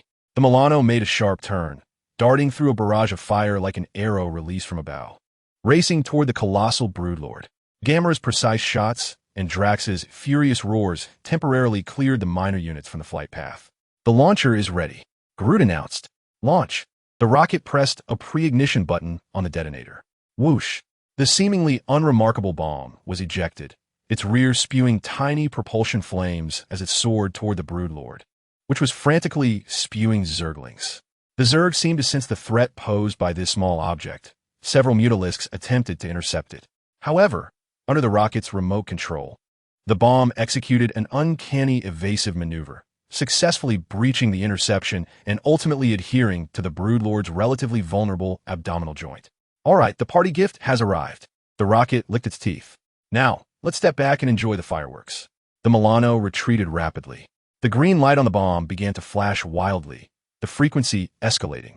There was no earth-shattering explosion, no dazzling brilliance. Only a nearly imperceptible pale, gray energy pulse that expanded at superluminal speed, sweeping across the vast expanse centered around the Broodlord. Then, silence fell, as though time itself had frozen.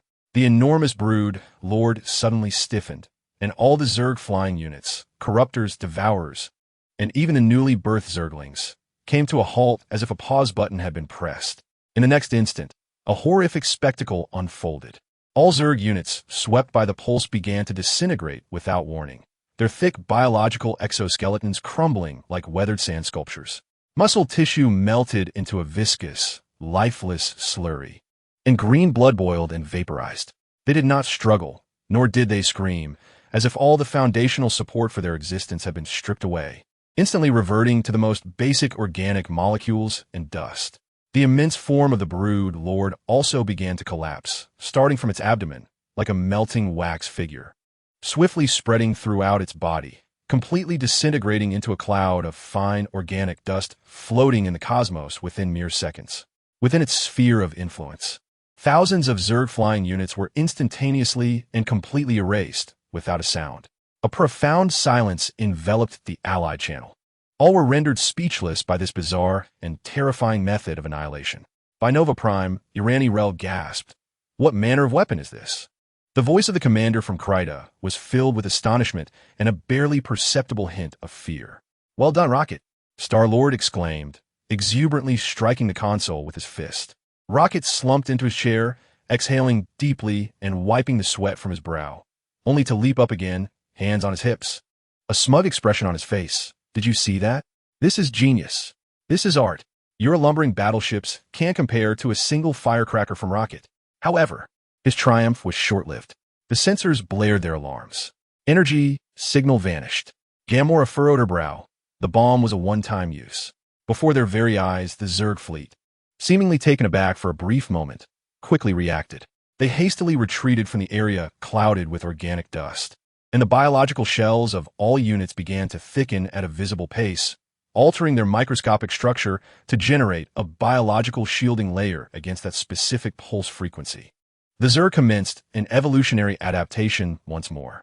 Although Rocket's bomb had cleared a significant expanse of space in an instant, it was but a drop in the ocean regarding the overall battle, and the opportunity was likely to be singular.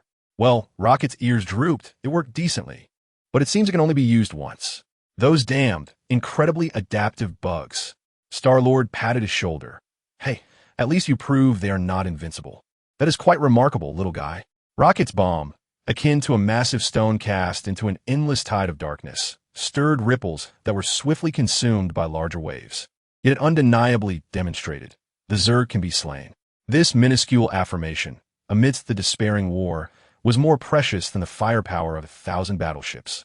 It was a seed of hope, albeit faint, yet resolutely taking root in this blood-soaked abyss of the stars.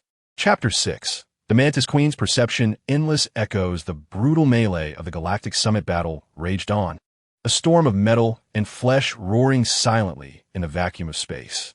The brief vacuum created by Rocket's gene-splitting bomb was swiftly filled by more Zerg units, which adapted more rapidly. Their newly generated biological shielding layer shimmered with an oily sheen, deflecting much of the Allied energy weapon attacks.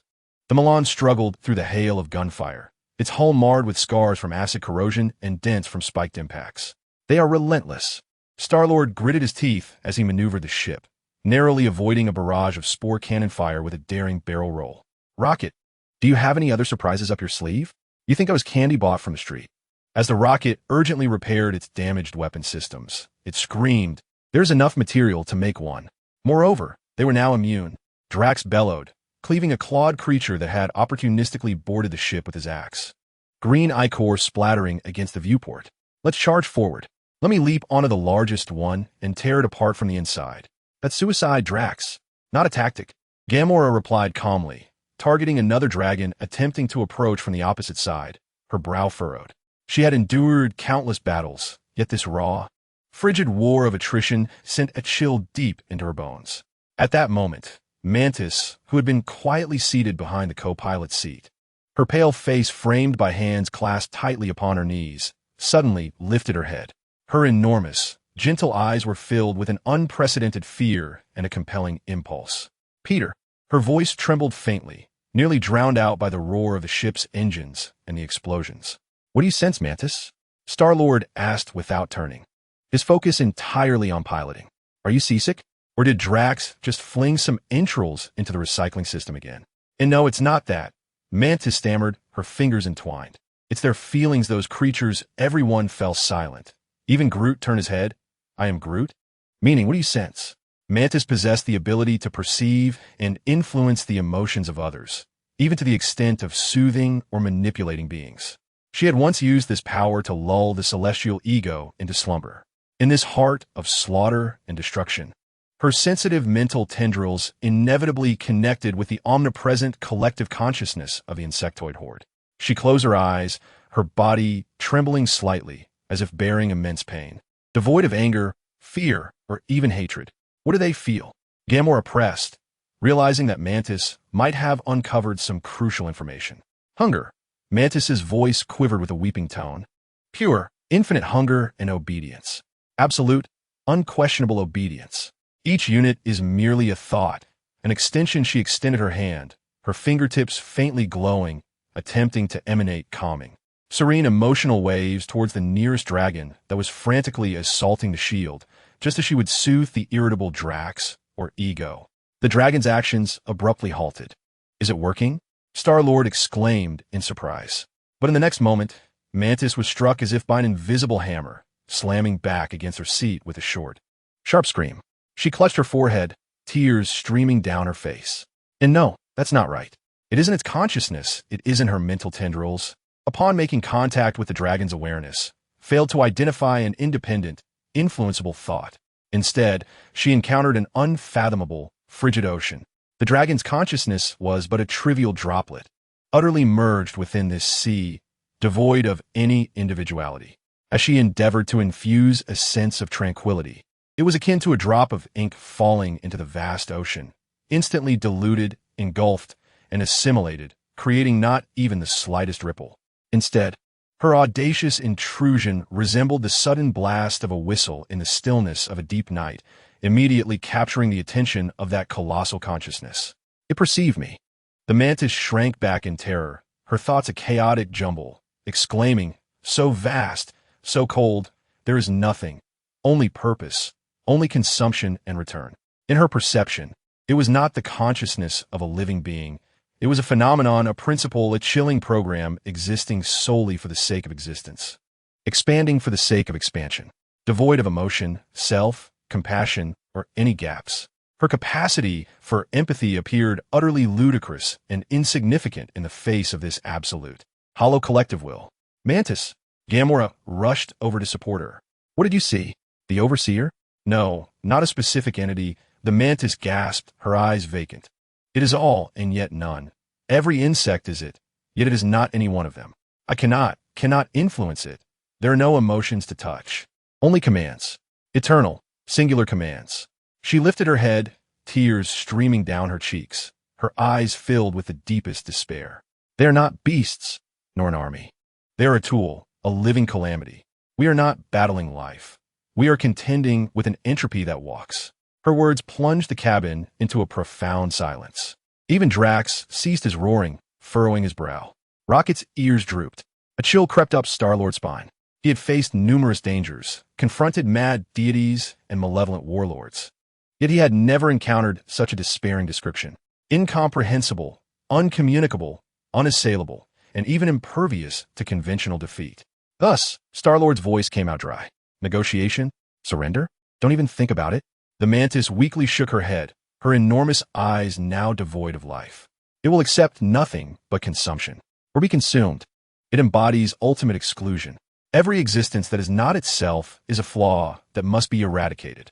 At that moment, the ship's sensors emitted a sharp alarm. High-energy, ethereal signals locked in. Rocket abruptly leaped back to the control panel, the source identified as the colossal mother ship. It seems to be targeting us. Evidently, the Mantis's brief mental contact, though it failed to exert any influence, had illuminated their position like a torch in the darkness, drawing the Overseer's attention for a fleeting moment. In response to this minor disturbance, attempting to disrupt its flawless operation, it instinctively allocated additional processing resources, manifesting as a precise and devastating long-range strike. A colossal, distorted green energy pulse, akin to the gaze of death, pierced through the chaos of the battlefield, hurtling directly toward the Milano. Evasive maneuvers, Star-Lord bellowed, pushing the engines to their limits. But the pulse's speed was unfathomably swift and bore an anticipatory quality, locking onto them with unwavering precision. There was no time left. Gamora shouted. In a moment of dire urgency, Groot suddenly unleashed a frenzied expansion of his wooden branches. instantly coalescing into an extraordinarily thick wooden shield on one side of the spacecraft. Boom! The ethereal pulse struck violently against the shield formed by Groot. The terrifying energy was not merely a shockwave. It bore a disintegrative and assimilative quality. As soon as the wooden shield made contact, it began to wither, splinter, and parts of it even started to undergo a grotesque transformation, exhibiting the purple-black traits of the insectoid species. "I am Groot," he bellowed in anguish, his colossal form trembling violently as the shield rapidly disintegrated. "Groot!" Rocket yelled, his eyes wide with fury. The Milano was hurled into a roll by the immense force, the shield overloading and failing in an instant, while the ship's hull emitted a bone-chilling metallic groan. When the spacecraft finally managed to stabilize, Groot's shield had completely vanished, and he himself lay in a withered heap, his body marred by terrifying signs of erosion, flickering with an ominous, ghostly green light. The pulse emitted by the mothership, having obliterated Groot's defenses, dissipated as its energy was exhausted. Mantis slumped in her seat, murmuring, "It didn't even notice us. We were like a speck of dust brushed aside." Her perception unveiled a truth far colder than mere defeat. They were not confronting a singular foe, but rather an immutable law of nature. How does one defeat an earthquake? How does one negotiate with a tsunami? Hope, it seemed, sank deeper within the chilling, boundless ocean of consciousness she sensed, far more profound than any battleship. Chapter 7. The fury of the destroyer Drax. The chilling despair brought by Mantis froze the air within the Milano like ice. That absolute obedience and frigid hunger emanating from the dominion of the ocean of consciousness rendered all efforts to understand and communicate utterly futile and laughable. Yet, there existed something capable of effortlessly tearing through despair and igniting the most primal flame, the fury of the destroyer Drax. As Groot bore the brunt of the assault to protect the ship, shrinking into a despondent form marred by ominous signs of ethereal erosion, as Mantis trembled from sensing the boundless cold consciousness, as Star-Lord and Rocket found themselves in disarray due to weapon failure and the looming threat of formidable adversaries, Drax's anger reached its zenith. His family, his once cherished world, had been obliterated in a merciless, external massacre, though it would later be revealed that Ronan had orchestrated it. At this moment, the insectoid action stirred within him a similar rage. Now, these grotesque creatures, intent only on consuming, were attempting to do the same to his new family. No more. Drax unleashed a deafening roar that pierced through the ship's soundproofing, creating subtle ripples of energy in the vacuum of the battlefield. His eyes, bloodshot from rage, glowed crimson, and his muscular form expanded once more in the throes of unrestrained fury, the veins beneath his skin writhing like serpents. "Drax, no." Gamora attempted to intervene, but it was already too late. Drax forcefully burst through the damaged airlock, unable to wait for complete depressurization. The immense pressure difference propelled him like a cannonball from the Milano, directly into the heart of the chaotic battlefield. Lacking any space survival gear, he relied solely on his extraordinary physique and the fury pent up within him to endure a brief existence in the vacuum. His twin blades gleamed with a cold light, targeting a nearby, corrupt mutalisk that was relentlessly assaulting a Nova interceptor. As the mutalisk sensed the impending threat and turned to unleash a torrent of acidic spores, Drax collided with its head like a meteor. "Wretched insect!" Drax roared, though his voice could not traverse the void. His indomitable will resonated clearly. His left blade plunged deep into one of the creature's compound eyes, while his right struck viciously at the relatively fragile neck joint. Green ichor and fragments of chitin sprayed everywhere. The mutalisk emitted a silent cry of agony, thrashing violently in an attempt to dislodge Drax. Yet, Drax clung to its spine like a rivet, his blades dancing in the air, each strike infused with the power to rend all asunder. In mere seconds, he severed the massive creature's head from its body. The decapitated carcass of the mutalisk drifted helplessly away. Using the momentum, Drax lunged at another devourer, attempting to slice him with its scythe-like appendages. He did not evade. Instead, he allowed the sharp limbs to carve deep, bone-visible wounds into his resilient skin, while his twin blades sliced through the devourer's body as if it were warm butter. Thus, he rampaged through the airborne Zerg forces like a chaotic, destructive meteor in human form. Wherever he passed, Zerg units were dismembered and exploded, His fighting style was devoid of finesse, relying purely on raw strength, speed, and boundless fury. He tore a jumping bug in half, smashed a spine crawler's spines flat, and even snapped the jawbone of a smaller Zerg attempting to devour him. In that moment, an eerie vacuum formed around him, with Zerg remnants floating in a widening ring of flesh and chitin. Had this lunatic lost his mind? A pilot of a nearby Nova interceptor stared in disbelief at the red dot on his scanner, wreaking havoc amidst the swarm. No, he is drawing fire for us. Another pilot swallowed hard. Indeed, Drax's frenzied and lethally efficient assaults successfully attracted the attention of numerous Zerg units. Many Mutalisks and Devours abandoned their harassment of the Coalition fleet, turning instead towards this minuscule yet exceedingly disruptive figure. But this was precisely what Drax desired. Come on, bring it on. He roared inwardly, his blades swirling impenetrably, continuously cleaving the advancing Zerg. The verdant blood drenched his entire being, rendering him akin to a hellish demon emerging from the abyss of a blood-soaked pit. His wounds healed at an astonishing pace, yet with each repair, new ones emerged in greater numbers.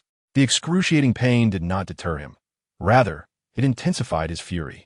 He became a frenzied focal point on the battlefield, a relentless, bloody vortex of chaos.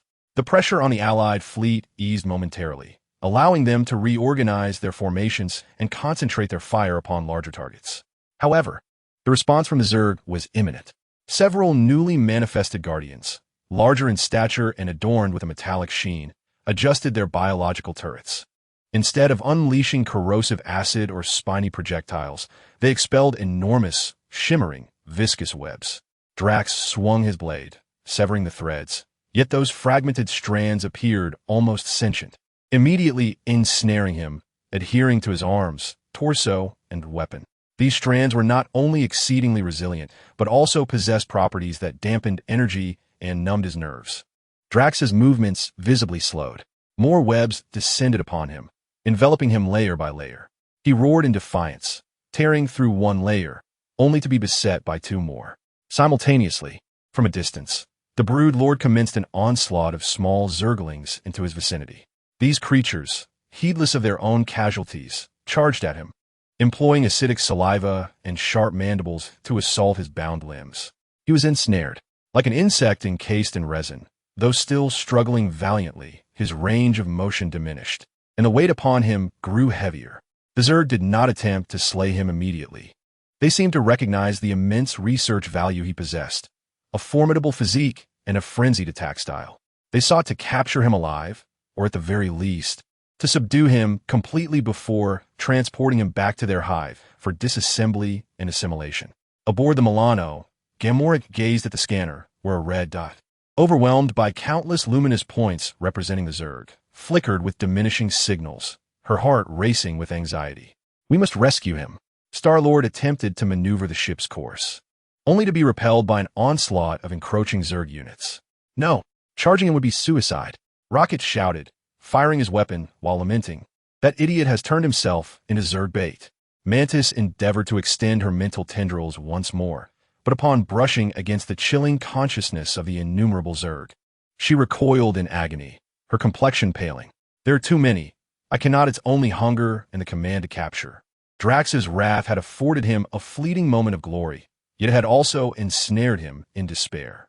He resembled a lion charging into a pack of wolves, tearing apart countless starving beasts, only to be overwhelmed and submerged by the relentless tide of predators. His roar seemed to echo silently in the vacuum, yet his form was nearly consumed by the undulating mass of purple-black. The valor of one individual, in the face of an unending collective, appeared to have its limits. Would Drax's wrath of destruction be sufficient to rend asunder this prison of flesh and exoskeleton? Would he become yet another trophy, dissected and studied by the Zerg? The answer, lost amidst the endless sea of insects. Chapter 8. The Rebirth of Groot. The crown of thorns. The furious flames of the destroyer Drax were nearly extinguished by the infinite tide of Zerg and the tenacious, viscous web of ethereal energy that ensnared him. He struggled like a prehistoric behemoth trapped in a pit of tar, each attempt to break free deepening his constraints. Surrounded by layers of Zerg units that screeched in an effort to completely disassemble or drag him away. The Milan was unable to approach, preoccupied with its own peril. Hope, akin to Drax's gradually weakening life signal, was swiftly dimming. Yet, amid this absolute disadvantage, an unexpected variable was quietly emerging, born of prior sacrifices and the intrinsic characteristics of the Zerg. Inside the Milan, near the airlock door that Drax had smashed, Groot lay curled up despondent. He had endured immense damage to withstand the ethereal pulses of the mothership, his once sturdy wooden form now charred, fragile, and marred with aberrant shades of purple-black. Resembling withered wood corroded by strong acid and tainted with poison. A faint ethereal green glow flickered within those scars, continually consuming him. The mantis struggled to crawl to Groot's side, sensing the immense agony and waning vitality emanating from his consciousness, akin to a candle flickering in the wind. She extended her hand, her fingertips radiating a gentle white light, endeavoring to alleviate his suffering. However, her power was insufficient against the physical corruption and aberration afflicting him. At that moment, some fragments of Zerg biological tissue, shattered by Drax's strikes or obliterated by the ship's artillery, drifted into the damaged airlock with the ship's swaying and the subtle shifts in airflow, adhering to Groot's injured body. These fragments, powdered chitinous shells, viscous green blood, and even minute muscle tissues, upon contact with Groot's wounds, which had been ravaged by ethereal energy and were now unusually active and receptive, sparked a sudden mutation. Groot's body convulsed violently. The Zerg biological fragments seemed drawn to him, rapidly dissolving and being greedily absorbed by Groot's wooden fibers. The highly active and aggressive biological energy and genetic material contained within the Zerg tissue became an unforeseen, potent yet perilous sustenance for Groot, who was now exceedingly frail and instinctively seeking restoration. "Am I Groot?" He let out a low growl, a mixture of agony and astonishment. His body began to tremble and contort violently. The absorbed Zerg material did not merely transform into wood. It was undergoing a wild, unpredictable fusion and mutation with Groot's unique plant physiology. Beneath Groot's charred exterior, new tissues proliferated at an unprecedented rate. Yet, what emerged was no longer the relatively smooth brown wood of the past, but instead a deep gray wood exhibiting a texture reminiscent of a blend of metal and obsidian. The surface was adorned with sharp thorns reminiscent of the chitinous spines of a swarm of insects. These thorns glimmered with a chilling, spectral light, tinged with the corrosive sheen of insectoid acid.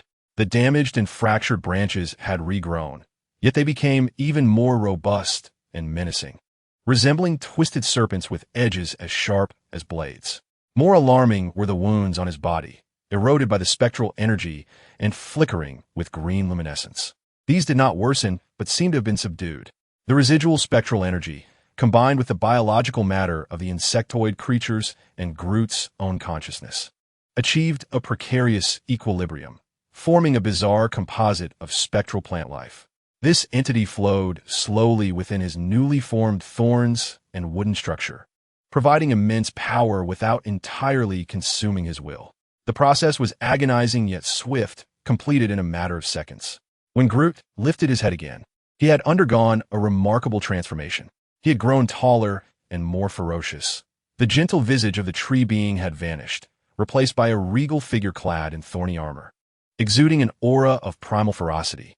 His eyes were no longer gentle points of light, but were now ablaze with two orbs of ghostly green flames, intertwining coldness and vitality. "Groot!" Rocket exclaimed in astonishment as he observed the life signal representing Groot on the scanner shift from weak to extraordinarily robust, accompanied by an unstable and perilous fluctuation. Groot did not respond. He abruptly rose, his newly formed, thorn-covered limbs moving with a sound akin to the unsettling creaking of wood. He gazed outside the cabin, towards the sea of insects engulfing Drax. A novel and alien instinct compelled him forward. He extended a fully mutated arm, its tip sharp as a spear and shimmering with ghostly green energy, and thrust it violently into the floor, penetrating the hull of the Milano. "Hey, what are you doing?" Star-Lord shouted. Yet Groot was not driven by destruction. That protruding arm grew wildly outside the ship. It thickened and elongated at a visible rate, sprouting countless sharp, equally glimmering thorny branches, resembling a living, destruction-hungry serpent of thorns, directly aiming at the mass of insectoid cocoons enveloping Drax. with a series of piercing sounds. The thorny serpent plunged into the swarm. The sharp thorns easily pierced the exoskeletons of the jumpers and stingers, their accompanying spectral energy seemingly disrupting the lower neural nodes of the insectoids, while the wild vigor of plant growth brutally tore through all obstacles. More importantly, the biological matter of the insectoid units, pierced by Groot's thorns, was rapidly extracted and decomposed, feeding back into Groot's essence, serving as sustenance for his relentless growth and assault. He was not merely attacking, he was consuming, in a manner that the insectoids could neither comprehend nor adapt to immediately. The swarm erupted into chaos. They attempted to retaliate against this sudden emergence of thorns, spewing acidic liquid, but were met with a deep gray wood-like barrier, blended with characteristics of the insectoid exoskeleton. The spines shot forth, yet most were ensnared or deflected by the dense thicket of thorns. Kroot, harnessing the very biomass and energy of the swarm, underwent a remarkable rebirth, transforming into their worst nightmare. The thorned giant python tore through layers of entangled webs and swarms, finally reaching the nearly exhausted Drax at the core. As Drax felt the bindings loosen, he raised his head in bewilderment, only to find that the familiar Groot had been replaced by a grotesque, spiky entity, emanating an aura both familiar and alien. "Tree friend?" Drax rasped in a whisper. The thorny tendril, despite its fearsome appearance, cautiously wrapped around Drax's robust waist before abruptly retracting. The immense force yanked Drax from the sea of insects, dragging him towards the Milano. Simultaneously, Groot summoned his strength anew, as more mutated thorns erupted from his being, akin to a blossoming hell of thorns interwoven with life and death, temporarily clearing a vast area around the Milano, granting the ship precious space. Drax was violently pulled back to the damaged airlock, crashing into the cabin. Bloodied and battered, he remained alive. Groot retracted all the thorns, standing silently in place. The thorns on his newly reborn form writhed slowly, their eerie green glow flickering. He appeared both formidable and unstable. A profound silence enveloped the cabin. All eyes were fixed upon the transformed Groot, speechless in shock. Rocket was the first to leap down, cautiously approaching. "Groot, buddy, are you all right?" Groot slowly lowered his head, his eyes ablaze with green flames, gazing at Rocket. And then, with a voice that had deepened, slightly rasped yet still familiar, he spoke. "We are Groot." The meaning remained unchanged, yet the emotions it evoked were unprecedentedly complex and powerful. The reborn Groot was no longer merely a protector. He had amalgamated the swarm's predation and evolution, the resilience and growth of plants, and the unwavering heart of a guardian for his family. He had become a new variable in this war, a crown of thorns forged from the bones of enemies and his own sacrifice. Chapter 9. The Tragedy of Sovereign. The Golden Fall. The tragic tale of Sovereign unfolds amidst the still echoing aftermath of the brutal galactic summit battle, as remnants of warships and the swarm linger in the vacuum of the Kuiper Belt's edge. However, for the Sovereigns, situated in a distant galaxy, the conflict at the fringes of the solar system merely served as another testament to the ineptitude of lesser civilizations. Sovereign Prime, a colossal city ring entirely crafted by human hands, glimmers with resplendent golden light. Here, every element aspires to absolute perfection, order, and purity. The Sovereigns, genetically engineered for enhancement, boast golden skin and extreme arrogance. Their supreme leader, High Priestess S.H.I.E.L.D, stands within her command hall, a veritable work of art, observing the images transmitted from the front lines as they perceive them. In the midst of chaos, the fleets of the New Star Legion, the Kree, the Shi'ar, and even Earthlings struggled against the relentless onslaught of the Zerg, suffering grievously. Observe.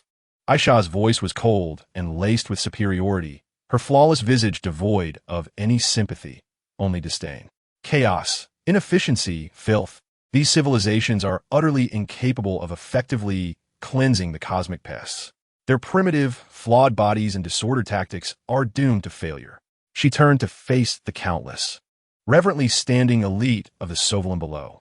But we, the Sovereign, are different. We possess the most exquisite and pure technology in the universe. Our legion of drones. No weak, fleshy bodies, no uncertain emotions, only absolute obedience and boundless numbers. It is time to demonstrate to the cosmos what true purification entails. She dismissed any calls for aid, even rejecting the shared intelligence from the collective consciousness that assessed the Zerg threat. To her, it was an affront to Sovereign technology. She intended to transform this calamity into an exclusive showcase of Sovereign technological prowess. For the glory of the Sovereign, for the absolute golden order, deploy the fleet. Thousands of golden Sovereign warships, their lines as elegant as works of art, departed from the star rings. They bore no soldiers, only densely packed warehouses of drones, resembling a golden swarm. These drones, uniform in design and radiating energy auras, were remotely and precisely controlled by the Sovereign Central Intelligence, constituting a truly formidable force. They did not head directly towards the primary battlefield of the solar system. Instead, under S.H.I.E.L.D's command, they jumped to a secondary node along the Zerg spread path, a small stellar system recently infected by Zerg spores, hosting a few minor gaseous planet mining stations. Here, a smaller branch fleet of Zerg was converting the mining stations into initial nests. Target locked. Release the drones. The voice of the Sovereign fleet commander was unperturbed. In an instant, like a golden tempest, billions of drones surged forth from the mothership, forming an intricate and precise array, pouncing upon the Zerg units, which were vastly outnumbered. The initial results were nothing short of glorious. The concentrated energy beams from the drones fell like golden raindrops, accurately eliminating scattered jumpers and stingers. The drones' agile evasion and focused fire tactics effortlessly tore apart several smaller corrupted wyverns. They efficiently cleared the biological moss from the surfaces of the mining stations. In the command hall of the Sovereign homeworld, restrained yet proud applause erupted. S.H.I.E.L.'s lips curled into a satisfied smile. Behold, this is the power of order, flawless. However, they had committed a fatal error. First, they grossly underestimated the Zerg's evolutionary speed. Second, they completely misunderstood that to the Zerg, a new technology, especially one based on artificial intelligence and remote control, was not a threat, but a gift. The Zerg branch fleet, initially suffering losses in the face of this sudden and entirely foreign mode of attack, soon began to adapt. Some drones were shot down, their wreckage swiftly dragged back by the Zerg units into the pulsating depths of their nest. The analysis commenced. The core of Severian drone technology lies in its intricate control systems, energy transmission, and swarm AI algorithms. These are based on the laws of physics and logical circuits, rendering them comprehensible, decipherable, and ultimately absorbable. Within mere hours, the Zerg nest underwent a bizarre transformation. Newly hatched Zerg units began to exhibit golden circuitry-like patterns on their chitinous exoskeletons. Their attacks evolved beyond mere biological acids and bone spikes, occasionally interspersed with brief, unstable energy pulses strikingly reminiscent of Severian energy weapons. More ominously, their behavioral patterns began to shift. The previously chaotic and frenzied charges took on a disconcerting precision and coordination, retaining their savagery, yet imbued with a chilling sense of calculation. Anomalous energy patterns detected. The Zerg units are mimicking our technology. The Severian scientists finally grasped the gravity of the situation, their voices laced with terror. S.H.I.E.L.'s smile froze. What? Mimicking? How could such inferior creatures? Before she could finish her command, the battlefield dynamics shifted dramatically. Emerging from the infected nest were not merely the traditional Zerg units, but a new, nightmarish creation, the Mechano-Zerg hybrid. They bore the fundamental outline of Zerg, yet crucial components such as claws, joints, membranes, and cannons were adorned with or embedded with coarse yet effective golden metal. These metallic parts were evidently derived directly from the consumed drone wreckage. The energy pulses they emitted became more stable and potent. Some aerial units even exhibited significantly enhanced speed and agility, having partially adopted the propulsion principles of Severian drones. But that was not all. The nest itself began to mutate, sprouting enormous biological structures resembling signal-receiving towers, actively releasing powerful energy interference waves and control signals. The Severian naval tactics faced a formidable adversary. The interference waves severely impacted the communication and control precision between the drones and the mothership, while those hybrid units exhibited greatly enhanced resistance to energy weapons. More alarming for the Severians was the revelation that these hybrid Zerg units began to hijack the out-of-control drones. They emitted a bizarre signal. Merging Zerg psionic energy with Severian control protocols, which even overrode the commands of the mothership, transforming a large contingent of drones to redirect their fire upon the very mothership they once served. The golden drone storm instantaneously morphed into a rebellious tsunami, engulfing its own. "No, this is impossible," Aisha screamed in panic, her flawless visage contorted with fear and disbelief. The collapse came with startling swiftness. The Severian fleet attempted to retreat, but it was already too late. The newly evolved hybrid swarm of the insectoid race surged forth like a tidal wave, overwhelming them. Golden warships were torn asunder by energy pulses, invaded and dismantled from within by hybrid units, as traitorous drones concentrated their fire. A vast Sovereign fleet faced near total annihilation. The few ships that managed to escape bore grievous wounds, bringing not triumph but endless fear and the grim tidings of a new, more formidable adversary. The small star system had been irrevocably transformed into a new factory and testing ground for the insectoids. More hybrid units were birthed, merging the biological adaptability of the insectoid race with the technological precision of the Sovereign, rendering them increasingly difficult to combat. The arrogance of the Sovereign led them to a tragic downfall. They had not become purifiers, but rather some of the most perilous couriers on the path of the insectoid evolution. The Golden Order had crumbled, supplanted by a swarm that shimmered with an ominous golden light and was far deadlier. Aisha stood in the silent command hall, gazing at the last transmission depicting the fleet engulfed by a tide of intertwined gold and purple. Collapsing into her throne as the shadow of despair flickered for the first time in her golden pupils.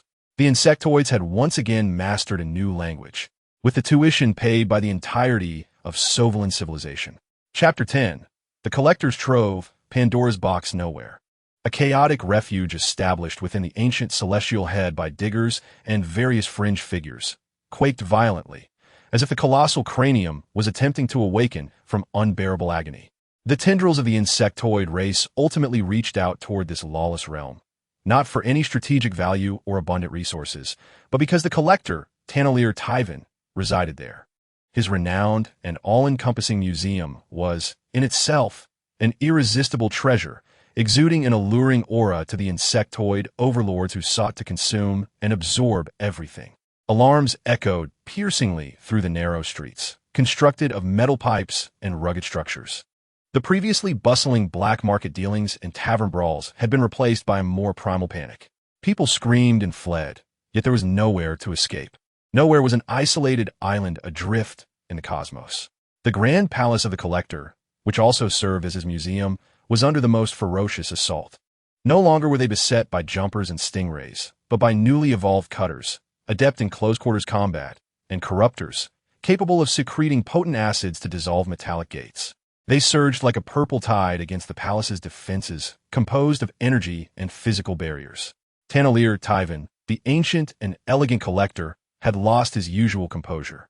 He stood in the central control room, watching the breached defenses on the screen, his face a tumult of fury, heartbreak, and a hint of violated rage. "My exhibits! My perfect collection!" he shrieked, his fingers trembling as they grazed the control panel. "These barbaric, aesthetically devoid pests. Do they comprehend the magnitude of their destruction? That is a treasure of the cosmos." A barrier was corroded and breached, a swarm of cutters screeching as they surged into an exhibition hall, instantly shattering an artwork sculpted from solidified nebulae and then voraciously gnawing at the rare metal of its pedestal. The collector, S.H.I.E.L.D. bled. This could not continue. He stamped his foot vehemently, a glimmer of frenzied resolve flashing in his eyes. If they sought to devour, then let them taste the bitterness of being devoured. He made a perilous decision. Rather than allow his precious collection to be sullied and destroyed by the insectoid horde, he would release some of the more aggressive artifacts. Perhaps they could incite chaos, repel the invaders, or, at the very least, lead to mutual destruction. He swiftly input a series of complex, long-sealed commands on the main console. The Forbidden Zone seal was lifted. Serial number, Omega-7, designation, Abyss Dweller. Release. Deep within the palace, the gate of a vast, sealed jar filled with viscous liquid slowly rose. From the darkness, countless twisted, suction-cup tendrils surged forth. In another sector, the force field prison containing a being of high-density energy was deactivated.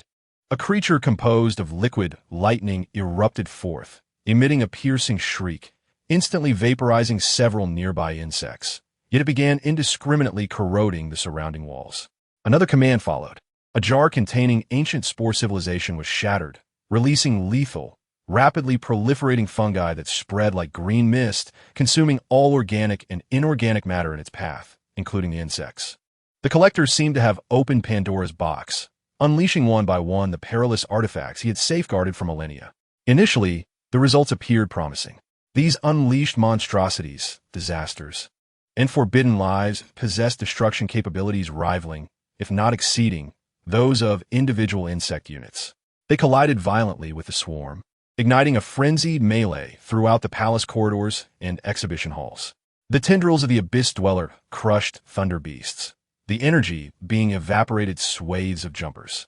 Spore fungi enveloped insect units along with the exhibits they sought to consume, disintegrating them. The insectoid onslaught was abruptly curtailed by this unforeseen chaos from behind. They seemed momentarily stunned, requiring time to analyze these unprecedented, multifarious attack patterns. The collector beheld the screen, witnessing the insect horde temporarily subdued by those horrific artifacts, a morbid, twisted satisfaction blooming on his face. Yes, just like that. Tear them apart. My precious creations. However, he, along with all surviving witnesses, gravely underestimated the insects once more. The initial disarray and hesitation of Swarm were not born of fear, but rather a process of scanning, analyzing, and learning. Their terrifying evolutionary prowess began to operate at an unprecedented superspeed in response to the sudden onslaught of diverse attacks. A cutter was enveloped by spore fungi and disintegrated. Yet before its demise, its biological information was transmitted back through the ethereal network.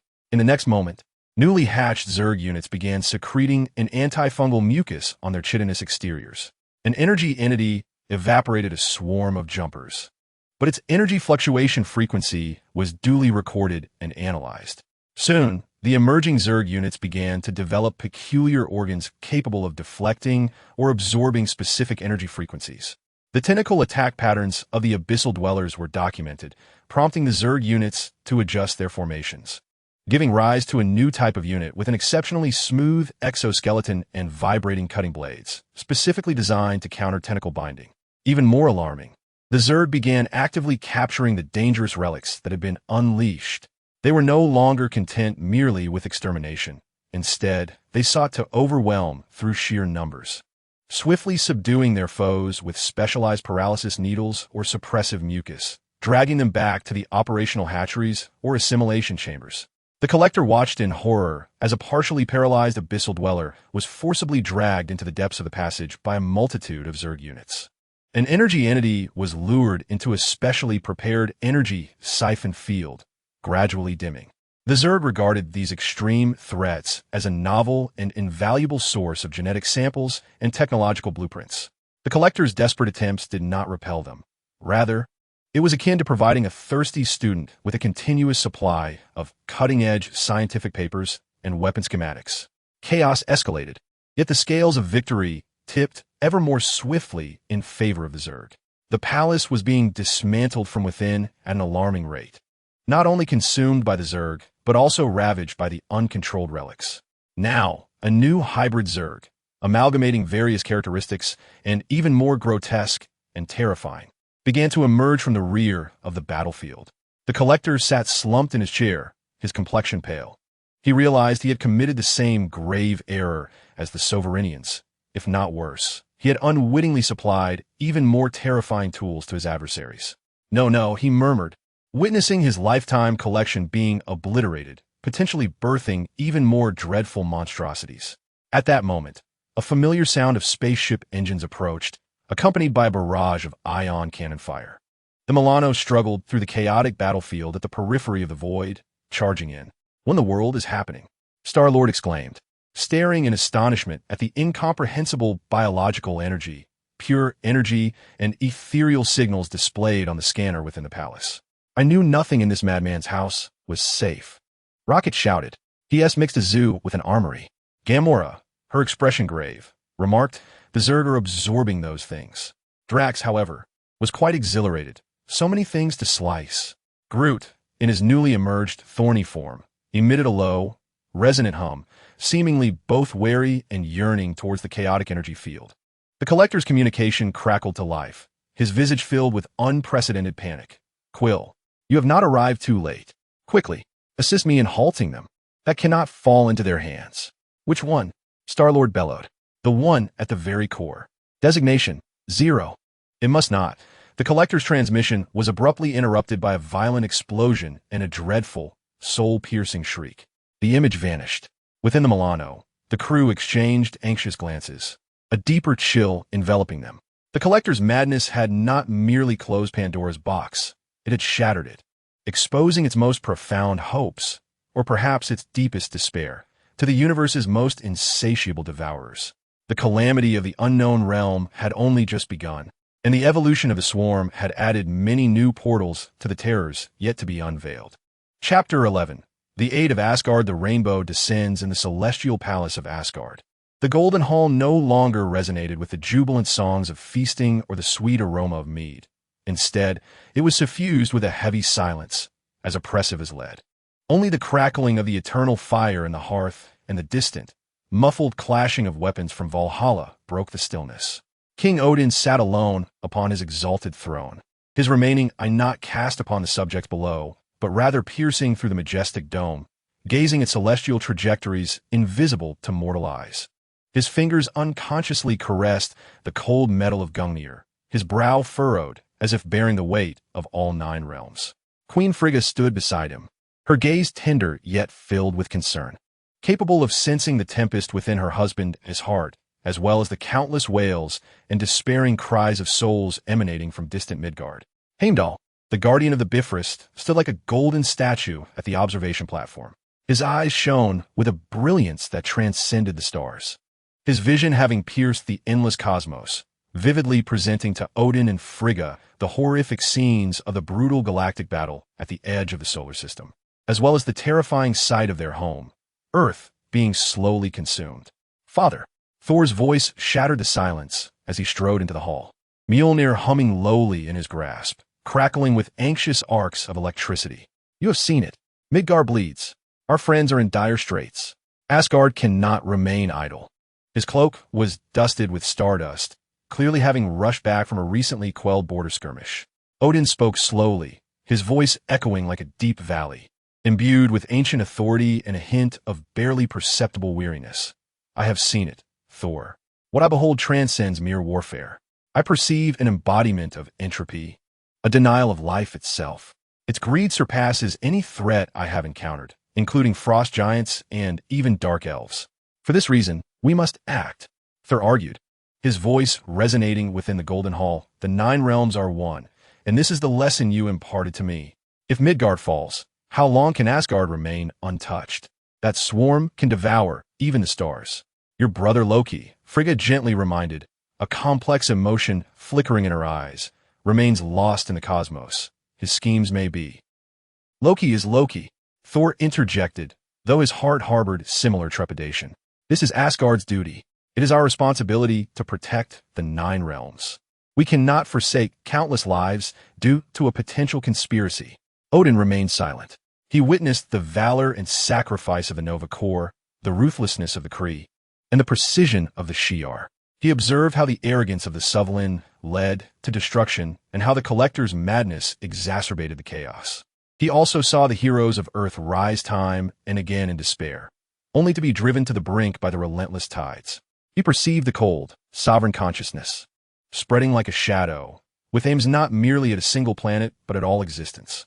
At last, Odin rose slowly, Gungnir thudding heavily to the ground with a soul-stirring hum. You speak the truth, Thor.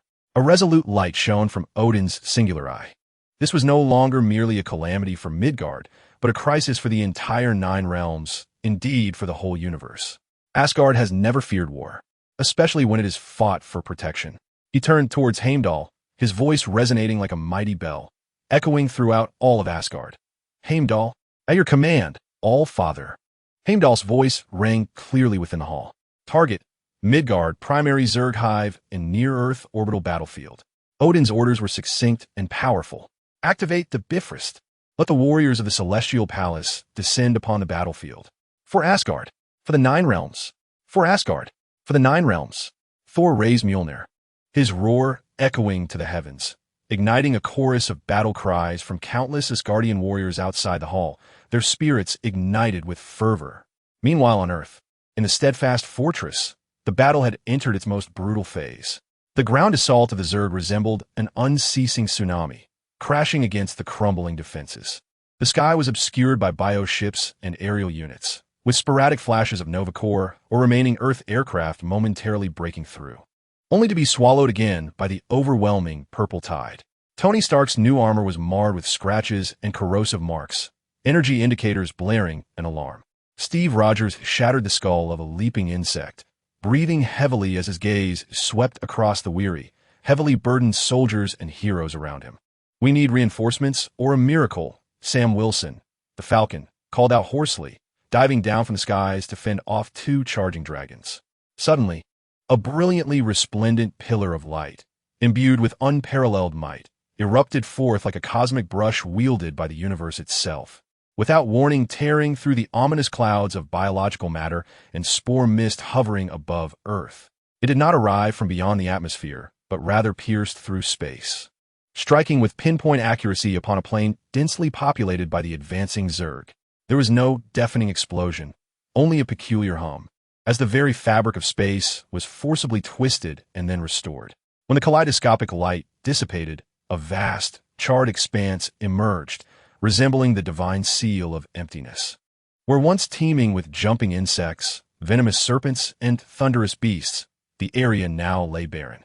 All Zerg units within the vicinity seemed to have been erased from the realm of existence itself. Immediately thereafter, beams of rainbow light cascaded down from the heavens, landing precisely on the most critical points of the battlefield, where the Zerg onslaught was fiercest. Each arrival instantaneously cleared large swathes of territory, granting the ground forces a precious moment to breathe. Steve raised his arm to shield his eyes from the blinding radiance, his gaze filled with astonishment and hope. It was the Rainbow Bridge. Data flickered wildly across Tony's visor as it analyzed the incomprehensible surge of energy. Asgardians. They had arrived. The most magnificent beam descended directly before the fortress. As the light faded, a formidable army materialized, clad in golden and silver armor. The towering and robust warriors of Asgard stood in disciplined formation. They wielded swords, axes, and shields that radiated magical auras, their eyes resolute and their spirits high. At the forefront was Thor, adorned in golden armor with a crimson cape, crackling with lightning. Beside him stood the valiant warriors of Asgard, the boisterous Volstagg wielding a massive axe, the agile Hogun gripping a war hammer, and the handsome Fandral drawing his sword. The goddess Sif held a long sword and shield, her gaze sharp and unwavering. Asgardian Legion. Thor's voice thundered across the battlefield, drowning out the Zerg shrieks. "Charge with me! For the Nine Realms! For the Nine Realms!" The Asgardian warriors erupted in earth-shattering battle cries, surging forth like a golden tide into the purple sea of insects. Their combat style was markedly distinct from that of Earth's forces. The metal of Asgard imbued with URU magic, their strength far surpassed that of mortals. Their martial skills honed over millennia. The blades of the Asgardian warriors sliced effortlessly through the serpent's armored plates, while their shields withstood the thunderous charges of the beasts. Their formations were unpredictable, infused with ancient martial arts, successfully repelling the Zerg's advance. Thor himself was like a tempest on the battlefield, each swing of Mjolnir summoning a deluge of lightning, purging swathes of Zerg units.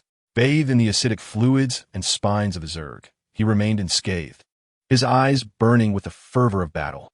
The Rainbow Bridge did not falter. It became the most precise rapid deployment and strike system. Heimdall, stationed at the observation post, served as the most accurate targeting scope. A small squad of Asgardian warriors found themselves encircled.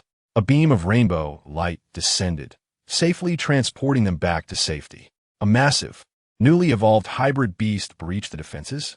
An even thicker beam of rainbow energy obliterated it into dust. The intervention of Asgard dramatically shifted the tide of battle. They brought not only reinforcements, but also a formidable power structure rooted in magic and divine strength, a force the Zerg found difficult to comprehend and adapt to. For the first time, the Zerg's evolutionary capabilities seemed caught off guard. They can swiftly adapt to energy weapons, analyze physical attack patterns, and even appropriate technology. However, when confronted with divine powers and magic that embody will and faith, directly rewriting the rules of reality, their biological instincts and evolutionary algorithms require time to adjust. Yet, both Odin and Thor are acutely aware that this is not the culmination of their victory. Each activation of the Rainbow Bridge incurs immense costs. While the warriors of the realm exhibit valor, their numbers pale in comparison to the swarm of insects. This reinforcements serve as a vital boost. A formidable shield granting Earth more time, but they are by no means the ultimate solution to turn the tide of battle. Thor, Captain America, rushed to his side, his shield shattering a leaping insect that had attempted a surprise attack. "Thank you for your assistance. There's no need for gratitude, my friend," Thor replied, smashing a spiked serpent into the ground with a hearty laugh. "It is our duty. Tell me, where is the wrath of thunder most needed?" Tony Stark also descended. The battle in space is more pressing. Those massive biological motherships are still spawning new foes. Thor gazed up at the overcast sky, his eyes seemingly piercing through the clouds to witness the more brutal conflicts occurring in low Earth orbit. "Heimdall, communicate through some Asgardian sorcery and send us up." Another robust beam of the Rainbow Bridge descended, enveloping Thor, Tony, and a squad of elite warriors from the realm. The light shot skyward, ascending beyond the atmosphere. The assistance from Asgard illuminated the desperate night like a sudden rainbow, vibrant and powerful. Yet, all understood that whether this rainbow could continue to shine and dispel the encroaching darkness remained uncertain. The forces of the divine realm had intervened, but the cosmic conflagration had only just begun. Chapter 12, Warriors of the Realm versus the Insectoid Swarm. Divine storm. The brilliance of the Rainbow Bridge had yet to fade from their retinas when the thunderous battle cries of the warriors of the realm collided fiercely with the shrill screams of the insectoid swarm, composing a savage symphony of primal force against overwhelming numbers. The warriors of Asgard surged forth like golden rock formations, resolutely plunging into the tumultuous purple tide. Their combat style starkly contrasted with the technological firepower of Earth's armies, the energy arrays of the Nova Corps, and the chaotic tactics of the Guardians of the Galaxy. This was the martial artistry of the divine realm, a confluence of valor and magic forged through millennia of blood and fire. At the forefront were the three valiant champions of the realm. Volstag's massive form resembled a heavy war chariot as he laughed maniacally, wielding his colossal battle axe. The Starbreaker, with reckless abandon, requiring no finesse. Each mighty swing could obliterate multiple leaping insects and the fungal carpets beneath them into a gruesome pulp. A spiked serpent launched bone spines at him from a distance. The dense projectiles clanged harmlessly against his sturdy armor and magical shield. With a ferocious roar, Volstagg hurled his axe, the spinning blade like a storm of death, bisecting the serpent and several unfortunate insects behind it, before the axe returned to his hand with a whistle.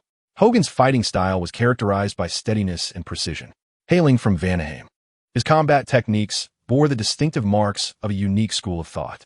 His ebony war hammer strikes with impeccable precision, invariably shattering the most vulnerable joints or heads of the Tyranid units.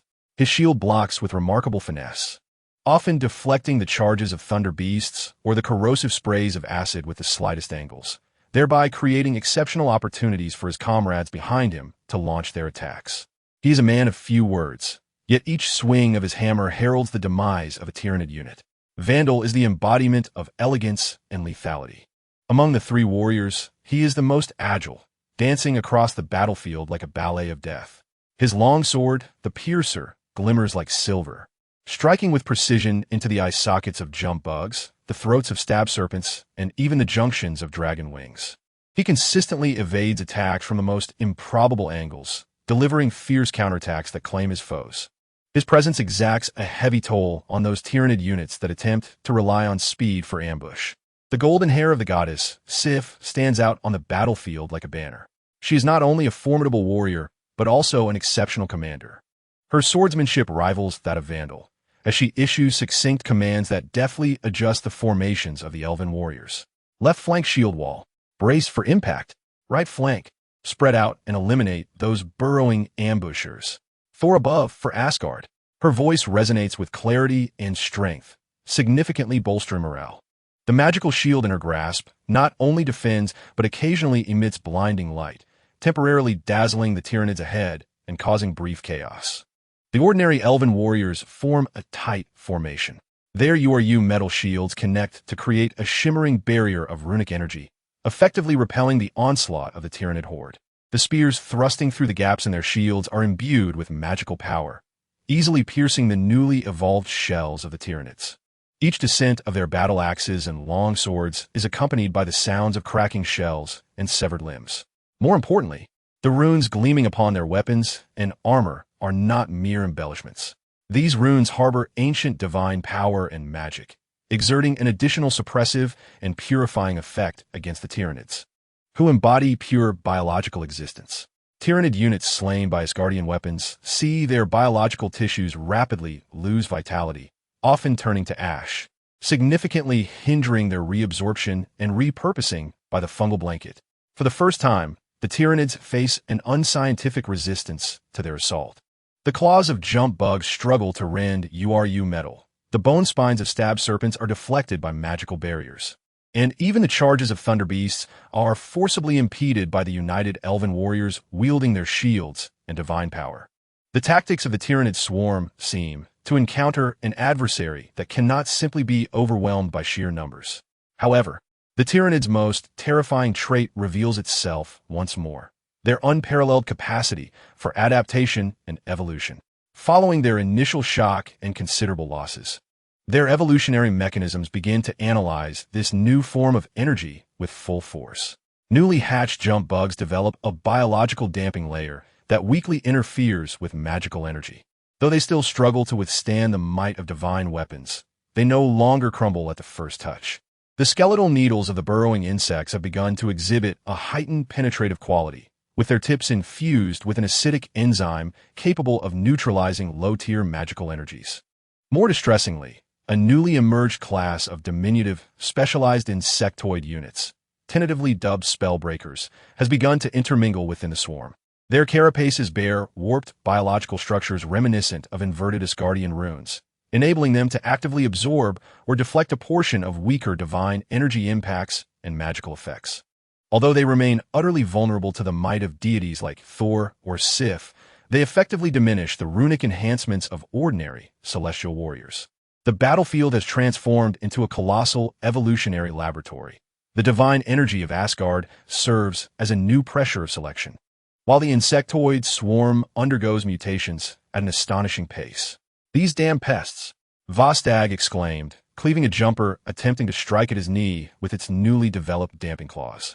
"Their learning curve is swifter than Loki's lies." Hogan deflected a viscous needle that sought to corrode his shield's energy, murmuring gravely, "They are adapting to our strength. We must locate their command node, lest we be worn down here." Vandal's silhouette appeared somewhat delayed amidst a flurry of agile jumpers, which seemed to predict portions of his swordplay. "They are even mimicking the rhythm of my swordsmanship. How loathsome!" Sif severed a spell breaker, attempting to absorb the radiance of her blade with a swift stroke, her brow furrowed. "Heimdall, we require a target. Where is the largest incubation chamber or command unit?" Her call was answered not by Heimdall, but from the heavens above. A brilliant bolt of thunder descended like a sword of divine retribution, crashing down upon a colossal spawning tumor that was relentlessly expelling new insectoid units, obliterating it instantly and showering the area with green ichor and unformed eggs. Thor hovered in midair, Mjolnir drawing forth a tempest of lightning, his booming laughter drowning out the clamor of battle. "No need to search, sister. Where the insects are most abundant, there lies the target of thunder." He moved through the battlefield like a human storm, swiftly eliminating those formidable high-tier units and newly emerged aberrations that posed the greatest threat to their defenses. The destructive energy of thunder remains a force the insectoids find difficult to adapt to rapidly. Simultaneously, the light of the Bifrost flickered once more, executing precise tactical support. A small squad of celestial warriors surrounded by the new acid-spewing insectoids was instantaneously transported to safety. A supply of divine-infused healing potions and weapon charging stones was accurately delivered to the hands of the frontline commander, and at one moment, a beam of Bifrost light swept across an area, vaporizing dozens of ambushers freshly emerged from ground. Asgard's assistance is formidable and timely, yet not without limits. The celestial warriors exhibit unmatched valor, Yet they too grow weary. Their divine energies deplete, and their armor sustains damage amidst the relentless onslaught. The swarm of the Zerg seems infinite, their pace of evolution instilling a profound sense of dread. It is a clash between tempest and tide. The golden storm of the divine realm repeatedly rends the purple tide of biological entities, yet the tide does not recede. Rather, it morphs incessantly, striving to engulf, erode, and ultimately digest this tempest. On the flanks of the battlefield, Captain America leads Earth's resistance forces, forming a formidable angle against the Asgardian defense. Observing the near-mythical combat style of the warriors from the Celestial Palace, he feels a mix of gratitude and deepening concern. "Tony, do you see? They're changing again," Steve relayed through his communicator, smashing a smoothly armored jumping insect that attempted to circumvent his shield. "Yes, I see it. I'm documenting and analyzing." Tony's voice resonated with unprecedented seriousness. They are attempting to comprehend and even replicate magic, albeit in a biological manner. This is utterly insane. We must expedite the final protocol. Banner and Suri's research must progress more swiftly. The arrival of Asgard has granted Earth precious time and bestowed formidable strength. Yet it has also illuminated a chilling truth for all wise minds. There is no definitive victory against the Zerg. Only an escalating race against death in a contest of evolution. The golden radiance of the Celestial Palace sparkles within the purple ocean of the Zerg. Yet the depths of that ocean remain unfathomable. How long can the storm of the divine realm rage? No one knows. Chapter 13. The Legacy of the Dark Elves. The awakened nightmare, the golden storm of the Celestial Palace, and the purple tide of the Zerg violently collide across Earth's continents. With thunder and acidic fluid intertwining, runes shattering against chitin. However, within this seemingly surface-level and near-Earth conflict, deeper, older, and darker forces are being quietly stirred. The Nine Realms have not always been dominated by the luminous order of Asgard, as they are today. In an era so ancient that even the history of the Celestial Palace speaks little of it, the Dark Elves of Svartalfheim once coveted the shadows of the Nine Realms. They wielded a technology and magic starkly different from the divine powers of Asgard, rooted in primal darkness and strange matter. Even after the demise of their leader Malekith and the near extinction of their race, remnants of their creations and experimental sites still lie hidden in the shadowy corners of the Nine Realms, entombed by time and oblivion. Meanwhile, the Zerg, the ultimate scavengers and excavators of the cosmos, in their relentless transformation of planets and consumption of all, inadvertently pry open these perilous coffins. In the depths of a North American continent thoroughly blanketed by fungal carpets, where rocky biomes lie barren, a Zerg excavation unit, a newly evolved devourer behemoth, colossal in size and designed for deep drilling and geological disassembly, obediently follows its master's instinctual command to efficiently convert planetary resources, delving deeper into the mantle. Its massive maw exhaled a potent, corrosive acid, dissolving rock layers and devouring minerals. Suddenly, its advance encountered an unprecedented obstacle, a barrier of dark metal, shimmering with a faint, eerie luminescence, which was not of natural origin. This wall was remarkably resilient, capable of withstanding even the brief, corrosive effects of the consuming acid. This anomaly was immediately reported through the ethereal energy network. More specialized Zerg units were summoned, commencing an analysis of the barrier's energy signature and material composition. They could not comprehend its nature, yet they recognized it as a highly ordered, alien structure infused with energy, necessitating disassembly, absorption, and utilization. After sacrificing several units to an automated defensive mechanism of the barrier, an instantaneous, space-warping pulse of dark energy, the Zerg finally tore a breach in the enigmatic dark metal wall through persistent acid corrosion and brute force. A chill, lifeless aura, as if capable of freezing souls, emanated from the opening. Beyond the breach lay not the anticipated vein of minerals or mantle material, but an immense, cavernous underground hall, replete with geometric lines. The hall style was bizarre and ancient, unmistakably the creation of neither humanity nor any known civilization. At its center stood a colossal, dormant circular device, surrounded by crystalline containers and warped metallic structures. The air was thick with decaying energy and an unsettling silence. This place was a forgotten outpost or laboratory of the Dark Elves. The Zerg units surged forward without hesitation, their cold consciousness devoid of awe or curiosity, driven solely by the commands of disassembly and absorption. They commenced the erosion of the peculiar crystalline containers with acid and dismantled the dark metal apparatus with brute strength. Among them, an unassuming crystalline pillar, inscribed with countless twisted runes, erupted into a blinding, ominous crimson light when touched by the claw of a leap bug. A deep, penetrating hum of energy reverberated throughout the subterranean expanse, even transmitting through the crust to the surface, triggering a minor earthquake. The red light swept across the hall, and the enormous circular device began to rotate slowly, producing a disconcerting sound akin to rusted gears grinding against one another. In the center of the device, space began to warp, forming an unstable, miniature spatial rift flickering with blood-red lightning. Alarm! Detection of anomalously high-dimensional energy fluctuations. Source: 7 kilometers underground. Non-Zerg energy signature. The voice of Tony Stark echoed through the command channel of the Bastion, laden with uncertainty. The readings were bizarre, reminiscent of the energy from the Space Stone during the Battle of New York, yet more chaotic and dark. Almost simultaneously, in the Celestial Palace, Heimdall, who had been observing the battlefield of the Nine Realms through the all-seeing eye, felt his golden pupils constrict sharply, his gaze pierced through the layers of earth. Witnessing the dark relic forcibly pried open by the Zerg and the blood-red rift beginning to unfurl. All fathers. Heimdall's voice resonated with an unusual urgency, echoing directly into Odin's mind, the legacy of Svartalfheim. Beneath Midgard, those creatures have disturbed the forbidden, which ought not to be touched. Odin, seated upon his throne, tightened his grip on Gungnir, a shadow of seriousness, even trepidation, flickering in his singular eye. The legacy of Malekith, his deep voice seemed to harbor a storm. Could those who toyed with the ether and darkness ascertain what was at play? The energy fluctuations were exceedingly unstable. The breath emanating from the other side of the rift was cold, ravenous, and imbued with a primal ferocity, akin not to dark elves, but rather to some primordial dark entity they had once attempted to manipulate yet failed to fully conquer. Heimdall reported that the rift was widening.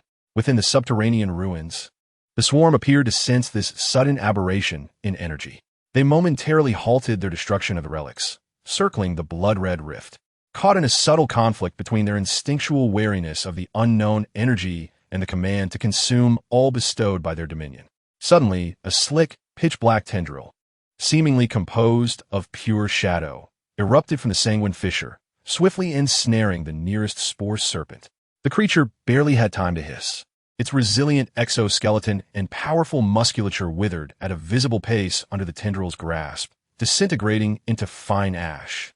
Not a trace of biological matter remained, as if its very essence had been utterly siphoned away.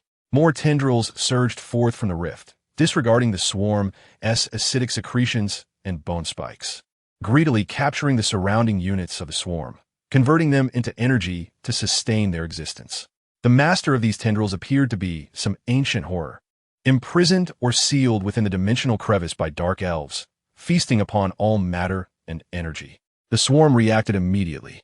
They classified this newly emerged, attacking monstrosity as a threat that required eradication and a potential source of fresh biomass. A multitude of swarm units redirected their assault towards the blood-red rift and the extending tendrils, igniting a fierce conflict in the depths of darkness. Swarm versus unknown dark tendril creature. Acid and bone spikes versus shadow that devours existence. Evolution and numbers versus ancient and ravenous. The swarm's offensive seemed to bear limited effect. Their physical assaults inflicted minimal damage upon the shadowy tendrils, while energy attacks were predominantly absorbed. Each strike and entanglement of the tendrils resulted in the complete obliteration of several swarm units. Yet, the swarm's most terrifying trait began to manifest once more. After suffering considerable losses, the newly hatched swarm units began to exhibit changes. Their exoskeletons darkened, nearly blending into the shadows. The acid they spewed began to possess a faint quality that interfered with energy absorption, and even small units emerged, attempting to embrace the tendrils before self-destructing, unleashing pure biological energy in a desperate bid to disrupt the tendril structure. They were learning with astonishing speed how to combat this denizen of the dark dimension. Heimdall's voice carried a chilling note, as those vile creatures were not merely engaged in combat. They were meticulously analyzing the essence and attack patterns of that dark entity, striving to absorb and even emulate the characteristics of that devouring existence. Odin's countenance turned gravely severe. His greatest apprehension was materializing. The insectoid race had not only awakened a nightmare, but were endeavoring to incorporate it into their arsenal. Thor. Odin's voice resonated through divine power, reaching the ears of the god of thunder, who was battling fiercely on the ground. A disturbance has arisen beneath. The legacy of the Dark Elves has been activated by the insectoids. We must not allow what lies below to seep to the surface, nor can we permit the insectoids to acquire it. Thor, having cleared the vicinity of airborne foes with a mighty swing of his hammer, momentarily paused, then roared in response. Understood. He summoned the Bifrost, but Heimdall swiftly interjected. The energy from the rift is too disruptive. Accurate teleportation is impossible. Then we shall dig, Thor declared without hesitation, lightning erupting around him as he forcefully struck the ground, preparing to forge a pathway to the depths below.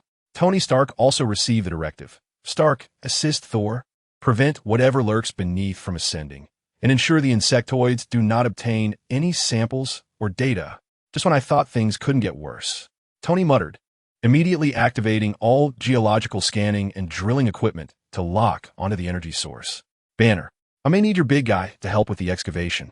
Deep within the earth, amid the chaotic remnants of the Dark Elves, the blood-red rift became increasingly unstable amidst the fierce clash between the dark tentacled creatures and the insectoids, expanding and contracting erratically, with energy fluctuations growing ever more violent. The insectoids, these cosmic devourers, were indiscriminately plundering, inadvertently prying open Pandora's boxes one after another. The legacy of the Dark Elves was merely one of many. No one could fathom how many forgotten, sealed, and forbidden terrors lay dormant in other corners of the universe, awaiting the insectoids to rouse them. Each awakening could plunge the already desperate war into a deeper and more unpredictable abyss. Asgard's light was engaged in battle against the insectoids. Yet now they must also allocate efforts to seal off the ancient darkness seeping from the depths below. Chapter 14. The Earth's Magical Defense Line. The Vishanti ring deep within the Earth. The chaos and threat unleashed by the Dark Elf ruins were temporarily contained, thanks to the forceful intervention of Thor, Tony, and Banner, along with the mutual attrition between the insectoids and the unknown dark entities. However, the cost was the dispersal of precious elite forces, allowing the insectoids access to yet another perilous form of energy. Meanwhile, above ground, the primary offensive wave of the insectoids showed no signs of abating. Rather, it grew increasingly ferocious due to the pressures of the space battlefield and the insectoids' relentless reproduction. Conventional weaponry proved less effective. The strain on the vibranium barriers intensified, and although Asgardian reinforcements were valiant, they could not cover the globe. Earth needed a fundamentally different force to mitigate the insidious encroachment. New York, Brick Street 177A, the Sanctum Sanctorum. The atmosphere here is starkly different from the cacophonous battlefield outside, yet equally suffocating in its gravity. The air is thick with ancient dust, the faintly charred scent of burning herbs, and an almost palpable tension of energy. Dr. Strange, suspended in the Grand Hall, wears his crimson levitating cloak, which moves without the aid of wind, while beads of sweat trickle down his forehead. Before him, the immense book of the Vishanti hovers in the air, its pages turning without a breeze, radiating a soft yet powerful glow of white magic. He does not peruse its contents. Instead, his eyes are tightly shut, and his hands move in intricate gestures before him, with countless shields of the seraphim, flickering with golden sparks, manifesting as living inscriptions, pulsating around him. He is not casting a spell in solitude. His consciousness, amplified by the faint resonance of the Eye of Agamotto and the Time Stone, connects to a vast and fragile network. Across the globe, all remaining sanctum nodes, London's sanctum, Hong Kong's sanctum, and other hidden magical sanctuaries, respond in unison. The sorcerers of Kamar Taj, under Wong's guidance, exert their utmost effort to maintain the foundational magic array of the sanctum, providing Strange with a stable source of energy and a point of anchorage. Yet, this is insufficient. Strange's consciousness races like a swift messenger, traversing the plains of the mind. casting thoughts of plea and coordination toward more distant, unfamiliar realms. In the depths of the South China Sea, Atlantis, deep within the ancient temple of Poseidon, the current ruler Namor listens intently to the report of his chief sorcerer, Atuma, his brow furrowed. Within a crystal ball before the sorcerer, horrifying images of the surface world being devoured by the insectoid race materialize, accompanied by fragmented messages of the chilling ruling consciousness. Namor harbors no fondness for the surface world, even feeling a deep resentment. Yet this time, a flicker of uncertainty crosses his proud visage. He knows all too well that if the surface becomes a vast insect hive, the ocean shall face no reprieve. The deep-sea variants of those creatures stand as testament. Ultimately, with a disdainful snort, he arrives at a difficult decision. Atuma and the other Atlantean sorcerers begin to chant, ancient water-based magical energies being summoned, channeled through the ley lines, flowing toward the direction strange guides. It is a heavy, monumental magic, imbued with the pressure of the abyss. In New Orleans, the Voodoo Sanctum, Brother Voodoo, Jericho Drum, communes with the souls of his brothers within him and the lowest spirits, channeling the powers from the realm of the dead and primal nature. His magic is wilder, more unpredictable, blurring the boundaries between life and death. He senses strange call, as well as the global threat looming over all life. Wielding his ritual knife amidst swirling smoke, the eerie green energy of the dead intertwines with the fervent essence of nature, responding to the summons in a uniquely resonant manner. In other corners, the reclusive master of arcane arts, inheritor of the ancient shamanic traditions, along with tribes and even some morally ambiguous yet self-aware mages, have, to varying degrees, sensed this converging intent and contributed their unique strengths. Some have reinforced local barriers, others have offered distinctive perspectives of energy, while a few have attempted to disrupt the insectoid's lower neural nodes using curse magic. This is an unprecedented endeavor, fraught with peril. The challenge of harmonizing such a multitude of divergent and often conflicting magical forces is beyond imagination, placing extreme demands on the mental fortitude and control of the orchestrator. Strange. As Strange, embodying the ancient form of Hogarth, began to chant, his voice resonated as if emanating from multiple overlapping dimensions. With the celestial power of Oshter, each name he uttered illuminated the seraphim circle surrounding him, rendering its structure increasingly intricate. With the all-seeing eye of Agamotto, he abruptly opened his eyes, and the eye of Agamotto burst forth with a brilliant green luminescence from his chest, having cautiously borrowed a fragment of the Time Stone's power to stabilize the framework rather than employing it for direct assault. He thrust his hands forward with fervor. In this moment of peril, he gathered the collective thoughts to erect a barrier of life protection. The circle of Vishanti activated.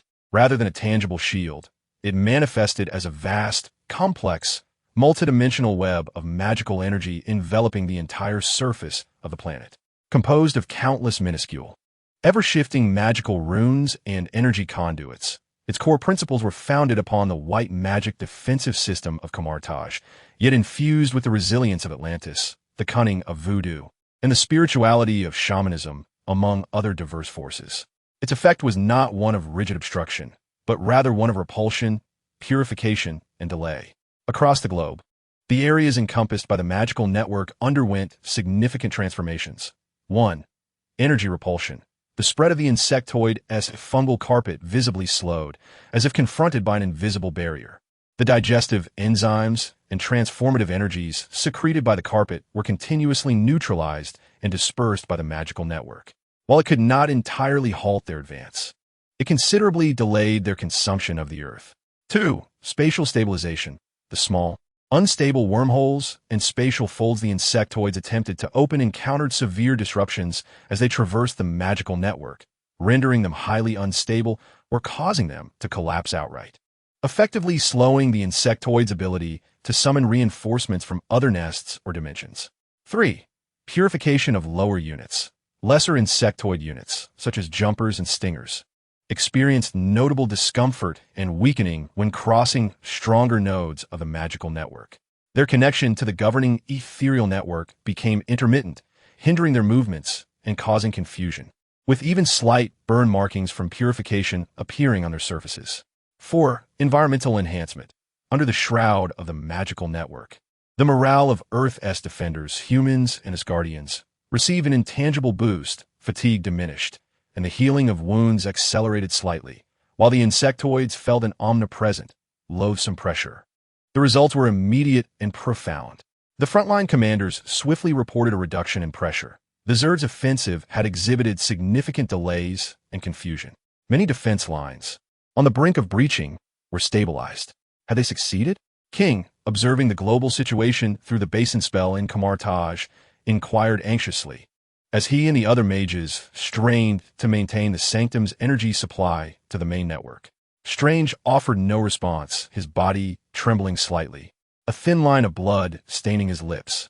The strain of sustaining such an immense magical network and coordinating the energy from countless different sources weighed heavily upon him. He felt as though he were at the eye of an energy storm sweeping across the globe, struggling to maintain a fragile equilibrium. Just as he managed to force a few words through clenched teeth, they would not remain idle. Indeed, the Zerg's reaction was imminent. The cold consciousness of the Overmind detected the sudden emergence of a barrier that disrupted its flawless consumption plan. While it could not comprehend magic, it recognized this as an ordered energy obstruction. Targeted evolutionary commands were issued. Newly hatched Zerg units began to manifest distorted biological anti-runes on their shells, capable of weakly absorbing or scattering specific magical energies.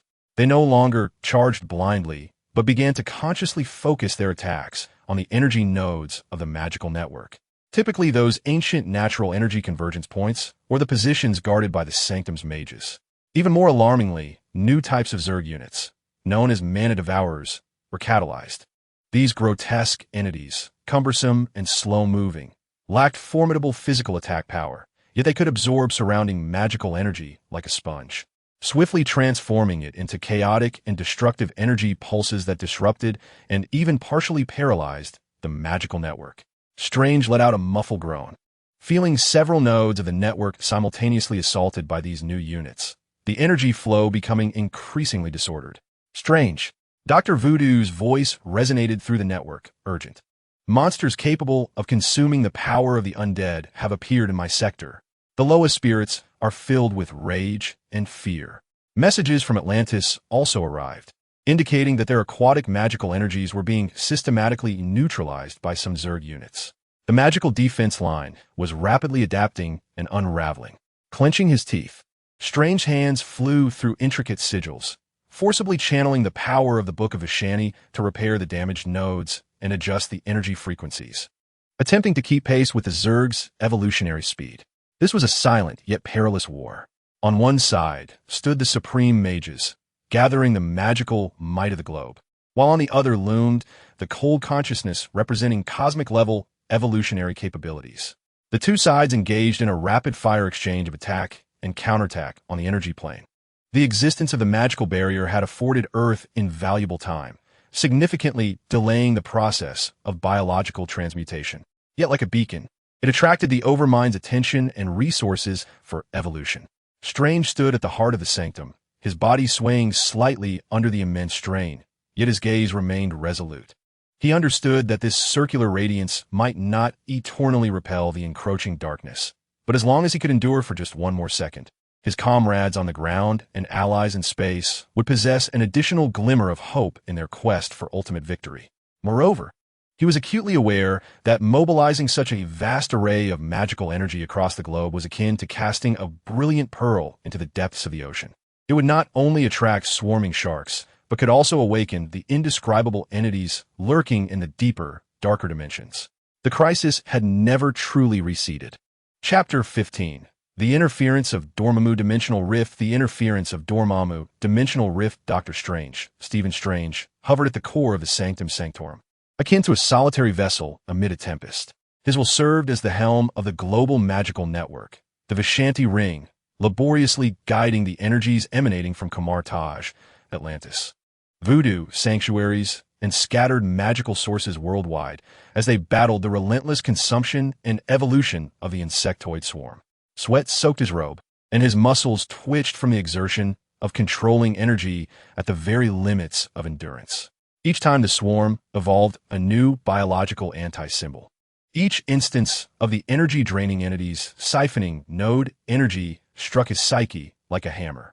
He relied on the faint glimmer of the eye of Agamotto and the Time Stone to maintain the framework, yet the toll was approaching its zenith.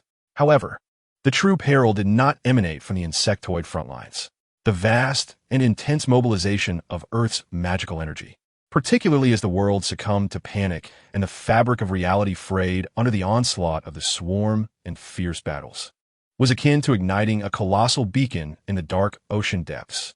It illuminated the path to survival, yet inevitably attracted the long-starved predators lurking in the abyss. One of the deepest, darkest dimensions, the dark dimension, exists devoid of time and matter, a chaotic sea composed solely of pure dark energy swirling endlessly. This realm belongs to Dormammu, the sovereign of the dark dimension, an entity ravenous for the consumption of all realities, yearning to ensnare them within his eternal stasis. The magical fluctuations of Earth, that radiant flicker of struggle, pierced the dimensional barriers, transmitting clearly to this realm. The boundless dark energy began to stir, coalescing into a colossal, distorted visage crafted from flames and shadows, an incarnation of Dormammu. His burning eyes gazed towards Earth. The familiar vibrations echoed a voice maddening to mortals, a cacophony of the wails of countless extinguished souls, the lament of the mage who had once banished him with temporal sorcery, and the sweet despair of a dying world. To him, the invasion of the swarm posed not a threat, but an opportunity, a splendid chance to feast upon a reality rendered significantly weaker, with guardians beleaguered and the dimensional barriers riddled with countless fractures. It was time to once again savor this universe. Dormammu did not attempt a direct incursion as he had before. He had grown more cunning. He amassed a formidable reservoir of dark energy, deftly wielding it like an invisible chisel, precisely identifying the most fragile stress points in the Earth's magical network, which had been rendered vulnerable due to continuous overload. These points were often found in ancient battlefields, unstable spatial nodes, or areas recently struck by the magic devouring entities. With a fierce thrust, he drove the dark energy into these fissures, not by forceful tearing, but by artfully expanding the already existing delicate cracks. Suddenly, horrific mutations erupted across various locations on Earth. In an ancient battlefield in Europe, the ground split open, unleashing a viscous, foul-smelling dark sludge that rapidly corroded and dissolved anything it touched, including the unfortunate insectoid creatures and human soldiers caught in its grasp. In the skies above the Pacific, space shattered like broken glass, revealing the tumultuous, purple-hued energy of a dark dimension, forming an ever-expanding void vortex that generated a terrifying pull, devouring the surrounding air, seawater, and even light itself. Beneath the Antarctic ice sheet, the magically reinforced ice of Atlantis turned pitch black, extending countless twisted tentacles made of ice and shadow, frantically assaulting everything nearby. The emergence of these dimensional rifts instantaneously tore new, dreadful wounds in the already precarious global defenses. Warning: unusually high-dimensional energy burst detected. Multiple locations. Energy signatures matched those of the dark dimension. Tony Stark's voice screamed through the Alliance communication channel, filled with shock and fury. It's Dormammu, that opportunistic fiend. Strange found himself at the forefront of the chaos, as the magical network he desperately maintained was violently assaulted from the dimensional plane. Several major energy conduits were tainted, obstructed, and even torn apart by the dark energy, while the backlash surged back along the energy connections like a viper's strike. Strange coughed up blood, his body plummeting from its suspended state to crash heavily onto the floor of the sanctum. The seraphic ring that spun around him flickered erratically, becoming exceedingly unstable. The light of the global magical network dimmed at a visibly alarming rate, with several regions even completely failing. With the pressure on the insectoid creatures suddenly alleviated, they seized the opportunity to surge forward through the areas where the magical network had faltered, spreading more fungal blankets and establishing additional hatcheries. Strange, the Sorcerer Supreme and the mages of Kamartaj exclaimed, feeling the violent fluctuations and backlash within the network, increasing their energy output in a futile attempt to stabilize it. We must close the rifts. Strange struggled to rise, wiping the blood from the corner of his mouth, his gaze sharpening with resolve. He had anticipated such a possibility, though he had not expected Dormammu to strike with such swiftness and precision. Once more, he formed a spell with his hands. But this time his aim was no longer to maintain the vast network. Instead, he sought to harness the remaining energy, channeling the power of the Eye of Agamotto, directing it toward the nearest dimensional rift. "Return to your dimension, Dormammu." Strange roared in fury, summoning a golden magical whip that lashed out, entwining itself around the ever-widening fissure in an attempt to force it shut. Within the rift, swirling dark energy coalesced into a massive eye, casting a cold, indifferent glance in his direction. A more ferocious wave of darkness erupted from it, shattering the magical whip and sending Strange reeling once more. "Struggle." The voice of Dormammu echoed directly in his mind, laced with mockery. "Your world shall inevitably succumb to darkness, whether devoured by insects or consumed by me. What difference does it make? Why prolong the suffering?" Just as Strange fought valiantly against the impending collapse of his defenses, the behavior of the Zerg took an unexpectedly intriguing turn. Initially, they too suffered from the indiscriminate assault of the dimensional rift, with some units dissolved by the dark sludge and devoured by the void's whirlpool. However, the cold consciousness of their overmind quickly made a judgment. This new form of energy was also an analyzable environmental factor. Newly hatched Zerg units began to approach the fissure, some obliterated by the dark energy, yet others displayed a shadowy coating that allowed them to weakly absorb and adapt to the corrosive dark energy. Even a new type of distorted Zerg unit was observed, seemingly capable of briefly submerging into the edges of the dark fissure, siphoning a faint essence of dark energy, which they then transformed into a shadowy spitting attack. Although it was exceedingly unstable, often harming both themselves and others, it represented the terrifying evolutionary potential of the Zerg, attempting to comprehend and even harness Dormammu's power. Dormammu took note of this development. Amidst his previously unbridled greed and mockery, a flicker of doubt emerged. These insects were not only resisting his darkness, but were attempting to consume it, even mimic it. This evolution, devoid of reverence and entirely beyond his understanding, stirred within him a strange ire. Strange astutely detected this subtle shift. A mad scheme formed instantaneously in his mind. He ceased his efforts to combat both the Zerg and Dormammu simultaneously. Instead, he painstakingly and cautiously steered the residual energy of the magical network to create the illusion of a collapse and retreat, cleverly directing a wave of Zerg assaults towards the largest dimensional rift. "Since you all desire this world," Strange's eyes gleamed with the frenzied light of a gambler, "then let us first taste one another."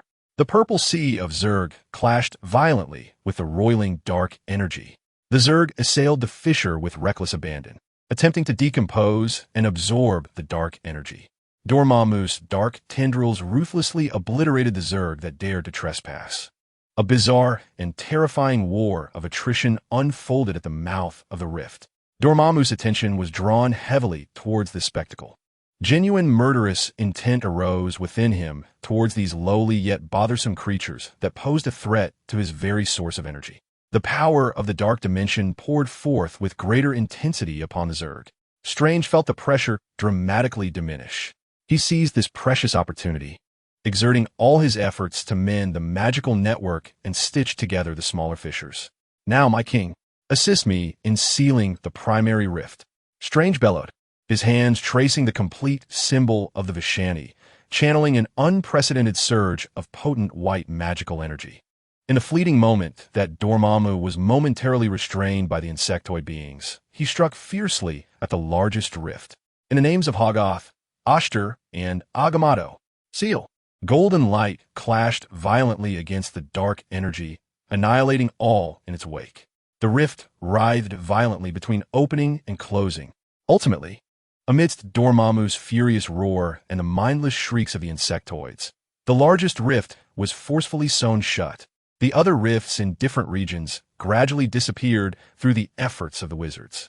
Earth was temporarily relieved from Dormammu's direct invasion, the magical network struggling to flicker back to life, albeit dimmer than before. Yet, Strange felt no joy.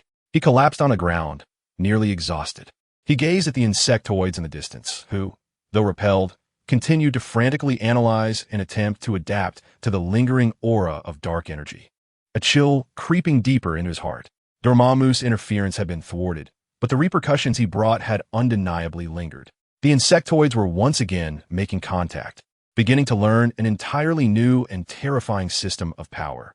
The Supreme Sorcerer gasped for breath, aware that the next time Dormammu returned, or when the insectoids truly began to comprehend and wield dark energy, the crisis would far exceed imagination.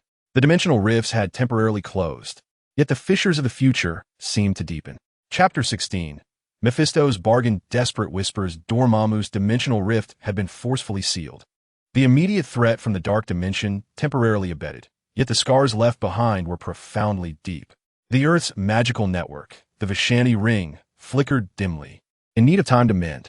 Following their brief encounter with and resistance against dark energy, the insectoids had added perilous new entries to their evolutionary database. Most importantly, the additional casualties and panic caused by the emergence of rifts globally had pushed a civilization already on the brink of collapse into an even deeper abyss of despair. Despair, indeed, is a delectable fare.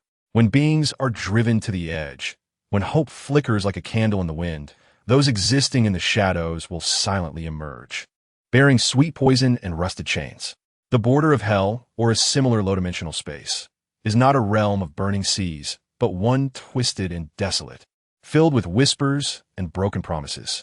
Here, concepts are more real than matter, and emotions serve as the circulating currency. At this moment, a thick and unyielding aura of despair wafts from the primary dimension of Earth, delighting the lord of this realm. Mephisto, the demon king, the embodiment of contracts, the master of deceit. He typically manifests as an elegant old gentleman, clad in a well-tailored dark red suit, wearing a seemingly benevolent yet cold smile, his eyes glinting with a cunning light that perceives the weaknesses of the human heart. He savored the despair emanating from Earth, as one would relish the finest of wines. "Ah, what a haunting lament," he whispered, his voice like a velvet-wrapped blade, evoking fear, helplessness, and loss in their purest and most enticing forms. It is time to reap some interest, or rather, to offer a semblance of assistance. Unlike Dormammu, he did not attempt to force his way into reality. His approach was far more insidious and malignant. He sowed the essence of his being, a mental power capable of amplifying the darkest corners of the soul, luring it toward damnation, through the tiniest fissures in the barriers of reality, scattering it among hearts consumed by despair. His whispers began to resonate far and wide, not through sound, but echoing directly within the depths of crumbling consciousness. Scene 1. Within the confines of a besieged fortress city, a young mother clutched her feverish, weeping child tightly, huddled in a corner of a crowded, filthy shelter devoid of supplies. The sounds of cannon fire and the ominous chittering of the insectoid horde drew ever closer. The child's medicine had long been depleted, and the guards, with impassive expressions, had coldly denied her desperate pleas. Resources must be prioritized for the combatants. Her tears had long since dried, leaving only a numbing despair. The whispers arose, as if her own thoughts. Surely, any price is worth paying if it means her child survives, is it not? A simple acquiescence, a promise for which payment need not be rendered immediately, could procure the elixir of life, a safe transfer slot. Look how the child suffers. The woman trembled, a flicker of struggle in her eyes. Before her lay a peculiar, shadowy contract, dimly visible on the ground, its terms written in a language she could comprehend, yet tantalizingly vague. Scene 2. The medical ward of the Bastion. Bruce Banner sat in a corner, observing the weary medical staff as they battled to save yet another batch of grievously injured soldiers. The Hulk rumbled within him, furious at the external threats as well as at his own weakness. Banner felt a profound sense of helplessness for his inability to offer more assistance, and a gnawing fear and guilt over the potential devastation that lurked within him. He perceived himself as a burden, a latent bomb. The whispers echoed, laden with sympathetic sighs. Does it hurt? Is it stifling? Do you yearn to unleash your true power, yet fear to harm others? I can aid you. Total control, absolute strength. No more fear, no more division. All it takes is a trivial price, such as allowing me to borrow that anger from time to time. Banner suddenly lifted his gaze. Though he was alone, the voice was terrifyingly clear.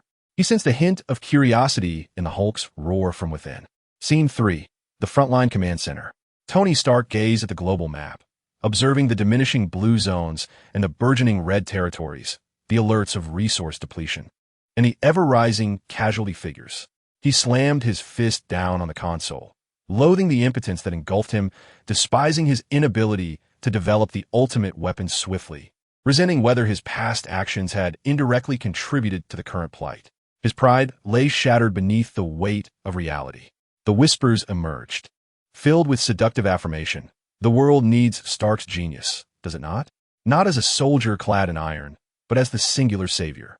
I am acutely aware of the Zerg vulnerabilities. The schematics for the ultimate weapon, and even methods to amend certain past regrets lie within reach, waiting to be grasped. All that is required is your acceptance. Before Tony, a vivid and intricate stream of data regarding advanced anti-Zerg armor and energy weapons flickered, so lifelike that it quickened his pulse. Yet he abruptly shook his head, realizing that this was not a product of his own mind. Scene 4. A brief respite for Steve Rogers. Captain America leaned against the wall, momentarily shedding the weight of his steadfast facade. He gazed upon the weary, youthful faces of his soldiers, his eyes drifting towards the distant sky shrouded by the Zerg, an overwhelming sense of guilt nearly crushing him. He had led them in a battle, but failed to secure victory. Each name of the fallen was etched into his heart. A whisper emerged, masquerading as rational analysis. You cannot save everyone, Captain Rogers. Yet you can make choices. Sacrifice a few to save the many. This is the cruel arithmetic a leader must bear. I know which strongholds can be abandoned, which sacrifices hold greater value. Collaborate with me, and I can ensure that every one of your decisions is sound. Steve clenched his fists, his gaze sharpening as he recognized the malevolent voice that sought to distort his convictions. Mephisto's whispers permeated the air, preying upon the vulnerabilities of all. The yearning for survival, the pursuit of power, the insatiable greed for knowledge, the obsession with redemption, and even the dread of death. All were met with seemingly perfect solutions, often demanding the ownership of one's soul, interference in the fate of the future, or seemingly trivial, yet ultimately perilous commitments. The vast majority, in the throes of despair, were oblivious to the fact that these whispers emanated from an external source, mistaking them for their own frantic thoughts born of desperation. A select few, such as Steve, possessed the fortitude to resist such temptations, yet the act of resistance itself exacted a heavy toll. What truly astonished Mephisto was the Zerg. He attempted to direct his whispers towards the ostensibly intelligent higher Zerg units, even striving to connect with their frigid collective consciousness. However, the response was an absolute, hollow silence. The Zerg exhibited no despair, no greed, no craving for power, nor fear of death. They existed solely to execute commands, devour, evolve, and return to the absolute will of their overlord. Mephisto's whispers, rooted in complex emotions and desires, were as futile as attempting to recite poetry to a stone, devoid of meaning and incomprehensible to them. Amusingly, Mephisto furrowed his brow slightly in the infernal realm, only to break into laughter, marveling at their sheer purity of existence. Perhaps, once they have consumed all, I shall return to reap the remnants of souls thoroughly steeped in despair. At that moment, an unusual surge of energy piqued his interest. His whispers encountered an unexpected response from a unique entity, the symbiote Venom and its host, Eddie Brock, traversing the ruins of the city. Are you hungry? Are you angry? These creatures have seized your sustenance, yet I can bestow upon you greater strength. An insatiable hunger shall elevate you to new dominion. Venom's grotesque, toothy visage abruptly pivots towards the void, as Eddie Brock's voice trembles with terror. Who? Who is speaking? Venom's tone grows increasingly fervent and avaricious. A powerful voice claims it can devour more. Mephisto pauses momentarily, then chuckles. This chaotic amalgamation of symbiote and host, with its intricate emotions and desires, appears to be an exquisite plaything, even a potential vessel capable of influencing the material realm. The devil's wager has been cast. He may not directly tempt the swarm, yet he is successfully corroding humanity's most precious resource, their hope and will to resist. Global despair has become Mephisto's most fertile ground. Dark dealings quietly transpire in the shadows, as souls are marked with a price. The transient benefits of these transactions may, like poison, unravel the collective resistance at a critical moment. yielding consequences far more dire than the swarm-esque consumption. The Lord of Hell, with grace and a smile, tolls another death knell for this world on the brink of annihilation. Chapter 17. The awakening of the moon. Night. Moonlight purges send the whispers of Mephisto spread like an invisible plague, flourishing in the soil of despair. Within the fortress city, transactions are concluded in the shadows, the scale of souls quietly tipping. On the battlefield, weary warriors struggle internally, the act of resisting temptation draining their precious willpower. Yet, amidst this night, besieged by the dual incursions of the swarm-esque purple tide and the devil's whispers, an ancient and frigid power awakens, stirred by the sheer chaos. Cairo's ruins, Egypt. This once magnificent ancient capital has long been reduced to rubble by the initial onslaught of the swarm. The waters of the Nile are no longer clear, now tainted with viscous organic matter. Yet beneath this land shrouded in death and grotesqueness, deeper still, lie secrets older than human civilization, buried beneath the remnants not entirely consumed by the fungal blanket. Mark Spector, a former Marine, now a taxi driver and a patient of dissociative identity disorder, is chosen by the moon god Khonshu to be the Moon Knight. His consciousness, intertwined with his other personas, wealthy Stephen Grant and taxi driver Jake Lockley, finds itself ensnared in a chaotic nightmare. The fearsome visage of the swarm, the moments of comrades' demise, and his fragmented memories entwine and whirl. However, tonight's dream diverges from the usual. A colossal, pale, and unnaturally cold full moon forcibly pierces the chaos of the dream, suspended in the sky of his consciousness. Beneath the moonlight, the sand seemed to transform into flowing mercury as an ancient temple, styled in the fashion of Egypt and constructed of moonlight, gradually ascends. A tall, emaciated figure with the head of a bird, entwined in yellowed bandages, casts a shadow before the temple. This is the embodiment of the moon god Khonshu. The voice of Khonshu resonates not through the ears, but is indelibly impressed upon Mark's consciousness, reverberating with an inhuman, hollow echo, as if emanating from the primordial cosmos. Awaken my fist, my hand of vengeance. Mark, or rather, a dominant aspect of his persona, struggles within the confines of a dream. Khonshu? Now is not the time. It is precisely the time. The voice of Khonshu carries a rare, almost exhilarating tremor. Behold, the pervasive filth, the blasphemous creations. They devour life, distort flesh, and even attempt to obscure the radiance of the stars. Their very existence is a defilement of order, of cycles, of the night. Khonshu's avian head gestures toward the pale moon in the sky. My power, the power of moonlight, naturally restrains these twisted embodiments of sheer primal desire. They are frenzied, burgeoning flesh, while my luminescence is a cold blade, a purifying fire. In the hidden subterranean ruins of Cairo, Mark S. Beckett's body jolts upright. His eyes snap open, pupils constricting, as if reflecting the pale moon from his dreams. He growls softly, his voice intertwining with the echo of Khonshu. They must be purified. He does not summon the traditional white hooded cloak of his battle attire. Instead, the pale moonlight appears to seep from within him, swiftly enveloping his form, coalescing into an ancient, more grotesque armor reminiscent of the style of ancient Egyptian reliefs, as if forged from the very cold light of the moon. Upon his chest, the avian symbol of Khonshu gleams, emanating a chilling aura. Jack Stephen is ready, Mark murmurs, while the other two aspects of his persona respond in unprecedented unison to purify the insect swarm. He transforms into the moonlight night, dashing forth like a specter from his hiding place. In the streets outside, a small squad of jumping insects patrols, their smooth shells glistening with a greasy sheen in the dim light obscured by spore-laden clouds. They immediately detect the Moonlight Knight, shrieking as they charge. The Moonlight Knight remains unmoving, raising his hand with his palm upward. The pale moonlight coalesces in his grasp, not as a gentle halo, but as a tangible, icy blade of light. He moves, his speed defying imagination, akin to a leaping flash of pale lightning.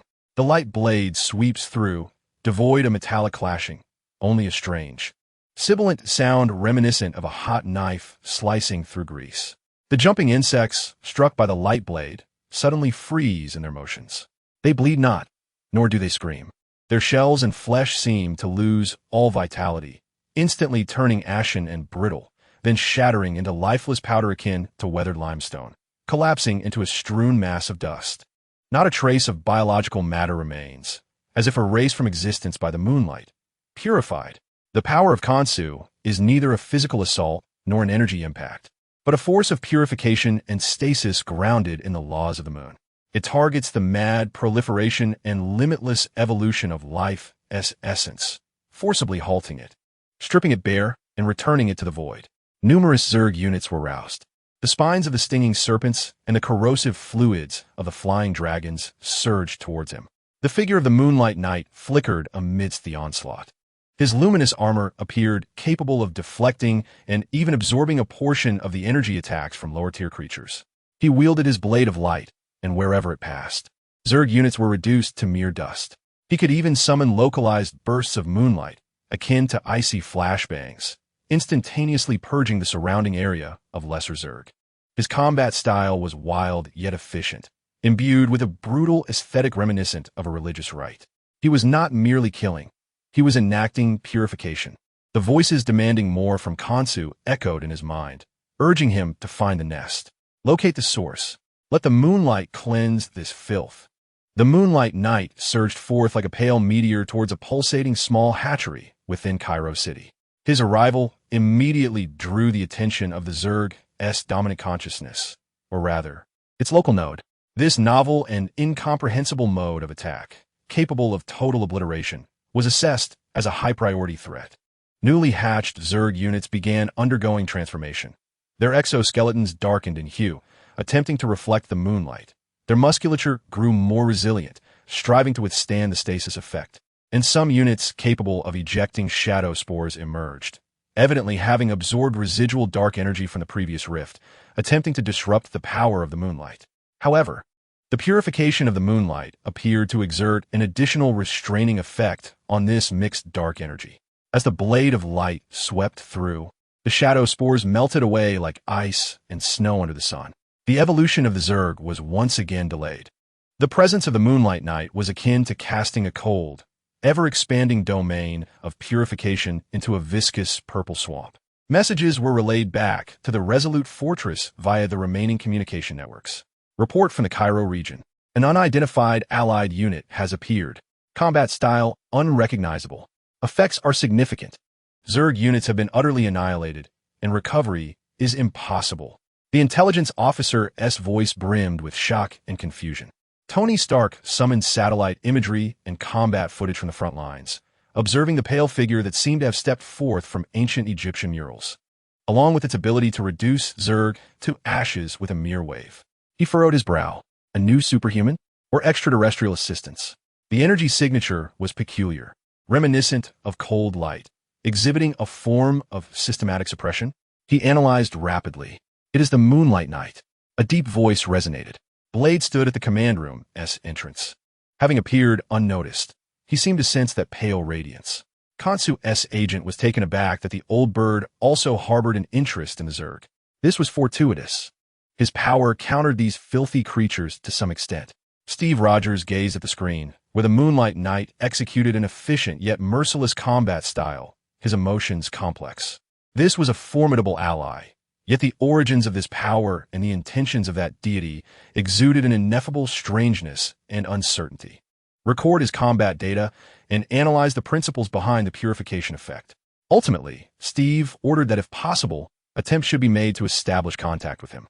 For now, any force capable of exterminating pests deserves our attention.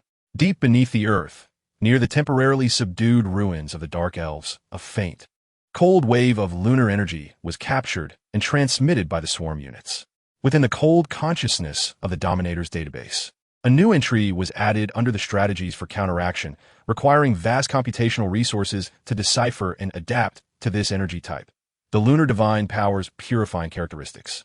The awakening of the Moonlight Knight was akin to a chilling breeze sweeping across a desolate battlefield. It ushered in localized victories and new hope, yet simultaneously brought forth greater uncertainties. Was the intervention of the moon god, Khonsu, motivated by the desire to protect order, or merely to satiate his urge to purify the desecrators? Moreover, what hidden costs accompany this seemingly restraining power over the swarm? The pale moonlight flowed over the ruins of Cairo, turning the swarm into cold dust. Yet, how far can this moonlight illuminate the darkness? No one knows. It is merely another bizarre and jarring hue in an increasingly chaotic, universe-spanning war, embroiled in a multitude of forces. Chapter 18. The Judgment of the Hell Night. Hellfire abyss. The pale moonlight of the moonlight night swept through the ruins of Cairo, reducing the swarm to icy dust. Meanwhile, in another desolate land of North America, completely engulfed by the swarm's fungal blanket, resembling a vast, decaying wound, a distinctly different force, imbued with extreme anger and a sense of judgment, roared along the desolate highway. The roar of the engine shattered the nauseating biological background noise characteristic of the swarm's territory.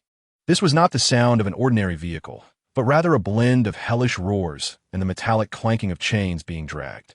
A blazing trail, reminiscent of flowing lava, extended wildly across the purple-black fungal terrain.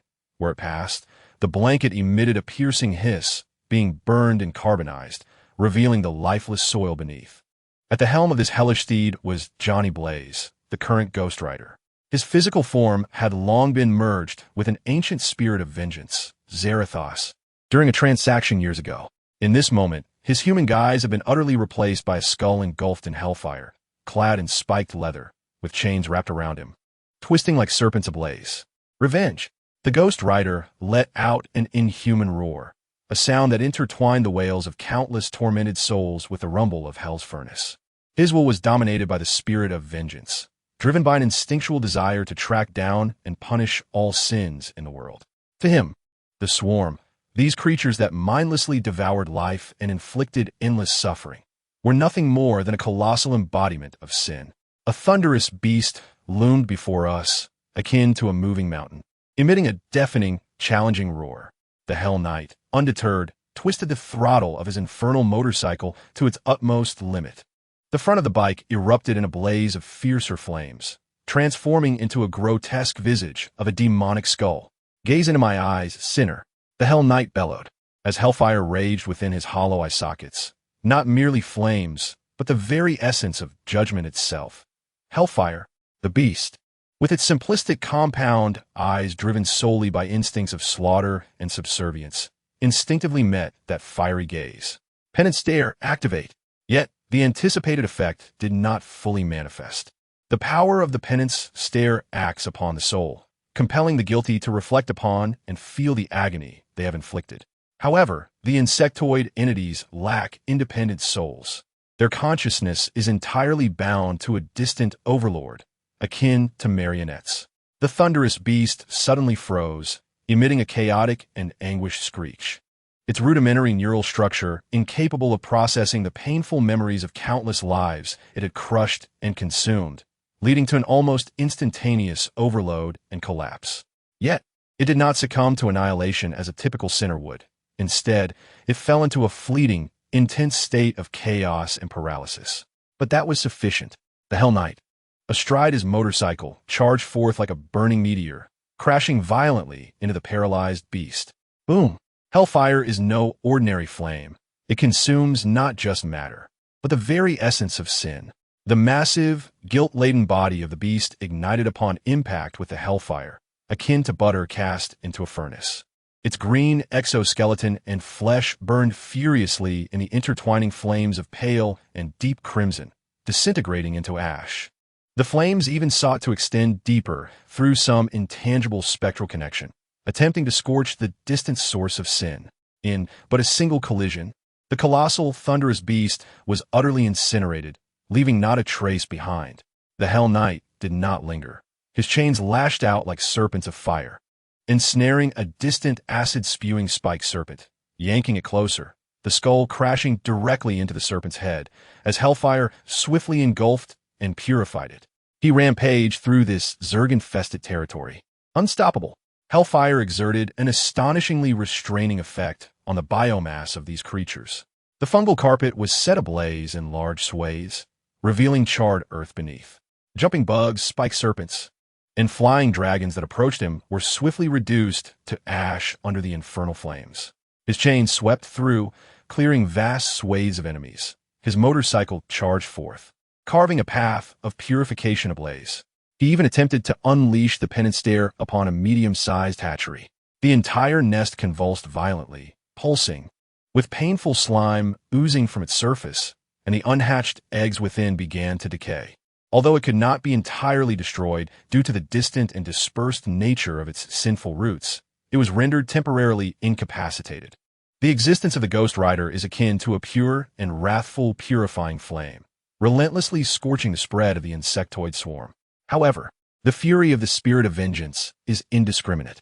In its quest to purify the insect horde, Hellfire mercilessly incinerates the remnants of human civilization, abandoned vehicles, crumbling structures, and even the unfortunate remains of the deceased are reduced to ash. It embodies an extreme, cost-agnostic form of purification. Fortress of Resolve soon took note of the anomalous energy readings in this area and the remarkably high efficiency of the insect eradication. Another instance of high-temperature energy reaction. The readings were exceedingly abnormal, characterized by intense negative energy signatures and soul-level fluctuations. Tony Stark gazed at the satellite imagery depicting vast regions rapidly turning black, indicative of the purging of the fungal blanket and the swiftly moving flame signal. His brow furrowed. Wherever this entity roamed, not a blade of grass remained, leaving even our ruins in obliteration. Is the Ghost Rider? Nick Fury's voice resonated gravely. As if recognizing this mode of combat, Johnny Blaze, or rather, the entity that had taken residence within him, a double-edged sword, immensely perilous, yet presently, it proved remarkably effective against the insects. Steve Rogers observed the footage of the burning skull wreaking havoc within the sea of insects, simultaneously erasing all traces of human existence, and felt a heavy heart. Record the data, but maintain a distance. Avoid contact unless absolutely necessary. We cannot control him. We can only hope that his wrath remains directed at the rightful targets. Meanwhile, the ruling consciousness of the insect swarm once again recorded this new mode of assault. Hellfire, conceptual purifying energy, exhibiting extraordinary destructive capabilities against biomass and ethereal connections. Priority high. New evolutionary directives were issued. Newly hatched insect units began to attempt the formation of a prism-like structure capable of reflecting or dispersing energy in a bid to deflect the searing hellfire. Some units commenced secreting a high thermal absorbent slime, attempting to insulate themselves from the extreme heat temporarily. Even special units with shells exhibiting dark, negative energy resistance emerged, capable of enduring the hellfire for a brief duration. Though ultimately still doomed to purification, they bought time for other units. More crucially, the ruling consciousness began to consciously disperse the ethereal network connections within the Ghost Rider's operational zone, reducing the flow of information density between units and the collective consciousness, as if insulating against the potential chain reactions that the Eye of Judgment could provoke and the risk of hellfire tracing back along the ethereal connections. The Ghost Rider, too, sensed the changes.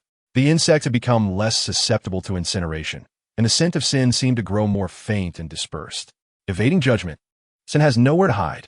The spirit of vengeance grew ever more enraged, and the hellfire blazed with increased intensity, pursuing those insects attempting to alter their tactics with frenzied assaults.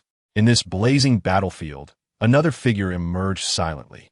Blade, a daywalker who is half human and half vampire, had tracked a great darkness to this locale, only to discover the fierce clash between the Ghost Rider and the insect horde. He agilely evaded the aftermath of hellfire and the relentless onslaught of the Zerg, wielding his silvered blade and explosive crossbow bolts to eliminate the stragglers. Observing the mindless annihilation wrought by the Hell Knight and surveying the surrounding ruins of humanity laid to waste, his gaze was rife with complexity. The madman, he murmured to himself, is quite efficient at incinerating those bugs. He did not attempt to communicate with the Hell Knight, as such an endeavor would be tantamount to suicide. Instead, he capitalized on the chaos and purification zones created by the Hell Knight to more effectively hunt down the Zerg units that had strayed from their swarms or narrowly escaped the hellfire. The judgment of the Hell Knight provided a formidable means of purification, targeting the very essence of the Zerg bioform, causing the insect horde to recoil in fear wherever the hellfire spread. Yet, this power was fraught with uncontrollability, a burning double-edged sword that scorched not only the enemies but also seared the world itself. The cold logic of the Zerg's evolution began to grapple with and respond to this wrath from the abyss. The judgment continued, with hellfire raging madly in the purple chasm, illuminating despair while casting deeper shadows. Chapter 19. The Inhumans Counterattack. The sound of dawn, the hellfire of the Hell Night, scorched the North American plains into patches of charred earth, while the pale moonlight of the moon night swept restlessly across the ruins of Cairo. However, the global battlefield remained akin to a severely wounded giant, teetering under the ceaseless assault of the Zerg. Conventional forces suffered devastating losses, high-tech weaponry was continuously adapted, and magical barriers were on the verge of collapse. Though the powers from the divine realm and the underworld were formidable, they struggled to cover the entirety of the situation. In this darkest hour, a reclusive group with unique powers, long hidden from the world, finally made a decision. Floating at the edge of Earth's atmosphere was the eternal city of S.H.I.E.L.D, the mobile capital of the Inhumans, renowned for its technology far surpassing that of Earth and its distinctive Terrigen mist. At this moment, the debates within the city council had subsided. Black Bolt, the sovereign of the Inhumans, sat silently upon his throne. His piercing and majestic gaze spoke volumes without the need for words.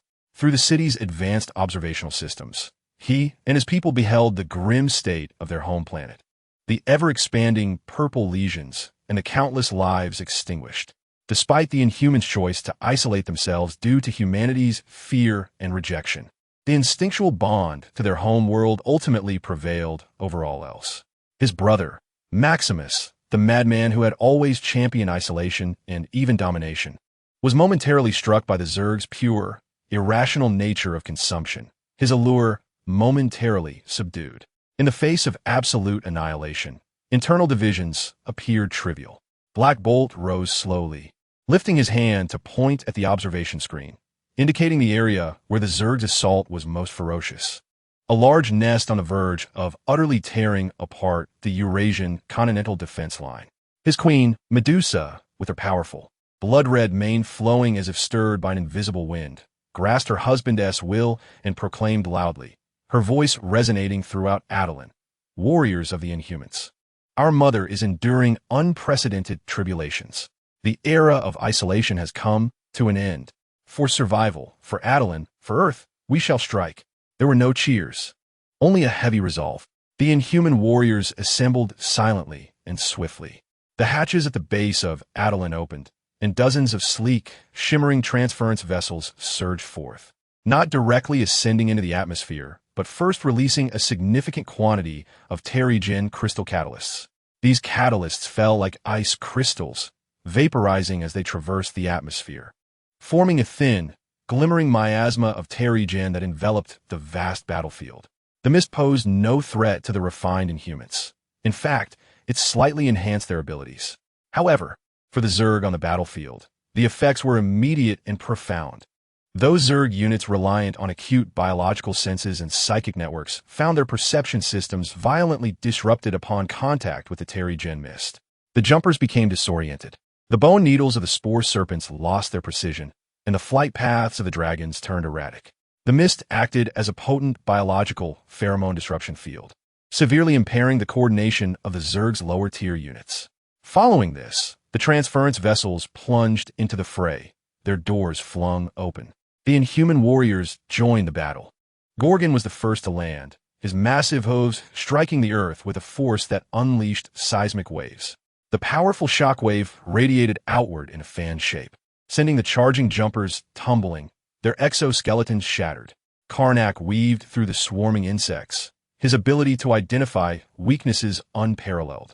With a single glance, he could instantly locate the junctions of the Zerg's exoskeletons, energy cores, and the most vulnerable neural nodes, delivering precise strikes with his fingers or simple weapons, causing destruction far exceeding expectations.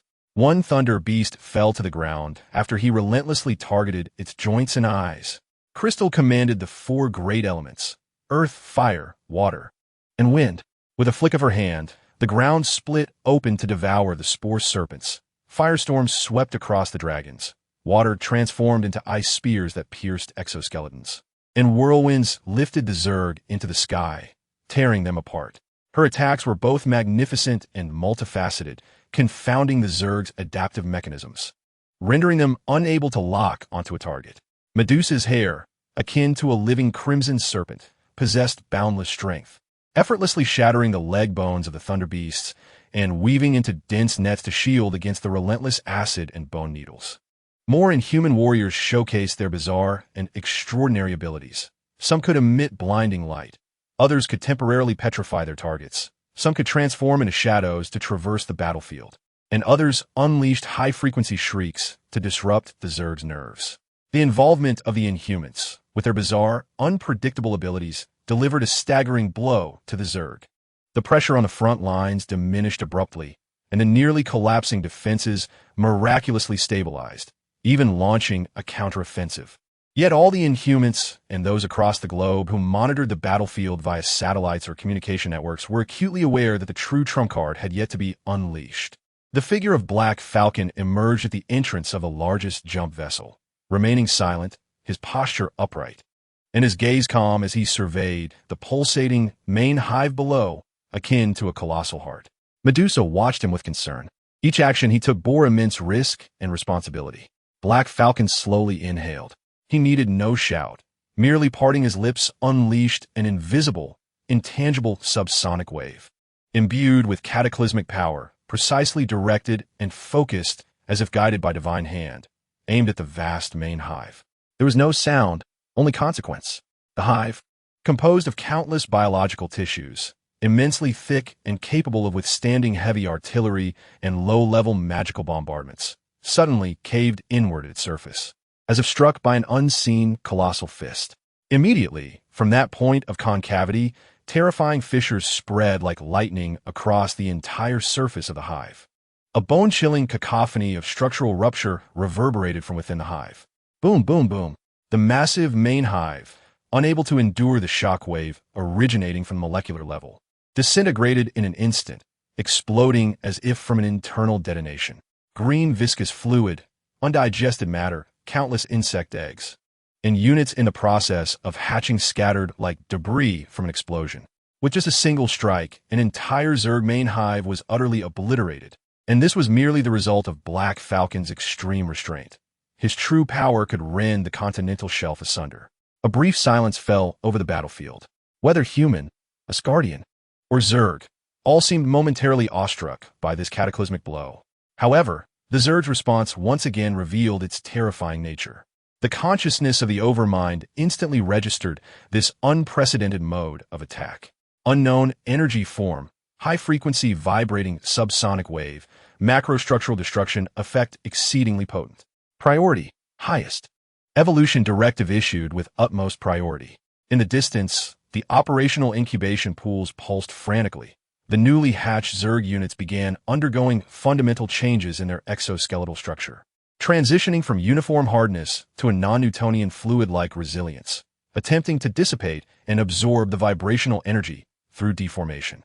Certain specialized units began generating honeycomb structures capable of absorbing specific frequency sound waves, and a few even emerged that could actively emit disruptive noise, seeking to counterbalance or deflect potential subsonic attacks. Black Falcon furrowed his brow slightly. He sensed it. The next time, the efficacy of his attack might be diminished. He could not strike indiscriminately. Each action must target the most critical objective. At the Earth Command Center, Medusa's voice resonated through the jump vessel's communication system, connecting to the steadfast fortress here in Adelan. The Inhumans had joined the fray. We must share intelligence and coordinate our attack objectives. Our king cannot strike frequently. Steve Rogers gazed at the screen, displaying the obliterated nest, suppressing the shock within him as he promptly responded, "Acknowledged. Thank you for your assistance, Ms. Medusa. All data will be shared immediately. Welcome to the fray, my friends." The morale of the global resistance surged. The arrival of the Inhumans not only provided fresh troops, but also introduced a novel and formidable mode of attack that the Zerg would find challenging to adapt to swiftly. The teleportation vessels of Adelan flitted across the battlefield like agile hummingbirds, while the diverse abilities of the Inhuman warriors effectively quelled the tide of insects. The presence of Black Bolt alone served as a strategic deterrent. However, both Medusa and Steve understood that this remained a war of attrition. The capabilities of the Inhumans, too, had their limits, and the evolution of the Zerg had never ceased. The sound of dawn had already resonated, but the true dispelling of darkness still hinged upon the subsequent, more brutal clashes, alongside the faint hope of an ultimate weapon.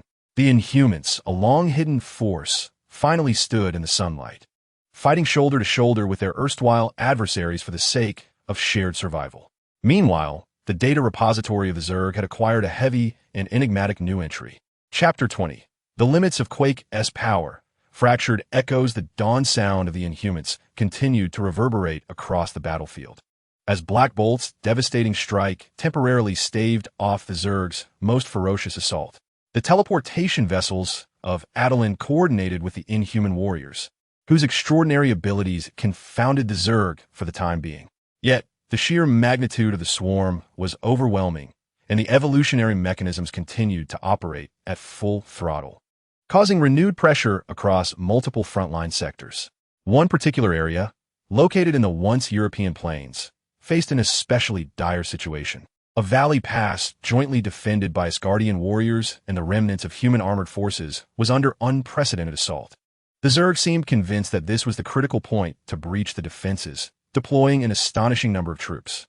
Not only did they unleash the standard onslaught of jumpers and stingers, but they also thrust forward several tremor-resistant behemoths, creatures with shells exhibiting peculiar wave-resistant properties, leading the charge, followed by numerous new units, known as Screechers, capable of emitting disruptive sonic waves. The rune barriers of the celestial warriors flickered uncertainly under the relentless bombardment of acidic fluids and bone spikes, while the firepower of human tanks could barely leave mere dents on the resilient shells of the tremor-resistant behemoths. The defenses teetered on the brink of collapse, with heavy casualties mounting. "We need heavy artillery now," roared the frontline commander over the communications channel, his voice drowned out by the explosions and the cacophony of insect sounds. "Heavy artillery is en route. Hold the line," came the response from the rear, yet distant aid was of little solace in such dire straits. At that critical moment, a figure burst forth like a lithe cheetah, charging to the forefront of the defenses. It was Daisy Johnson, codenamed Quake, once affiliated with S.H.I.E.L.D. She was an Inhuman endowed with the innate ability to manipulate vibrations. As Daisy gazed upon the oncoming tide of insects, reminiscent of a purple tsunami, and witnessed her comrades falling one by one, a resolute glimmer flickered in her eyes.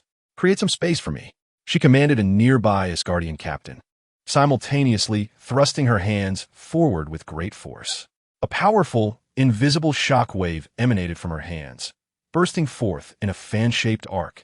This was no mere shockwave. It was a precisely controlled resonance destruction targeting specific frequencies. The foremost dozen jumping insects, unable to withstand the intense resonance at that particular frequency, shattered like fragile glass, their internal molecular structures fracturing instantaneously, reducing their muscle tissue to mere powder. Following closely were the serpentine creatures, whose bony plates and exoskeletons groaned under the high-frequency vibrations, disintegrating in a cacophony of destruction. The results were immediate and significant. A vast area before her was cleared. The soldiers on the front line erupted in cheers, and the Asgardian warriors cast astonished and appreciative glances her way. Yet, Daisy did not pause for a moment. She understood that this was merely the beginning. Her gaze locked onto the colossal shock beasts, moving fortresses in their own right. These massive creatures possessed a new type of shell, evidently reinforced against impacts and vibrations, rendering her standard shockwave considerably less effective, only managing to slightly hinder their movements. "Then let us amplify it." Daisy gritted her teeth, continuously boosting her power output. An even more potent shockwave crashed into the leading shock beast. This time, fine cracks began to appear on its heavy shell, eliciting a painful roar as its charge slowed. Effective. However, the cost was evident as Daisy's complexion paled and blood began to seep from her nostrils and ears. Forcing her power beyond limits placed a tremendous strain on her body. Undeterred, she maintained the shockwave's output, fiercely locking onto the beast. The cracks on its shell spread and widened. Finally, with a resounding boom, the front half of the massive shock beast's shell shattered completely, green blood and viscera gushing forth as its colossal form collapsed like a mountain, crushing numerous unsuspecting jumping insects beneath it. The front line erupted into even louder cheers, their morale soaring. Yet, the insect swarm reacted with astonishing speed, just as Daisy found herself momentarily paralyzed from the strain of her efforts. Having exhausted her strength while awaiting a new surge, the trailing screechers suddenly raised their heads in unison. Their vocal organs throbbed violently, emitting an extremely sharp, piercing, and high-frequency cluster of sound waves. This sonic wave did not assault the body, but rather precisely interfered with and countered the vibrations Daisy emanated. Daisy felt as though she had been struck by a powerful blow. It was as if her abilities collided with an invisible yet incredibly resilient wall, preventing her from releasing her energy outward and instead causing it to rebound violently upon her. With a cry of anguish, she was hurled backward by her uncontrollable shockwave, crashing heavily against the wreckage of an abandoned tank, blood spilling from her mouth. The backlash of her abilities had struck her hard. Her insides seemed to be gripped fiercely by an invisible hand, twisted and contorted, while her entire skeletal structure wailed in agony. Every cell appeared to be tearing apart amidst a high-frequency tremor. The intense pain nearly caused her to faint, her vision blurred, and all she could discern was the frantic and chaotic rhythm of her own heartbeat. The swarm seized this opportunity, with the threat of the shockwave woman diminished. The remaining thunder beasts and screamers, leading the tide of insects, emitted victory roars and launched another ferocious charge. The defensive line was suddenly on the brink of collapse. Agent Johnson, several soldiers braved the peril to rush over, dragging her away from the front lines. Daisy collapsed to the ground, her body twitching involuntarily, each breath bringing excruciating pain. She gazed at the encroaching swarm, her eyes filled with resentment and despair. She had almost slain a thunder beast, but the cost was her combat prowess plummeting to zero, while the enemy had evolved specialized means to counter her. "Medic, quickly!" the commander shouted anxiously. The news rapidly returned to the resolute fortress. "The shockwave woman is gravely injured. Her powers have rebounded against her. The insectoid race has evolved sound wave interference units specifically targeting her vibrational frequency." Hill reported swiftly, his tone grave. Tony Stark slammed his fist onto the control panel. "Damn it. Their learning speed is such that they can swiftly evolve to counter even individual special abilities." Bruce Banner, upon reviewing the biological data, transmitted back, "Turned pale. It's not merely interference. They seem to be analyzing Daisy's vibrational frequency, attempting to mimic or even integrate it into themselves. The next Thunder Beast to emerge may not just possess resistance, but could actively unleash vibrational attacks." Steve Rogers closed his eyes and took a deep breath. Another potent force had fallen to the adaptability of the insectoid race, potentially fueling their evolution. This sense of powerlessness was nearly suffocating. "At all costs, save her." Steve's voice was hoarse, and, simultaneously, he notified all operatives with special abilities, particularly the Inhumans, to be wary of potential countermeasures from the insectoids targeting their powers, urging them to avoid prolonged reliance on a singular combat mode. The orders were issued, laden with heavy resignation. The strength of individuals appeared so fragile and fleeting in the face of such collective evolutionary monstrosities. On the front lines, soldiers, fortified by their defenses, struggled valiantly with their blood and lives against yet another fierce assault from the insectoid horde. Daisy was urgently evacuated. Her shattered body and chaotic abilities required immediate advanced treatment. Meanwhile, the spoils of her hard-fought victory, the remains of the Thunder Beast she had shattered, were being swiftly dragged, dismantled, and reclaimed by the following insectoid engineering units. They would not squander a single morsel of biomass or genetic information, especially not this precious specimen imbued with vibrational characteristics. The Shockwave Woman's ultimate strike resonated like a brief and brilliant echo, illuminating the momentary darkness, yet it was swiftly engulfed by a deeper tide. Her sacrifice brought a fleeting respite for the defensive line, but also meant that the insectoid arsenal might soon include a formidable weapon named vibration. The valor and sacrifice of individuals in this arms race of evolution came at an increasingly steep price. Chapter 21. The Alliance of Inhumans and Humanity. The ice-breaking pact, the grievous injury sustained by Daisy Johnson, known as Quake, resonated like a somber alarm bell between the steadfast fortress and the newly engaged Adeline. It starkly illuminated a harsh reality. The power of individuals, no matter how extraordinary, appears fleeting and fragile in the face of the Zerg's cold and boundless evolutionary prowess. Nevertheless, Daisy's sacrifice was not without merit. Through her limits and suffering, she pried open the heavy door of trust and collaboration for two factions that had long been estranged, even antagonistic.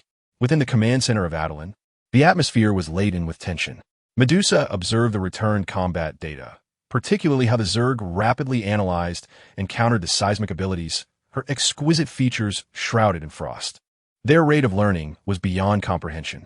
Karnak spoke in a low voice, his analytical prowess enabling him to grasp the terrifying logic behind such evolution. Singular abilities, no matter how formidable, could be swiftly unraveled. Daisy Johnson's plight could very well befall any one of us. The Black Bolt sat silently upon his throne, his fingers gently tapping the armrest, producing subtle vibrations imbued with specific meaning. Only Medusa could decipher her husband's intent. His Majesty means, Medusa translated, we must alter our tactics. We can no longer engage in solitary combat or merely coordinate with Earth's forces on the battlefield. We require deeper integration. Simultaneously, in the command room of the Steadfast Fortress, Steve Rogers, Tony Stark, Bruce Banner, Nick Fury, and others arrived at the same conclusion. We cannot afford to let the Inhuman warriors face the Zerg one by one. Like Daisy, only to be systematically countered. Steve asserted firmly, we must share everything, intelligence, data, and even biological information. I concur, Tony replied, unusually refraining from dissent. He summoned a holographic projection displaying various capability data models of the Inhuman warriors, derived from preliminary analyses of their brief combat records. We need to establish a joint database that encompasses the Inhuman's abilities, Zerg evolutionary data, our technological information, and even the magic and divine powers of Asgard. This will allow us to create a predictive model simulating potential Zerg evolutionary trajectories, for which we can devise hybrid tactics that leave them bewildered. This proposal was audacious and fraught with risk. It signified that humanity would gain profound insight into the biological secrets of the Inhumans, stemming from the gene mutations caused by the Terrigen Mist, while the Inhumans would be exposed to Earth's most advanced technology and even magical knowledge. For two factions that had long been isolated and mistrustful, this had previously been an absolute taboo. Yet in this moment, the barriers crumbled in the face of survival. Following a brief yet efficient high-level encrypted communication, the leaders of both factions, represented by Black Bolt through Medusa and Captain America, reached a historic accord, the ice-breaking data sharing and tactical integration agreement. At the moment the agreement was reached, a colossal stream of data commenced a rapid exchange between Adelan and the Bastion of Resolve. Tony's AI, Friday, and the Inhuman biological supercomputer, Hive Mind, began their overloaded computations. An immense array of data concerning the Zerg unit structure, energy responses, attack patterns, and evolutionary pathways, alongside the genetic sequences, performance metrics, energy fluctuation frequencies of Inhuman warriors, as well as the parameters of Earth's weaponry and the energy characteristics of Asgardian runes, was input into a vast dynamic model. Soon, the first results began to manifest. On the front lines, a mixed squad composed of human special forces and Inhuman warriors was engaged in the extermination of a medium-sized incubation nest. Gorgon's 3 o'clock position. Ground vibration frequency adjusted to Alpha 3 mode. Target, those newly emerged prism-reflective spiked serpents. Their structure exhibits a weakness to vertical impacts. The voice of the analyst at the rear resonated through the earpiece. Gorgon let out a mighty roar, stomping the ground with tremendous force, as the shockwave frequency was meticulously calibrated.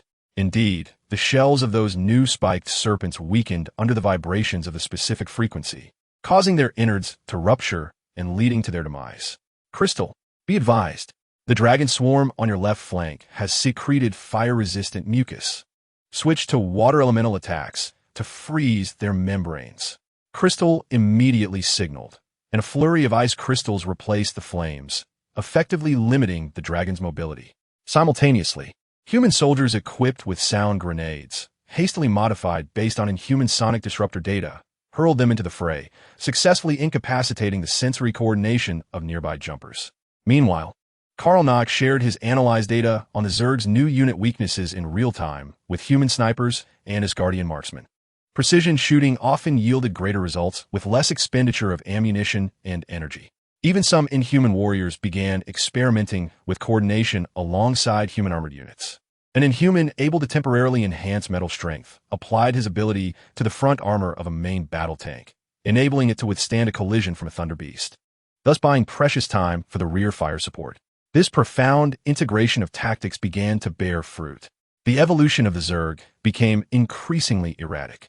They had just developed resistance to the vibrations from the vibrational woman, only to face adjusted vibrational attacks the next moment. Having recently adapted to flames, they were now confronted with frost. Having defended against physical bullets, they found themselves vulnerable to newly discovered energy weaknesses. Although the Zerg continued to evolve, their pace was significantly hindered, and the costs escalated dramatically. The advance of the front line became exceptionally arduous, with even small-scale localized counterattacks achieving success. In the rear, the Joint Laboratory also made advancements. Bruce Banner and Princess Shuri, connected remotely from Wakanda, discovered intriguing phenomena based on the shared inhuman genetic data. Under strict confidentiality protocols, the stability of inhuman genes was considerably higher than that of ordinary humans, particularly after enhancement by the Terrigen Mist, which seemed to confer a natural resistance to certain inefficient genetic thefts by the Zerg. This revelation provided a new direction for subsequent research. Certainly, collaboration is seldom devoid of challenges. The distrust bred from prolonged estrangement cannot be swiftly eradicated. The human soldiers harbor lingering doubts and even fears regarding the peculiar abilities of the Inhumans. Conversely, the Inhuman warriors question the rigidity of human technology and the idiosyncrasies of certain commanders. Tactical coordination inevitably encounters friction and errors. Yet, the shared objective and the immediate tangible results serve as the most effective adhesive, binding the two factions closely together. They begin to learn each other's languages, customs, and combat methods amidst the flames of war, even sharing their scarce provisions of food and water. The ice-breaking alliance, forged under the immense survival pressure imposed by the Zerg, has finally materialized. This is no longer merely a matter of fighting side by side.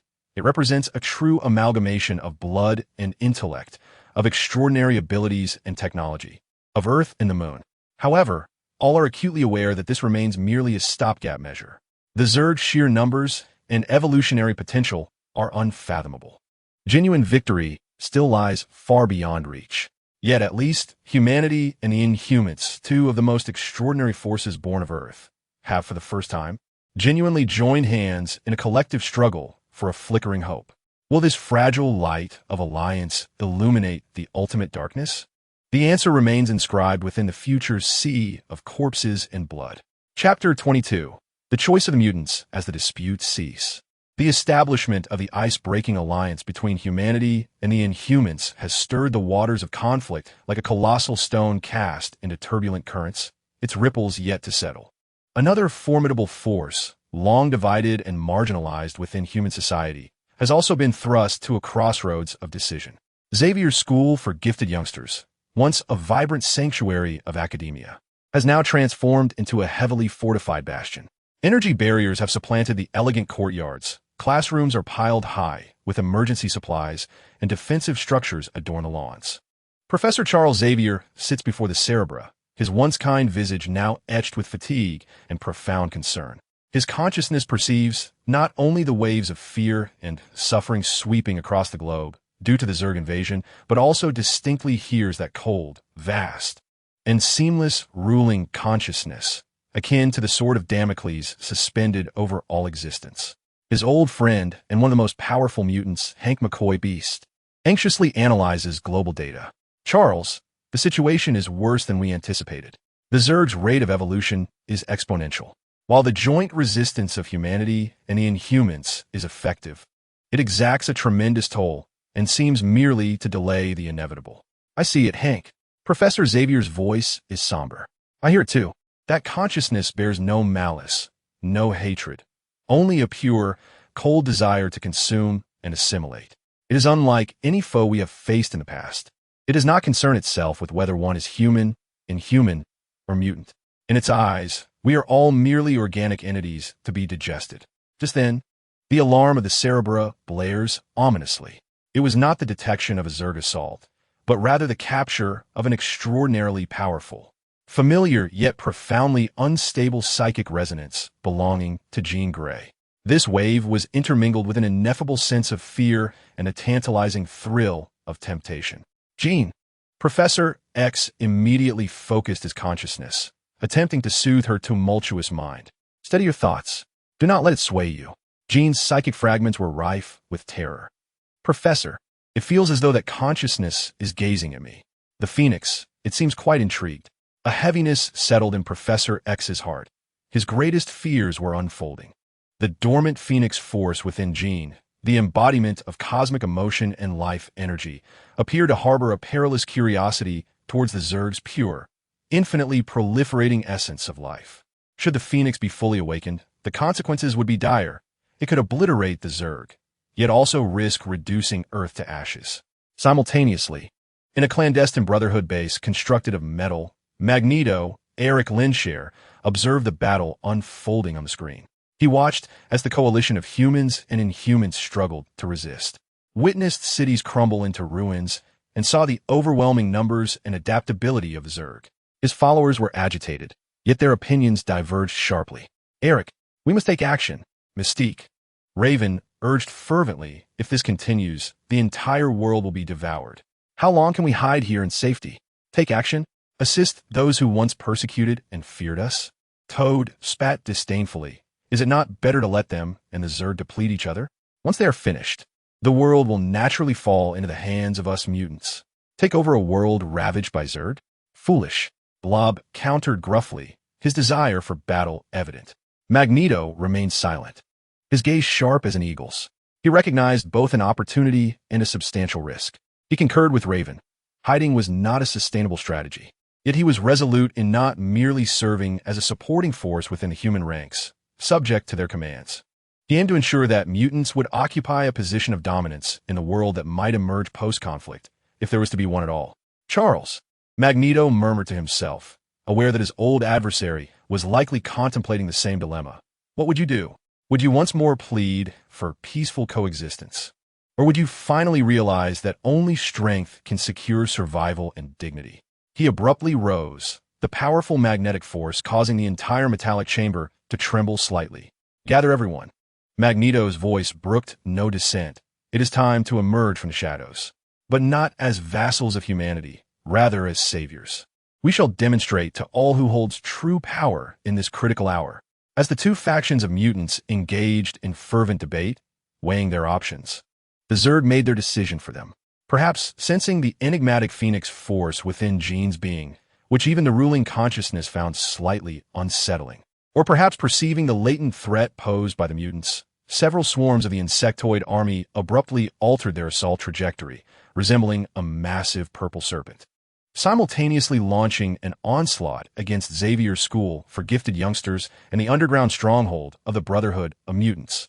Their objective was unequivocal: to devour these high-energy individuals possessing extraordinary genes.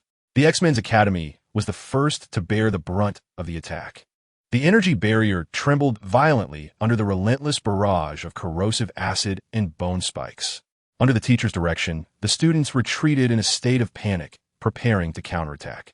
Bobby Drake, the Iceman, conjured ice walls for defense, while Pyotr Rasputin, the Colossus, stood resolutely at the forefront, yet the sheer number of insectoids was overwhelming. Charles, the barrier cannot hold much longer.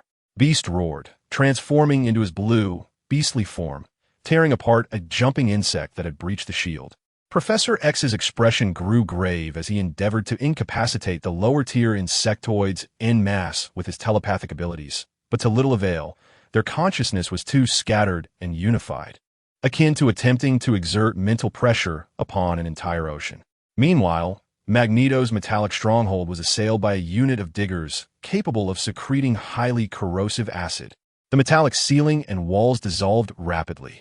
Eric, they've broken through Sector 3. Mystique shouted. Enraged, Magneto could hardly tolerate such an affront to his domain.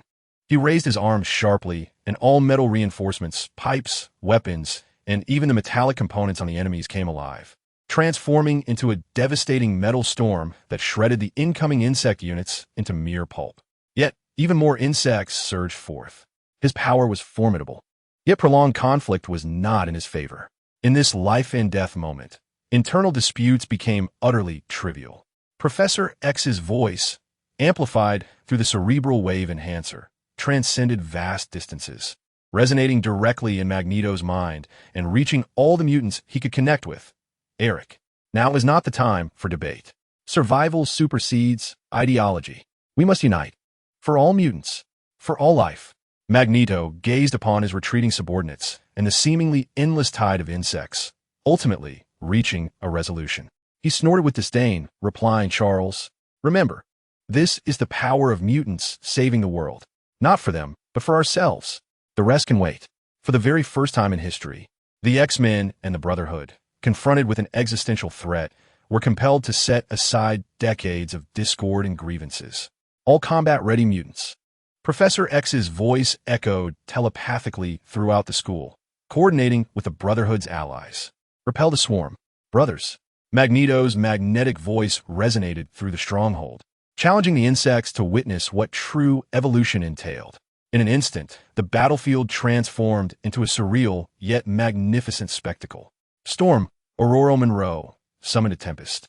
Clearing the skies of the school of the malevolent dragons, Magneto commanded a torrent of metal, carving a path for the Brotherhood members. Quicksilver, Pietro Maximoff, darted across the battlefield at blinding speed, rescuing the injured and setting explosives. Cyclops, Scott Summers, unleashed his optic blast with pinpoint precision, eliminating high-value targets. Even some of the less powerful students contributed in their own ways, employing illusions, telekinesis, and energy projection to aid the fight. More importantly, they acted in concert. Iceman froze the metal fragments manipulated by Magneto, enhancing their lethality. Shadowcat, Kitty Pryde, led her teammates through walls to execute surprise attacks. Nightcrawler, Kurt Wagner, continuously teleported Brotherhood members out of encirclement.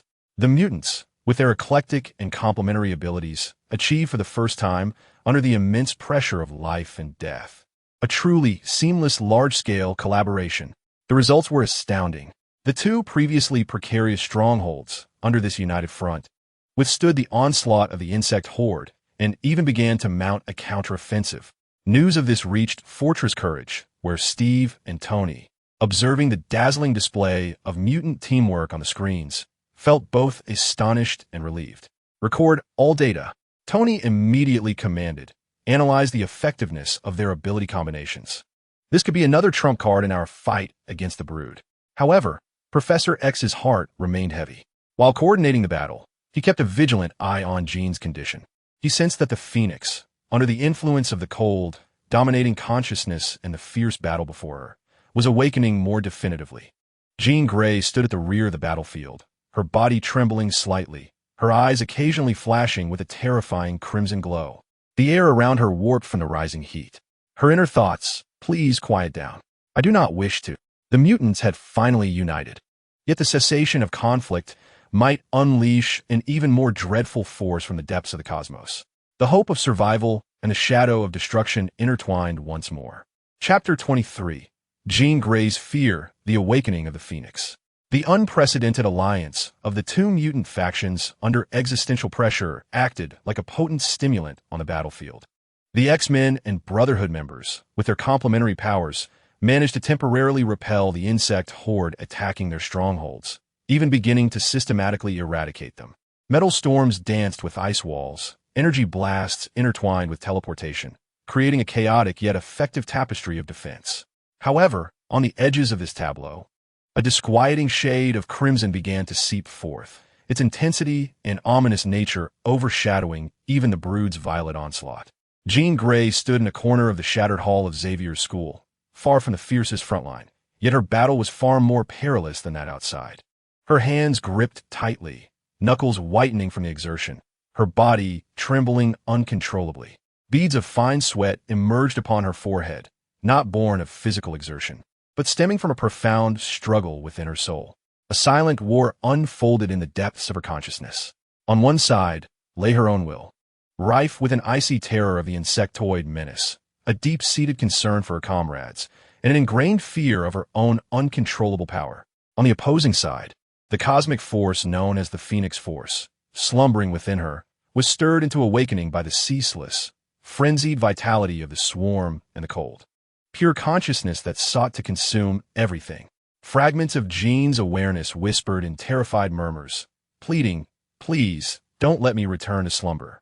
A grand, fervent voice, filled with insatiable life and destructive desire, resonated like background noise, growing ever louder. Hunger increases, pure consumption awaits. Professor Charles Xavier's psychic abilities were primarily focused on orchestrating the battle at large, yet he maintained a sliver of acute perception, firmly fixated on Jean. He could hear the increasingly loud chorus of the Phoenix in her mind, sensing the imminent overflow of energy capable of incinerating stars. "Jean, steady your defenses." Professor Xavier's voice pierced directly into her consciousness, imbued with an unprecedented urgency. "Shut it out. Do not think, do not feel. Concentrate on your breathing." "I'm trying, Professor." Jean's voice responded on a mental level, though it sounded frail and feeble, but it seems to enjoy those insects. Their pure, limitless vitality is like kindling. At that moment, the battlefield's dynamics shifted dramatically.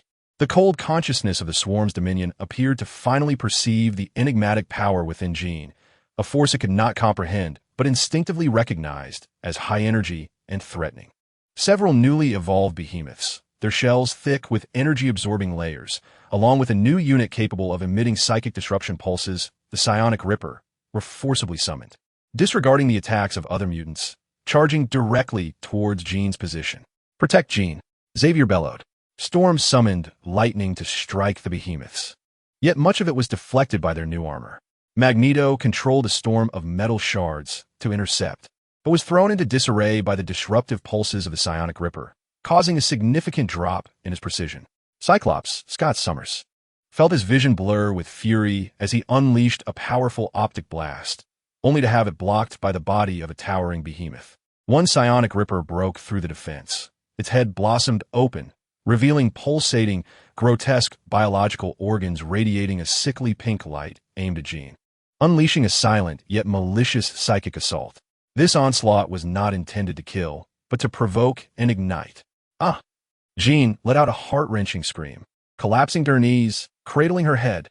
The external psychic impact acted like a fuse, instantly igniting the dam she had struggled to suppress.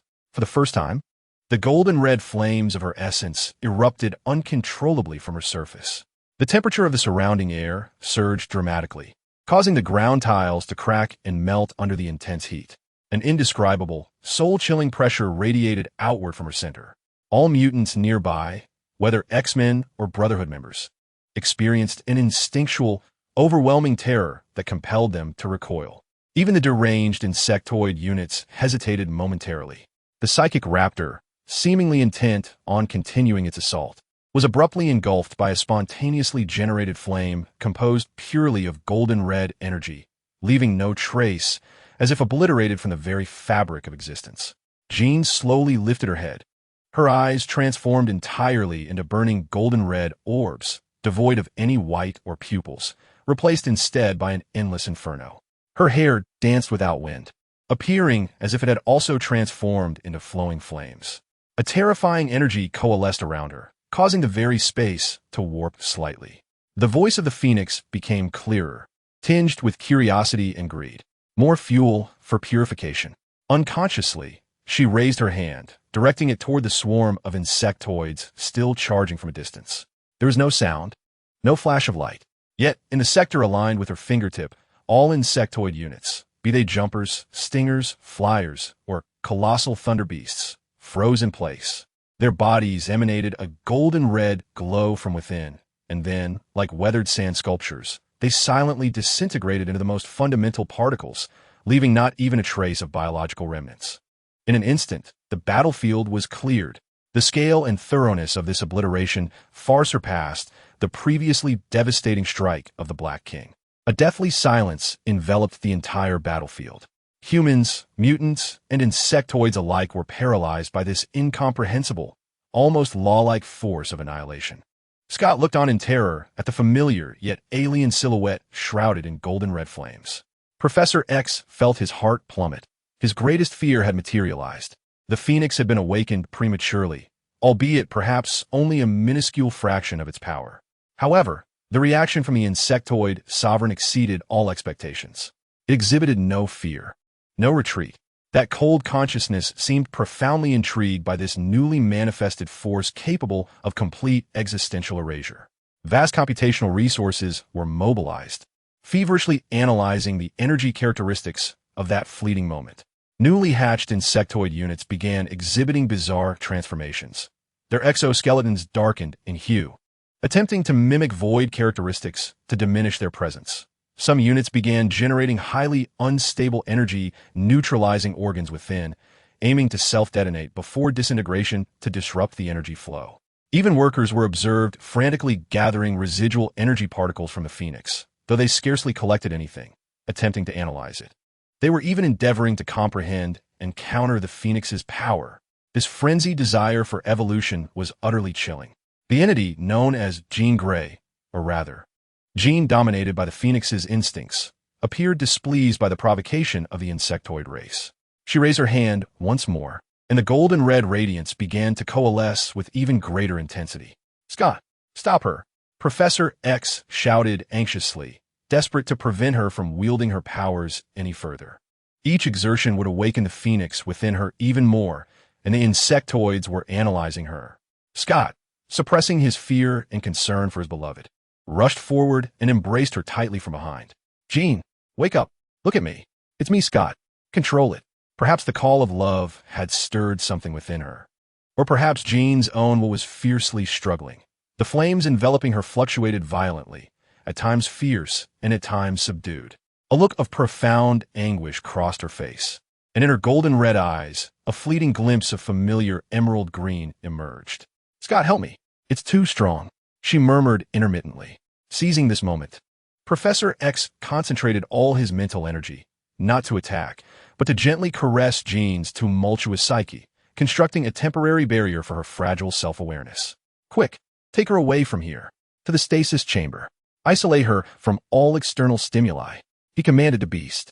Beast and several X-Men promptly approached, using specially designed devices capable of suppressing energy fluctuations to envelop the temporarily stabilized Jean, swiftly transporting her to the deepest isolation facility underground.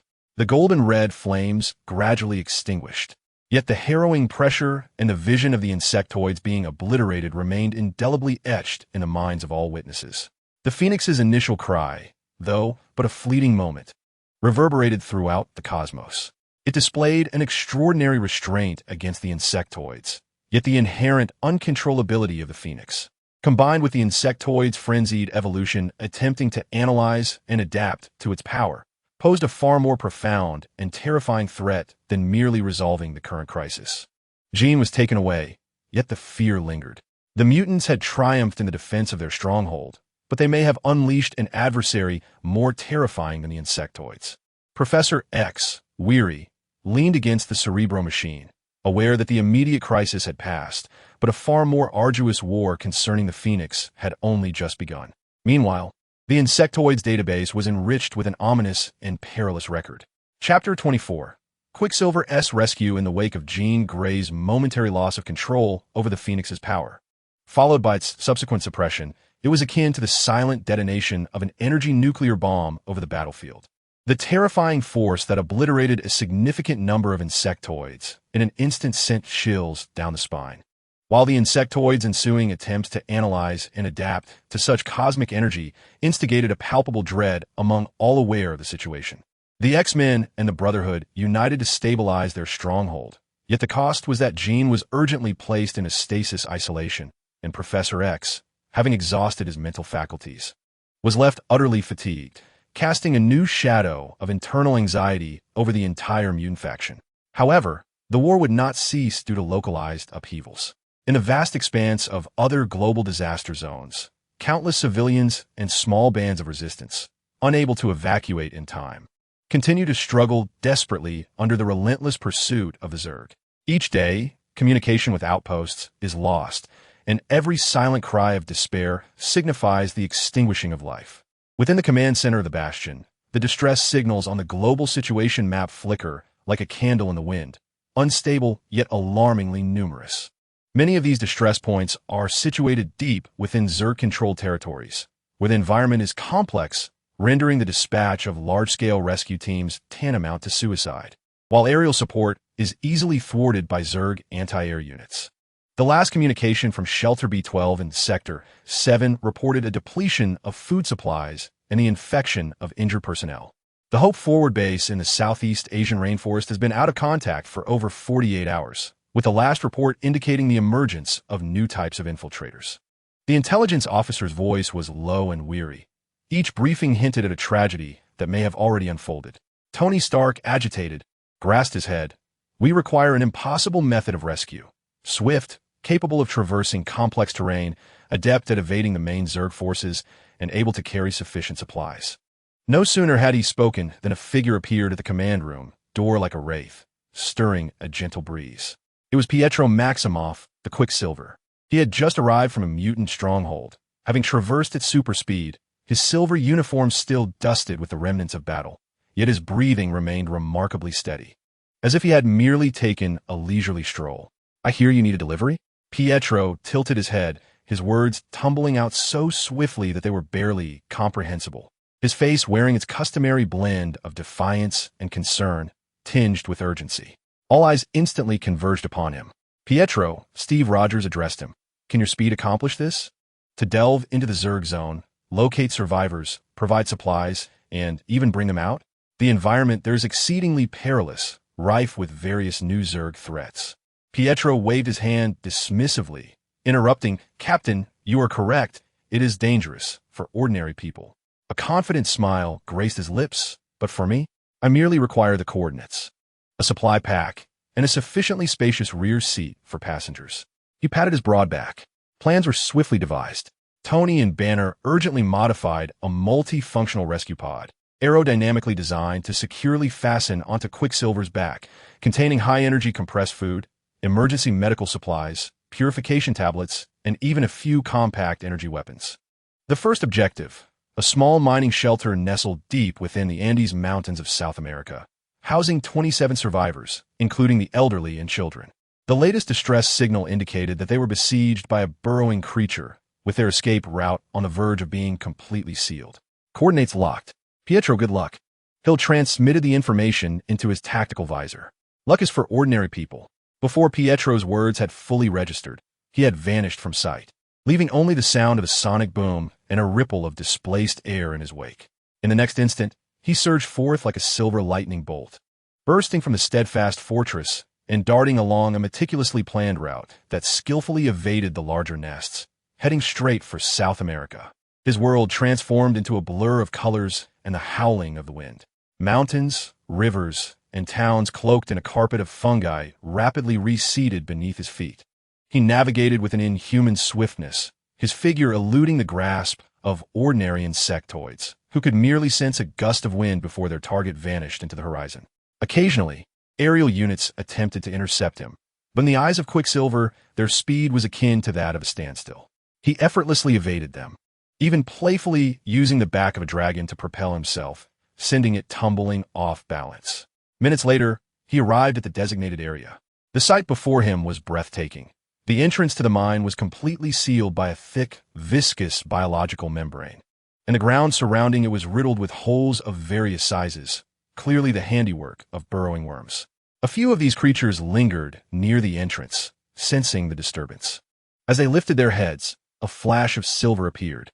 With a flurry of movements, Pietro's form seemed to split in an instant, materializing beside several burrowing worms. His specially crafted high-frequency vibrating dagger effortlessly severing their nerve cords. The creatures stiffened momentarily before collapsing with a thunderous thud. He paused before the sealed mine entrance, furrowing his brow. Forcing it open would be troublesome and could potentially cause a collapse. "Hey, inside, can you still hear me?" He rapped on the biological barricade, the vibrations resonating within. A faint, panic commotion arose from within. "I'm here to help. Step back." Pietro inhaled deeply and began to vibrate his hands at high speed. His hands blurred with rapid motion, generating astonishing heat and cutting force. He resembled a humanoid chainsaw, swiftly and precisely slicing through the thick biological obstruction. Debris flew in all directions. Moments later, an opening large enough for passage was forcibly created. The individuals inside stared in terror at this figure, seemingly conjured from science fiction tale, emanating heat in a silver suit. Delivery is here. The recipient is survival. Pietro spoke rapidly, unloading the rescue pod from his back, hastily opening it to reveal food, water, and medicine. Distribute among yourselves. Those able to assist, lend a hand. We have little time. The survivors, as if caught in a dream, accepted the life-saving supplies. Pietro then darted through the mine with the swiftness of a gust of wind, ensuring there were no other threats, and reinforced several structurally weak points with the basic materials he had brought. Who are you? An elderly man trembled, feeling. Just a courier. Pietro replied with a grin.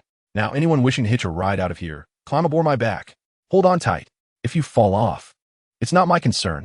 Ultimately, 3 lightly injured youths were selected for the initial evacuation.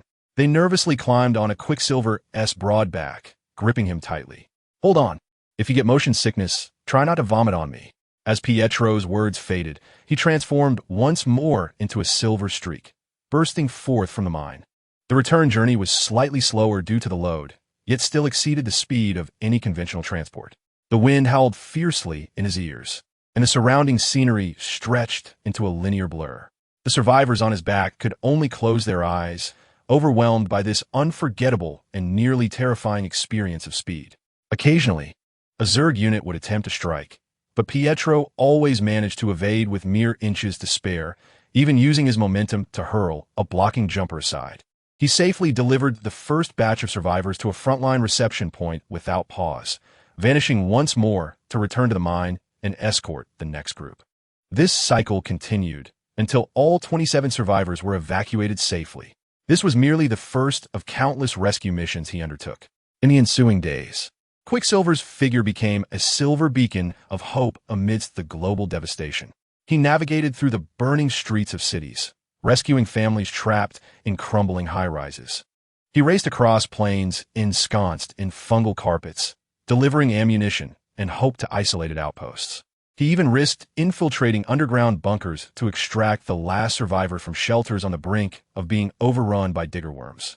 His methods of rescue were simple, direct, and efficient. Each appearance was miraculous, leaving behind only a silver trail and the promise of renewed life. Countless desperate distress signals flickered back to life because of him, and innumerable lives were sustained through his efforts. However, the Zerg displayed their remarkable evolutionary capabilities once more.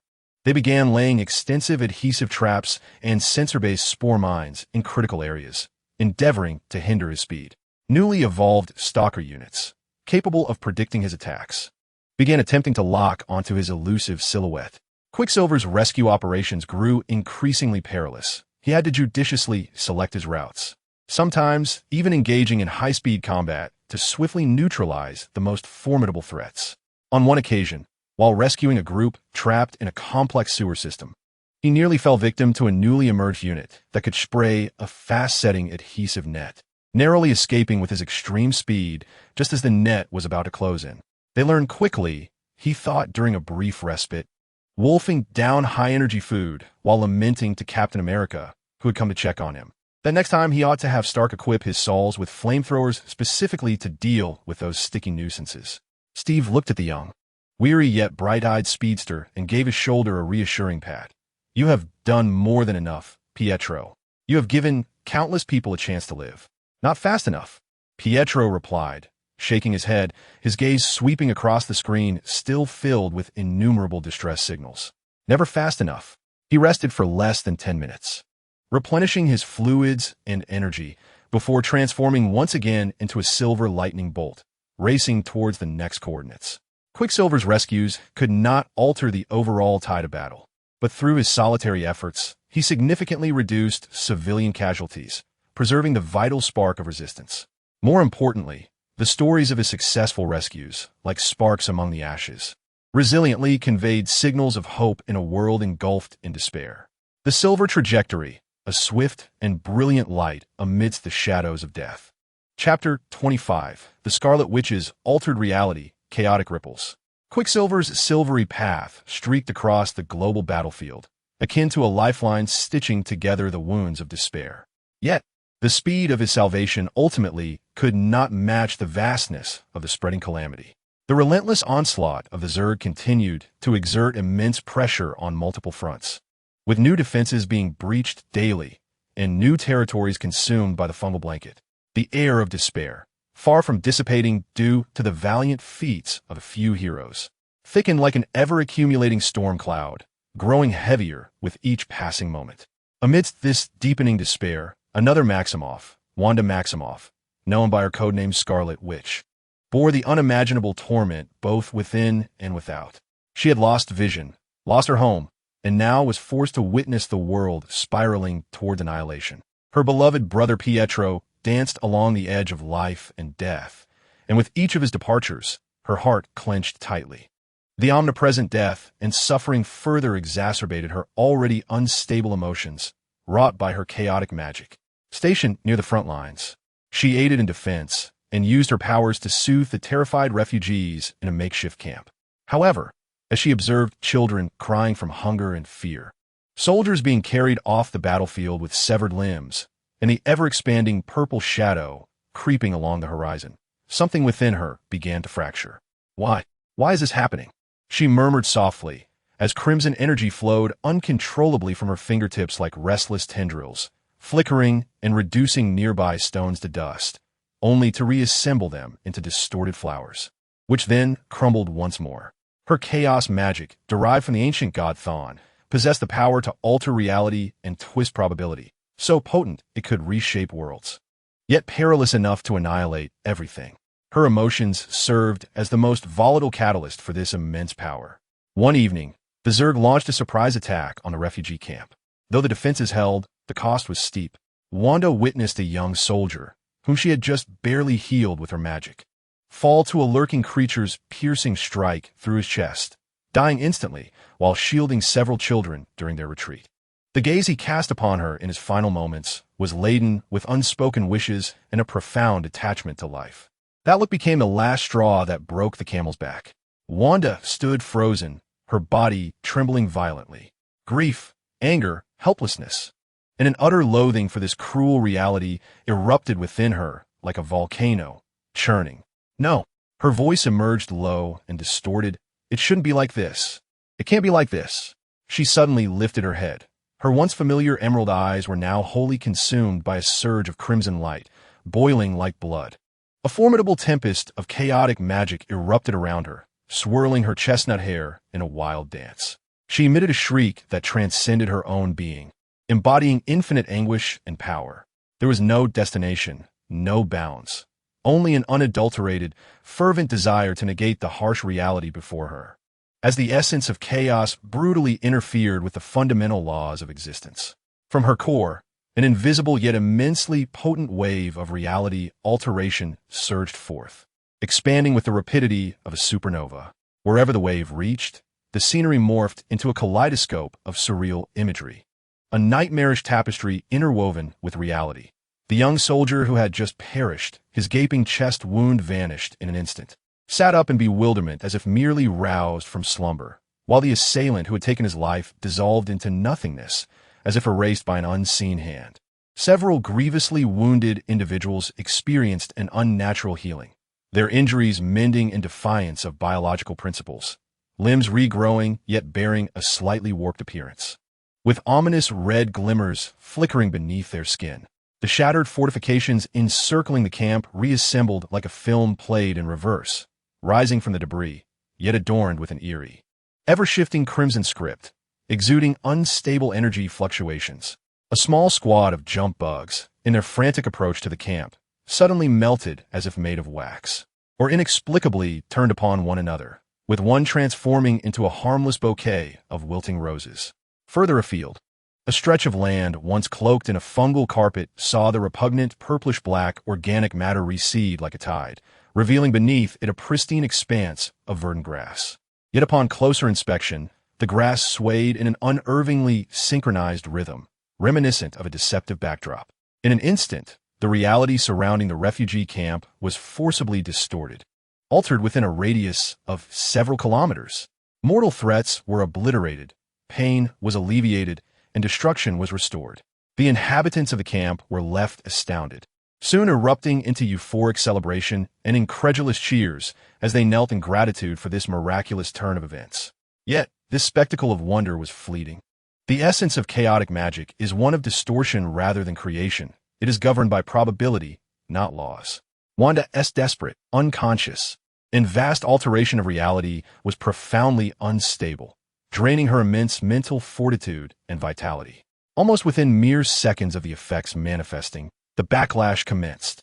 The resurrected soldier let out a piercing scream of agony as his form rapidly fluctuated through various stages of age, at times appearing as frail as a withered tree, at others as youthful as a child. Those whose injuries had been grotesquely healed began sprouting peculiar, crystalline tumors. The fortifications adorned with crimson runes emitted an ominous hum of overload, culminating in a series of explosions. And beneath the restored earth lay not true soil, but a compressed, roiling mass of chaotic energy, instigating violent tremors. The altered reality is rebounding wildly, striving to return to its original state. Yet it has become more chaotic and perilous due to the interference of chaotic magic. Distorted creations, incomprehensible and rooted in Wanda's subconscious fears, have emerged. This is not what I desire, Wanda laments, clutching her head in agony as she witnesses the rapid descent into chaos surrounding her. She attempts to reclaim her power, but the unleashed chaotic magic surges forth like a wild stallion, beyond the grasp of her currently weakened state. Meanwhile, the swarm demonstrates its existence beyond the realm of reason once again. The reality-altering wave has swept over the distant Zerg units. Some have been obliterated or transformed into innocuous forms, yet many others, particularly the advanced units tightly connected to the Overmind psionic network, seem to resist the chaotic modifications to some extent. They experience fleeting disarray and discomfort, but are not entirely rewritten like other entities. The cold consciousness of the Overmind operates frantically, attempting to comprehend this attack that defies biological explanation. Shortly thereafter, newly hatched Zerg units exhibit extraordinarily bizarre transformations. Their exoskeletons are adorned with ever-shifting bioluminescent patterns resembling chaotic runes. Their forms become exceedingly unstable, fluctuating between indistinct and solid, as if flickering between reality and illusion. Some units even acquire perilously brief probability warping abilities, such as guaranteeing the next attack will hit or becoming untraceable for a short duration, only to potentially collapse due to the backlash of probability. The Zerg are, in their own way, attempting to understand and simulate chaotic magic, though exceedingly crude, dangerous, and unstable. This signifies their terrifying evolutionary capabilities beginning to touch upon the rules of reality. Wanda, the urgent call of Quicksilver echoes from afar. Having just completed a rescue mission, he senses the violent surge of his sister's energy and races back with utmost speed. Upon witnessing the chaotic and uncanny scene surrounding the camp, his expression drastically changes. Simultaneously, Iron Man Tony Stark and Captain America Steve Rogers receive energy alerts, gazing in shock at the satellite's readings of extreme reality distortion in that area. It's Wanda. Her power has spiraled out of control. Tony deduces, good grief. This energy level indicates she is rewriting reality, but it's highly unstable. Deploy the rescue team immediately. Highest priority. Steve commands, his heart sinking. Notify Dr. Strange. We may need the Sorcerers of Camartage to stabilize the spatial structure of that area. Quicksilver is the first to reach Wanda, attempting to embrace her. Wanda, stop. Look at me. However, the chaotic energy field surrounding her violently repulses him. She collapses to the ground, blood seeping from her orifices as the immense power tears at her very essence. Ultimately, this uncontrolled reality alteration is forcibly interrupted after less than 3 minutes due to Wanda's exhaustion. The distorted scene dissipated like a receding tide, leaving behind a more chaotic and perilous mess. The true casualty figures far exceeded prior estimates. The structural integrity of the encampment was severely compromised. The land was tainted by chaotic energies, and even a few small, unstable rifts in reality remained, occasionally spewing forth bizarre entities. Meanwhile, the insectoid race had acquired data on a new class of dangerously unpredictable mutated units. Wanda lay unconscious, her breath faint, as if her very life force had been siphoned away. Quicksilver cradled his sister, surveying the ravaged surroundings and the distant, increasingly aberrant insectoid creatures that had gained new abilities. His eyes brimming with anguish and dread. The Scarlet Witch's manipulation of reality, akin to a colossal stone cast into the pond of fate, indeed stirred a tremendous wave that reversed reality. Yet this wave ushered in an even greater chaos and unpredictable ripples. She exhibited a terrifying power, capable of partially rewriting the tide of battle. But the cost and subsequent repercussions might propel the entire world towards a more frenzied and perilous precipice. Chaos had been unleashed. How it would conclude remained an enigma. Chapter 26. Wolverine's prolonged struggle. The chaotic magic unleashed by the Scarlet Witch Wanda, now spiraling out of control, had yet to fully subside, leaving the temporal structure of the area fragile.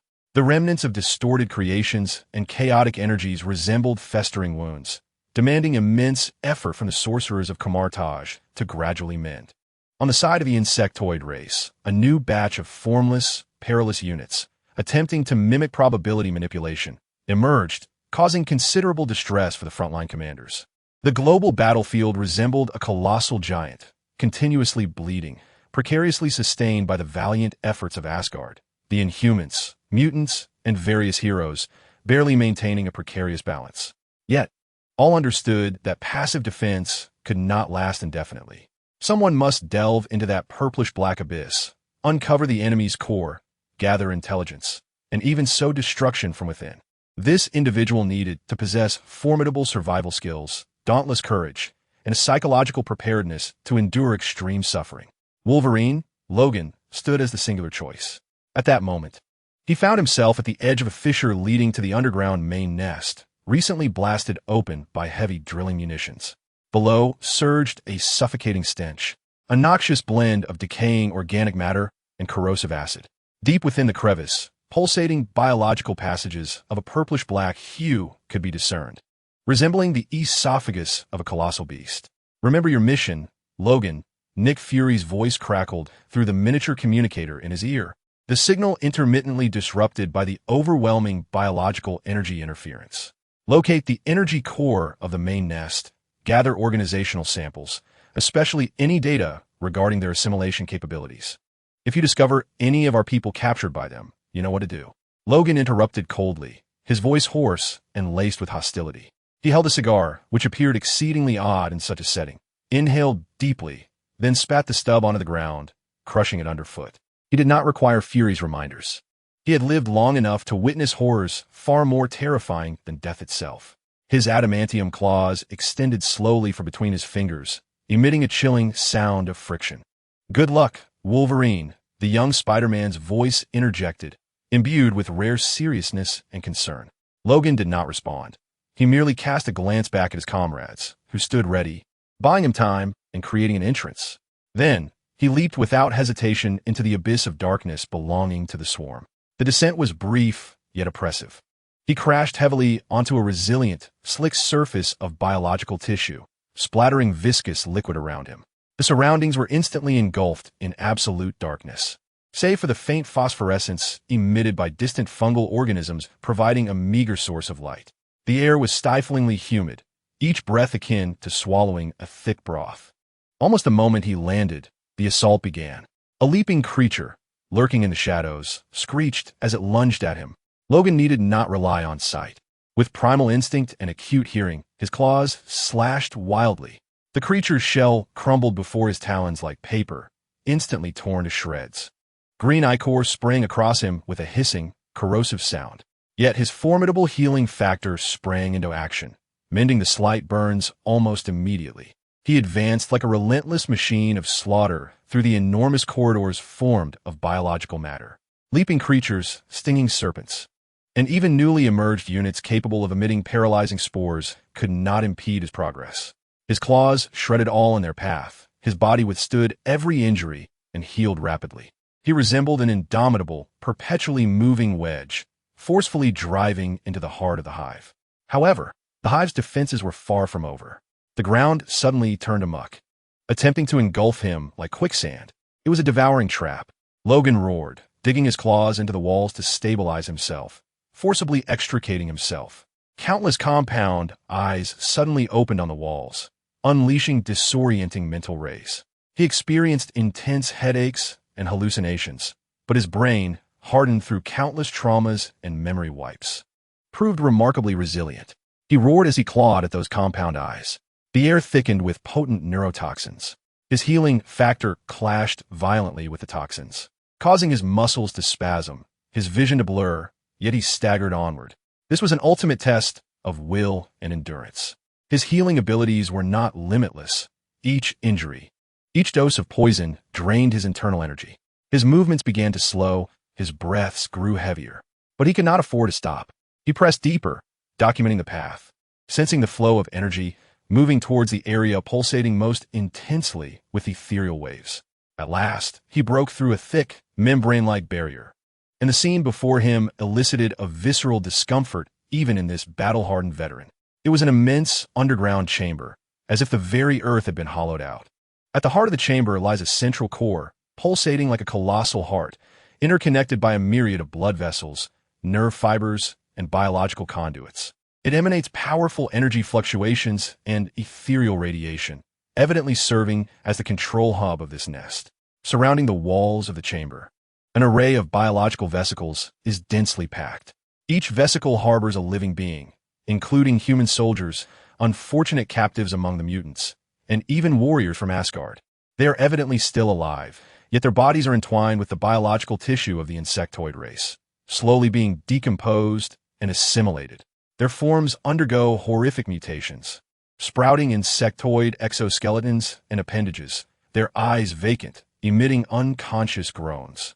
This is the biological factory and genetic repository of the insectoid species. They are absorbing the genetic traits of all superior beings. Logan felt a surge of icy fury coursing through him. At that moment, he beheld an even more alarming sight. Among those assimilated humanoids, several figures stood out, their mutant characteristics not yet entirely faded. One mutant, with skin partially petrified, had half of their body transformed into a purplish-black insectoid tissue. Another, whose fingers still emitted faint electrical sparks, had legs that had morphed into reverse-jointed insect limbs. Charles, Magneto. You could never imagine. Logan growled softly, his rage igniting the remnants of his sanity. His mission included dealing with these assimilated beings, preventing them from becoming weapons for the insectoids. But just as he prepared to act, the core suddenly began to pulsate violently. A powerful wave of ethereal energy swept through the entire chamber. The assimilated beings within the vesicles abruptly opened their eyes. Their eyes glimmered with the insectoid-esque characteristic. Cold green light. They had been forcibly activated. The vesicles shattered, and these horrifying half-human, half-insect creatures struggled to emerge, emitting a chilling cacophony of human agony and the sharp shrieks of the insectoids, staggering yet menacingly lunging towards Logan. They retained some of their former abilities. The petrified mutant swung a heavy fist, partially covered in exoskeleton. The electrically charged mutant's fingertips danced with unstable yet perilous biological arcs. Logan found himself in a fierce battle. He faced not only the insectoids, but also former comrades. His claws could shred them apart, yet his heart bore the weight of immense torment. Each strike felt akin to slaying a twisted, suffering soul. "I'm sorry, guys," he muttered through gritted teeth, his gaze growing ever more ferocious. He had to complete his mission. He fought while retreating, striving to approach the core. His claws plunged deep into the outer wall of the core, attempting to tear away a sample. As the core endured the assault, the entire chamber trembled violently. More Guardian units were awakened. A new type of slender, fast-moving, sentinel insectoid unit surged forth from the shadows, their forelimbs incredibly sharp, capable of leaving slight scratches even on adamantium claws. Logan was ensnared in a dire predicament. The self-healing factor began to falter in keeping pace with the speed of his injuries. He was drenched in blood, his own, and predominantly that of his foes. His consciousness grew increasingly hazy from blood loss and exhaustion. He understood that he might not emerge alive from this ordeal. Yet, just as he was poised to detonate the explosives he bore, attempting to take the core of the hive with him, he suddenly perceived something alarming. Those assimilated mutants exhibited brief, faint struggles during their assaults, their eyes flickering with a chilling green light, occasionally revealing a glimmer of their former human pupils. They were still enduring immense suffering. Could it be that a flicker of consciousness remained? This revelation caused Logan to hesitate. Could he truly bring himself to kill? In that fleeting moment of indecision, he was met with an even fiercer onslaught. A Sentinel's claw pierced his lung, while another attack nearly eviscerated him. Logan crashed to the ground, blood pouring from his mouth. His self-healing factor worked frantically, yet its pace had evidently slowed. He gazed at the grotesque, half-human, half-insect monstrosities that surrounded him and at the pulsating core of the hive, his eyes brimming with resentment and fury. He had gathered intelligence and witnessed horror, yet found himself ensnared in a dire predicament. Moreover, he returned with a message more despairing than the failure of his mission. The insectoid race was not only assimilating, but seemed to be endeavoring to preserve and exploit the abilities of mutants, perhaps even unable to extinguish the tormented souls within the assimilated. Darkness consumed his consciousness, just before he succumbed to complete unconsciousness. The last sight that met his eyes was the twisted faces of former comrades and the fleeting, faint light of suffering in their cold, compound eyes. Wolverine's prolonged battle concluded with his fall, like a stone cast into the deep sea, failing to stir a great wave, yet returning with chilling secrets from the abyss's darkest depths. Chapter 27. Deadpool's Insectoid Adventure. The chaos of increasing entropy, the harrowing struggle and disappearance of Wolverine, Logan. In the depths of the hive loomed like a heavy boulder upon the hearts of all who were aware. The fragmented information he fought to relay regarding the assimilated mutants only deepened the unspeakable terror and sorrow. The frontline command sought to orchestrate a rescue, but the path to the main nest had been heavily fortified by the insectoids, rendering any forced entry perilously costly, thus stalling the plans. Amidst this stifling atmosphere of despair, an exceedingly discordant, even absurd element, like a loose button, hopped into the grim tableau of war. Deadpool, Wade Wilson, donned in his signature, soiled red and black attire, with dual katanas at his side and two exaggerated automatic weapons slung across his back, was careening in a dilapidated vehicle salvaged from some wreckage, adorned with graffiti and belching flames. The volume of his sound system blared with disco hits from the 1980s as he barreled forth, crushing through the fungal carpet, charging into the heart of the insectoid-controlled territory. Hey there, bug babies. Your favorite neighbor, Uncle Deadpool, is here to bring some warmth. He shouted vehemently at a lens that existed only in his imagination, completely disregarding the frantic roars of Nick Fury echoing through his earpiece. Wilson, you madman, get back here at once. This is not your mission. Fury's voice nearly shattered the device. Mission? What mission? Is assisting you in testing the bite of these bugs considered task? Deadpool executed a swift maneuver, using the car door to send two jumpers flying, then leaped from the vehicle, drawing his dual blades, and charged into the swarm like a tempest. Besides, I heard Logan's old self got himself into a predicament, right? They need a dashing hero to save the day, and who better than me? His movements lacked structure, yet they possessed a primal efficiency honed solely for the purpose of slaughter. The twin blades danced, precisely severing the joints of the jumpers, while bullets whistled as they pierced the mandibles of the stingers. He killed with abandon, his incessant chatter serving as a form of mental pollution. Wow, is that green goo your blood? It smells like expired yogurt mixed with corn tortillas. 0 stars. Hey, big guy, he called out to a behemoth of a beast. Your skincare routine is lacking.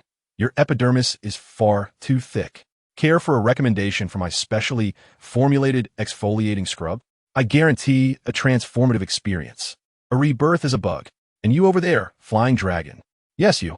Your flying posture is utterly atrocious. You resemble a drunken duck. Perhaps consider enrolling in a training course.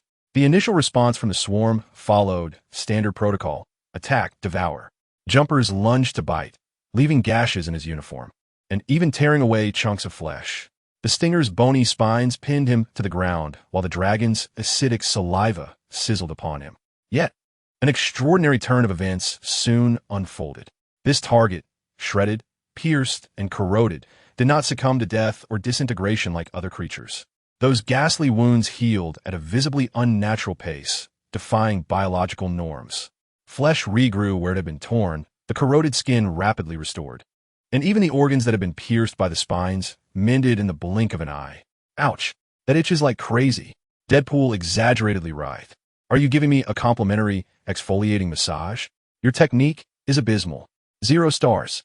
He abruptly broke free from the spines, fully revitalized, and resumed his slaughter. His chatter incessant. Is this all you've got? Where's your ambition to devour the universe? Not even I, a dashing mercenary with cancer and poor skin, can be digested. Is your overlord a vegetarian? The swarm's attacks momentarily faltered. The rudimentary consciousness of the lower units could not comprehend this phenomenon. They had been programmed with the commands, attack, devour, transform. Yet this target could not be effectively consumed or transformed. His biological structure seemed to possess a peculiar anchoring property, rejecting disintegration and assimilation. Even more perplexing for the swarm, if they were capable of such emotions, was the barrage of meaningless noise emanating from him. His incessant prattle, his pop music, and absurd remarks about corn tortillas and skincare were akin to a relentless mental assault, severely disrupting the simple coordination of the lower units reliant on the psychic network. Some of the insects found themselves in disarray, colliding with one another due to their inability to process the influx of garbage information. Deadpool, with his immortal nature and chaotic mindset, transformed into a walking paradox and a source of information pollution. As he delved deeper into the fray, he soon burst into a medium-sized incubation chamber, teeming with pulsating eggs and industrious worker units. A family activity center. Deadpool's eyes sparkled, though obscured by his mask, and he began to wreak havoc upon the eggs, stabbing with his blades, detonating grenades, and even using one egg as a bowling ball to strike others. The worker units attempted to thwart him, but could inflict no lasting damage. The entire incubation chamber descended into chaos. Meanwhile, the omnipresent psychic network diligently recorded every moment, transmitting it to the cold consciousness of the Overmind. This time, the Overmind's response was not the swift evolutionary commands it typically issued, but rather an exceedingly rare processing delay. Deadpool's existence constituted an unprecedented anomaly in data. 1. Physically insurmountable. His regenerative abilities far surpassed any organism the swarm had encountered, making him impervious to conventional means of consumption or transformation. 2. Information devoid of value. The streams of information he emitted were nothing but meaningless noise and chaotic logic, yielding no tactical, technical, or biological insights, instead polluting the network. 3. Unpredictable behavior patterns. His actions defied any known biological survival or combat logic, rendering the establishment of an effective predictive model impossible. To the Overmind, which pursued absolute efficiency where all actions were aimed at orderly consumption and evolution, in its perspective, another form of order, Deadpool resembled a malignant virus that had inexplicably infiltrated the system, one that could neither be deleted nor deciphered, continuously generating gibberish and consuming resources. It endeavored to mobilize more units, even deploying new types to besiege Deadpool. Newly emerged units, capable of firing energy beams, concentrated their assault, reducing him to mere fragments, which then reassembled. Units that could secrete potent digestive fluids engulfed him, melting him into a puddle of flesh, only for him to rise anew from the goo. Units designed for mental assault attempted to bombard his mind, but found his thoughts akin to a boiling pot of a hodgepodge, rendering their attacks as futile as stones sinking into the ocean, even rebounding odd notions about burritos back at them. Useless. Even Charles Xavier wouldn't dare stroll through my mind. He might get lost. Deadpool reveled in his triumph, reconstituting his form while continuing his destruction. The Overmind seemed to finally grasp that expending resources to attack this target was inefficient, even counterproductive. Consequently, a new directive was issued. The swarm units that had been besieging Deadpool suddenly retreated like a receding tide. They ceased their assaults, choosing instead to ignore him. They circumvented him, redirecting their efforts toward more meaningful endeavors, such as resource transport, nest fortification, and targeting others. Hey, don't leave. The party has only just begun, Deadpool exclaimed in discontent, pursuing several worker bees with his sword. I haven't even shown you my exclusive dance moves yet. However, he soon realized that the insects were utterly ignoring him. He felt like a virus in isolation, quarantined by the system. Boredom washed over him as he pouted, finding the situation rather dull. His ostensible mission, at least in his own mind, was to locate Wolverine. He began to swagger through the hive, humming a discordant tune, occasionally smashing a few unsightly insect eggs or bioluminescent fungi along the way. Logan, old wolf, where are you? Your handsome teammate has come to rescue you. Though you may envy my beauty, I am magnanimous and won't hold it against you. If you've been half digested by the bugs, give a shout. If you've been completely consumed, well, that's that. By employing his unconventional methods and a stroke of luck, he remarkably evaded all significant defenses. Inadvertently stumbling upon the vast hollow entrance that once imprisoned Wolverine. Peering inside, he beheld the pulsating core of the mother hive, surrounded by wall-mounted, half-human, half-insect grotesque cocoons. Wow, what a heavy-themed party, Deadpool whistled, though his tone shifted to a more serious note. This was not good. He noted the remnants of a struggle on the ground.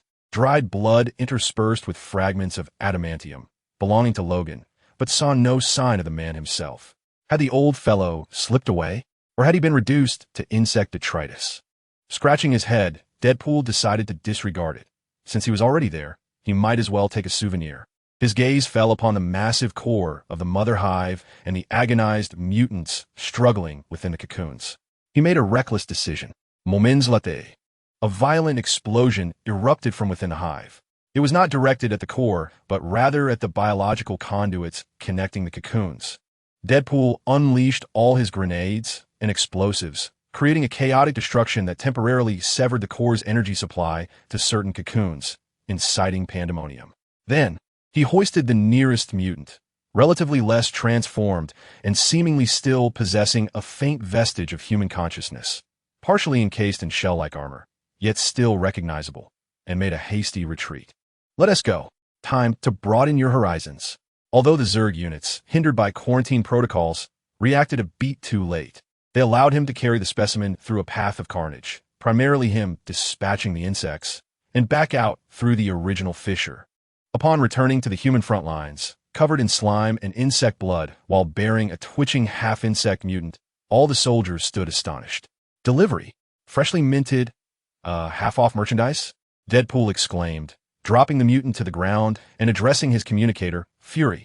Reimburse me for my explosives and the emotional distress. Those bug saliva is absolutely revolting.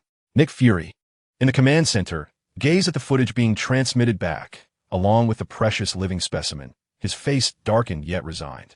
Deadpool's actions spiraled completely out of control, devoid of discipline, yet inadvertently yielded unexpected results.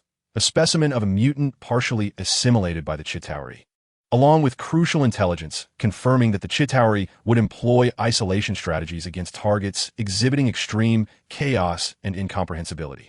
Deadpool's Chitauri escapade resembled an absurd farce. Yet in the midst of a desperate war, it cast a stone of turmoil, creating unforeseen ripples. He demonstrated that when faced with an adversary of absolute rationality and evolution, sheer chaos and absurdity could perhaps serve as a unique weapon. However, this weapon remains one that no one knows how to wield, and none dare to employ lightly again. Chaos is a double-edged sword, capable of inflicting harm upon foes while equally endangering oneself. Chapter 28. Tony's New Armor. Part of the Forge, the half-price merchandise that Deadpool. Wade Wilson.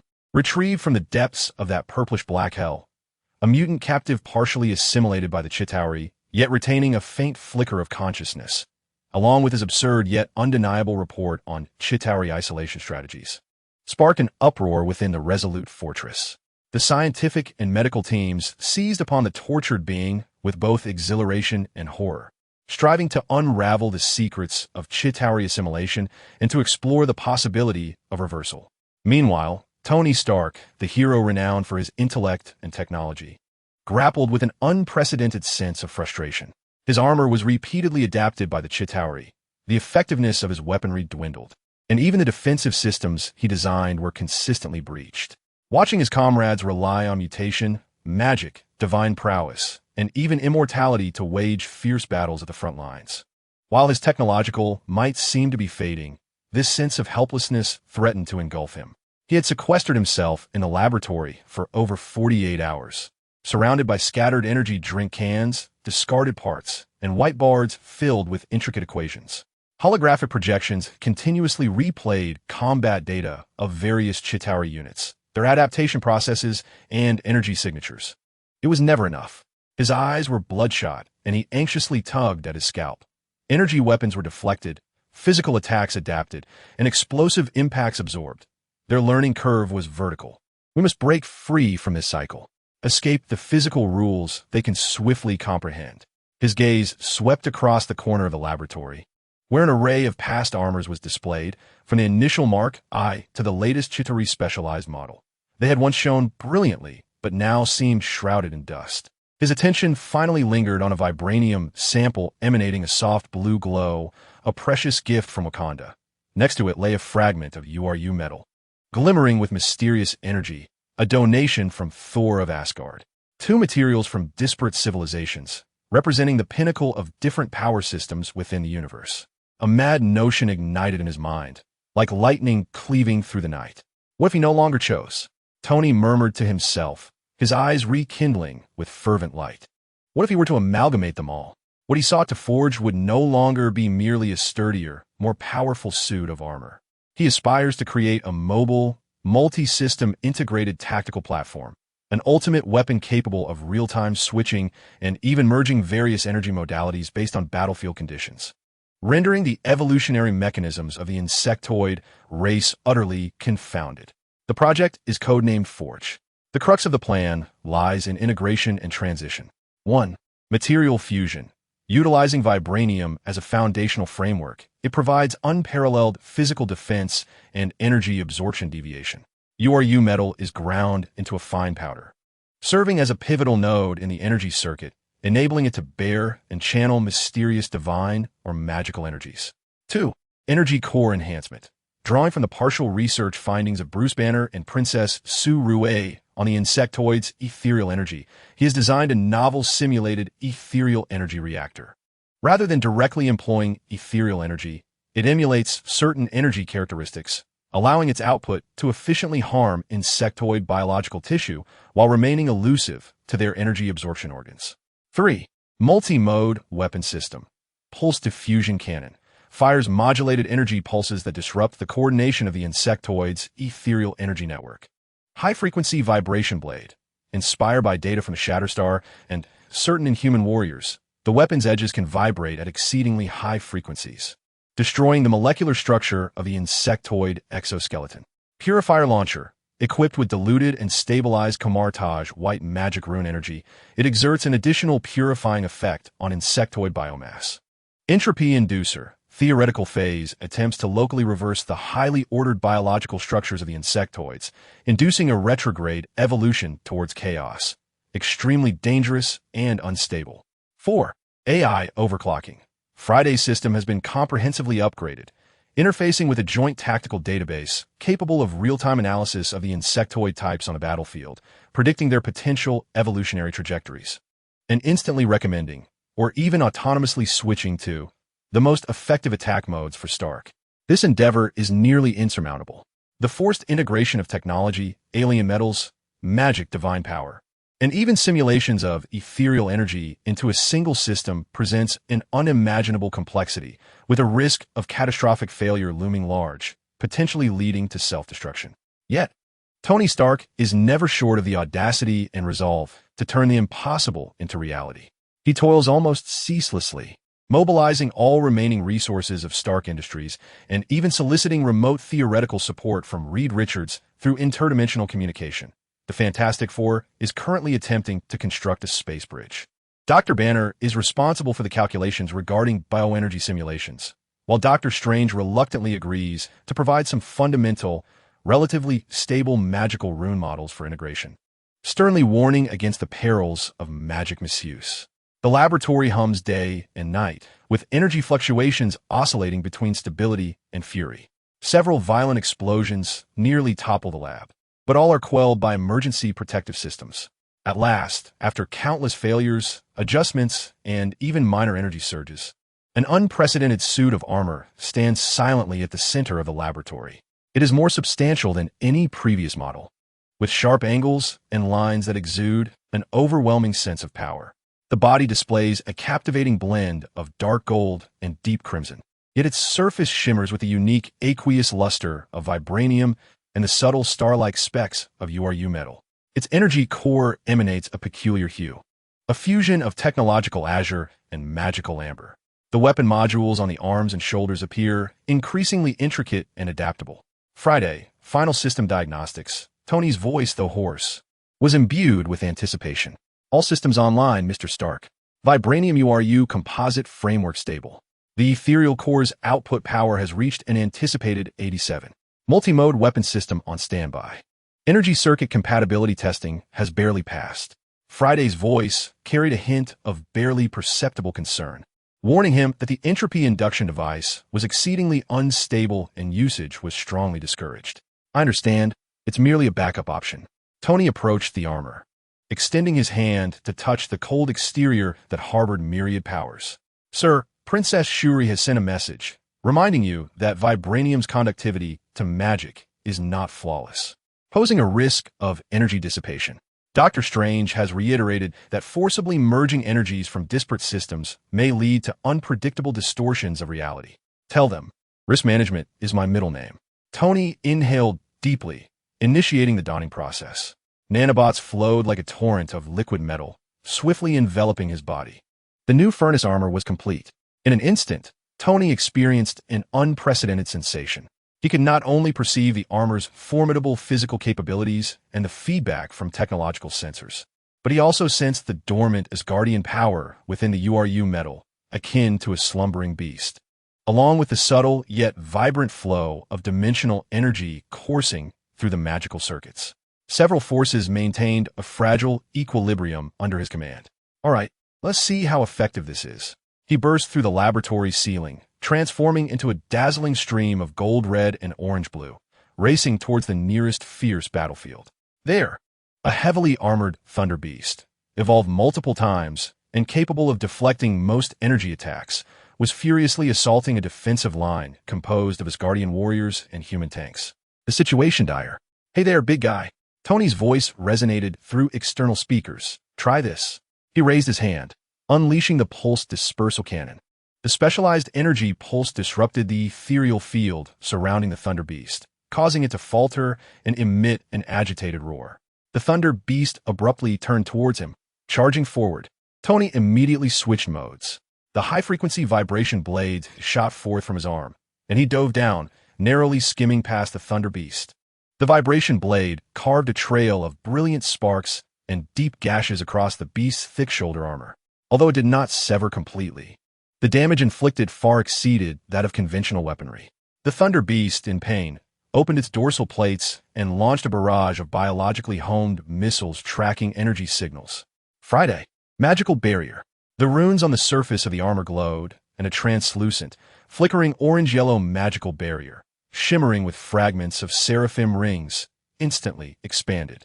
The biological missiles struck the barrier, most being redirected by detonation, with only a few penetrating, which were effortlessly blocked by the vibranium shell. Effective. Tony's spirit soared. The Zerg's assault was unable to immediately adapt to this hybrid defense strategy. It incessantly altered its methods of attack, following a pulse interference with physical vibrational slicing, distracting with energy cannons, then targeting its joints with enchanted bullets, even attempting to momentarily activate the purifier launcher, unleashing white magical energy that caused a sizzling, purifying sound on the struck areas of the Thunder Beast, rendering its carapace brittle. The Thunder Beast was plunged into utter chaos. Its evolutionary mechanism seemed incapable of swiftly determining which attack mode to prioritize for adaptation. Its reactions grew sluggish and contradictory. Ultimately, after Tony drew all the fire and continuously weakened its defenses, the Asgardian warriors on the ground launched a concentrated assault, while human tanks targeted the softened areas with ferocious cannon fire. Amidst a chorus of reluctant wails, the formidable Thunder Beast finally collapsed. The defense line held steadfast. The soldiers erupted in cheers. Tony hovered in midair, gazing at his hands, feeling the pulsating flow of myriad powers coursing through his armor. Success, though merely the first test. The Forge armor exhibited immense potential in countering the Zerg's evolution.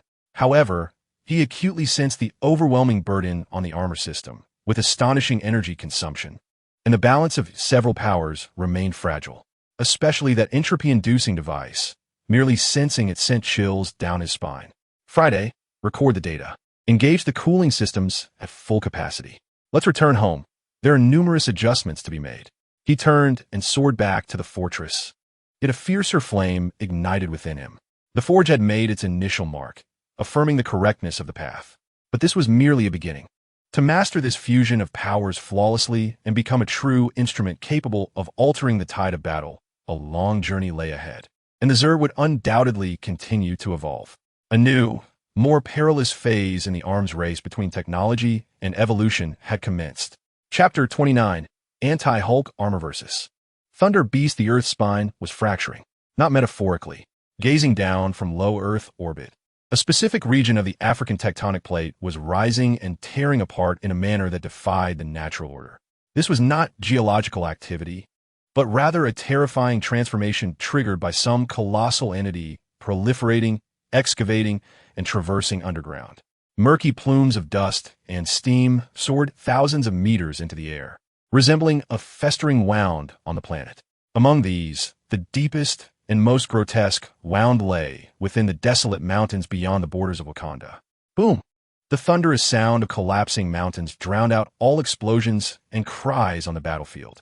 Tens of thousands of tons of rock and soil were upheaved by an unstoppable force from within as a colossal beast, a true thunder beast, Ultralisk, burst forth, unleashing a roar that reverberated across the cosmos. Its size dwarfed any previously encountered kin, resembling a moving mountain draped in thick biological armor.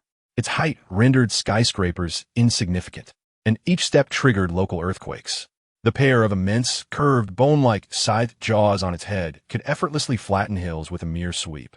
Its carapace is not only adorned with a viscous, biological secretion capable of deflecting energy weapons, but is also embedded with golden metal plates absorbed and transformed from the wreckage of the Suvlan drones, shimmering with a disconcerting, cold luster.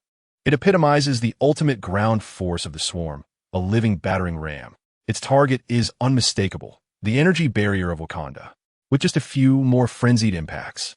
That protective shield safeguarding the last human refuge will be completely overloaded and shattered. Banner, to your left. Block it. Do not let it approach the barrier. Tony Stark's voice crackled through the internal communication channel, laced with an unusual urgency and the sharp sound of metal grinding against metal.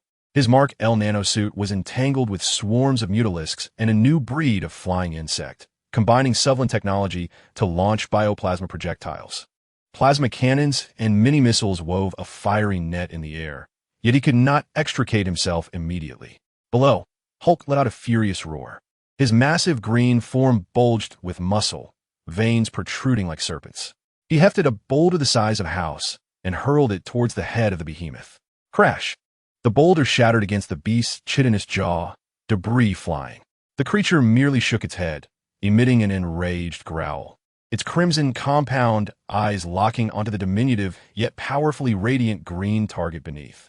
It raised its heavily armored forelimb and stomped down fiercely. Hulk did not flinch. He roared and struck upward with both fists, opting for a head-on collision. Boom! A terrifying shockwave radiated outward, sending hundreds of Zerglings and Hydralisks reeling. The ground beneath Hulk's feet collapsed into a massive pit. His knees buckled slightly, yet he managed to withstand the colossal stomp, akin to the collapse of a celestial pillar. Roar! Hulk's muscles trembled violently, the fissures beneath him spreading further. He could hold his ground, but could not push back. The weight and power of the behemoth were overwhelming. Hulk! Hold on! I'm coming! Tony's voice resounded once more, filled with determination. A heavier, more oppressive howling filled the sky. It was not a nimble suit, but a colossal entity, a red and gold titan, ruggedly designed specifically to combat gigantic foes. Breaking through the clouds, plummeting like a deity descending from the heavens. The Hulkbuster armor version 7 incorporated elements of Wakandan vibranium, sound-absorbing, steel alloy technology, and explosive propulsion designs provided by rockets. Each joint movement emitted a heavy hydraulic sound. As the large thrusters behind it expelled searing blue flames, adjusting its landing trajectory. JARVIS. Lock onto the target. Divert all non-essential energy to the Fortress Crusher and the chest-mounted cluster cannon. Tony commanded. His primary consciousness had largely transferred to the colossal armor. Understood, sir. The anti-Hulk armor thunderously descended, landing squarely between Hulk and the Thunder Beast, causing the earth to tremble. Without a moment's pause, leveraging the immense kinetic energy from its fall, the right fist of the Fortress Buster, enhanced through special reinforcement and structurally overloaded for maximum output, struck fiercely against the joint of the Thunder Beast's forelimb just as it was about to stomp down again. A bone-chilling crack reverberated, a cacophony of metal fracturing and shell shattering. The Thunder Beast's massive form lurched violently from the impact of this colossal fist, a fusion of cutting-edge technology and raw power, unleashing a piercing scream of agony and fury. The biological shell and embedded metal plates at its forelimb joints splintered with web-like cracks, spewing forth viscous, corrosive green blood that splattered onto the anti-Hulk armor, emitting a hissing sound of corrosion. Impressive. Black Panther T'Challa couldn't help but exclaim from the command center. Princess Shuri nervously operated the holographic interface, noting that the vibranium composite layer of the anti-Hulk armor effectively resisted the acidic onslaught, though prolonged contact would compromise its strength. "Big guy, clear the center of the stage," Tony shouted into the communication channel from within the anti-Hulk armor. Hulk roared in dissatisfaction, but complied. He leaped to the side, momentarily escaping the Thunder Beast's direct attack, venting his fury on the swarming insects around him, clearing a space with his fists and hurled debris. Now, it was a showdown between the Iron Giant and the biological behemoth. The Thunder Beast, thoroughly enraged, swung its head, its colossal bony sides capable of slicing through warship armor, emitting a terrifying shriek as it flanked the anti-Hulk armor, aiming for its waist. Tony reacted swiftly. The thrusters on the back and shoulders of the anti-Hulk armor roared to life, delivering tremendous thrust that propelled the heavy steel frame into an awkward yet effective backward leap. The giant jaws narrowly grazed the armor's abdomen, leaving deep gashes and sparking debris. Jarvis analyzed its attack pattern, identify the shell seams and previous damage points. Analyzing. Target biological structure is exceedingly complex and undergoing continuous micro-adjustments. Sustained attacks on the same area are advised to inflict cumulative damage. Just what I wanted to hear. Tony steadied the anti-Hulk armor, raising his arms as the forearm armor retracted to reveal a multi-barreled missile launch nest beneath. "Let's see how you handle this. Fire all missiles." With a whoosh, dozens of high-explosive micromissiles streaked forth, accurately targeting the forelimb joint that had just been struck by the heavy fist. A series of concentrated explosions engulfed the area, obliterating shell fragments and flesh alike. The Thunder Beast, in excruciating pain, thrashed its forelimb wildly, emitting a deafening wail. Yet, the adaptability of the insectoid species was terrifyingly profound.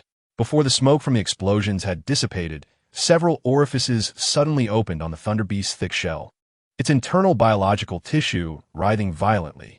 "Sir, high-energy reactions detected," Jarvis warned.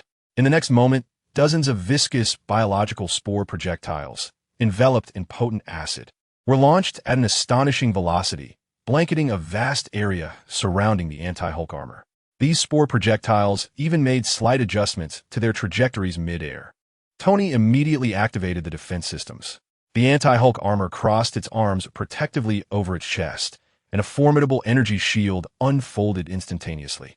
Simultaneously, rotating cannons emerged from the shoulders to intercept the projectiles aimed at its head. Bang, bang, bang. Most of the spore projectiles were intercepted and detonated mid-air, with acidic droplets cascading down like rain. However, a few managed to breach the defenses, striking both the energy shield and the armor itself. The shield flickered violently, rapidly thinning in intensity. Several direct hits from the spore projectiles exploded, the viscous acid severely corroding the armor surface, even rendering one of the left leg's thruster ports inoperative, emitting plumes of black smoke. "Damn it, it can attack from a distance," Tony spat, the armor stumbling due to the malfunctioning thruster. At that moment, Hulk's figure reemerged. He had somehow seized a colossal metal support from a destroyed Wakandan energy tower, a structure several meters long that required multiple individuals to embrace. Like a javelin, he hurled this immense metal beam with all his might toward the partially closed dorsal launch port of the behemoth, which had just discharged a spore projectile. Thwack! The strike was imbued with primal precision and terrifying force. The metal beam penetrated deeply into the behemoth's body, almost embedding itself halfway. The behemoth's form stiffened abruptly, and the ensuing roar of agony threatened to shatter the eardrums of all present. Dark green blood and internal fluids erupted from the wound in a gushing fountain. One opportunity. Tony's eyes sparkled, and he wrestled to stabilize the unbalanced armor. J-A-R-V-I-S. Overload all thrusters. Channel all our power into that wound. Behind the anti-Hulk armor, every thruster in the legs unleashed an unprecedented torrent of fiery energy, propelling the massive steel frame forward like a desperate knight charging in a battle. Its right fist charged once more, the Fortress Crusher system emitting an overloading hum, with the fist itself turning crimson from the intense friction with the air. Simultaneously, Hulk barreled in from the other side, each step causing the ground to tremble. His green eyes ignited with the most primal desire for destruction, targeting the behemoth's other front leg. The behemoth descended into madness, its massive jaws thrashing wildly in an attempt to thwart the approach of both assailants. But it was too late. The red-hot steel fist, embodying the pinnacle of human technology, struck with unerring accuracy into the gaping wound created by Hulk. Almost simultaneously, Hulk's raw, brute force slammed into the same joint of the behemoth's other front leg. Crack! Boom! A simultaneous assault from both inside and out. Two distinct yet equally devastating forces achieved perfect synergy in that moment. The behemoth's remarkably resilient shell finally succumbed to the unbearable strain, shattering with a resounding crash. Its forelimb joint was forcibly crushed by Hulk, causing its massive body to lose balance and collapse forward. The most lethal damage came from within. Tony's overloaded punch nearly shattered its biological core. The thunderous roar of the beast echoed in a final gasp of despair, mingled with the stench of biological decay as its colossal form collapsed like a mountain, triggering the most violent earthquake within several kilometers. Dust and debris surged skyward, resembling a mushroom cloud of death. A brief silence enveloped the battlefield, as the surrounding swarm seemed to falter in confusion and hesitation at the fall of their leader. The Hulkbuster armor stood beside the massive carcass of the beast, drenched in acidic fluid, scarred and smoking from multiple injuries, with its left leg clearly impaired. The chest-mounted arc reactor flickered erratically, indicating it had reached its limits. The Hulk, on the other side, gasped heavily, his green form marred by countless new wounds. Yet his fighting spirit soared ever higher as he pounded his chest and unleashed a challenging roar towards the swarm. Tony lifted his visor, revealing a face slick with sweat and fatigue as he gazed at the hulking figure across from him, releasing a sigh of relief. Next time, remember to treat me to a drink, Banner. The most expensive one. The Hulk turned his head, his murky eyes narrowing at Tony, exhaling 2 puffs of white vapor, seemingly displeased with the name Banner. Yet, in a rare show of tacit approval, he merely let out a low growl. This titanic clash concluded with a Pyrrhic victory, but all were aware that this was merely one thunder beast among many. In the distance, shadows writhed ominously, encroaching ever closer. The barrier of Wakanda remained perilously unstable. Chapter 30. The leadership of Captain America. The tremors at the border of Wakanda reverberated even into the central command room. On the holographic map, the once vibrant red, representing the Thunder Beast, finally dimmed and vanished, signifying Tony and Hulk's grim triumph. Yet, no cheers erupted for more red dots. Like ink droplets in water, continued to spread and expand across the map. The atmosphere in the command room was so tense it felt as though one could wring water from it. The air was thick with the low hum of electronic devices, the muffled commands of operators, and a deeper, silent scream of despair. King T'Challa stood before the main console, his mask removed, furrowing his brow as his gaze swept across the suffocating holographic images relayed from battlefields around the globe. New York lay in ruins, shrouded in a carpet of purple fungi. With only sporadic resistance firing, dragons circled ominously above London. Moscow's Red Square had become a breeding ground for hatching larvae, and the magical barrier of the Himalayas flickered uncertainly under the relentless assault of the swarm. This was no longer a war between nations, nor even a planetary-scale conflict. It had devolved into a race for survival between species, where the vanquished would leave no bones behind, merely serving as sustenance for the proliferation of the swarm. Energy levels in Sector 7 of the East African Barrier have plummeted to 37%. The Nova Corps Day team has lost signal. A significant biological signal has been detected, rising sharply beneath the Pacific seabed, suspecting a new primary nest is forming. Our Air Force is left with less than 20%. Bad news descends like hail. Behind each frigid statistic lies the vanished lives of countless souls and the dwindling flicker of hope. A young Wakandan technician trembles, nearly unable to manipulate the control interface, as the light in his eyes is devoured by fear. At that moment, the main door of the command room slid open. A figure entered, moving not briskly, but with an extraordinary steadiness, embodying a solemnity forged through the crucible of conflict and the passage of time. He was not clad in the most advanced vibranium armor, but rather donned a familiar combat suit adorned in the colors of the Star-Spangled Banner, now sullied with dust and the dried stains of non-human blood. His helmet tucked under his arm revealed golden locks and a resolute visage, with blue eyes brimming with the same sorrow shared by all, yet unwavering. His shield rested on his back, its edges bearing fresh dents. It was Steve Rogers. He did not speak immediately, instead walking to the center, his gaze sweeping slowly over the pale, fatigued, and nearly shattered faces in the command room. His eyes lingered on the young technician for a moment before he stepped forward, placing a steady hand on the young man's shoulder. The technician shuddered, lifting his gaze to meet those cerulean eyes that seemed to reflect the bravery buried deep within the human spirit. "Soldier," Steve's voice, though not loud, pierced through the cacophony of the background with a peculiar, soothing power. "Tell me your name." I am Connie, sir," the technician stammered, his voice quavering. "Connie," Steve repeated, nodding.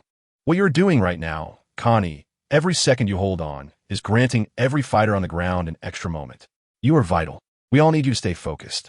There were no hollow platitudes, only a reaffirmation of duty. Connie gazed into the captain's eyes, which were devoid of pretense, and took a deep breath, nodding resolutely as his fingers regained their steadiness and returned to the control panel.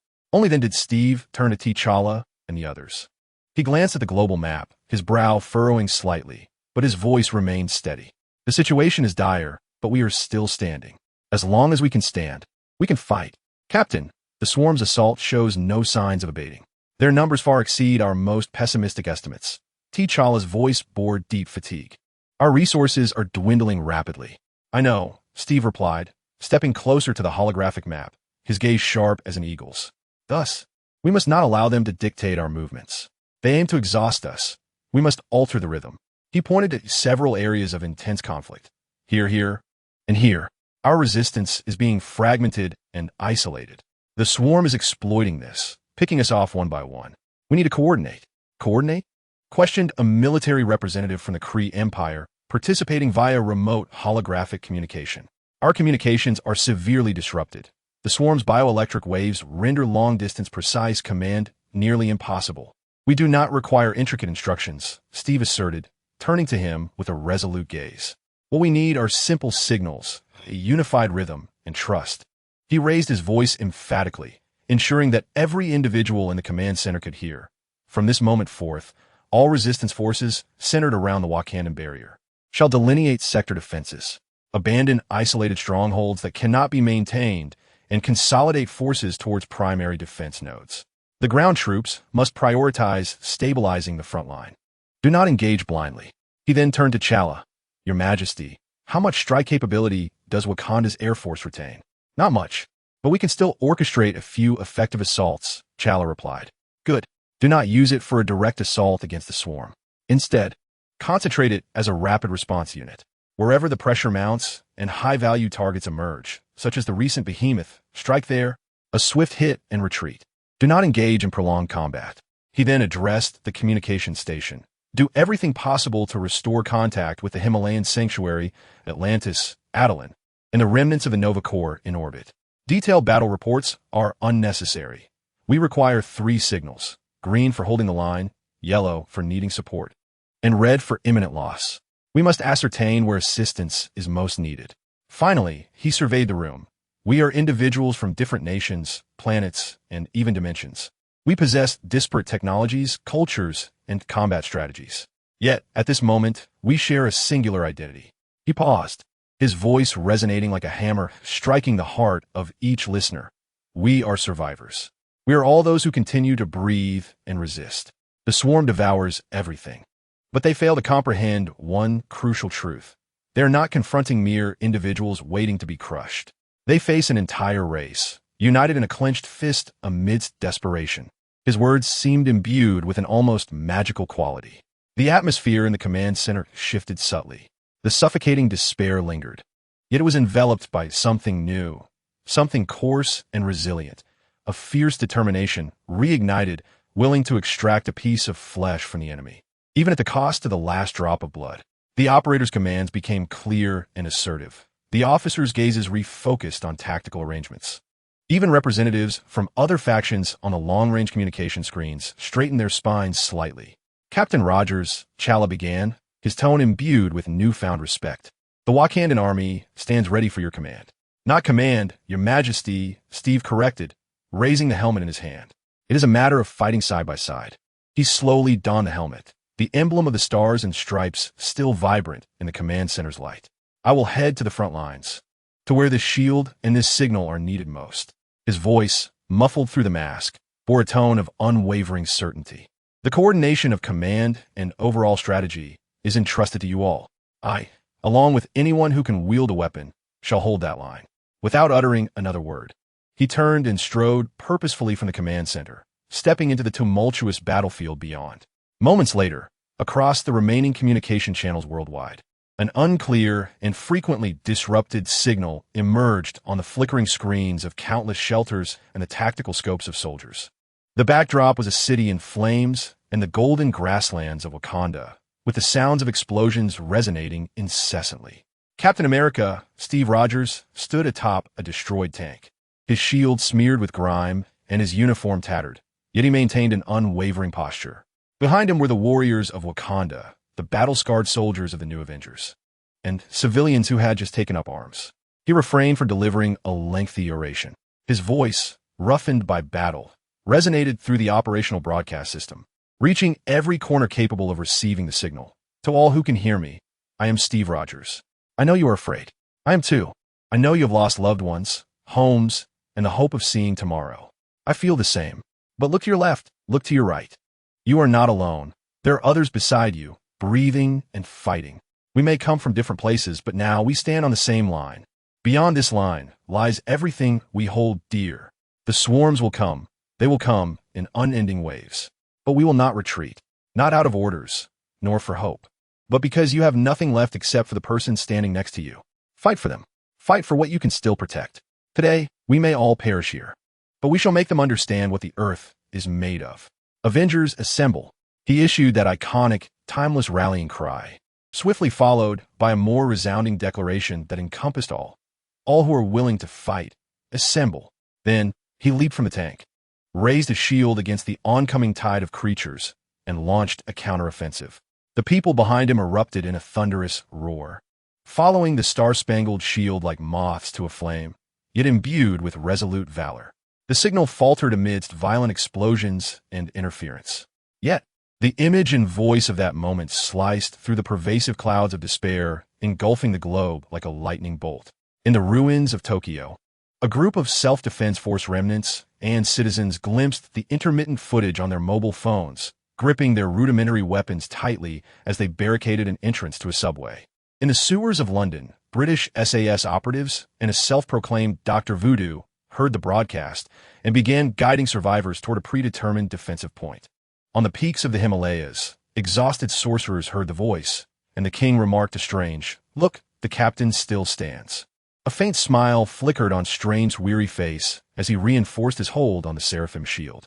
Even in outer space, amidst a struggle with a bio-ship, the Guardians of the Galaxy's ship picked up this fragmented signal on the public channel. "Wow, the old popsicle still knows how to deliver a speech," Rocket murmured while maneuvering the cannons. Star-Lord wiped the corner of his eye and exclaimed, "Shut up, Rocket! The cosmic dust here is overwhelming. Everyone, aim for that larger target. We cannot allow the Earthlings to underestimate us." Steve Rogers, devoid of advanced technology, world-altering magic, or divine strength, stood as a living emblem, a banner of hope. He embodied the indomitable spirit of humanity and all resistance races in their darkest hour, showcasing the essential qualities of unwavering will and leadership that unites countless individuals into a cohesive whole. He was Captain America, and in this moment, He was the captain of all survivors. The war remained brutal, and hope seemed elusive. Yet, because of him and the star-spangled shield still glimmering amidst the swarm, the scattered courage began to coalesce once more. Humanity and all its allies, under the banner of a true leader, began to breathe in unison, fighting with a shared heartbeat. Chapter 31. Bucky's redemption. The air in the Wakandan frontline command center was thick and oppressive, mingling with sweat, machine oil, the scent of blood, and a deeper burn aroma from overloaded electronic devices. The holographic battlefield displayed a relentless red tide, representing the swarm, continuously battering against the golden energy shield. Each impact dimmed the shield's brilliance and weighed heavier on the hearts of everyone within the command center. Steve Rogers had just departed, and his rallying cry seemed to linger in the air, injecting a shot of adrenaline into the despairing battlefield. However, the harshness of reality remained unyielding. The onslaught of the swarm was unending, their ability to learn and adapt far exceeding expectations. The efficacy of conventional tactics was dwindling rapidly. King Chala's gaze lifted from the holographic display to a figure standing in the corner. He stood apart from the bustling, anxious atmosphere, resembling a silent, cold black rock. It was Bucky Barnes, clad in a black combat suit tailored by Wakanda. His left arm gleamed with a muted metallic sheen. An upgraded vibranium arm that was sleeker and more powerful than the previous Soviet creation, yet equally imbued with lethal potential. He wore no mask, and his expression was inscrutable, with deep-set eyes fixated on a massive node on the display, constantly blinking and emitting more red dots. This was a pivotal command point for the swarm's ground offensive, the lair of a highly evolved hive tyrant. It appeared to receive and amplify the will of the Overlord, efficiently coordinating the swarm within a vast radius, rendering their assaults more organized and devastating. Sergeant Barnes, Chala's voice shattered the silence surrounding Bucky. Slowly, he turned his head, an intensity forming in his gaze as it focused on Chala. He nodded in acknowledgement, but said nothing. You see it? Chala pointed to the node. Ordinary assaults cannot approach it. A dense defensive perimeter surrounds it, and its power far surpasses any ground unit we've encountered thus far. Our artillery and air support cannot accurately destroy it, and a forced assault would come at too great a cost. Bucky's gaze returned to the node, his voice low and hoarse, reminiscent of rusted gears turning. It must vanish. We require its decapitation. Princess Shuri interjected, striding forward, her wrist-mounted Kimoyo beads projecting a continuously rotating, unsettling three-dimensional model of the Hive Lord, highlighting its relatively vulnerable neuronal clusters and potential energy core locations. Conventional weaponry struggles to deliver a fatal blow. Its speed of movement is swift, and it possesses a formidable biotic energy field shield.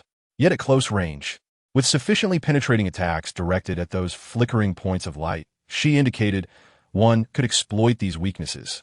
It serves as both an amplifier and a receiver, Shuri added, her expression grave. Our analysis of its bioelectrical wave patterns suggests that if we can swiftly and thoroughly annihilate it, we may induce a temporary chaos and disruption of commands within the swarm it controls. The window is narrow, but it could be our only opportunity for a localized counterattack.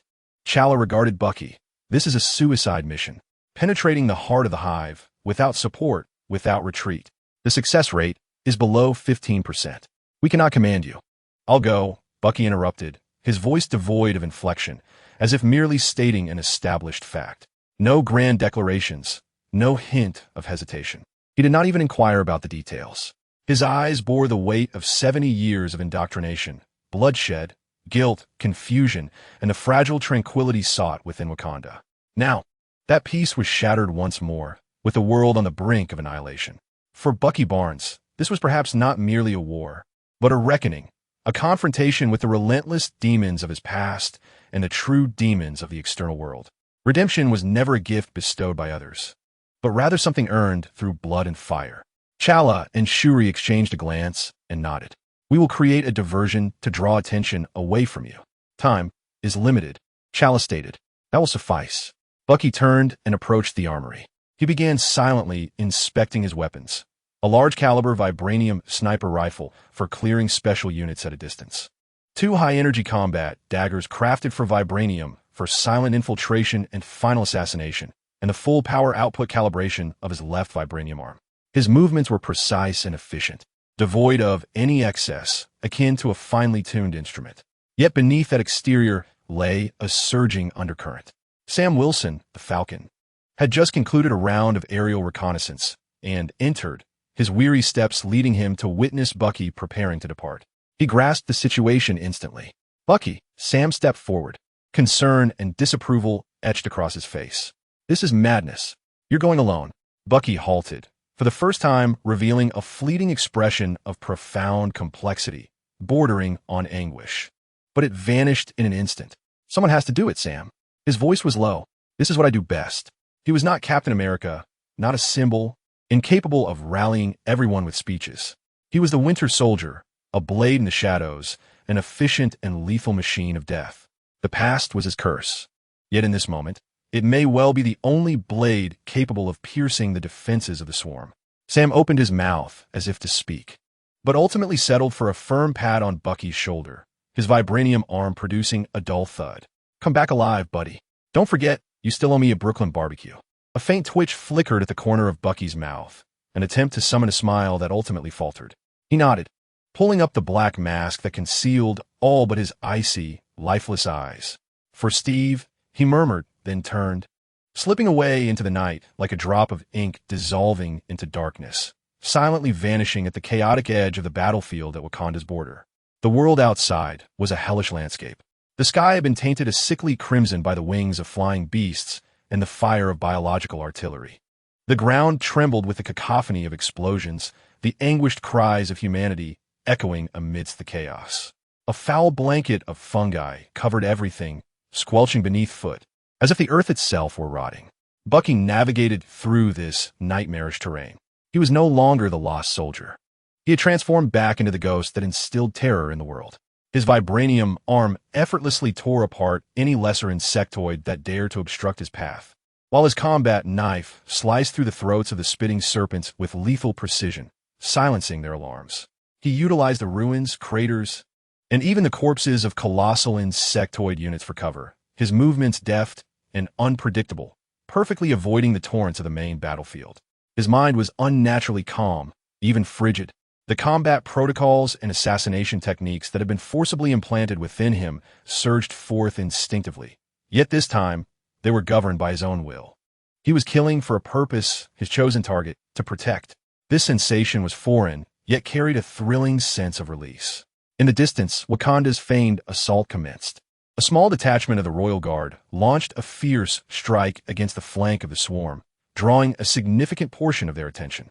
The shrieks grew sharper as some of the encircling insects began to shift toward that direction. Now was the moment. A glint of cold determination flashed in Bucky's eyes. Like a panther that had spotted its prey, he surged forward.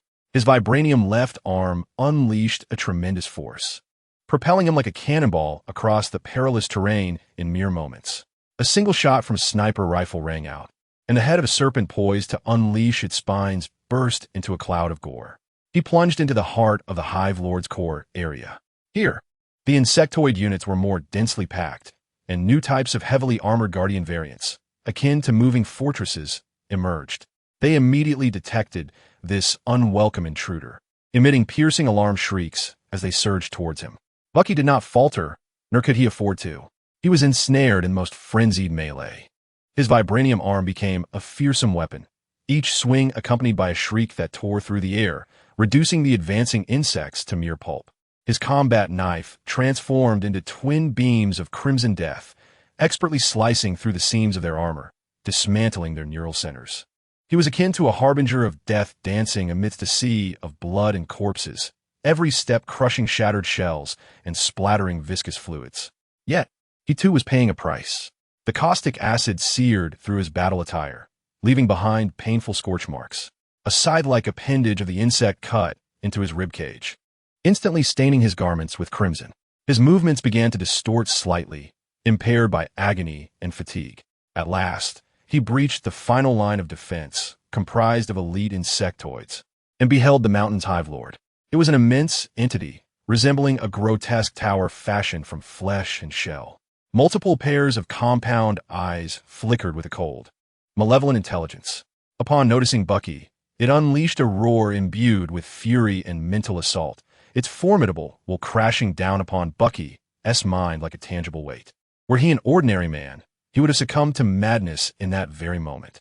Yet, Bucky Barnes' mind had endured years of mental manipulation and torment, granting him an extraordinary resilience against such onslaughts. He merely swayed slightly, a flash of intense pain crossing his gaze, yet his steps did not falter in the slightest. The Hive Lord swung its colossal, bone-like tail with the force of a battering ram, descending with destructive intent. Simultaneously, its sharp forelimbs lunged forward like spears. Bucky propelled himself to the utmost limit of his speed, rolling aside to evade the lethal strike, the ground where he had just stood caving in under the impact.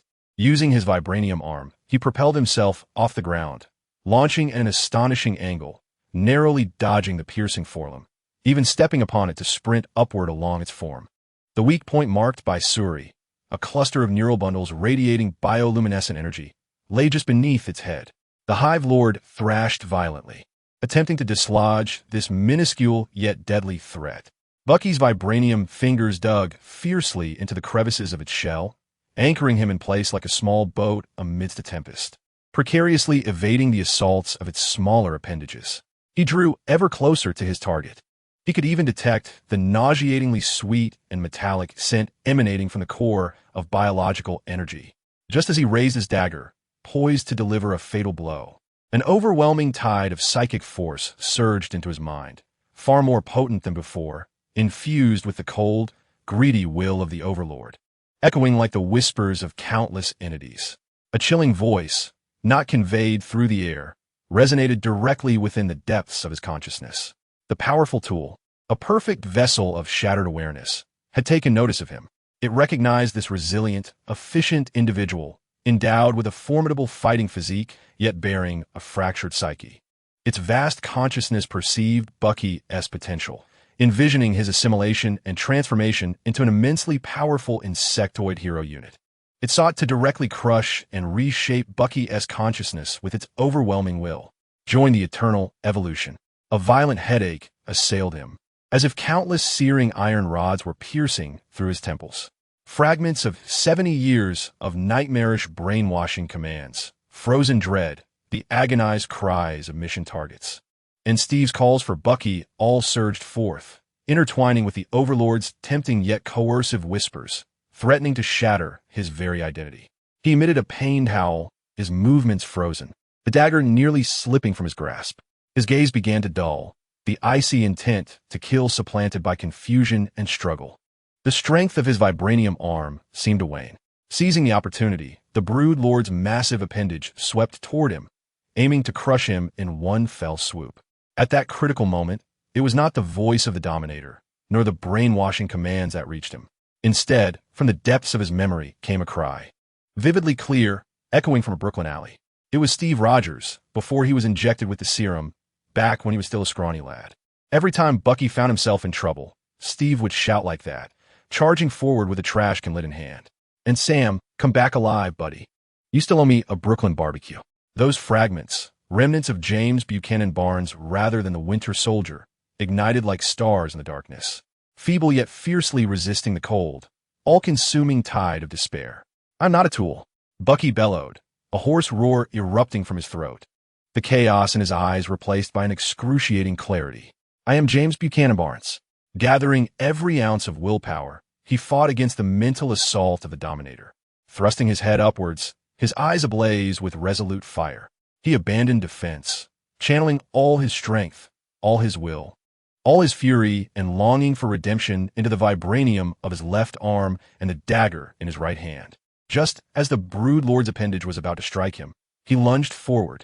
The vibranium dagger and the high-energy blade sliced through like a heated knife through butter, piercing deeply into the nerve cluster and bioenergy core marked by S.H.I.E.L.D annotations. With a splatter of viscous, dark green liquid, radiating high energy, erupted forth, splashing Bucky and hissing corrosively. Yet he paid it no mind. The Brood Lord's massive form stiffened abruptly, emitting a shriek that transcended the limits of hearing. Filled with unbelievable agony and shock, that sound transformed from a threat into a deathly wail. Bucky frantically twisted the dagger, thoroughly obliterating its internal structure. With a thunderous crash, the Broodlord's colossal body convulsed violently before collapsing to the ground, stirring up clouds of dust. The light in its eyes rapidly dimmed. Almost simultaneously, the previously frenzied yet orderly swarm of insects fell still, as if suddenly severed from their strings, their movements grinding to a halt. Their attack turned chaotic and disordered, instinctively howling, spinning in place, even turning on one another. A brief cessation of command had occurred. It worked. Bucky leaped off the still twitching corpse of the Broodlord, stumbling a few steps, nearly falling. He was drenched in blood, wounds stinging, and his spirit was utterly exhausted. He glanced at the chaotic swarm around him and the distant Wakandan barrier, seemingly seizing the moment to launch a counterattack. He did not linger.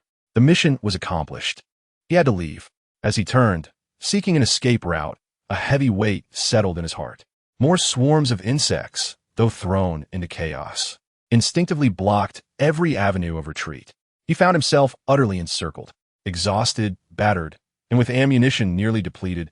He leaned against a scorched boulder, slowly sliding down to the ground. Gasping for breath, his left arm, weakened, hung limply by his side, while his right hand struggled to maintain its grasp on the dagger. Was this the end? He lifted his gaze to the blood-red and violet-tinged sky, observing the approaching, famished swarm that had lost its command, yet still recognized his presence. Surprisingly, a sense of tranquility enveloped him. No fear, no regret. He had succeeded. He had annihilated the objective and bought time for the defense. In his own way, he had achieved redemption, not for forgiveness, but to demonstrate that James Buchanan Barnes could choose what to fight for and what to die for. He closed his eyes, as if he could hear the distant clanging of the trolley in Brooklyn once more. Then, gripping the dagger tightly, he prepared for his final stand. Just as the first leaping insect screeched and lunged towards him, a familiar sound of turbine engines grew louder. A barrage of micro-missiles descended like rain, precisely clearing a path through the swarm ahead of him. "Hey, tough guy," a familiar voice boomed through external speakers from high above. "Looks like someone forgot to settle the bill." Falcon Sam Wilson, piloting a brand new Red Wing, hovered nearby, his weapon belching flames. Moreover, another voice joined from the flank, accompanied by the buzzing of energy weapons and the sound of insect carapaces shattering. Wakanda never abandons its comrades. King T'Challa, clad in his unblemished Black Panther suit, his eyes gleaming with fierce determination, led a squad of royal female guards, like a black whirlwind, tearing through the encircling swarm. Bucky stood frozen, staring at the sudden reinforcements, and in his lifeless eyes, something flickered back to life. He inhaled deeply, struggling to rise, his vibranium arm tightening its grip once more. The battle was far from over. Chapter 32. Vibranium technology of the Black Panther Wakanda, a realm once isolated from the world, concealing advanced technology beneath a facade of primitive tribes, was now experiencing unprecedented turmoil. Beyond the golden energy barrier lay a sea of purple insects that devoured all, with their shrieks and explosions forming a perpetual backdrop. Within the barrier stood a war fortress operating at full capacity, yet the walls groaned under the strain. In the central command room of the capital, Burning Zana, the atmosphere resembled the eye of storm. Holographic projections displayed the integrity of the energy barrier slowly, but steadily slipping into the perilous red zone. The voices of tribal leaders and military commanders clashed in a cacophony, intertwining with the dull thuds echoing from the battlefield outside. The energy output had reached 230%. The vibranium reactor is operating at overload. We cannot sustain this for much longer. The casualty rate of the Dora Milaje, the Royal Guard, is escalating dramatically. We require a rotation. The border tribes are requesting assistance. Their traditional weaponry is ineffective against the new breed of the insectoid enemy. The remnants of the Nova Corps fleet inquire if we possess any strategies to alleviate the orbital pressure. The weight of pressure bears down upon each decision-maker like a tangible mountain. Resources are depleting, lives are extinguishing, and the enemy's numbers and evolutionary pace appear boundless. King T'Challa, the Black Panther of Wakanda, stood before the holographic map, silently absorbing the gravity of the situation. Clad in his Black Panther suit, yet with his mask lifted, his weary yet sharp visage was exposed. His gaze traversed the beleaguered lines of defense, scanning the blinking distress signals, ultimately resting upon the vibranium mines. the very heart of Wakanda, a repository of the rarest metals known to the nation and the world. Vibranium, a celestial gift, the cornerstone of Wakanda's prosperity and strength. For centuries, it has been judiciously utilized and meticulously safeguarded, a sacred secret and responsibility of the royal lineage. The weapons and shields crafted from it have protected this idyllic haven. But now that haven has vanished, the act of guarding has transformed into a global struggle for the very survival of a race. General Okoye approached with purpose, her spear stained with the viscous fluids of the insectoid adversaries, her voice hoarse from prolonged shouting. Your Majesty, the Eastern Sector 3 barrier is exhibiting structural fluctuations. Should another impact of behemoth magnitude occur, it may very well collapse. We must. Her words trailed off, but the implication was unmistakable. More arduous decisions must be made, possibly entailing the abandonment of peripheral territories, a retreat of the defensive line, yet that would mean more land and people left vulnerable to the encroaching tide of insects. T'Challa closed his eyes. He was not in prayer, but engaged in a fervent dialogue with the spirits of countless ancestors, wrestling with the millennia-old traditions of Wakanda. Should we remain conservative or embrace openness? Should we protect ourselves or gamble everything? The voice of Steve Rogers echoed in his mind. We are not confronting individuals waiting to be crushed. They face an entire race, united in desperation, a clenched fist. The fist of Wakanda, long held tightly in defense, had never truly been unleashed upon the world. Suddenly, he opened his eyes, all hesitation and struggle replaced by a resolute determination. He turned to face the assembly, his voice, though not raised, cut through the clamor and debate with undeniable royal authority and will. Enough. Silence fell over the crowd as they turned to their king. The isolation of Wakanda ends here. T'Challa's voice rang clear and firm, akin to the clash of vibranium. Today, we do not fight to preserve the traditions of the past, but to contend for a shared future for all life. If the future does not exist, then tradition holds no meaning. He raised his hand, pointing toward the mine on the holographic map, a symbol of boundless treasure. In the name of the Black Panther, and by the authority of the king, I hereby decree, the reserves of vibranium in Wakanda shall be fully unleashed. All military research initiatives are to be prioritized to the utmost. Shuri, the princess, who had been standing at the technology console with a furrowed brow, suddenly lifted her gaze. I command you to consolidate all laboratories, craftsmen, and resources. Cease all non-essential projects. I wish to witness vibranium forged into a blade capable of rending through swarms and a shield to safeguard our comrades in the shortest time possible. Not for our own sake, but for all those who continue to fight. This proclamation reverberated through the command room like thunder. The complete mobilization of vibranium? Such a move nearly undermined the fundamental principles upon which Wakanda was founded. Several elder, tribal leaders gaped in astonishment, seemingly poised to voice their dissent. But upon meeting T'Challa's fiery gaze and observing the increasingly dim energy barrier alongside the faint silhouettes of the terrifying creatures beyond, they ultimately swallowed their words. Survival eclipsed all else. In Shuri's eyes, an extraordinary brilliance ignited. Not fear in the face of disaster, but the exhilaration and focus of a leading scientist confronting an ultimate challenge. It was high time, brother. She nearly leaped up, her fingers deftly manipulating the Kimoyo beads. Activate all vibranium refining sequences. Authorize the use of the Bass Fury prototype bay. Retrieve all energy load data from the war rhinos. Integrate the anti-bug sonic frequency with the vibranium resonance model. Notify all border tribes to immediately recall their damaged vibranium weapons for upgrades. Immediately, right away. Her words flowed rapidly as she issued a series of commands, awakening the scientific and technological might of Wakanda, as if from a deep slumber. The orders were executed with remarkable speed. The vibranium mines, long buried underground, commenced an unprecedented scale of extraction, with ethereal blue metal or being continuously transported. Advanced holographic forging factories operated at full capacity, employing nanotechnology and 3D printing to produce weapon components at an unprecedented pace. Transformations began to manifest at an astonishing rate along the eastern front line. Teetering on the brink of collapse, a group of weary border warriors struggled to hold their ground with spears and vibranium shields.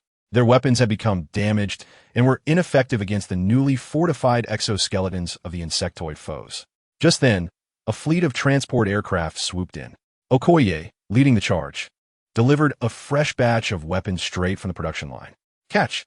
This is the king's gift," Okoye shouted. The warriors grasped the new weapons. No longer did they resemble traditional spears.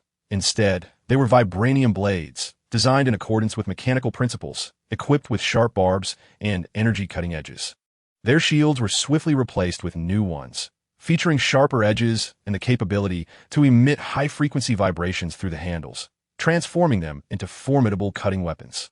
A young warrior skeptically swung the new blade, marveling at its lightness yet remarkable resilience. At that moment, a stinger creature breached their fire line and lunged forward. Instinctively, the warrior raised the blade to block. With a soft hiss, the once impenetrable shell that had required immense force to cleave was now effortlessly sliced open. As if it were butter under a hot knife, and dark green ichor sprayed forth.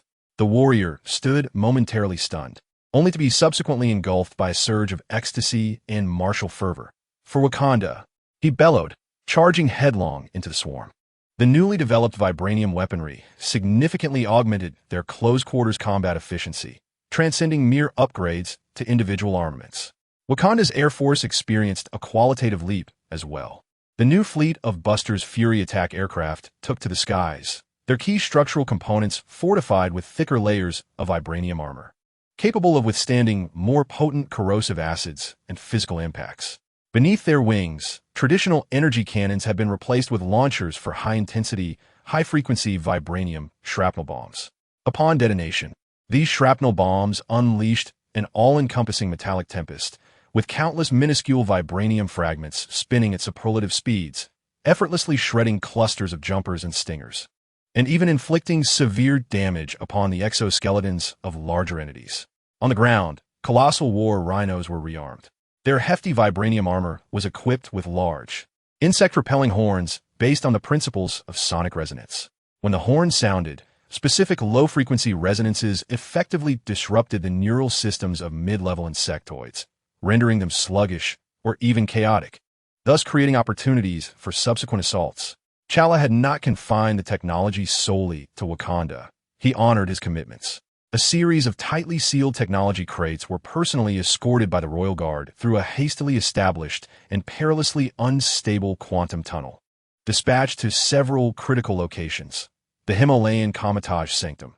Inside were specially crafted vibranium artifacts designed to attach and amplify magical energies, assisting sorcerers in stabilizing the faltering global magical barrier, thus alleviating the pressures on Strange and the King. The depths of the Atlantic. Technical data regarding the stable resonance of vibranium with water molecules was sent to Atlantis, aiding Namor's underwater forces in better defending against the insectoid encroachment on the oceans, and even enabling the creation of formidable deep-sea shockwave weapons. The temporary refuge in Hell's Kitchen.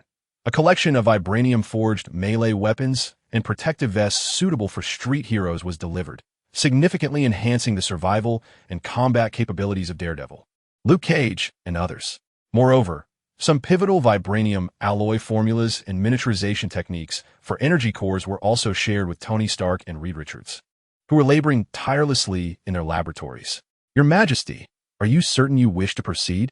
This is a core secret of Wakanda," an elder statesman murmured, unable to contain his apprehension.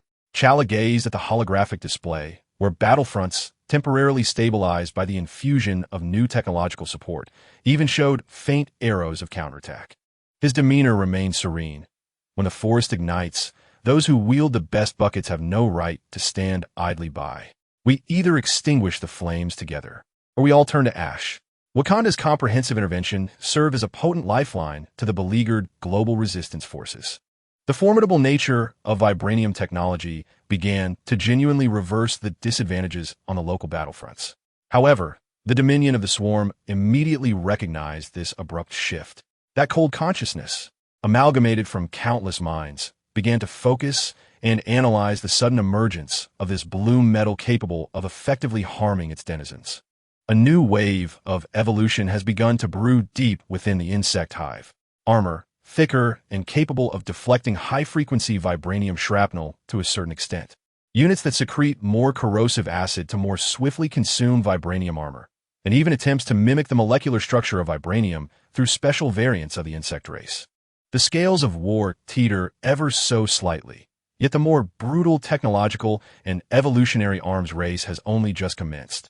T'Challa donned the Black Panther helmet, as the vibranium nanotech suit enveloped him in an instant. He felt the wisdom and strength of his ancestors coursing through him alongside the heavy weight of responsibility upon his shoulders. Su-Rue, continue research. They will adapt. We must outpace them. His voice resonated through the mask. Rest assured, brother, Su-Rue replied, her voice brimming with confidence. The potential of vibranium extends far beyond this. They will witness it.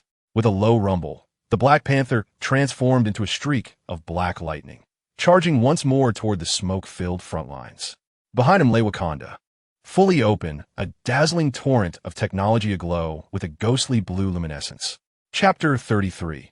The Wisdom of Su-Rue in the Depths of Wakanda's Royal Laboratory. An opposing yet intricately connected dichotomy unfolded compared to the battlefield above. The cacophony of deafening explosions, shrieks, and roars reverberated from above, encapsulating the primal clash of flesh and metal. Below, however, lay a cold realm, tranquil save for the low hum of instruments and the silent flow of holographic data streams. The air was suffused with the sense of disinfectants, ozone, and a subtle, distinct aroma of activated vibranium particles. This sanctuary belonged to Princess Su-Rue, her front line against the impending doom.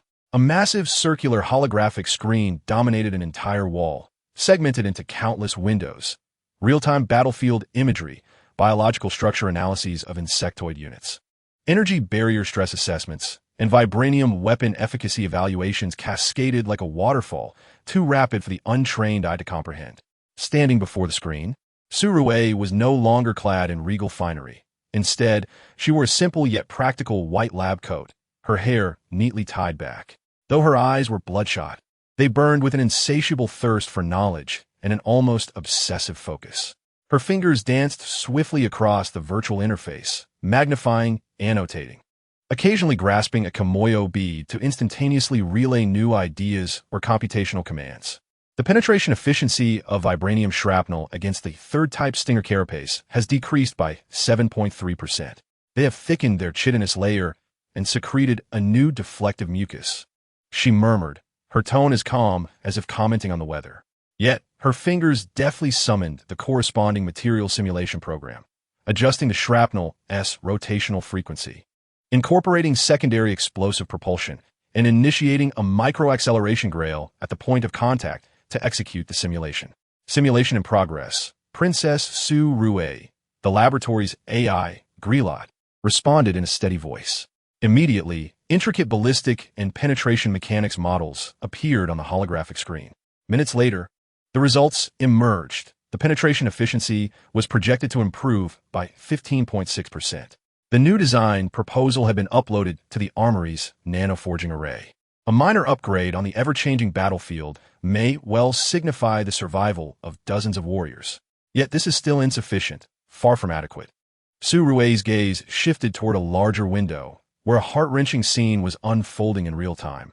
A heavily injured thunder beast lay on the ground, its wounds pulsating with a visible frenzy as new, thicker exoskeletal forms rapidly emerged amidst flashes of bioelectric light. Adjacent, a smaller window displayed identical observational data shared by Tony Stark and Reed Richards, capturing events from battlefields across the globe. The regenerative capabilities, environmental adaptability, and collective intelligence of these creatures tightened the furrows of Su-Rue's brow. Their learning and evolution rates were exponential. Our weapon upgrades seemed futile, as they could develop targeted resistances almost immediately after experiencing a battle. This was a race in armament, and our adversary possessed the entire biomass of the planet as a resource for research and development. The mere enhancement of weapon potency appeared to be trapped in a desperate cycle. While Wakanda's vibranium technology was formidable, the evolutionary potential of the swarm seemed boundless. We must identify its root, Su-Rue murmured, as if issuing a command to herself, to find the source code that drives all evolution. She switched the screen's focus, revealing an exceedingly complex, self-adjusting double helix structural model at the center, accompanied by a torrent of genetic sequence data. This was the most intricate map deciphered from the sporadic samples provided by Wakanda, Stark Industries, the Fantastic Four, and the Guardians of the Galaxy, closely resembling the fundamental genes of the insectoid species. It was chaotic, frenzied, rife with contradictions and superfluous redundancies, yet under the governance of some higher will. It exhibited astonishing coordination and purpose, like a terrifying program composed of countless disordered codes, yet capable of flawless execution. Within a shared genetic repository, S.H.I.E.L.D, fixated on the continuously mutating model, each individual served as a soldier, a messenger, and a vessel for evolutionary information. Beneficial mutations, filtered through environmental selection, would somehow be uploaded and swiftly disseminated throughout the entire population. This necessitated a central processor, a sovereign entity. Her objective crystallized. It was not about endlessly responding to an incessant array of new variants, but rather uncovering the fundamental logical weakness, a fatal flaw shared by all insectoid species, hidden deep within the genetic sequence, one that could not be evaded through mere mutation. Griot, initiate the bot.I deep analysis protocol. Priority Alpha, engage all computational resources and filter out all external interference. I require the most primordial, the core segment of that sequence. Suruikamandith, her voice betraying a subtle tremor. This was nearly a gamble, likely exhausting the laboratory's energy reserves and possibly damaging the superconducting computing core. Protocol initiated. Warning, computational load will exceed the safety threshold by 400%. Potential for irreversible system damage. Execute. S.H.I.E.L.D commanded without hesitation.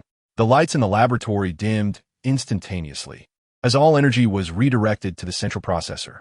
The colossal array of servers emitted an astonishing roar accompanied by intense heat, with the cooling systems operating at full capacity, producing a sharp, piercing whistle.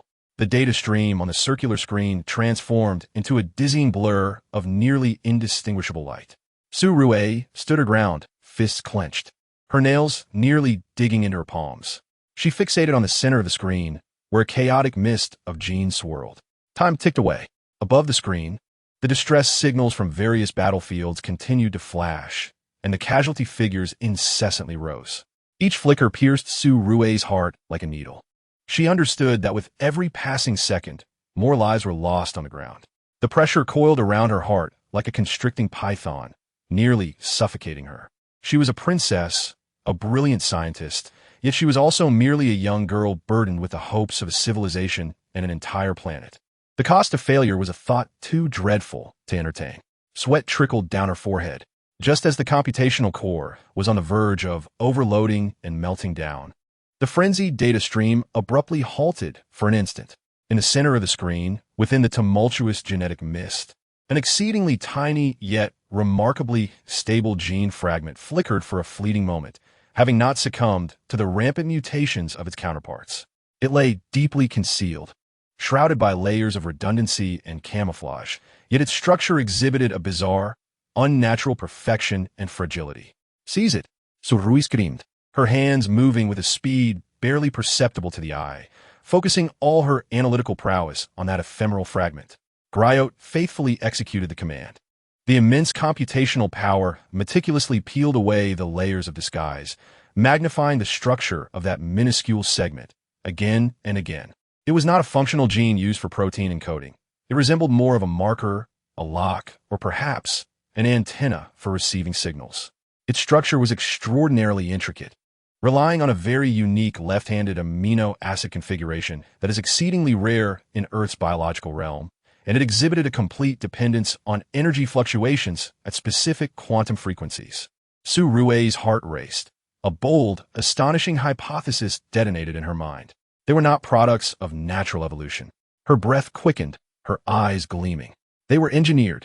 This sequence was a deliberately implanted foundation. It was the basis for all the insectoid species to connect with their overlord via psychic energy, receiving unified commands. It was also the physical bridge enabling rapid evolution and the sharing of genetic blueprints. She had made a discovery, not a physiological weakness to exploit, but the foundational logic of their existence. Yet this revelation was almost despair-inducing. The foundational sequence itself was exceedingly stable. deeply embedded in the genetic core of every insect unit. It was nearly impossible to target it with external physical attacks. If destruction from the outside was unfeasible, then Su Rui's mind raced, colliding all known scientific principles and even the alien technologies and magical knowledge she had encountered, seeking an internal collapse. Disrupt it. Render this receiving antenna inoperative. Her gaze suddenly darted towards another experimental isolation chamber. Within a chamber was a living jump bug, ensnared by a powerful vibranium magnetic field, incessantly shrieking and struggling. Griot, based on this sequence structure, deduce its most sensitive energy resonance frequency. Simulate all known energy spectral segments to identify the bands that can most significantly disrupt its quantum stability.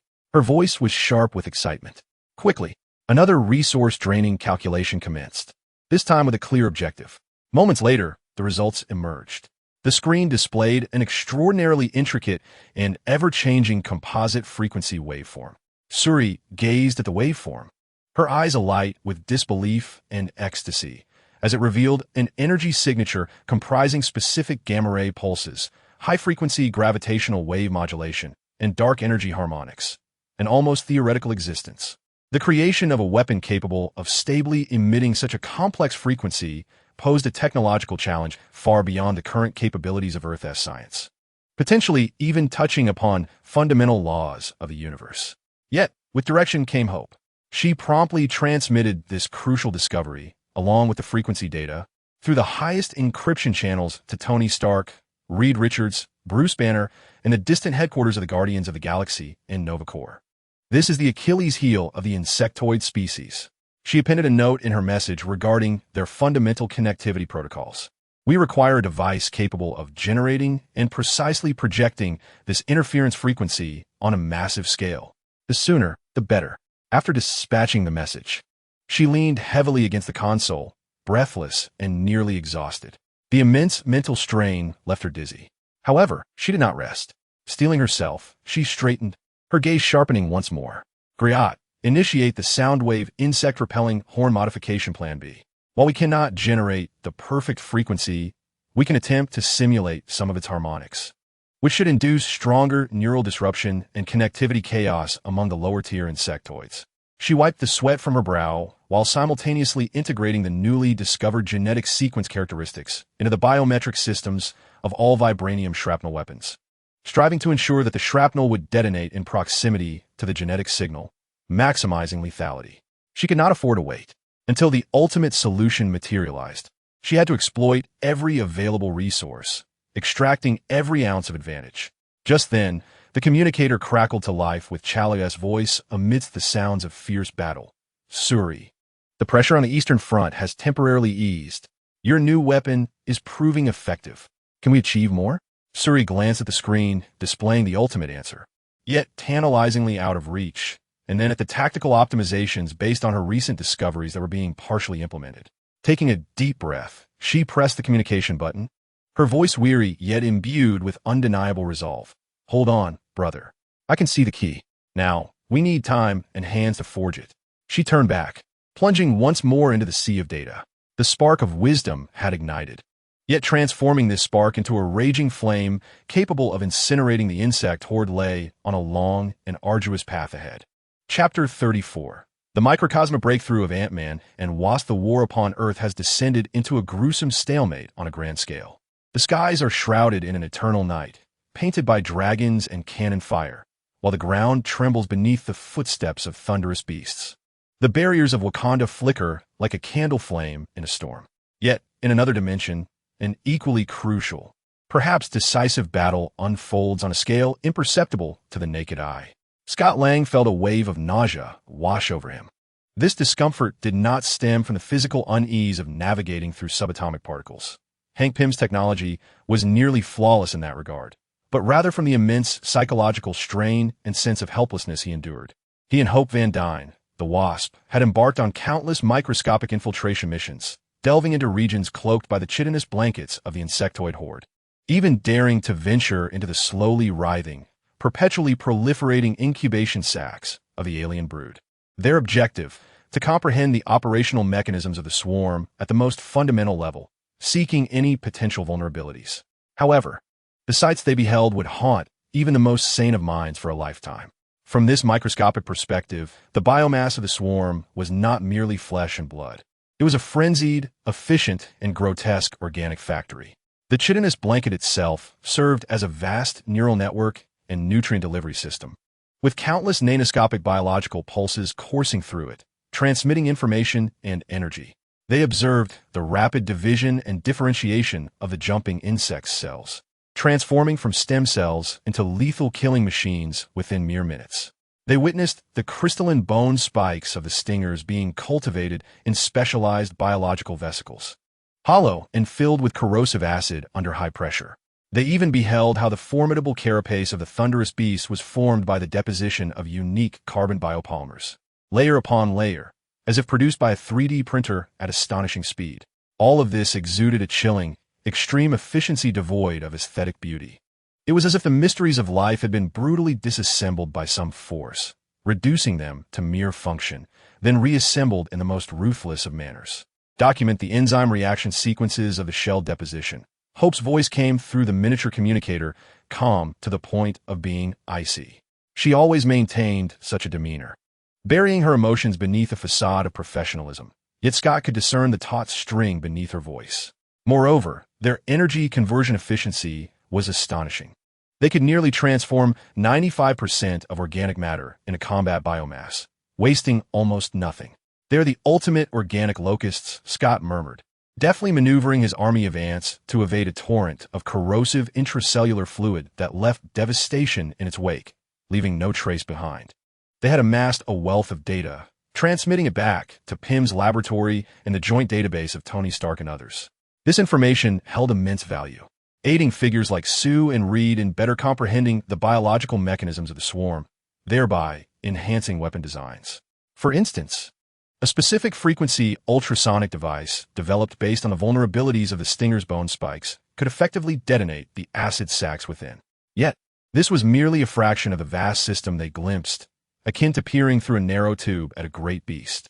What is the operating system driving this terrifying system? How do they achieve such precise synchronization?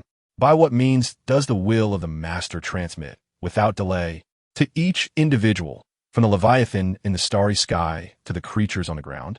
They require a deeper, more daring exploration.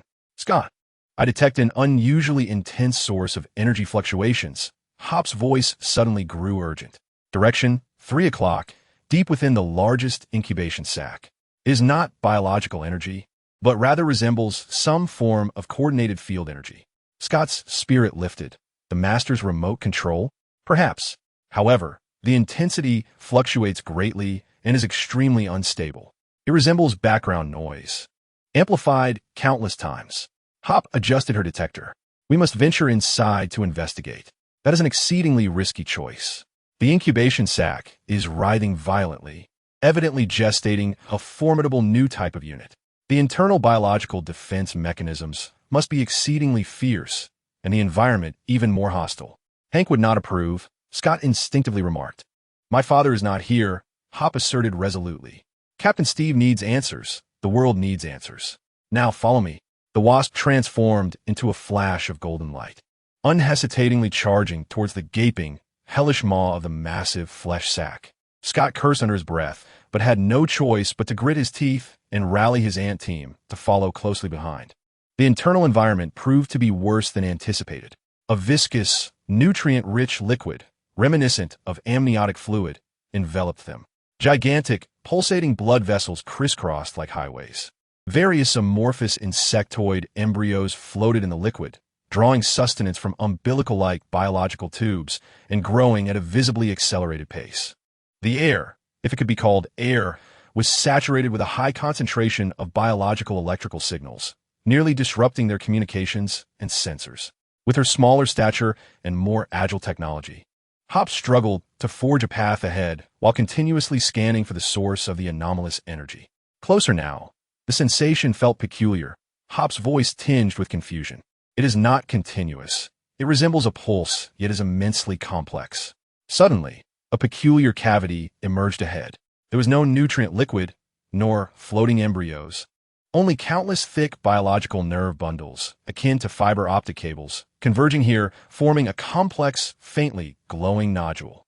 At the center of the nodule was a constantly twisting and morphing field of strange energy. This is it. But just as they attempted to draw nearer for observation, the entire incubation sac jolted violently, as if struck by some immense external force. The internal biological liquid surged chaotically, and the nerve bundles abruptly illuminated, the energy field's fluctuations becoming exceedingly intense. This is bad. There's combat outside.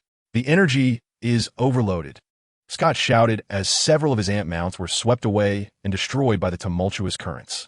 Yet, amidst the chaos, Hop surged forward towards the energy nodule. Scott, cover me. I need to take a direct sample. Hop, it's too dangerous, Scott exclaimed in astonishment. Yet, without hesitation, commanded the remaining army of ants to disperse and proactively assault the diminutive defensive tendrils that had seemingly been activated, equivalent to microscopic antibodies launching an offensive. Hope adjusted the energy of the PIM particles to their utmost limits, while the sensors on her wasp suit extended delicate probes, cautiously piercing into the turbulent energy field. Zzz. An indescribable shriek erupted, not conveyed through sound, but rather directly impacting their consciousness. Both Scott and Hope simultaneously felt a piercing agony in their heads, as though searing nails had been driven into their brains. It was not merely a sound, but a transmission of information, a fragment of pure, chaotic, and frigid will, imbued with insatiable hunger and impulses of annihilation. It surged through the energy field, amplified, and washed over their consciousness like a tidal wave. Ugh! Scott clutched his head, curling up in pain within his armor. Hope, too, let out a muffled groan, yet she bore the excruciating pain, her gaze fixed intently on the sampling readout. The probe captured not the energy itself, but the patterns it harbored, a mode of transmission that transcended known physical concepts such as electromagnetic waves or gravitational waves. It was a psionic signal based on quantum entanglement and vibrations from an unknown dimension.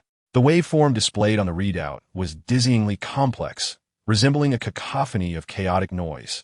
Yet under the most advanced analytical algorithms of PIM's laboratory, Hope discerned its deepest, faint yet unwavering carrier frequency, like detecting the fundamental frequency of a bee's wings beating a kilometer away amidst a raging storm. This fundamental frequency was the key. It served as the foundational basis upon which all chaotic commands were transmitted. Scott, I found it. Hope's voice trembled with pain and exhilaration. It's a signal, a psionic signal. The mastermind controls the swarm through it. All evolutionary commands and tactical maneuvers are transmitted via this. It lurks beneath all the noise. Just then, a violent explosion reverberated from outside. The inner walls of the incubation sac began to rupture extensively. The energy node also grew exceedingly unstable, emitting blinding light. Sampling complete. We must leave. Now, Hope retracted the probe, the data securely encrypted. Yet their escape route was obstructed by the frenzied onslaught of defensive biological entities and corrosive fluids. Their ant mounts had suffered catastrophic losses. The energy from the PIM particles was insufficient for another reduction. At normal size, they would be trapped within. Scott gazed at the rapidly deteriorating environment, despair echoing in his voice. In a moment of dire urgency, Scott spotted the thick, glowing neural bundles, overloaded and transmitting final frantic commands. Hope, grab that thickest neural bundle. He bellowed. What? Trust me, Scott shouted, simultaneously directing the last of the PIM particle energy not towards shrinking, but towards a reverse operation. He forcefully enlarged himself. However, it was not a complete restoration. Rather, it became just sufficient to grasp that violently trembling nerve bundle, akin to a colossal cable. Almost simultaneously, Hope comprehended his intention. She instantly soared to Scott's side, and together they clutched the glowing, pulsating cable with fervor. Hope! Scott shouted her name. Outside, a vibranium missile from Wakanda precisely struck the incubation pod. Boom! A tremendous explosion erupted, shattering the pod from the outside. The energy node completely overloaded and collapsed. In the microscopic realm, the biological nerve bundle that Scott and Hope were holding, connecting the ruling consciousness with the incubation chamber, produced a peculiar, transient, Directional distortion of space-time at the moment of physical rupture and energy backlash. With a sudden burst, two figures were forcefully ejected from the remnants of the exploded incubation pod, transitioning from small to large, crashing heavily onto a chaotic battlefield, landing directly before a squad of Wakandan warriors who were purging the remaining insectoid forces. The warriors were startled and immediately aimed their weapons at these two inexplicably appeared individuals, clad in bizarre uniforms, their bodies slick with repulsive slime. Cough! Cough! Tui! Scott spat out the slime from his mouth. Struggling to rise, the first thing he did was glance at Hope beside him. Hope, are you all right? Hope also stood, albeit disheveled, yet her gaze sparkled with remarkable brightness. She raised the miniature data storage device on her wrist, addressing the wary warriors and the Quinjet that had promptly responded to their life signals. Take us to Stark and Mr. Fantastic. Immediately, we have found it. We have discovered the reigns of the ruler. Her voice pierced through the clamor of the battlefield, imbued with a hint of exhaustion, yet filled with undeniable, groundbreaking power. What they brought back was not a new weapon, nor a vulnerability, but rather a principle, a possibility to disrupt or even sever that omnipresent ethereal signal, causing the vast insect swarm to lose its terrifying unified command, reverting to a horde of instinct-driven beasts. Perhaps the microscopic venture had finally pried open a sliver of victory for the desperate macro battlefield. Chapter 35. The Space Bridge of the Fantastic Four on the top floor of Baxter Tower. The once wondrous marvel of technology and familial warmth had been supplanted by the tension and devastation of war.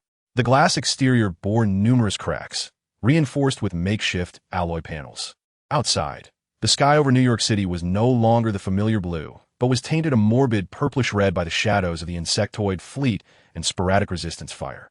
The tower itself, reliant on independent energy and a localized force field designed by Reed Richards, had become a solitary bastion of resistance amidst the fallen Manhattan. Yet at this moment, within the core laboratory of the tower, the atmosphere was not one of defense.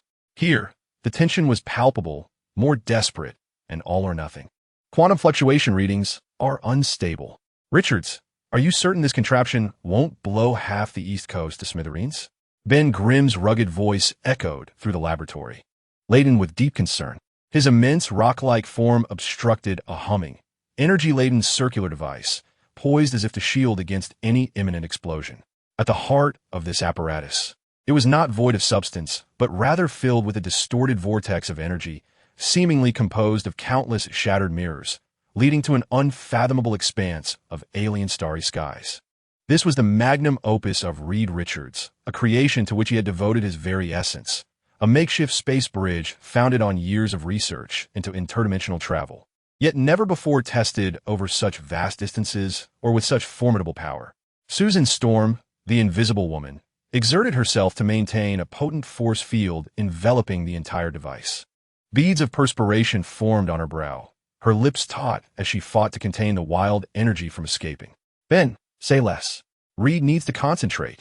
She strained to articulate, the force field rippling under the internal energy's impact.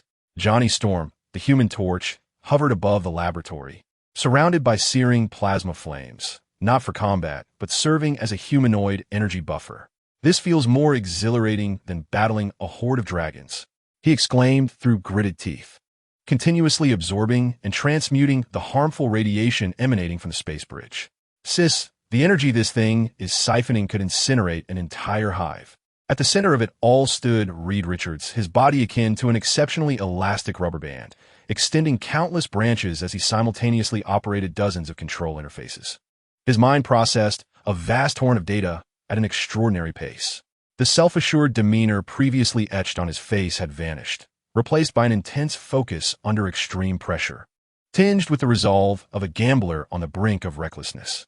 Stability is barely within the expected threshold. His voice echoed from afar, rapid and urgent. Energy fluctuations are a normal phenomenon. We are forcibly tearing open a super-remote wormhole that even the Kree Empire would take months to stabilize. Susan, shift the force field's focal point left by 0.3 units. Johnny, absorb the third frequency of dissipated energy. It will interfere with coordinate locking. Ben, prepare yourself. If the anchor point is successfully established, something may be drawn in.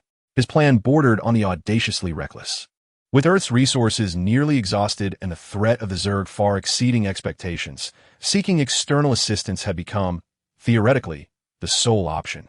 Yet rather than reaching out to neighboring interstellar civilizations that might themselves be in peril, his ambitions soared higher and more uncertain. He endeavored to transmit the space bridge's signal to the universe's oldest, most powerful, yet unpredictable entities. Asgard, the core of the Shi'ar Empire, or even further afield, to civilizations that existed only in legends and sporadic cosmic records. This was a desperate plea cast into the vast, unbounded ocean of the cosmos, hoping to be heard and answered by a being of sufficient power. The ethereal signal data stream has been successfully integrated. One of Reed's extending hands encoded the crucial data regarding the Dominion control signal brought by Hope and Scott into a complex series of pulses, injecting it into the core of the space bridge. This is the intelligence we can provide, proving our worthiness for rescue, and informing them of the nature of the threat. The energy vortex spun with an intensified fury, its colors transforming into a bizarre spectacle, as if the connection was no longer to a vacuum, but to a chaotic alternate dimension. The laboratory lights flickered violently, and various instruments emitted piercing alarms. Energy overload, Reed, Susan cried out, as minute cracks began to form in her force field. Almost there. The coordinates are being finalized, Reed bellowed, all controlling limbs operating in a frenzy. At that moment, a chilling, colossal will, not emanating from the space bridge, surged into the minds of everyone in the laboratory, like an invisible iceberg. It is the Overlord. It has detected. It has sensed this feeble signal attempting to broadcast into the cosmos, aware of the data stream containing secrets about its very core. That vast, greedy consciousness, forged from countless minds, bore pure malice and interference, seeping through the unstable connection of the space bridge. Ugh! Johnny was the first to scream in agony, his flames flickering violently, as if threatened to be extinguished by this frigid will. Ben clutched his stone head in torment, emitting a low growl. Susan's force field fluctuated violently, nearly collapsing, her complexion pale as she struggled to maintain it. Reed's body stiffened suddenly, all extended limbs twitching, his eyes flashing with chaotic and terrifying visions of Swarm, consuming an insatiable hunger. Get out! Reed forced the words through clenched teeth, his superbrain racing to construct a mental defense against this cosmic psychic onslaught. But the force was immense, like a tsunami battering against a dam. The energy of the space bridge became exceedingly unstable, beginning to flicker violently, as if it might collapse or even explode at any moment.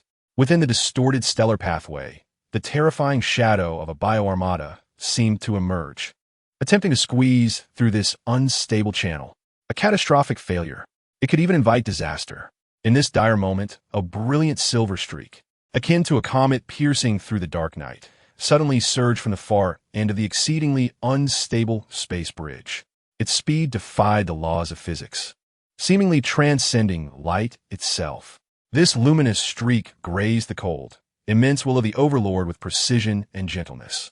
There was no cataclysmic explosion, no thunderous clash of energies. It was as though a glowing iron brand had seared into ice. The frigid will seemed momentarily scorched, emitting a silent yet soul-chilling shriek, retracting abruptly. The interference vanished instantaneously, and that silver streak did not linger, revealing no specific form. But before it vanished entirely, it left behind an exceedingly brief yet crystal-clear thought, resonating in the receptors of Reed, Susan, Ben, Johnny, and even all those keenly observing, such as Tony Stark and Chala. The signal has been received. The balance is tipping. The observer is about to intervene. Subsequently, the silvery luminescence vanished entirely. The energy of the space bridge, stripped of external interference and the support of that argent force, became exceedingly unstable in an instant. Shut down. Now, Reed commanded decisively, expending his final strength to shout. Susan abruptly withdrew the force field, while Ben, with a powerful punch, shattered the main energy supply line. Johnny unleashed one last burst of flame towards the energy leakage point. The humming ceased abruptly. The distorted starry portal dissipated like an illusion, leaving behind a heavily overloaded, smoke-emitting circular device and 4 individuals in the laboratory, shaken and nearly exhausted. Silence enveloped the room, broken only by the cooling instruments' rhythmic ticking and their labored breaths. What was that just now? Ben panted, surveying the chaotic laboratory, still haunted by the experience. Reed, slumped on the ground, returned to his normal state, his blue suit soaked in sweat, his face etched with profound fatigue and incredulity. The mental interference that had dominated him was dispelled as effortlessly as dust is brushed away. Susan approached him, steadying his shoulder, her hand trembling slightly. The observer is about to intervene. Johnny landed back on the ground, extinguishing the flames, his complexion pale. Did we succeed? Or have we failed? Reed lifted his gaze towards the damaged ceiling, revealing the sky still shrouded in the shadows of the swarm, his expression contemplative. We sent out a signal, and we received a response, albeit not in any form we anticipated. He spoke slowly, his voice tinged with a rasp. In all the cosmic legends and ancient records of the Kree Empire, only one entity is referred to in such a manner. He paused, exhaling a name, Galactus. The laboratory fell into a deeper silence, intermingled with a blend of hope and profound terror. They had called for aid, seemingly invoking a presence even older and more fearsome than the swarm's dominion. The balance of the universe was teetering, and Earth, this minuscule blue planet, once again found itself at the eye of the storm. The Fantastic Four space bridge had not summoned the anticipated reinforcements, but might have awakened a far older god. The cost of survival could prove far heavier than they had imagined. Chapter 36. The arrival of the Silver Surfer, the suffering of Earth, when viewed on a cosmic scale, is as insignificant as a whisper of despair. Yet, in that boundless void of darkness, exists entities with perceptions far beyond the mortal realm, capable of hearing that faint yet desperate cry and sensing the corrupting spread that disrupts the cosmic equilibrium. He has arrived. A silvery streak, transcending the laws of physics, shattered the silence of interstellar space. He was not flying. He was gliding, his silver surfboard distorting time and space beneath him, trailing a luminous tail forged from the compression of countless stars. He is Norrin Radd, yet in the universe, he is more often feared or revered as the Silver Surfer, the harbinger of Galactus. His journey had no fixed destination, relentlessly seeking the next energy-rich world to satiate the insatiable hunger of his master.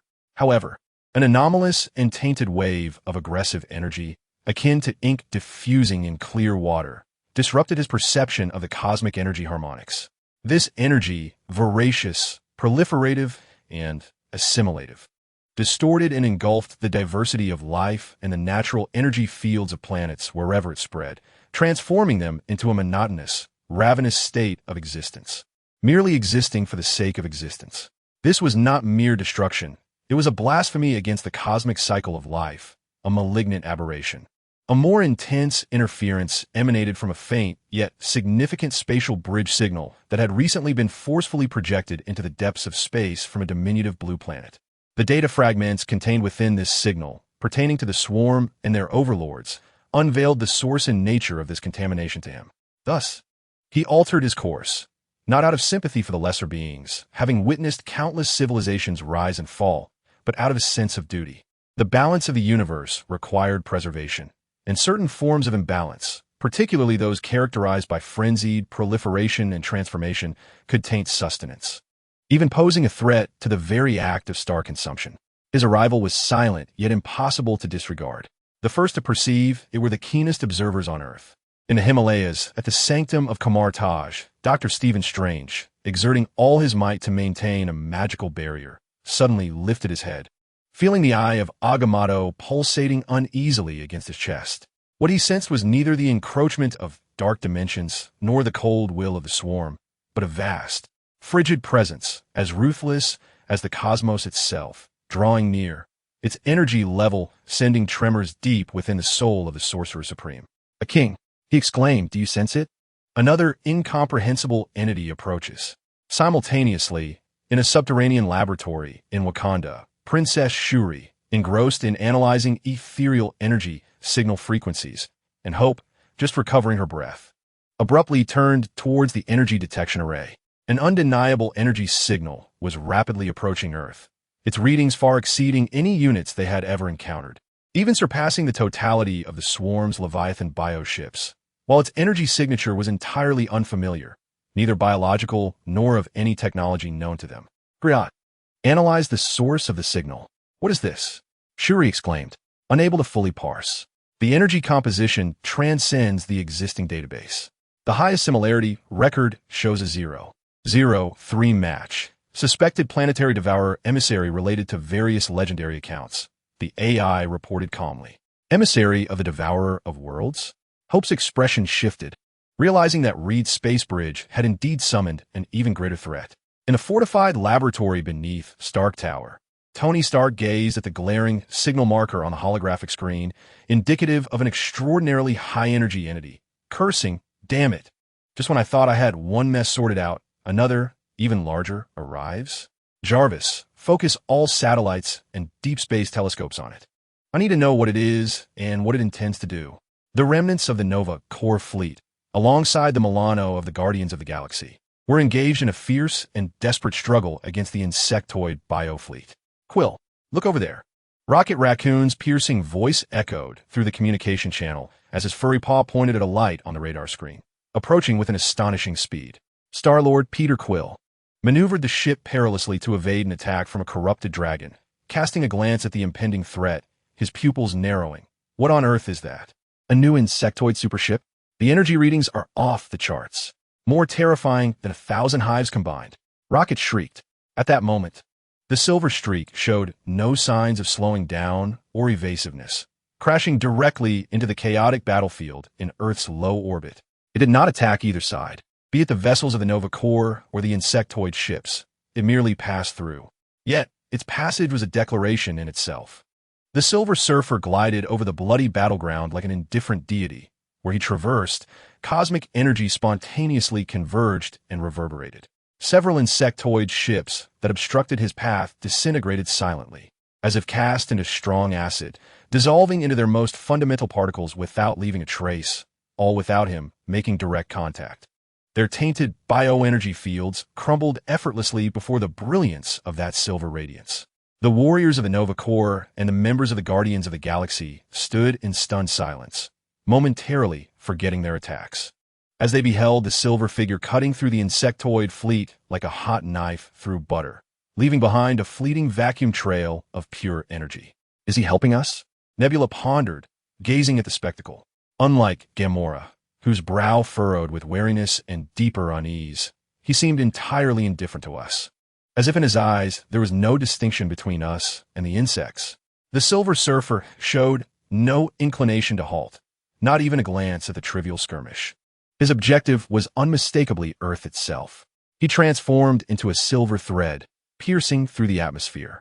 Disregarding any insectoid units attempting to intercept him, they were all purified by the energy field as they approached. Heading straight for one of the most heavily infected and polluted areas on Earth, what was once New York City. His descent was eerily silent, devoid of thunder or shock waves. He simply hovered over the ruins of New York City, with pulsating purple fungal blankets and a multitude of insectoid structures sprawling beneath him. The Silver Surfer lowered his expressionless, metallic head, his hollow yet starry eyes gazing down upon this vast wound. Slowly, he raised a hand. No words, no warning. A beam of pure, silvery energy shot forth from his hand, not targeting a specific entity, but rather scanning the entire area below. Under the illumination of this potent energy, an astonishing scene unfolded. The thick, vibrant mycelium swiftly faded to a dull gray, withered, and then transformed into ash. All lower-tier insectoid entities within the vicinity, such as jumpers, stingers, and even a few smaller thunder beasts, emitted anguished cries, their flesh and blood beneath their exoskeletons seemingly purified, evaporated, and rapidly losing vitality, collapsing in droves into brittle bones. This was not an attack. It resembled a form of sterilization. Yet, this purification came at a grave cost. All remaining flora, fauna, and even some human survivors, trapped and gasping for breath amidst the ruins, were silently reduced to ashes in this indiscriminate purging energy. The face of the Silver Surfer bore no signs of emotional change. He appeared merely to be executing a task, cleansing this area of its contamination. Life or death, from his cosmic perspective, perhaps held no intrinsic difference, only the dichotomy of purity and pollution. His actions instantly shocked monitoring agencies across the globe. He was engaging in indiscriminate slaughter. Hill exclaimed from the command center, constructed from the wreckage of the aerial mothership. No, he is purging. Bruce Banner observed the data, his voice trembling. To him, the pollution of the insectoids and life itself might both be impurities in need of eradication. Attempt to communicate immediately. Nick Fury bellowed, his one eye wide open, addressing the communicator with all frequencies. Tell him to cease. Yet, all communication requests fell into silence. Having completed the initial purification of the New York area, the Silver Surfer lifted his gaze, seemingly directing it toward another severely infected region, the European continent. At that moment, a chilling, immense, and wrathful will erupted from deep within the earth, crashing towards the Silver Surfer like an invisible tidal wave. It was the Overlord. It sensed this sudden and fearsome power capable of fundamentally purging its subjects and biomass. This force posed a greater threat to it than any human weapon. Its consciousness, a confluence of countless thoughts, surged forth with pure hostility and disarray, attempting to impact, comprehend, and even assimilate this newly emerged entity. The Silver Surfer hovered in the air, his silver form momentarily pausing. For the first time, he exhibited a discernible reaction. He turned his head, seemingly gazing towards the direction from whence this will emanated. Deep within the earth, a colossal biological nexus. Without sound, an even more vast, frigid, and emotionless intent, akin to the cosmic background radiation, calmly resonated back. Abnormal proliferation. Energy pollution. Disorderly disruptor. To be eradicated. This was the proclamation of the enforcer of cosmic law. Subsequently, he disregarded the trivial conflicts below, transforming into a silver streak, propelling directly towards the general direction of the Earth's Overlord. It appeared he sought to confront the source of the pollution directly. His arrival did not herald salvation. Rather, it ushered in a more ultimate and indifferent terror. The threat of the Zerg has not yet been lifted. A celestial, godlike envoy has descended, intent on purging the Earth and all its infestations. Despair has not concluded, but has instead plunged into a deeper abyss. Chapter 37. The Devourer of Worlds in the profound emptiness of space, far removed from the radiance of any star, eternal darkness and cold prevail. Here, time seems to stand still, and the very concept of space becomes nebulous. Yet, in this void, where even light appears forgotten, there exists a magnificent entity beyond the grasp of mortal language. He does not navigate, he merely exists. His colossal form rivals that of a small planet, encased in an enigmatic armor of deep purple, adorned with ancient patterns that resist comprehension. He reclines upon an equally immense metallic throne, which serves both as a seat of power and his vessel traversing the void. With eyes closed, he resembles a statue that has existed since time immemorial, entranced in an eternal cycle of insatiable hunger and slumber. He is the devourer of worlds, Galactus, the balancer of the cosmos, the harbinger of worlds' demise, and the herald of new beginnings. He embodies neither evil nor goodness. Rather, he is an integral part of the cosmic order, a being that must consume planets rich in life energy to sustain himself and, in turn, maintain the universal energy cycle. Ordinarily, his herald, the Silver Surfer, seeks out suitable sustenance, those planets teeming with vitality, yet whose consumption threatens the delicate balance of cosmic energy. When the time comes, Galactus descends to fulfill his sacred and fearsome duty. However, at this moment, an anomaly disrupts his eternal slumber of hunger, a scent of corruption, not through the sense of smell, but through his divine intuition, which perceives the flow of energy throughout the cosmos. Like a connoisseur detecting a hint of spoilage from across vast distances, the devourer of worlds' immense consciousness captures a discordant, sour aroma emanating from the direction of the third planet in a distant solar system. Initially, it is a faint disturbance, akin to a drop of ink mingling in a clear stream. He pays it no heed. Conflict and destruction are perpetual in the universe. Yet soon, the scent intensifies, spreading aggressively. It is not the natural decay of life, nor the self-destruction of civilization, nor even the energy of planets that have previously resisted his consumption. Instead, it embodies a frenzied, chaotic greed, one that knows only consumption and transformation. It does not merely drain the planet's energy, but seems to envelop, replace, and suffocate the very life energy field of the planet with a foul, homogenized substance. What he perceives of Earth, the blue planet once marked in his ancient memory as a potential future source of sustenance, vibrant with life and complex energy signatures, is swiftly becoming inedible. Its energetic characteristics are becoming monotonous, repugnant, filled with a violent desire for proliferation.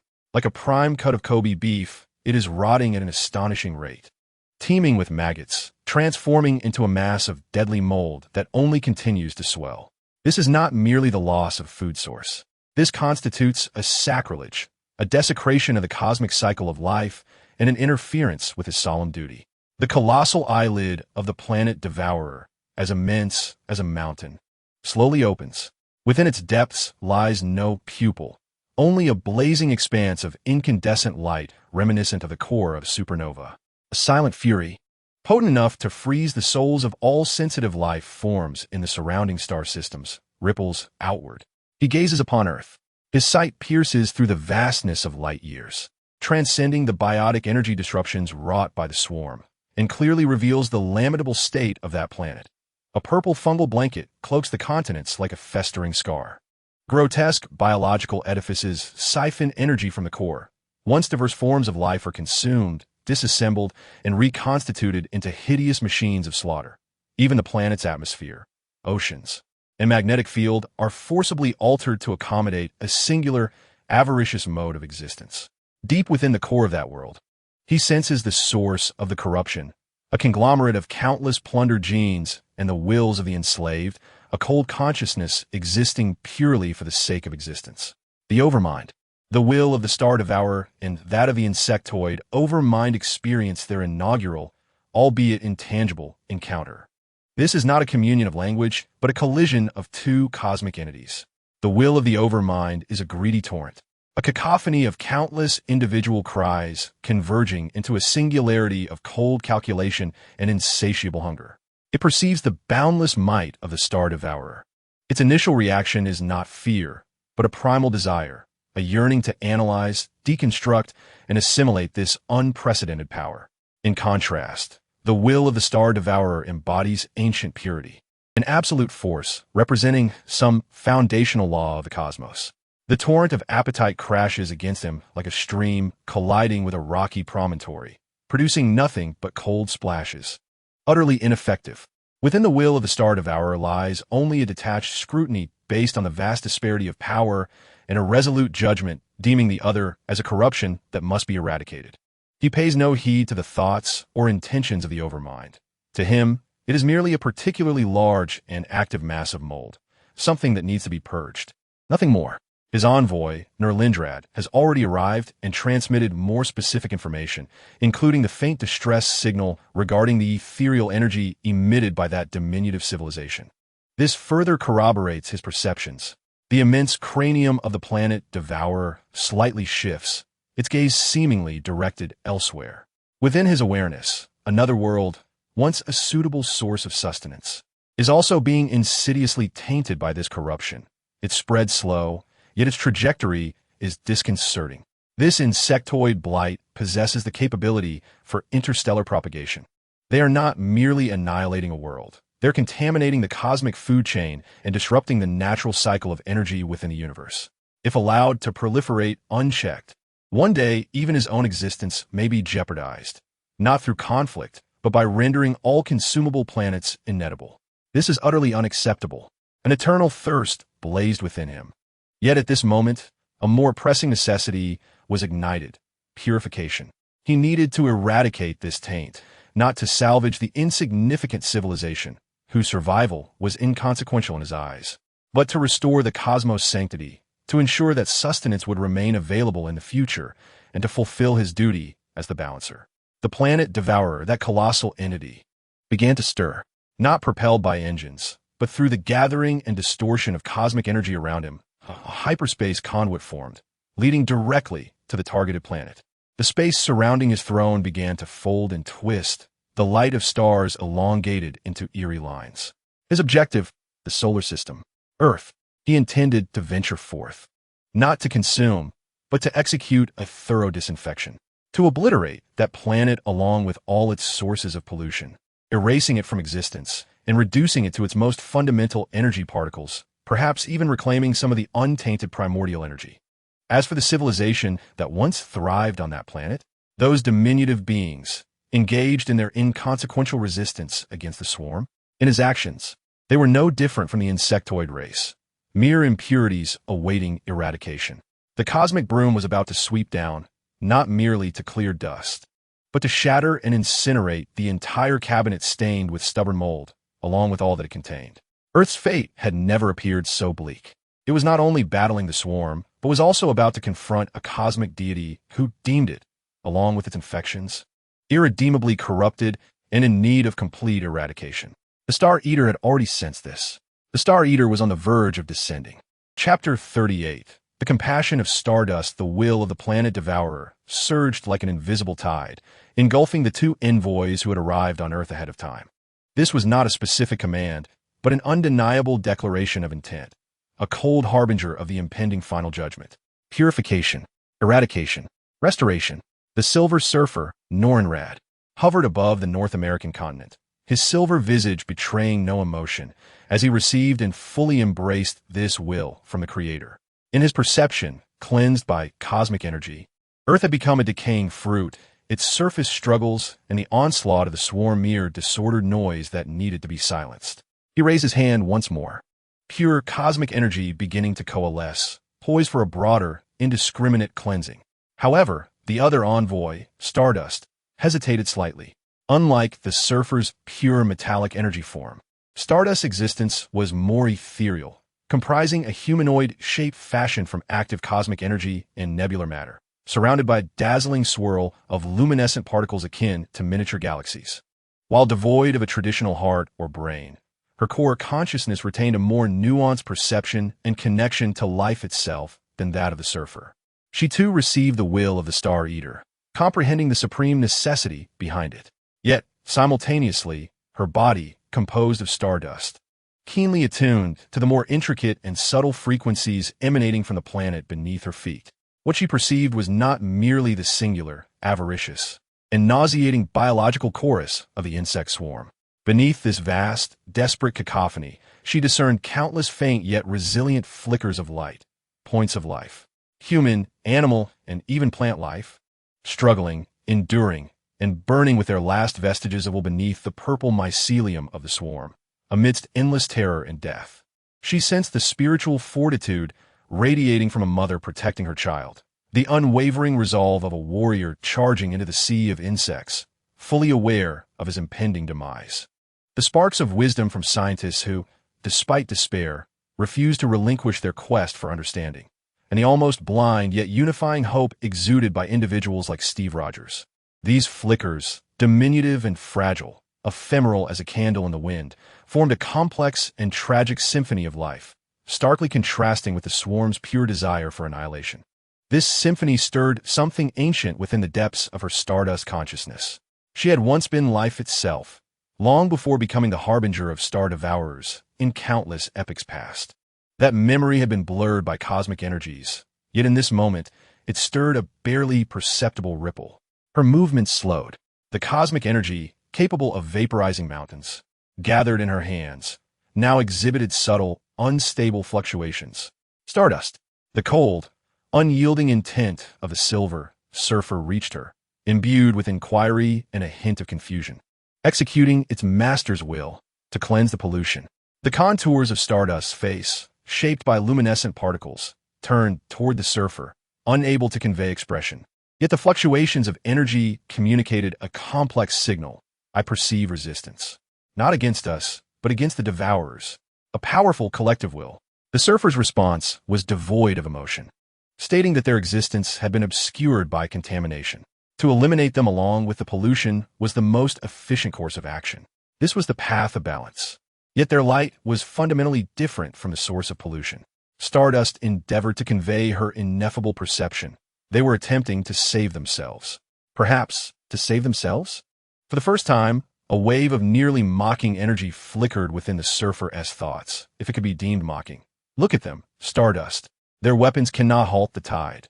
Their barriers teeter on the brink of collapse.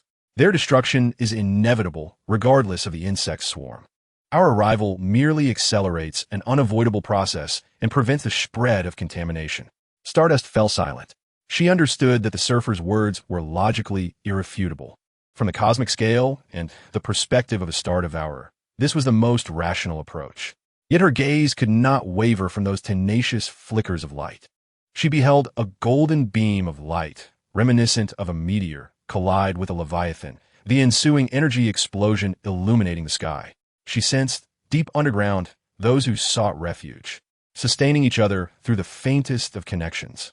She even heard the fervent discourse emanating from the Wakandan laboratory, where two diminutive lives, Princess Shuri and Hope, engaged in a passionate discussion regarding the ethereal frequency.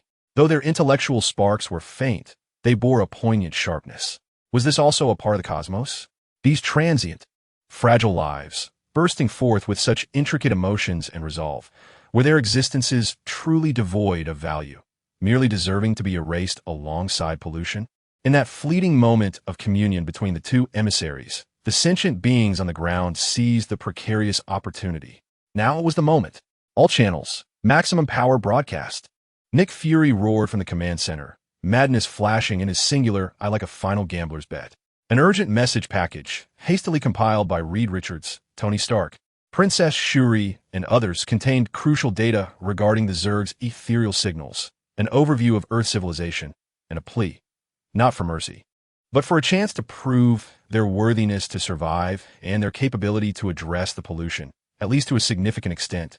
This information was transformed into various known forms of energy, even incorporating frequencies speculated from Stardust energy signatures, and was fervently transmitted towards the two emissaries in the sky. While the contents of the message might not be fully comprehensible, the intent of resistance, self-preservation, analysis of the Zerg, and a stubborn refusal to perish was unmistakably conveyed. Stardust received it with precision. The swirling nebula around her quickened slightly. She gazed once more at the surfer. They had provided an analysis of the source of pollution, attempting to discover a remedy. Futile. The surfer dismissed it again. The corruption had penetrated the core of the planet. Their efforts could not alter the inevitable outcome. Stardust, your hesitation does not align with the Master S will. The energy in his grasp became stable and resplendent once more, poised to descend. Yet Stardust moved. She did not attack the surfer, nor directly defy the will to devour stars. Instead, she gently positioned herself between the surfer and a densely populated refuge below, not yet fully claimed by the swarm. Her actions were subtle, as though merely adjusting her stance. However, the energy field she radiated softly deflected and buffered the edge of the destructive energy the surfer was about to unleash. Stardust, for the first time, the surfer's energy fluctuations exhibited clear emotional astonishment and confusion. What are you doing? Give them a little more time. Stardust's thoughts conveyed calmness, yet bore an indescribable insistence. Norinrad, the Master S will is to eradicate the pollution and restore balance. But what if they could eliminate most of the pollution themselves? If their light could triumph over the darkness, would that not align more closely with the essence of balance? To avert unnecessary energy waste? She was attempting to uncover a logical flaw, perhaps one that could persuade the surfer, or even provide a rationale to sway the very essence of the devourer of worlds in the future. The surfer fell silent, and for the first time, the silver visage bore an exceedingly subtle, perplexed crease. He could not fathom Stardust's aberration. Throughout his protracted tenure, no envoy had ever dared to question the will of the devourer, let alone impede it with such an insidious softness. Your actions are perilous, Stardust. The surfer's thoughts turned frigid. You exhibit compassion towards them. Compassion is a weakness possessed solely by lesser beings, capable of clouding judgment. Perhaps Stardust's response was capricious. Or perhaps such vulnerabilities were intrinsic to the diversity of the cosmos rather than flaws to be eradicated. The two envoys of the devourer stood opposed beneath a sky stained crimson by war. One, cold and resolute, executing absolute command. The other, gripped by an unprecedented hesitation and empathy sparked by the tenacity of insignificant life. This empathy, though trivial, could not alter the ultimate decree of the devourer, nor could it genuinely impede the surfer's might. Yet it bought Earth perhaps a few precious minutes, invaluable in their fleeting hold. In this brief standoff, the voice of Tony Stark resonated across all communication channels, imbued with a frantic urgency and a desperate grasp for opportunity. It seems there's some discord within. Whatever the reason, it doesn't matter. Now, send me all data on the ethereal frequency, every experimental protocol, to me, read and banner. We must devise this damned insecticide before the next cosmic sneeze wipes us all out. Stardust's compassion quivered like a delicate thread in the tempest of annihilation, momentarily suspending Earth's precarious fate. Hope, still as elusive as dust, had yet to be entirely extinguished. Chapter 39. The intervention of Thanos, the Shadow of Titan, did not descend quietly.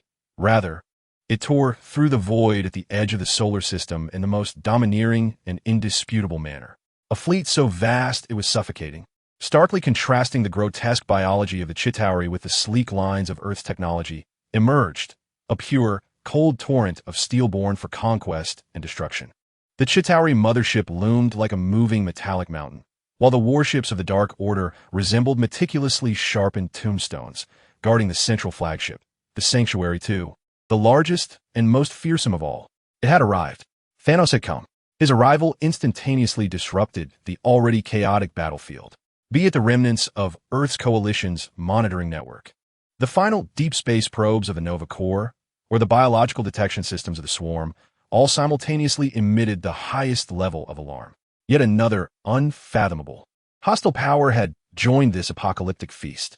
Upon the command throne of the Sanctuary II, Thanos' immense form remained immovable. Clad in golden armor, his visage was tranquil, even tinged with a hint of displeasure. His rough hand gently caressed the empty grooves of the Infinity Gauntlet, his gaze piercing through the vast distance. Landing on the blue planet, now largely enveloped by a purple fungal carpet, the resonance of his deep voice echoed through the desolate throne room, imbued with an undeniable authority that was being wantonly dismantled. Within his cruel and twisted philosophical framework, the universe's resources were finite, yet life proliferated infinitely. Therefore, the indiscriminate and random purification that eradicated half of existence was deemed the only merciful means to maintain balance and ensure the survival of the remaining. This was the grand endeavor for which he had devoted his life, a sacred mission he had self-imposed. However, the emergence of the Swarm represented the most fundamental provocation and desecration of his ideology. The Swarm did not engage in purification. They embraced consumption. They disregarded the fairness of random eradication, instead pursuing total annihilation without exception. Unlike him, Thanos, who envisioned in his eyes, healthier and more hopeful universe post-mission. They left behind only desolation, void, and an insatiable multitude of their kind. This was not merely an adversary. It was a complete negation of his lifelong pursuit of ideals, the most extreme and grotesque manifestation of cosmic entropy. Their very existence mocked his notion of balance. Moreover, the frenzied rate of their proliferation implied that their consumption of resources vastly outpaced any natural civilization. If left unchecked, the entire universe would be devoured, rendered into a desolate tomb. What balance could be spoken of then? Thus, Thanos had to intervene, not to save Earth, a planet that lay on his future cleansing list, but to uphold his cosmic order of balance, to eliminate this more extreme and uncontrollable error. They were a chaotic malignancy, and before the empty throne, Thanos seemed to expound to some intangible audience that they must be excised completely. His gaze shifted to another screen, which displayed the Silver Surfer and Stardust confronting one another near Earth's orbit. Planet Devourer, do you also sense the stench of decay? He whispered, a grave flicker in his eyes, yet devoid of significant fear. Star consumption was a cosmic constant, a natural calamity, while the Swarm was a plague against nature. Master, the slick voice of Ebony Maw intruded, bowing respectfully. The fleet has arrived at the designated position. The main force of the Swarm is entangled with the remaining resistance and the Star Devourer's envoy. Please provide instructions. Thanos slowly rose, his grip tightening on the Infinity Gauntlet. Indiscriminate attack. His command was simple, cold, and efficient. All units, all regions. Eradicate every visible biosignal of the Swarm. If those natives and envoys obstruct, they shall be eliminated as well. He held no interest in alliances, nor in communication. In his eyes, Earthlings, the Swarm, and even the envoy of the Star Devourer were merely pieces on a chessboard that required clearing, differing only in the priority and method of their removal. At present, The swarm was the highest priority error that needed erasure. For balance, General Corvus Glaive rasped, a glint of belligerence in his eyes. For balance. In the dark night, the neighboring star echoed, and the divine spear in hand emitted a resonant hum. In pursuit of equilibrium, the black dwarf let out a growl, hoisting his colossal axe. The ebony-throated figure revealed a twisted smile, uttering, "As you wish, my master."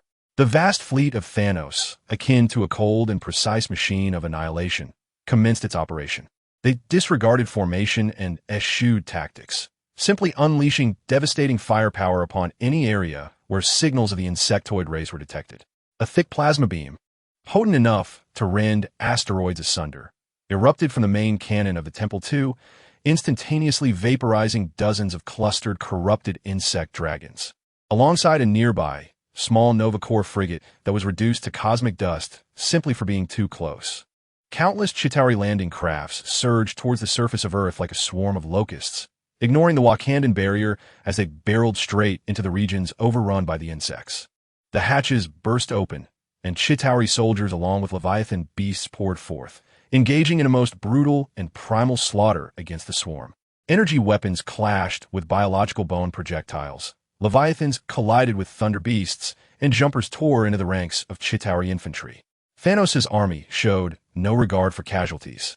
Indifferent to friend or foe, they merely executed the extermination order, expending lives and steel to diminish the numbers of the swarm. The Earth Coalition was utterly bewildered. Were they attacking the insects?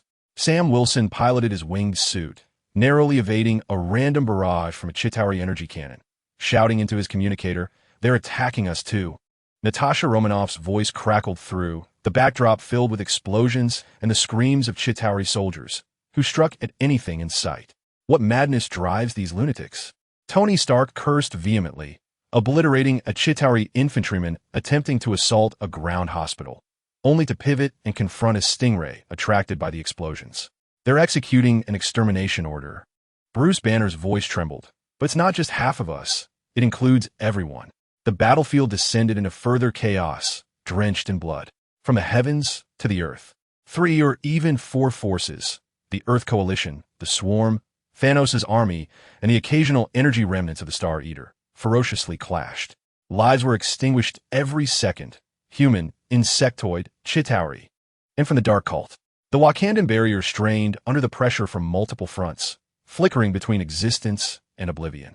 Steve Rogers raised his shield, observing the Chitauri army and the swarm ripping into each other ahead, feeling an overwhelming sense of absurdity and helplessness. Thor wielded his storm axe, conjuring lightning to shatter both a thunder beast and a dark cult armored troop carrier, bellowing in fury, "Can you not form a line?" Amid this ultimate chaos, the Obsidian commanders under Thanos also joined the fray, yet it was evident they had their own schemes and grievances. General Deathblade and the Dark Knight neighboring star appeared like phantoms near a hatching node of the swarm, efficiently dispatching the surrounding guards. The Master has grown increasingly fixated on his balanced scythe, the whisper of death, effortlessly cleaving through the chitinous armor of a Zerg hero unit. To waste our precious forces on such inferior beings is folly. Mind your words. Whisper, the Night Star coldly interjected, her gaze equally flickering with uncertainty. She remained loyal to Thanos' might, yet did not wholly endorse all his decisions, particularly this seemingly selfless act of aiding a planet on the brink of annihilation. Meanwhile, the Ebony Throat hovered at the edge of the battlefield, observing the Zerg with a scholarly cruelty, his eyes glinting with an unusual light. What an efficient biological form. A perfect creation of slaughter. Alas, perhaps uncontrollable. He seemed to be contemplating something. The Black Dwarf, on the other hand, simply reveled in the carnage, whether the targets were insects or the occasional human soldier. Seated upon the throne of Sanctum II, Thanos appeared indifferent to the subtle thoughts of the frontline commanders. His gaze transcended the void, firmly locking onto the depths of Earth, to that collective consciousness emanating the most potent aura of pollution, the Overlord. Thanos' formidable will, akin to a drawn blade, transformed from mere perception into scrutiny, critique, and a hint of disdain, forcefully colliding with the cold, colossal collective consciousness of the Overlord. For the first time, the wills of 2 sovereigns clashed across the cosmos. On one side stood a singular, immensely powerful individual will, brimming with absolute confidence and ruthless intent. On the other lay the chaotic yet highly unified collective will of countless individuals, driven solely by unadulterated greed and the instinct for survival. There were no words, only the essence of their existence manifesting. Thanos' will conveyed a stark message. Your existence is erroneous. Your methods are sacrilege. You must be corrected. The overlords will responded with the most primal feedback, energy, powerful, analytical, absorbing, assimilating. Thanos sensed the insatiable greed attempting to dissect and consume his will, his brow furrowing slightly. A flicker of genuine disgust flashing in his eyes. Irredeemable savagery, he murmured. His will coalesced like a hammer, sharper and more concentrated, seeking the core.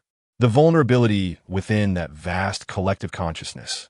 This was not for the sake of communication, but for assessment, to ensure that when he struck in the future, it would be a decisive blow. The intangible clash produced mental ripples that sent a wave of trepidation and headache through all sensitive beings on Earth. Doctor Strange pressed his temples, pallid. It was sharper than before.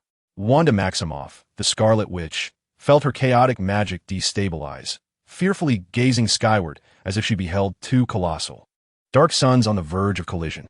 Thanos' intervention did not bring order. Rather, it propelled the ultimate conflict into a more unpredictable and brutal abyss. Earth had irrevocably transformed into the arena for a cosmic clash of powers, and its inhabitants seemed to have lost even the right to choose the manner of their demise. Chapter 40. The Betrayal of the Night Star and the Whisper of Death. In the command throne room of the Temple 2, the atmosphere was as frigid and heavy as its master. A holographic tactical map hovered in the air, vividly depicting the chaotic battlefield of Earth. The purple tide, representing the Zerg, clashed violently with the dark red, iron flow of Thanos' army, intertwining and annihilating each other, while scattered golden, Earth resistance, and silver, Star Eater's emissaries, specks flickered amidst the turmoil, akin to foam in a tempestuous sea. Thanos remained unmoved, his gaze as unchanging as ancient rock, scrutinizing every subtle shift in the battle. His will served as an invisible baton, orchestrating the vast legion with an almost wasteful, cold efficiency that depleted the Zerg in droves. Each explosion of a Chitauri mothership, each fall of an Obsidian Special Forces member, was merely the necessary cost of achieving balance in his eyes, a surgical fee for the eradication of cosmic malignancy. However, not everyone could accept this cost with such equanimity. In the shadow beneath the throne, the fearsome duo of General Blade and Knight Proxima communicated silently through a private channel, their faces concealed beneath their helmets, their fingers, gripping their weapons, turned pale, betraying their inner turmoil. Look at these losses. Blade's thoughts hissed like a venomous serpent, penetrating Knight Proxima's mind. Our elite, our legion that has conquered countless worlds, tossed into this mire like refuse to gnaw on those repulsive insects. All for his twisted notion of balance. Knight Proxima's gaze swept across the hologram. Witnessing a squad of assassins she had personally trained being overwhelmed by a sudden surge of newly developed self-destructing insects while attempting to infiltrate a Zerg hatchery. The signal vanished in an instant. Her heart twisted, not out of sympathy, but from a furious sense of squandered potential. He was not always like this, Blade. Her response was frigid, yet tinged with an imperceptible wavering. Conquest, destruction, death, these had once been paths to glory, for a mightier future for us. She tilted her head slightly, as if casting a glance at the imposing figure on the throne. But what was this now? To save a planet destined for cleansing? To confront a horde of beasts devoid of intellect, driven solely by appetite at the expense of the power we had amassed over the years? Blade's thoughts dripped with malice. He claims the Zerg are the greater threat. Perhaps so. But what then, after their eradication?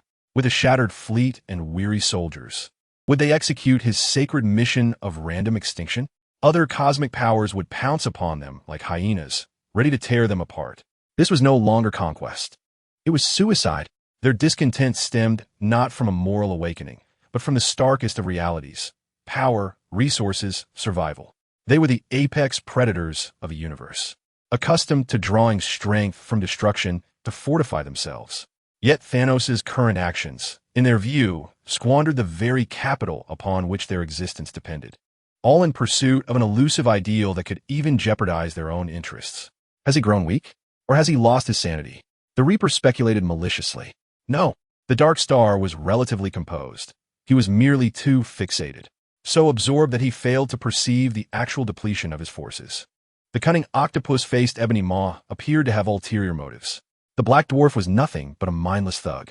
We must plan for ourselves, my star. The Reaper's thoughts turned perilous and resolute. If the Master could no longer lead them towards strength but instead towards demise, then loyalty might need to be redefined. The seeds of betrayal are not sown in a day.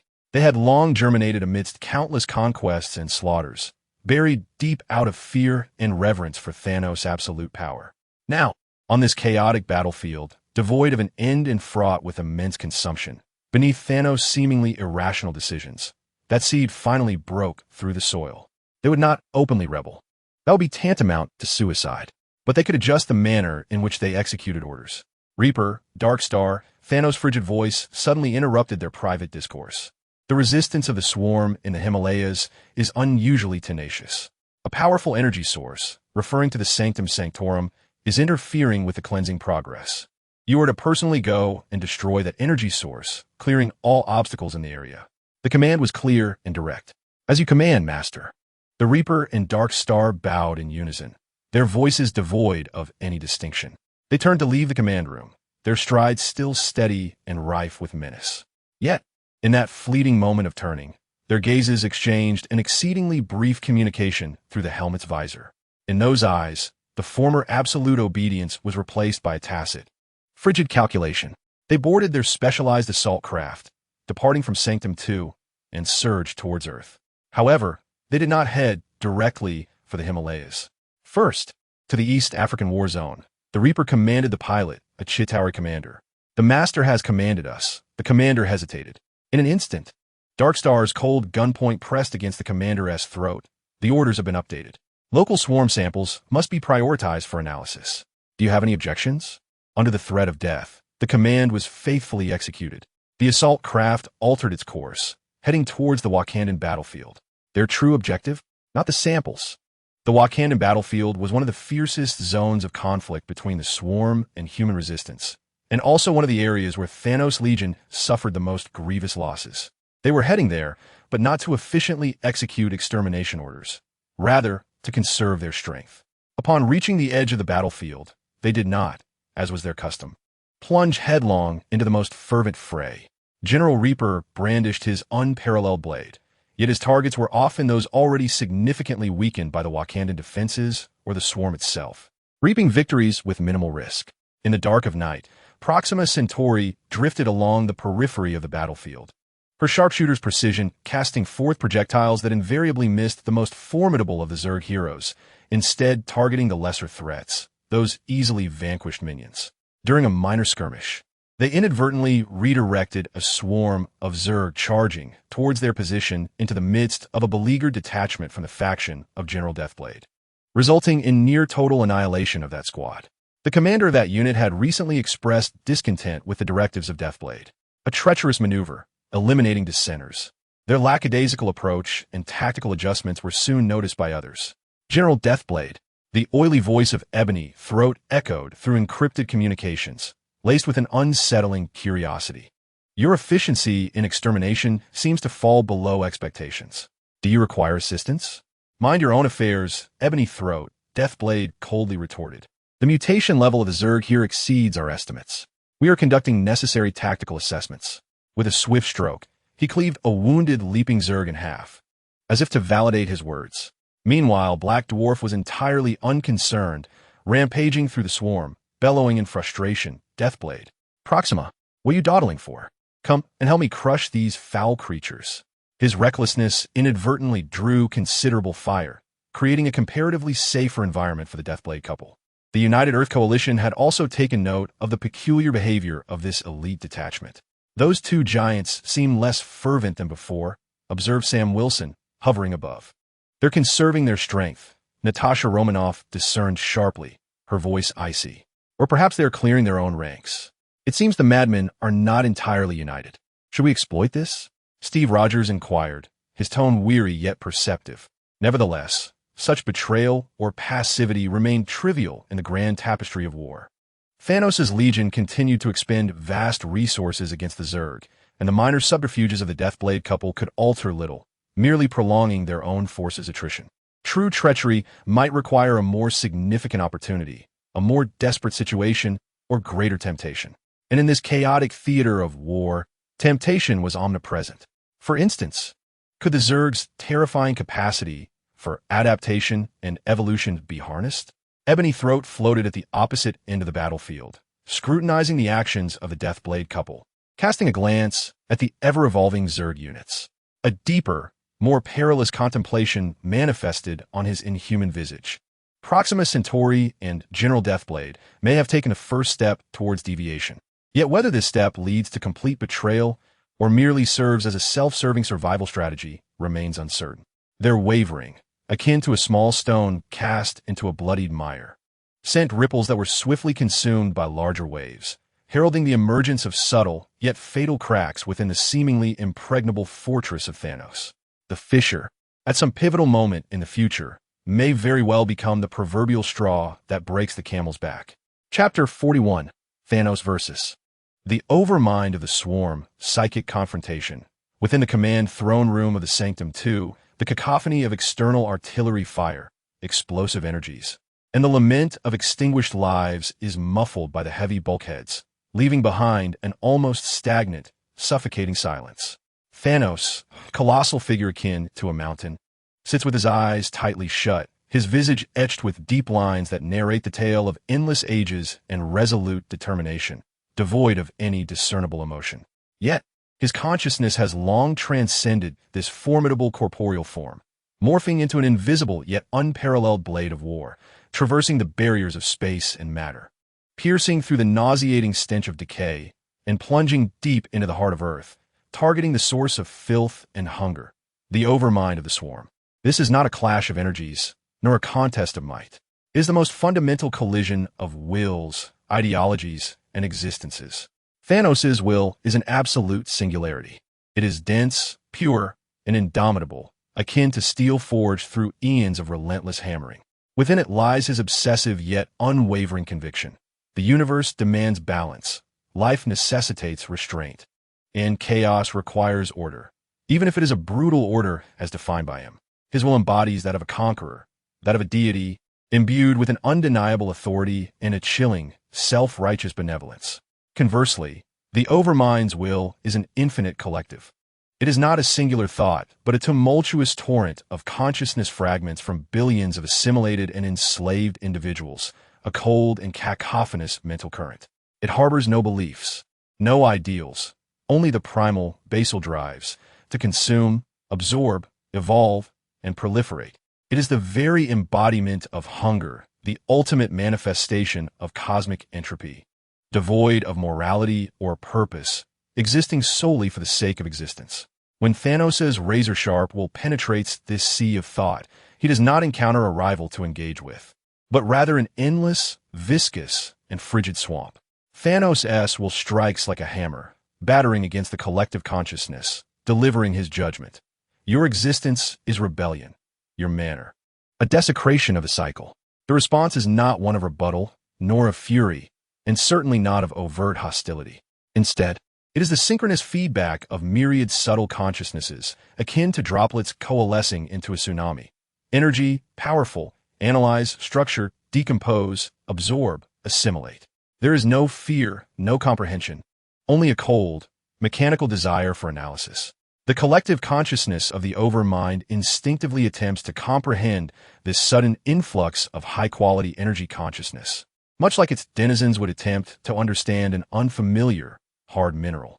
The initial reaction is not to retreat, but to corrode with acid, to tear asunder with claws, striving to decompose, absorb, and transform it into a part of itself. For the first time, Thanos, with his ironclad will, experiences an unsettling discomfort. This is not a fear born from a disparity in strength. He is confident that his power far surpasses this, but rather a repulsion stemming from the confrontation with an utterly irrational and illogical existence. It resembles the reaction of a meticulous mathematician who, faced with a chaotic mass of continuously shifting, patternless clouds, experiences a visceral aversion rooted in his professional instincts. His will, like a sharpened blade, effortlessly shatters the countless tendrils of consciousness attempting to ensnare him, remnants of assimilated individuals, their silent screams fading into oblivion. Yet more tendrils surge forth, unrelenting and infinite. He seeks a core, a pivotal node that could be deemed a brain or a heart, only to find himself swinging his sword in a fog. The voids he cleaves swiftly refilled by new mists. This collective consciousness lacks a core in the traditional sense. Its essence is distributed, fluid, the network itself. Amidst the mindless barbarism, a flicker of disdain crosses Thanos' mind. Yet beneath that disdain lies a deeper vigilance. He recognizes that the threat posed by this form of existence, if it can still be termed life, may lie precisely in its unpredictability. It eschews conventional reasoning, devoid of predictable logic, driven solely by an insatiable greed and terrifying adaptability. He intensifies his will's projection, unleashing a vast mental force that no longer merely impacts, but radiates outward like a supernova, dispersing waves of pure order and negation. Within this range of fluctuation, the lower-tiered fragments of consciousness, the very bedrock of the dominion over thought, begin to crumble and dissipate, akin to dewdrops under sunlight. This seems effective. A fleeting moment of clarity emerges within the mire of thought. However, the dominion reacts swiftly. Almost immediately, deeper, more powerful units of consciousness are mobilized. These fragments, absorbed during the consumption of countless worlds, belong to the sages, scientists, and strategists of various civilizations. They are stripped of emotion and personality, retaining only pure calculation and analytical prowess. Thanos feels an immediate surge of pressure. His waves of order are countered, deconstructed, and adapted to by an exceedingly complex and frigid tactical calculus.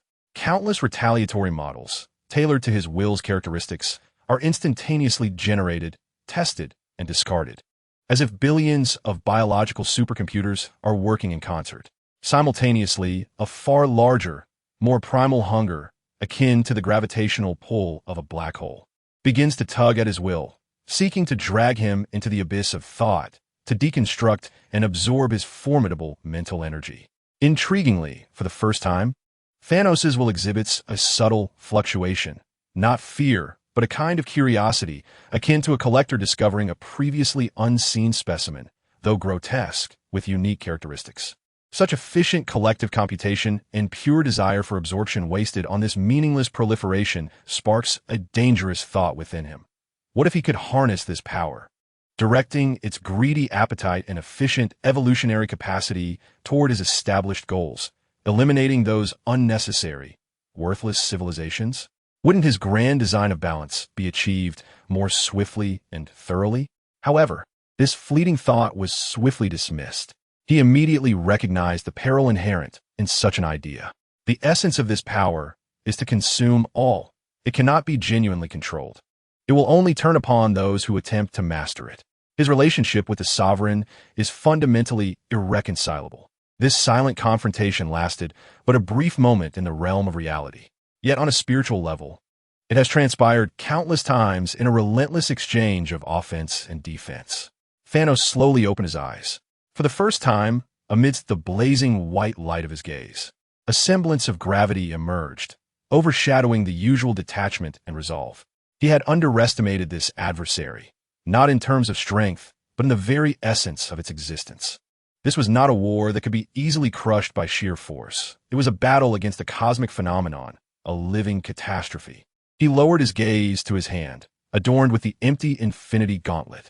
Had the gauntlet been set with gems, particularly the Mind Stone, it might have effortlessly dismantled that chaotic collective consciousness or controlled it directly. But it was not, at least not at this moment.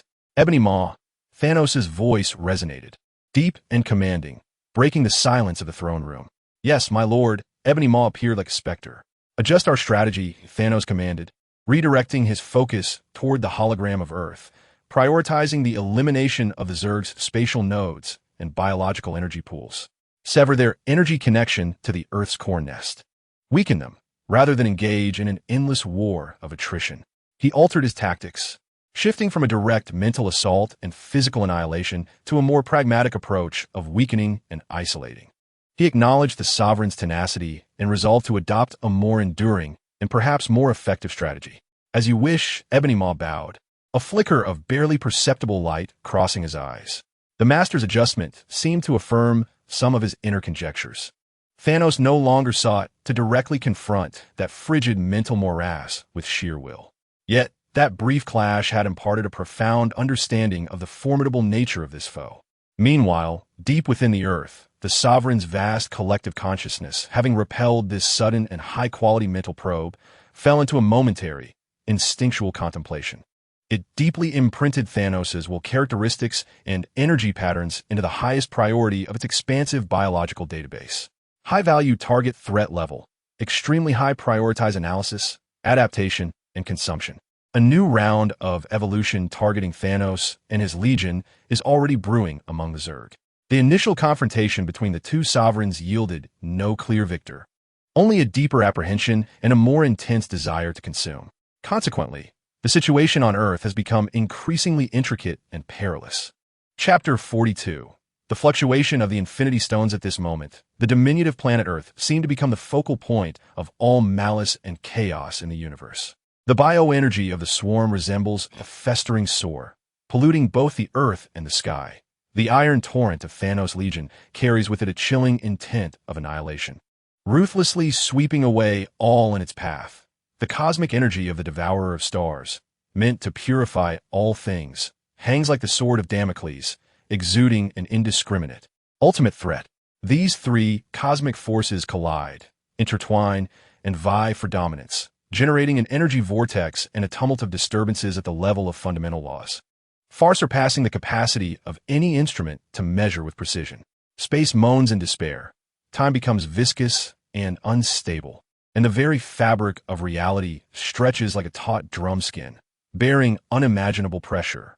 Amidst this utmost chaos, two artifacts, deeply buried within the earth and embodying the primordial rules of the universe, have finally been thoroughly stirred. The Time Stone, concealed beneath the ruins of New York's Sanctum Sanctorum, remains protected by the strongest barriers established by generations of supreme sorcerers, even as the structure lies in ruins. Stephen Strange hovers at the center of the barrier, exerting every ounce of his strength to maintain the faltering stability of time and space. Attempting to confine the energy backlash emitted unconsciously by the Devourer of Stars and the spatial rift caused by the simultaneous barrage of Thanos' flagship cannons to the smallest possible area. His complexion is as pale as parchment, sweat pouring down like rain, as he pushes the power of the Book of S.H.I.E.L.D to its limits. The golden seraphim shield flickering like a spider's web in a storm. Just as he feels himself on the brink of exhaustion, the eye of Agamotto hanging on his chest suddenly radiates an intense heat, not a physical temperature, but a violent tremor originating from the realm of laws. It is as if a slumbering heart has been forcibly awakened by the chaos of the outside world, beginning to beat restlessly. Strange lets out a muffled groan, feeling his consciousness being violently pulled into a bizarre, completely uncontrollable vortex of time. He witnesses countless shattered timelines flashing erratically. Earth turns to lifeless bones beneath the swarm. It is reduced to ashes by Thanos' snap. It is utterly obliterated in the silvery light of the Devourer. He even sees the swarm devouring the entire solar system, subsequently surging towards the galaxy with countless dreadful potential futures, crashing against his senses like a flood breaking its banks. Simultaneously, he glimpses more distant, hazy visions. The gem itself emanates an unprecedented emerald glow, a light not of healing, but of rampant chaos. Timelines are carelessly severed, stitched together, and tangled, the past and future entwined in a chaotic knot. Strange manages to force out a sound through clenched teeth, striving to concentrate his nearly collapsing will. His hands weaving the most intricate sigils, as if taming a frenzied, ancient dragon, painstakingly restraining the imminent chaos of the Time Stone back into the eye of Agamotto. The emerald light flickers violently between his fingers before gradually calming, yet that unsettling, overwhelming sensation persists, akin to a bomb that could erupt again at any moment. Gasping for breath, Strange's eyes are filled with an unprecedented terror. He understands better than anyone that should the time stone completely spiral out of control in such an environment, the resulting calamity would far exceed the combined threat of the swarm, Thanos, and the devourer of stars. It would signify the collapse of the entire structure of time. He hoarsely shouted, "Reinforce all temporal seals." At the highest level, quickly, the gem has been provoked, almost simultaneously, in a secluded safe house in the Scottish Highlands. Secretly reconstructed by Tony Stark and Bruce Banner, Vision, a synthetic being composed of vibranium, biological tissue, and the Mind Stone, suddenly awakened from his dormant state. He clutched his forehead, where the golden gem was embedded, radiating a blinding, uncontrollable light. The usually calm and rational Vision emitted a pained groan, as his visual sensors were instantly inundated with an overwhelming torrent of information. This was not mere data. It was a cacophony of emotions, thoughts, and raw consciousness. He felt the boundless, icy hunger of the collective will of the swarm, akin to millions of starving ants screaming in his mind. He sensed Thanos' resolute, cruel, and oppressive singular intent, pressing down on his soul like a colossal stone. Moreover, he perceived the vast, inhuman thoughts of the two devourers of worlds, cold as the cosmic background radiation. Yet, the most terrifying aspect was the emotional resonance of all surviving beings on Earth. The extreme fear, the wails of despair, the furious determination to fight, the grief of lost loved ones, and the faint yet resilient flicker of hope, a torrent of billions of emotions. Once separated by distance and the barriers of individual minds, now surged into his central consciousness like a flood unleashed by the violent tremors of the Mind Stone. The volume of information far exceeded his processing limits. "Shut it down! Shut it down!" Vision howled in anguish, striving to sever his connection to the Mind Stone with sheer willpower, or at least filter out the tsunami of information. Yet, the gem seemed to have been activated by the chaos resonating from the outside world, completely beyond his control. His system began to overload, his vibranium body slightly heating up, while the biological tissue exhibited faint signs of disintegration. Hallucinations plagued his vision. He caught glimpses of Wanda, the Scarlet Witch, fiercely battling on the battlefield, glimpses of Ultron's cold electronic gaze, and the horrifying mandibles of the swarm. Even worse, his characteristic as an amplifier and receiver for the Mind Stone had transformed into a fatal vulnerability. He was not merely receiving information, he was also transmitting an uncontrollable surge of psychic energy, infused with the most intense emotional fluctuations from countless beings on Earth, especially fear and despair, as well as his own tormented consciousness, radiated from the Mind Stone like a runaway lighthouse, spreading violently in all directions. This wave of energy, formless and intangible, instantly penetrated numerous barriers, sweeping across the entire battlefield. All those with a modicum of psychic sensitivity felt a profound wave of dizziness and heart palpitations at that moment. In the ruins of London, Professor Charles Xavier suddenly pressed his temples as his brainwave amplifier overloaded and began to smoke. Wanda, the witch wielding chaotic magic to rend the swarm asunder, felt an unsettling surge of crimson energy enveloping her, accompanied by an inexplicable pang of anguish akin to a heart's constriction. Her gaze instinctively shifted towards the direction of Vision.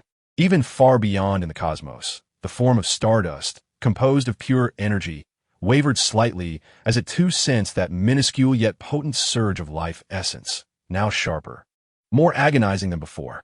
This intense psychic ripple, unrestrained and raw, traversed the depths of the earth. The colossal collective consciousness of the swarm's dominion suddenly turned its attention towards this signal. Until now, the power of the Mind Stone had been meticulously contained by Vision, akin to being ensconced within a dense leaden box. The Dominion might have vaguely detected its presence, but had not prioritized it as a target. However, that box had now been forcibly breached. The pure, untainted reverberation of cosmic primordial psychic energy shone forth like the most radiant beacon in darkness, like the sweetest spring in a barren desert. This was an unprecedented source of energy, one of such exquisite quality that it could precipitate a qualitative leap in its ethereal network. The Dominions were ignited with fervor. Its cold greed erupted like a volcano. Intense and unrestrained, countless swarm units, irrespective of their location or current actions, momentarily halted, only to unleash a cacophony of frenzied, bloodthirsty shrieks. They received the highest priority command: find it, seize it. In an instant, the swarm's assault across the global battlefield underwent a bizarre transformation. A multitude of swarm units began to deviate from their established attack routes, irresistibly drawn, as if by an unseen magnetic force, fervently surging towards Scotland. They disregarded the artillery fire of Thanos' legion and the defenses of Wakanda, charging recklessly forward, again and again. What's happening? The insects have changed direction. The frontline commanders exclaimed in disbelief. Their target is Vision. Tony Stark, observing the global situation map, grasped the gravity of the moment, his complexion paling. This is dire. The stone's fluctuations have exposed him. Thanos, too, sensed this sudden eruption of familiar, coveted psychic energy. His fingers lingered on the Infinity Gauntlet, a glimmer of profound insight crossing his gaze as he turned his attention to Earth. The Mind Stone, he murmured to himself, is it no longer hiding? Meanwhile, the Silver Surfer, suspended in the air, slightly tilted his head towards that direction. His expressionless visage revealed no discernible change, yet the surrounding cosmic energies exhibited a subtle disturbance. He appeared to be assessing the implications of this suddenly activated Infinity Stone on his master's purification scheme. The fluctuations of the Infinity Stone, akin to tossing a lit match onto a powder keg poised for explosion, instantly captured the attention of all formidable entities, propelling the already desperate situation towards an even more unpredictable and perilous precipice. Vision, once a hunter, has transformed into the most coveted prey in the eyes of all predators. Meanwhile, his steadfast companions are poised to confront unprecedented pressure. The fate of Earth appears to hinge upon a gem on the brink of chaos and a synthetic entity in agonizing struggle. Chapter 43. Stephen Strange guards the gem atop the majestic Himalayas lies the sanctum of Kamar-Taj, a sanctuary that once embodied the pursuit of knowledge and the truths of magic. Now, it stands as a precarious outpost amidst the tumultuous storm of the reality dimension. This site serves as a pivotal node in the global magical barrier, defending against the corrosive energy of the swarm and the spatial tremors inflicted by Thanos' fleet, while attempting to deflect the unconscious emanations of cosmic energy from the two Star Eaters, which possess the power to purify all existence.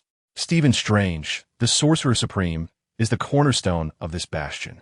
He floats within the innermost sanctum of the mystical ring, the golden radiance of a shield of seraphim pulsating around him, flickering unpredictably as if it might extinguish at any moment. His crimson levitating cloak flutters autonomously, its edges frayed and weary. His complexion is ashen, lips bloodied from biting down too hard, and veins throb at his temples. Maintaining such an extensive barrier against the onslaught of myriad cosmic forces nearly extracts every ounce of his mental and physical vitality. Yet, he cannot falter. Behind him stand the king, Mordo, and all the remaining Kamar-Taj sorcerers, who, like finely tuned instruments, pour their magical energies unreservedly into the defense system crafted by Strange, collectively upholding this final magical stronghold. Beyond, outside the barrier, countless diminutive lives struggle to survive amid the swarm and the flames of war. However, the most formidable pressure does not arise from without, but from the searing, restless eye of Agamotto that pulsates fervently against his chest, as if it were a living entity. The fluctuations of the Time Stone have not abated due to his previous forceful suppression. Instead, they have intensified.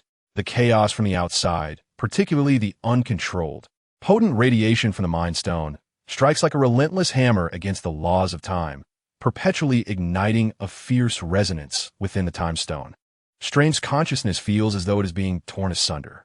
One half must exert itself wholly to maintain the external barrier, countering the unceasing biological energy assaults from a swarm, which seem instinctively aware of the significance of this node.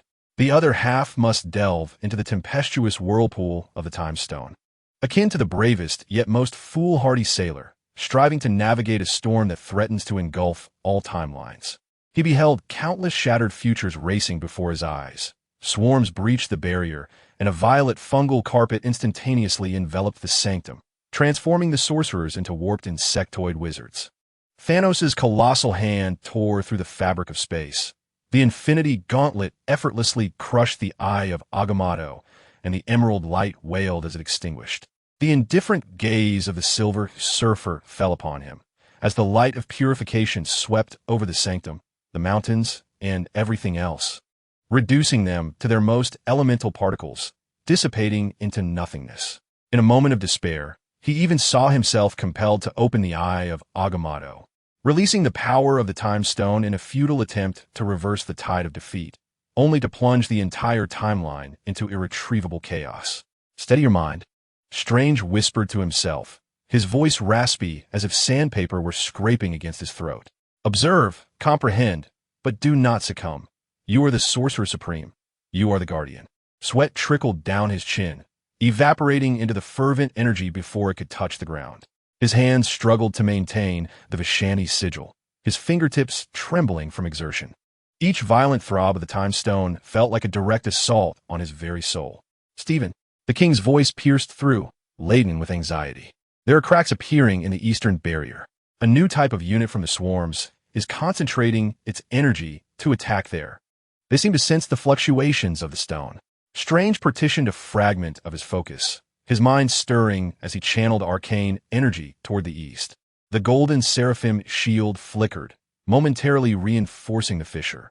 Yet, in that fleeting moment of distraction, the pulsations of the time stone intensified once more. Buzz! A more potent ripple of emerald energy erupted uncontrollably. The atmosphere within the sanctum became bizarre and unpredictable. Some sorcerers moved as if encased in amber. Their actions slowed to a crawl. Others darted like lightning, barely leaving an afterimage. The tea on the table evaporated in an instant only to reconstitute moments later. "Control it." "Strange," Mordo bellowed, brandishing the staff of the living tribunal, struggling to stabilize the flow of time around him, his eyes reflecting a mix of vigilance and dread toward the uncontrollable force. Strange clenched his jaw tightly, forcing his consciousness back, as if reining in a startled wild stallion, and once again contained the rampaging power of the time stone within the eye of Agamotto. The emerald light was forcibly restrained, yet the perilous thrum of energy pulsed through his chest, unmistakably palpable. He understood that this could not continue. The activity of the time stone was escalating exponentially in response to the chaos outside. He felt akin to a person clutching a bomb amid a raging fire, the explosive device nearing its breaking point. A decision must be made.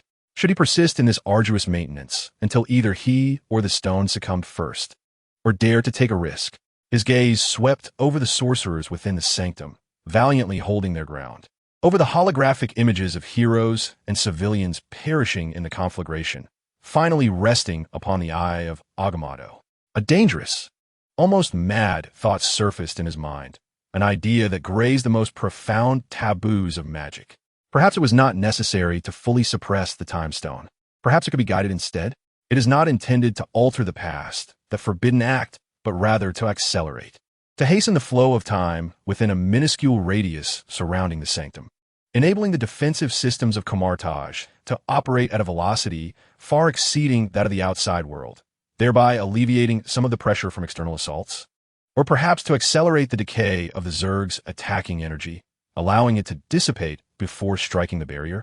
Yet, this is perilously dangerous. Altering the local flow of time could engender unpredictable paradoxes and temporal ripples. With a mere misstep, the entire sanctum could be obliterated from the timeline. Moreover, this would undeniably further expose the existence of the time stone. As Strange grappled with this internal turmoil, a cold, vast, and insatiable will, akin to a shark that has caught the scent of blood, suddenly locked onto the sanctum. It is the Overlord. The time stone once again emitted an uncontrollable fluctuation, like a lighthouse in the darkness, finally illuminating the direction for that terrifying entity deep within the Earth's core. In comparison to the emotionally charged pulses of the Mind Stone, the power contained within the Time Stone, one of the fundamental dimensions governing the universe, set the Overlord's icy collective consciousness ablaze with fervor. Mastery of time is the key to evolution. It must be acquired. This time, it was not merely the scattered instincts of a swarm converging toward this direction, but a command of the highest priority emanating from the Overlord. Thunderous roars erupted. The mountains surrounding the sanctum trembled violently, more ferociously than ever before. The earth split open with immense fissures, Not ordinary tunneling worms, but dozens of burrower behemoths, evolved specifically to penetrate the hardest rock layers and energy barriers. Emerged from the depths. Their spiral-shaped, massive drill tips glimmered with an eerie, energy-neutralizing halo, directly colliding with Camartage's barrier. Simultaneously, the sky seemed to darken, not from the arrival of night, but from countless new entities resembling a fusion of gigantic moths and bats, the psionic devourers, obscuring the heavens. They opened their suction cup-laden maws, not emitting sonic wave attacks, but commencing the absorption of the barrier's magical energy. The golden seraphim shield thinned at a visibly alarming rate. "They have found us!" The king cried out in despair, exerting all his power. "Hold them back." All the mages channeled their magic to the utmost limit. The barrier's brilliance reignited. Yet, in comparison to the infinite force of absorption and drilling, it was but a drop in the ocean. Strange found himself in a dire predicament. Outside, an overwhelming assault. Within, lurking dangers. He glanced at the searing eye of Agamotto upon his chest, then at the pale, yet resolute faces of his companions. There was no time for hesitation. He inhaled deeply, a glimmer of resolute determination flashing in his eyes. He made his choice. "King, Mordo, everyone."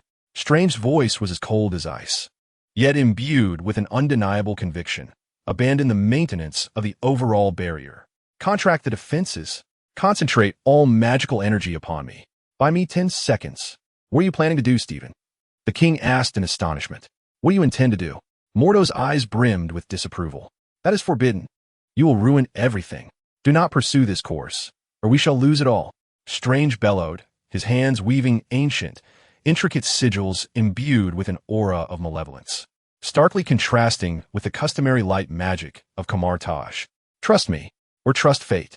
A glance exchanged between Wong and Mordo ultimately swayed their trepidation and doubt, yielding to trust. "Camartage, heed the command of the Sorcerer Supreme," Wong shouted, channeling his magical energy toward Strange. The other sorcerers hesitated momentarily before following suit. A torrent of magical energy surged into Strange's being, momentarily alleviating his exhaustion. Yet, rather than fortifying the barrier, he directed the entirety of his power toward the eye of Agamotto before him. His intention was not to unleash the Time Stone, but to awaken a deeper characteristic, one rarely touched even by the greatest Sorcerer Supremes, pertaining to the realms of time, stasis, and cyclical recurrence. With the ancient body of Hogarth, the name of Ashtar, and the ear of Agamotto, Strange recited the incantation, each syllable invoking violent tremors in the surrounding space. In this dire moment, he beseeched the light of S.H.I.E.L.D to temporarily lock this minuscule realm, severing the flow between the inside and outside. The eye of Agamotto abruptly opened. An unprecedented emerald radiance erupted, enveloping the entire sanctum of Camartage. However, this time, the light did not expand outward. Instead, it contracted inward, coalescing into an extraordinarily complex, self-replicating temporal barrier. In the external world, the drilling apparatus of the abyssal behemoths and the energy-absorbing beams of the ebon entity, upon contact with this verdant barrier, seemed to collide with an infinite loop of temporal resistance. Their assault energies were drawn into a miniature, self-sustaining time loop, perpetually consumed, reset, and consumed again, yet never able to truly impact the barrier itself. Within the sanctum, time appeared to elongate. The sorcerers felt as though an eternity had passed, while the outside world might have experienced merely a fleeting moment. Strange stood at the heart of the barrier, his body convulsing violently, blood seeping from his orifices. The exertion of controlling such a delicate temporal loop exacted a tremendous toll upon him. He could even feel his lifespan rapidly dwindling. Yet, he succeeded, if only temporarily. The sanctum of Camartage transformed into a paradox existing within a temporal cycle, momentarily severing the flow of time and space. However, Strange sensed the cold will of the master had not departed. Rather, it focused intently on this place, as if scrutinizing an enigma that was difficult to decipher. Moreover, additional units of the insectoid race, specialized in temporal energy, were being spawned and mobilized. Meanwhile, Thanos' fleet appeared to adjust its cannons, now aimed at this location, which had suddenly emitted a powerful signal of temporal energy. The gaze of the Silver Surfer was once again cast upon this anomaly, as the frigid cosmic energy seemed to begin analyzing this newfound disturbance. Stephen Strange, at the cost of his life and soul, momentarily safeguarded the Time Stone.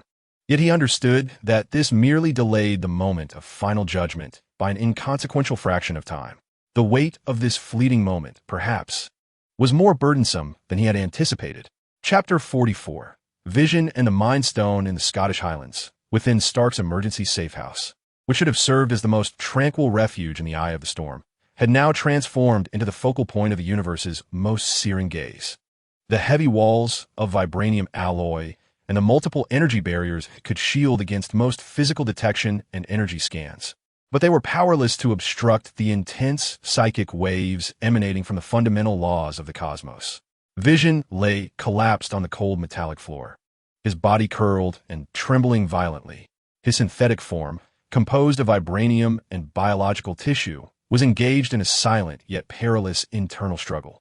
At the center of his forehead, the Mind Stone no longer acted as a docile source of energy. It had become blistering, tumultuous, uncontrollable, like a miniature sun that had veered off its path, radiating blinding waves of golden energy. Pain was scarcely adequate to describe Vision's experience. It was a sense of existential tearing. His consciousness, his very essence, was built upon the foundation of the Mind Stone, the J.A.R.V.I.S. program, the consciousness backups uploaded by Bruce Banner and Tony Stark, and the intricate fusion with this specially designed body. The stone was the cornerstone of his thoughts, the window through which he perceived the world, and the anchor of his emotions. Now this cornerstone was quaking, the window was shattering, and the anchor was fraying. The chaotic collective hunger of the external swarm, Thanos' ruthless extinction will, and the unfathomable perception of the devourer of worlds felt like countless invisible chisels, forcibly prying open his mental defenses through the resonance of the stone. More terrifying still was the tsunami of raw emotions, despair, fear, sorrow, and fury of billions of survivors on Earth, incessantly crashing against his consciousness as the receiving hub. He heard the heart-wrenching scream of a mother as her child was dragged away by the swarm. He witnessed the final agonized gaze of a warrior as he was dissolved by corrosive acid. He felt the flickering hope of those in the shelter extinguishing in the darkness and hunger, all as if they were happening to him. "Stop, please, stop," he uttered in an unconscious moan, striving to erect a firewall with the remnants of his rationality, attempting to filter the torrent of information. Yet, all efforts were in vain. The power of the stone was fully activated, its energy levels far exceeding his capacity to control. He could not even sever his connection to the stone.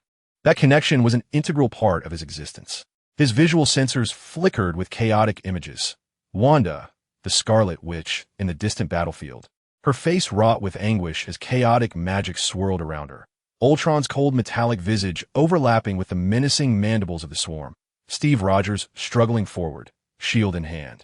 Amidst the sea of insects, memories, reality, and illusions entwined in a tumultuous blend. To make matters worse, his body began to experience a physical disintegration.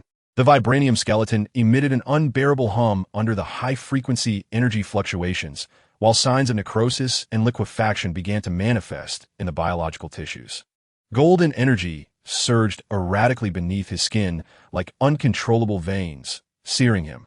He understood that if this continued, either his consciousness would be utterly overwhelmed, transforming him into a mere frenzied source of energy radiation, or his body would completely collapse, triggering the ultimate explosion of the Mind Stone, a force capable of obliterating the entire Scottish Highlands and inflicting immeasurable consequences worldwide.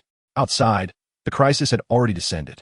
Despite Tony Stark and Bruce Banner activating all defensive measures of the safe house, and a loyal Stark Industries security team fiercely resisting, they could not halt the tide of insects driven by the highest command.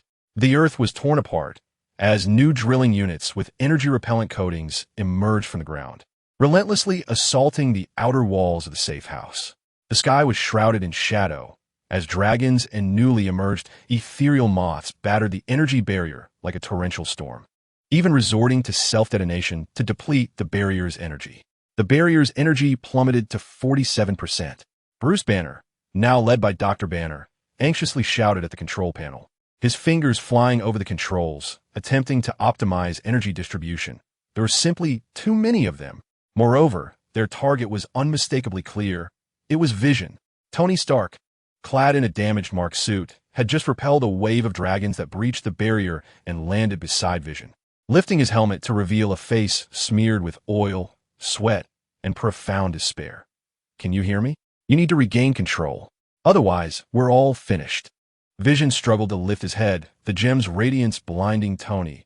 "Tony, I can't. It's too loud. Everywhere."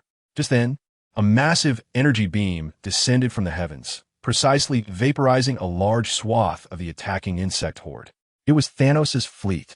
They were also converging on this area, and while clearing the insects, their artillery fire significantly increased the load on the safe house's defense system.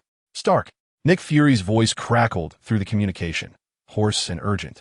"We have detected that Thanos' Sanctuary 2 is adjusting its trajectory. Its target is also your location. The energy signal from the Harbinger Devourer is approaching as well. Your position has become the fuse for a cosmic bomb. You must find a solution." As if the roof had caved in during a storm, Vision's loss of control made him the most conspicuous target in the eyes of all factions. "A solution? How do we resolve this?" Tony nearly roared. "Extract the gem? That would cost him his life directly. And who knows what would happen once it's out?" Dr. Banner suddenly turned, a flash of the distinctive, piercing brilliance of a scientist igniting in his eyes, born from desperation. "Perhaps we don't need to extract it. Tony, remember the data shared by S.H.I.E.L.D? The ethereal signals of the insect horde, and my research on the Mind Stone with Reed." Tony paused, momentarily bewildered. "What are you suggesting?" "The fluctuations of the Mind Stone represent an extraordinarily potent psychic energy radiation. Its uncontrollable nature stems from the catastrophic resonance created with external chaotic mental pressures, amplifying its output." With remarkable speed, Banner articulated a bold and audacious concept. "If we could fabricate a reverse interference field or damping field based on the Zerg's psychic energy signal frequency, not to suppress the stone, but to neutralize the external mental noise that triggers its resonance, much like active noise-canceling headphones." This notion, while daring and somewhat mad, involved utilizing Zerg technology to stabilize the Infinity Stone, a venture fraught with peril. Should anything go awry, it could lead to an explosive outburst of the stone's energy. Tony opposed the idea. "But do we possess any alternatives?" Banner gestured towards the chaotic swarm outside and the fleet looming in the sky, asserting that failure to act would inevitably lead to catastrophe or theft.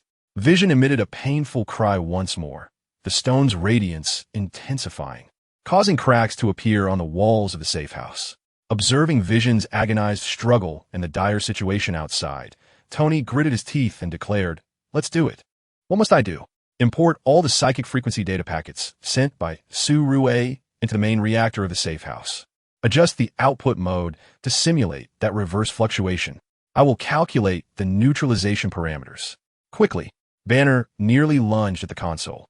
The two embarked on a frantic race against time.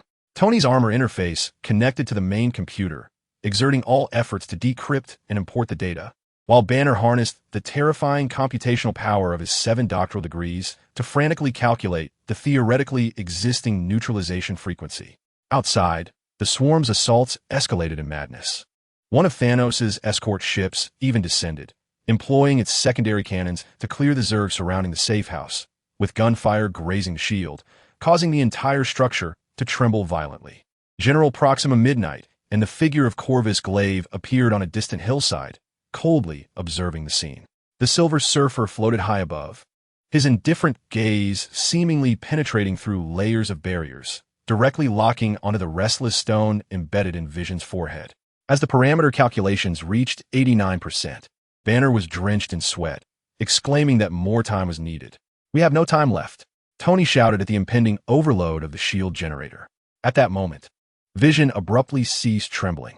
He lifted his head sharply, the agony and confusion in his eyes replaced by a peculiar clarity, a strange amalgamation of the stone's radiance and his own will. "No more is needed." Vision's voice became oddly calm, yet bore an unsettling emptiness. "Vision?" Tony sensed a foreboding shift. He watched as Vision began to levitate slowly, his energy fluctuations operating in a new, unfamiliar pattern. The Zerg thrummed in their network, loud yet distinct. The glow of the Mind Stone transformed from chaotic radiation to a rhythmic pulse, resonating with a unique frequency infused with formidable psychic power. Subtly akin to the base frequency of the psychic signals discovered by Su-Rue, yet far more intricate and powerful. "What are you doing? Vision, stop!" Banner exclaimed. Vision, however, paid no heed. He raised his hands, and the radiant brilliance of the Mind Stone surged forth.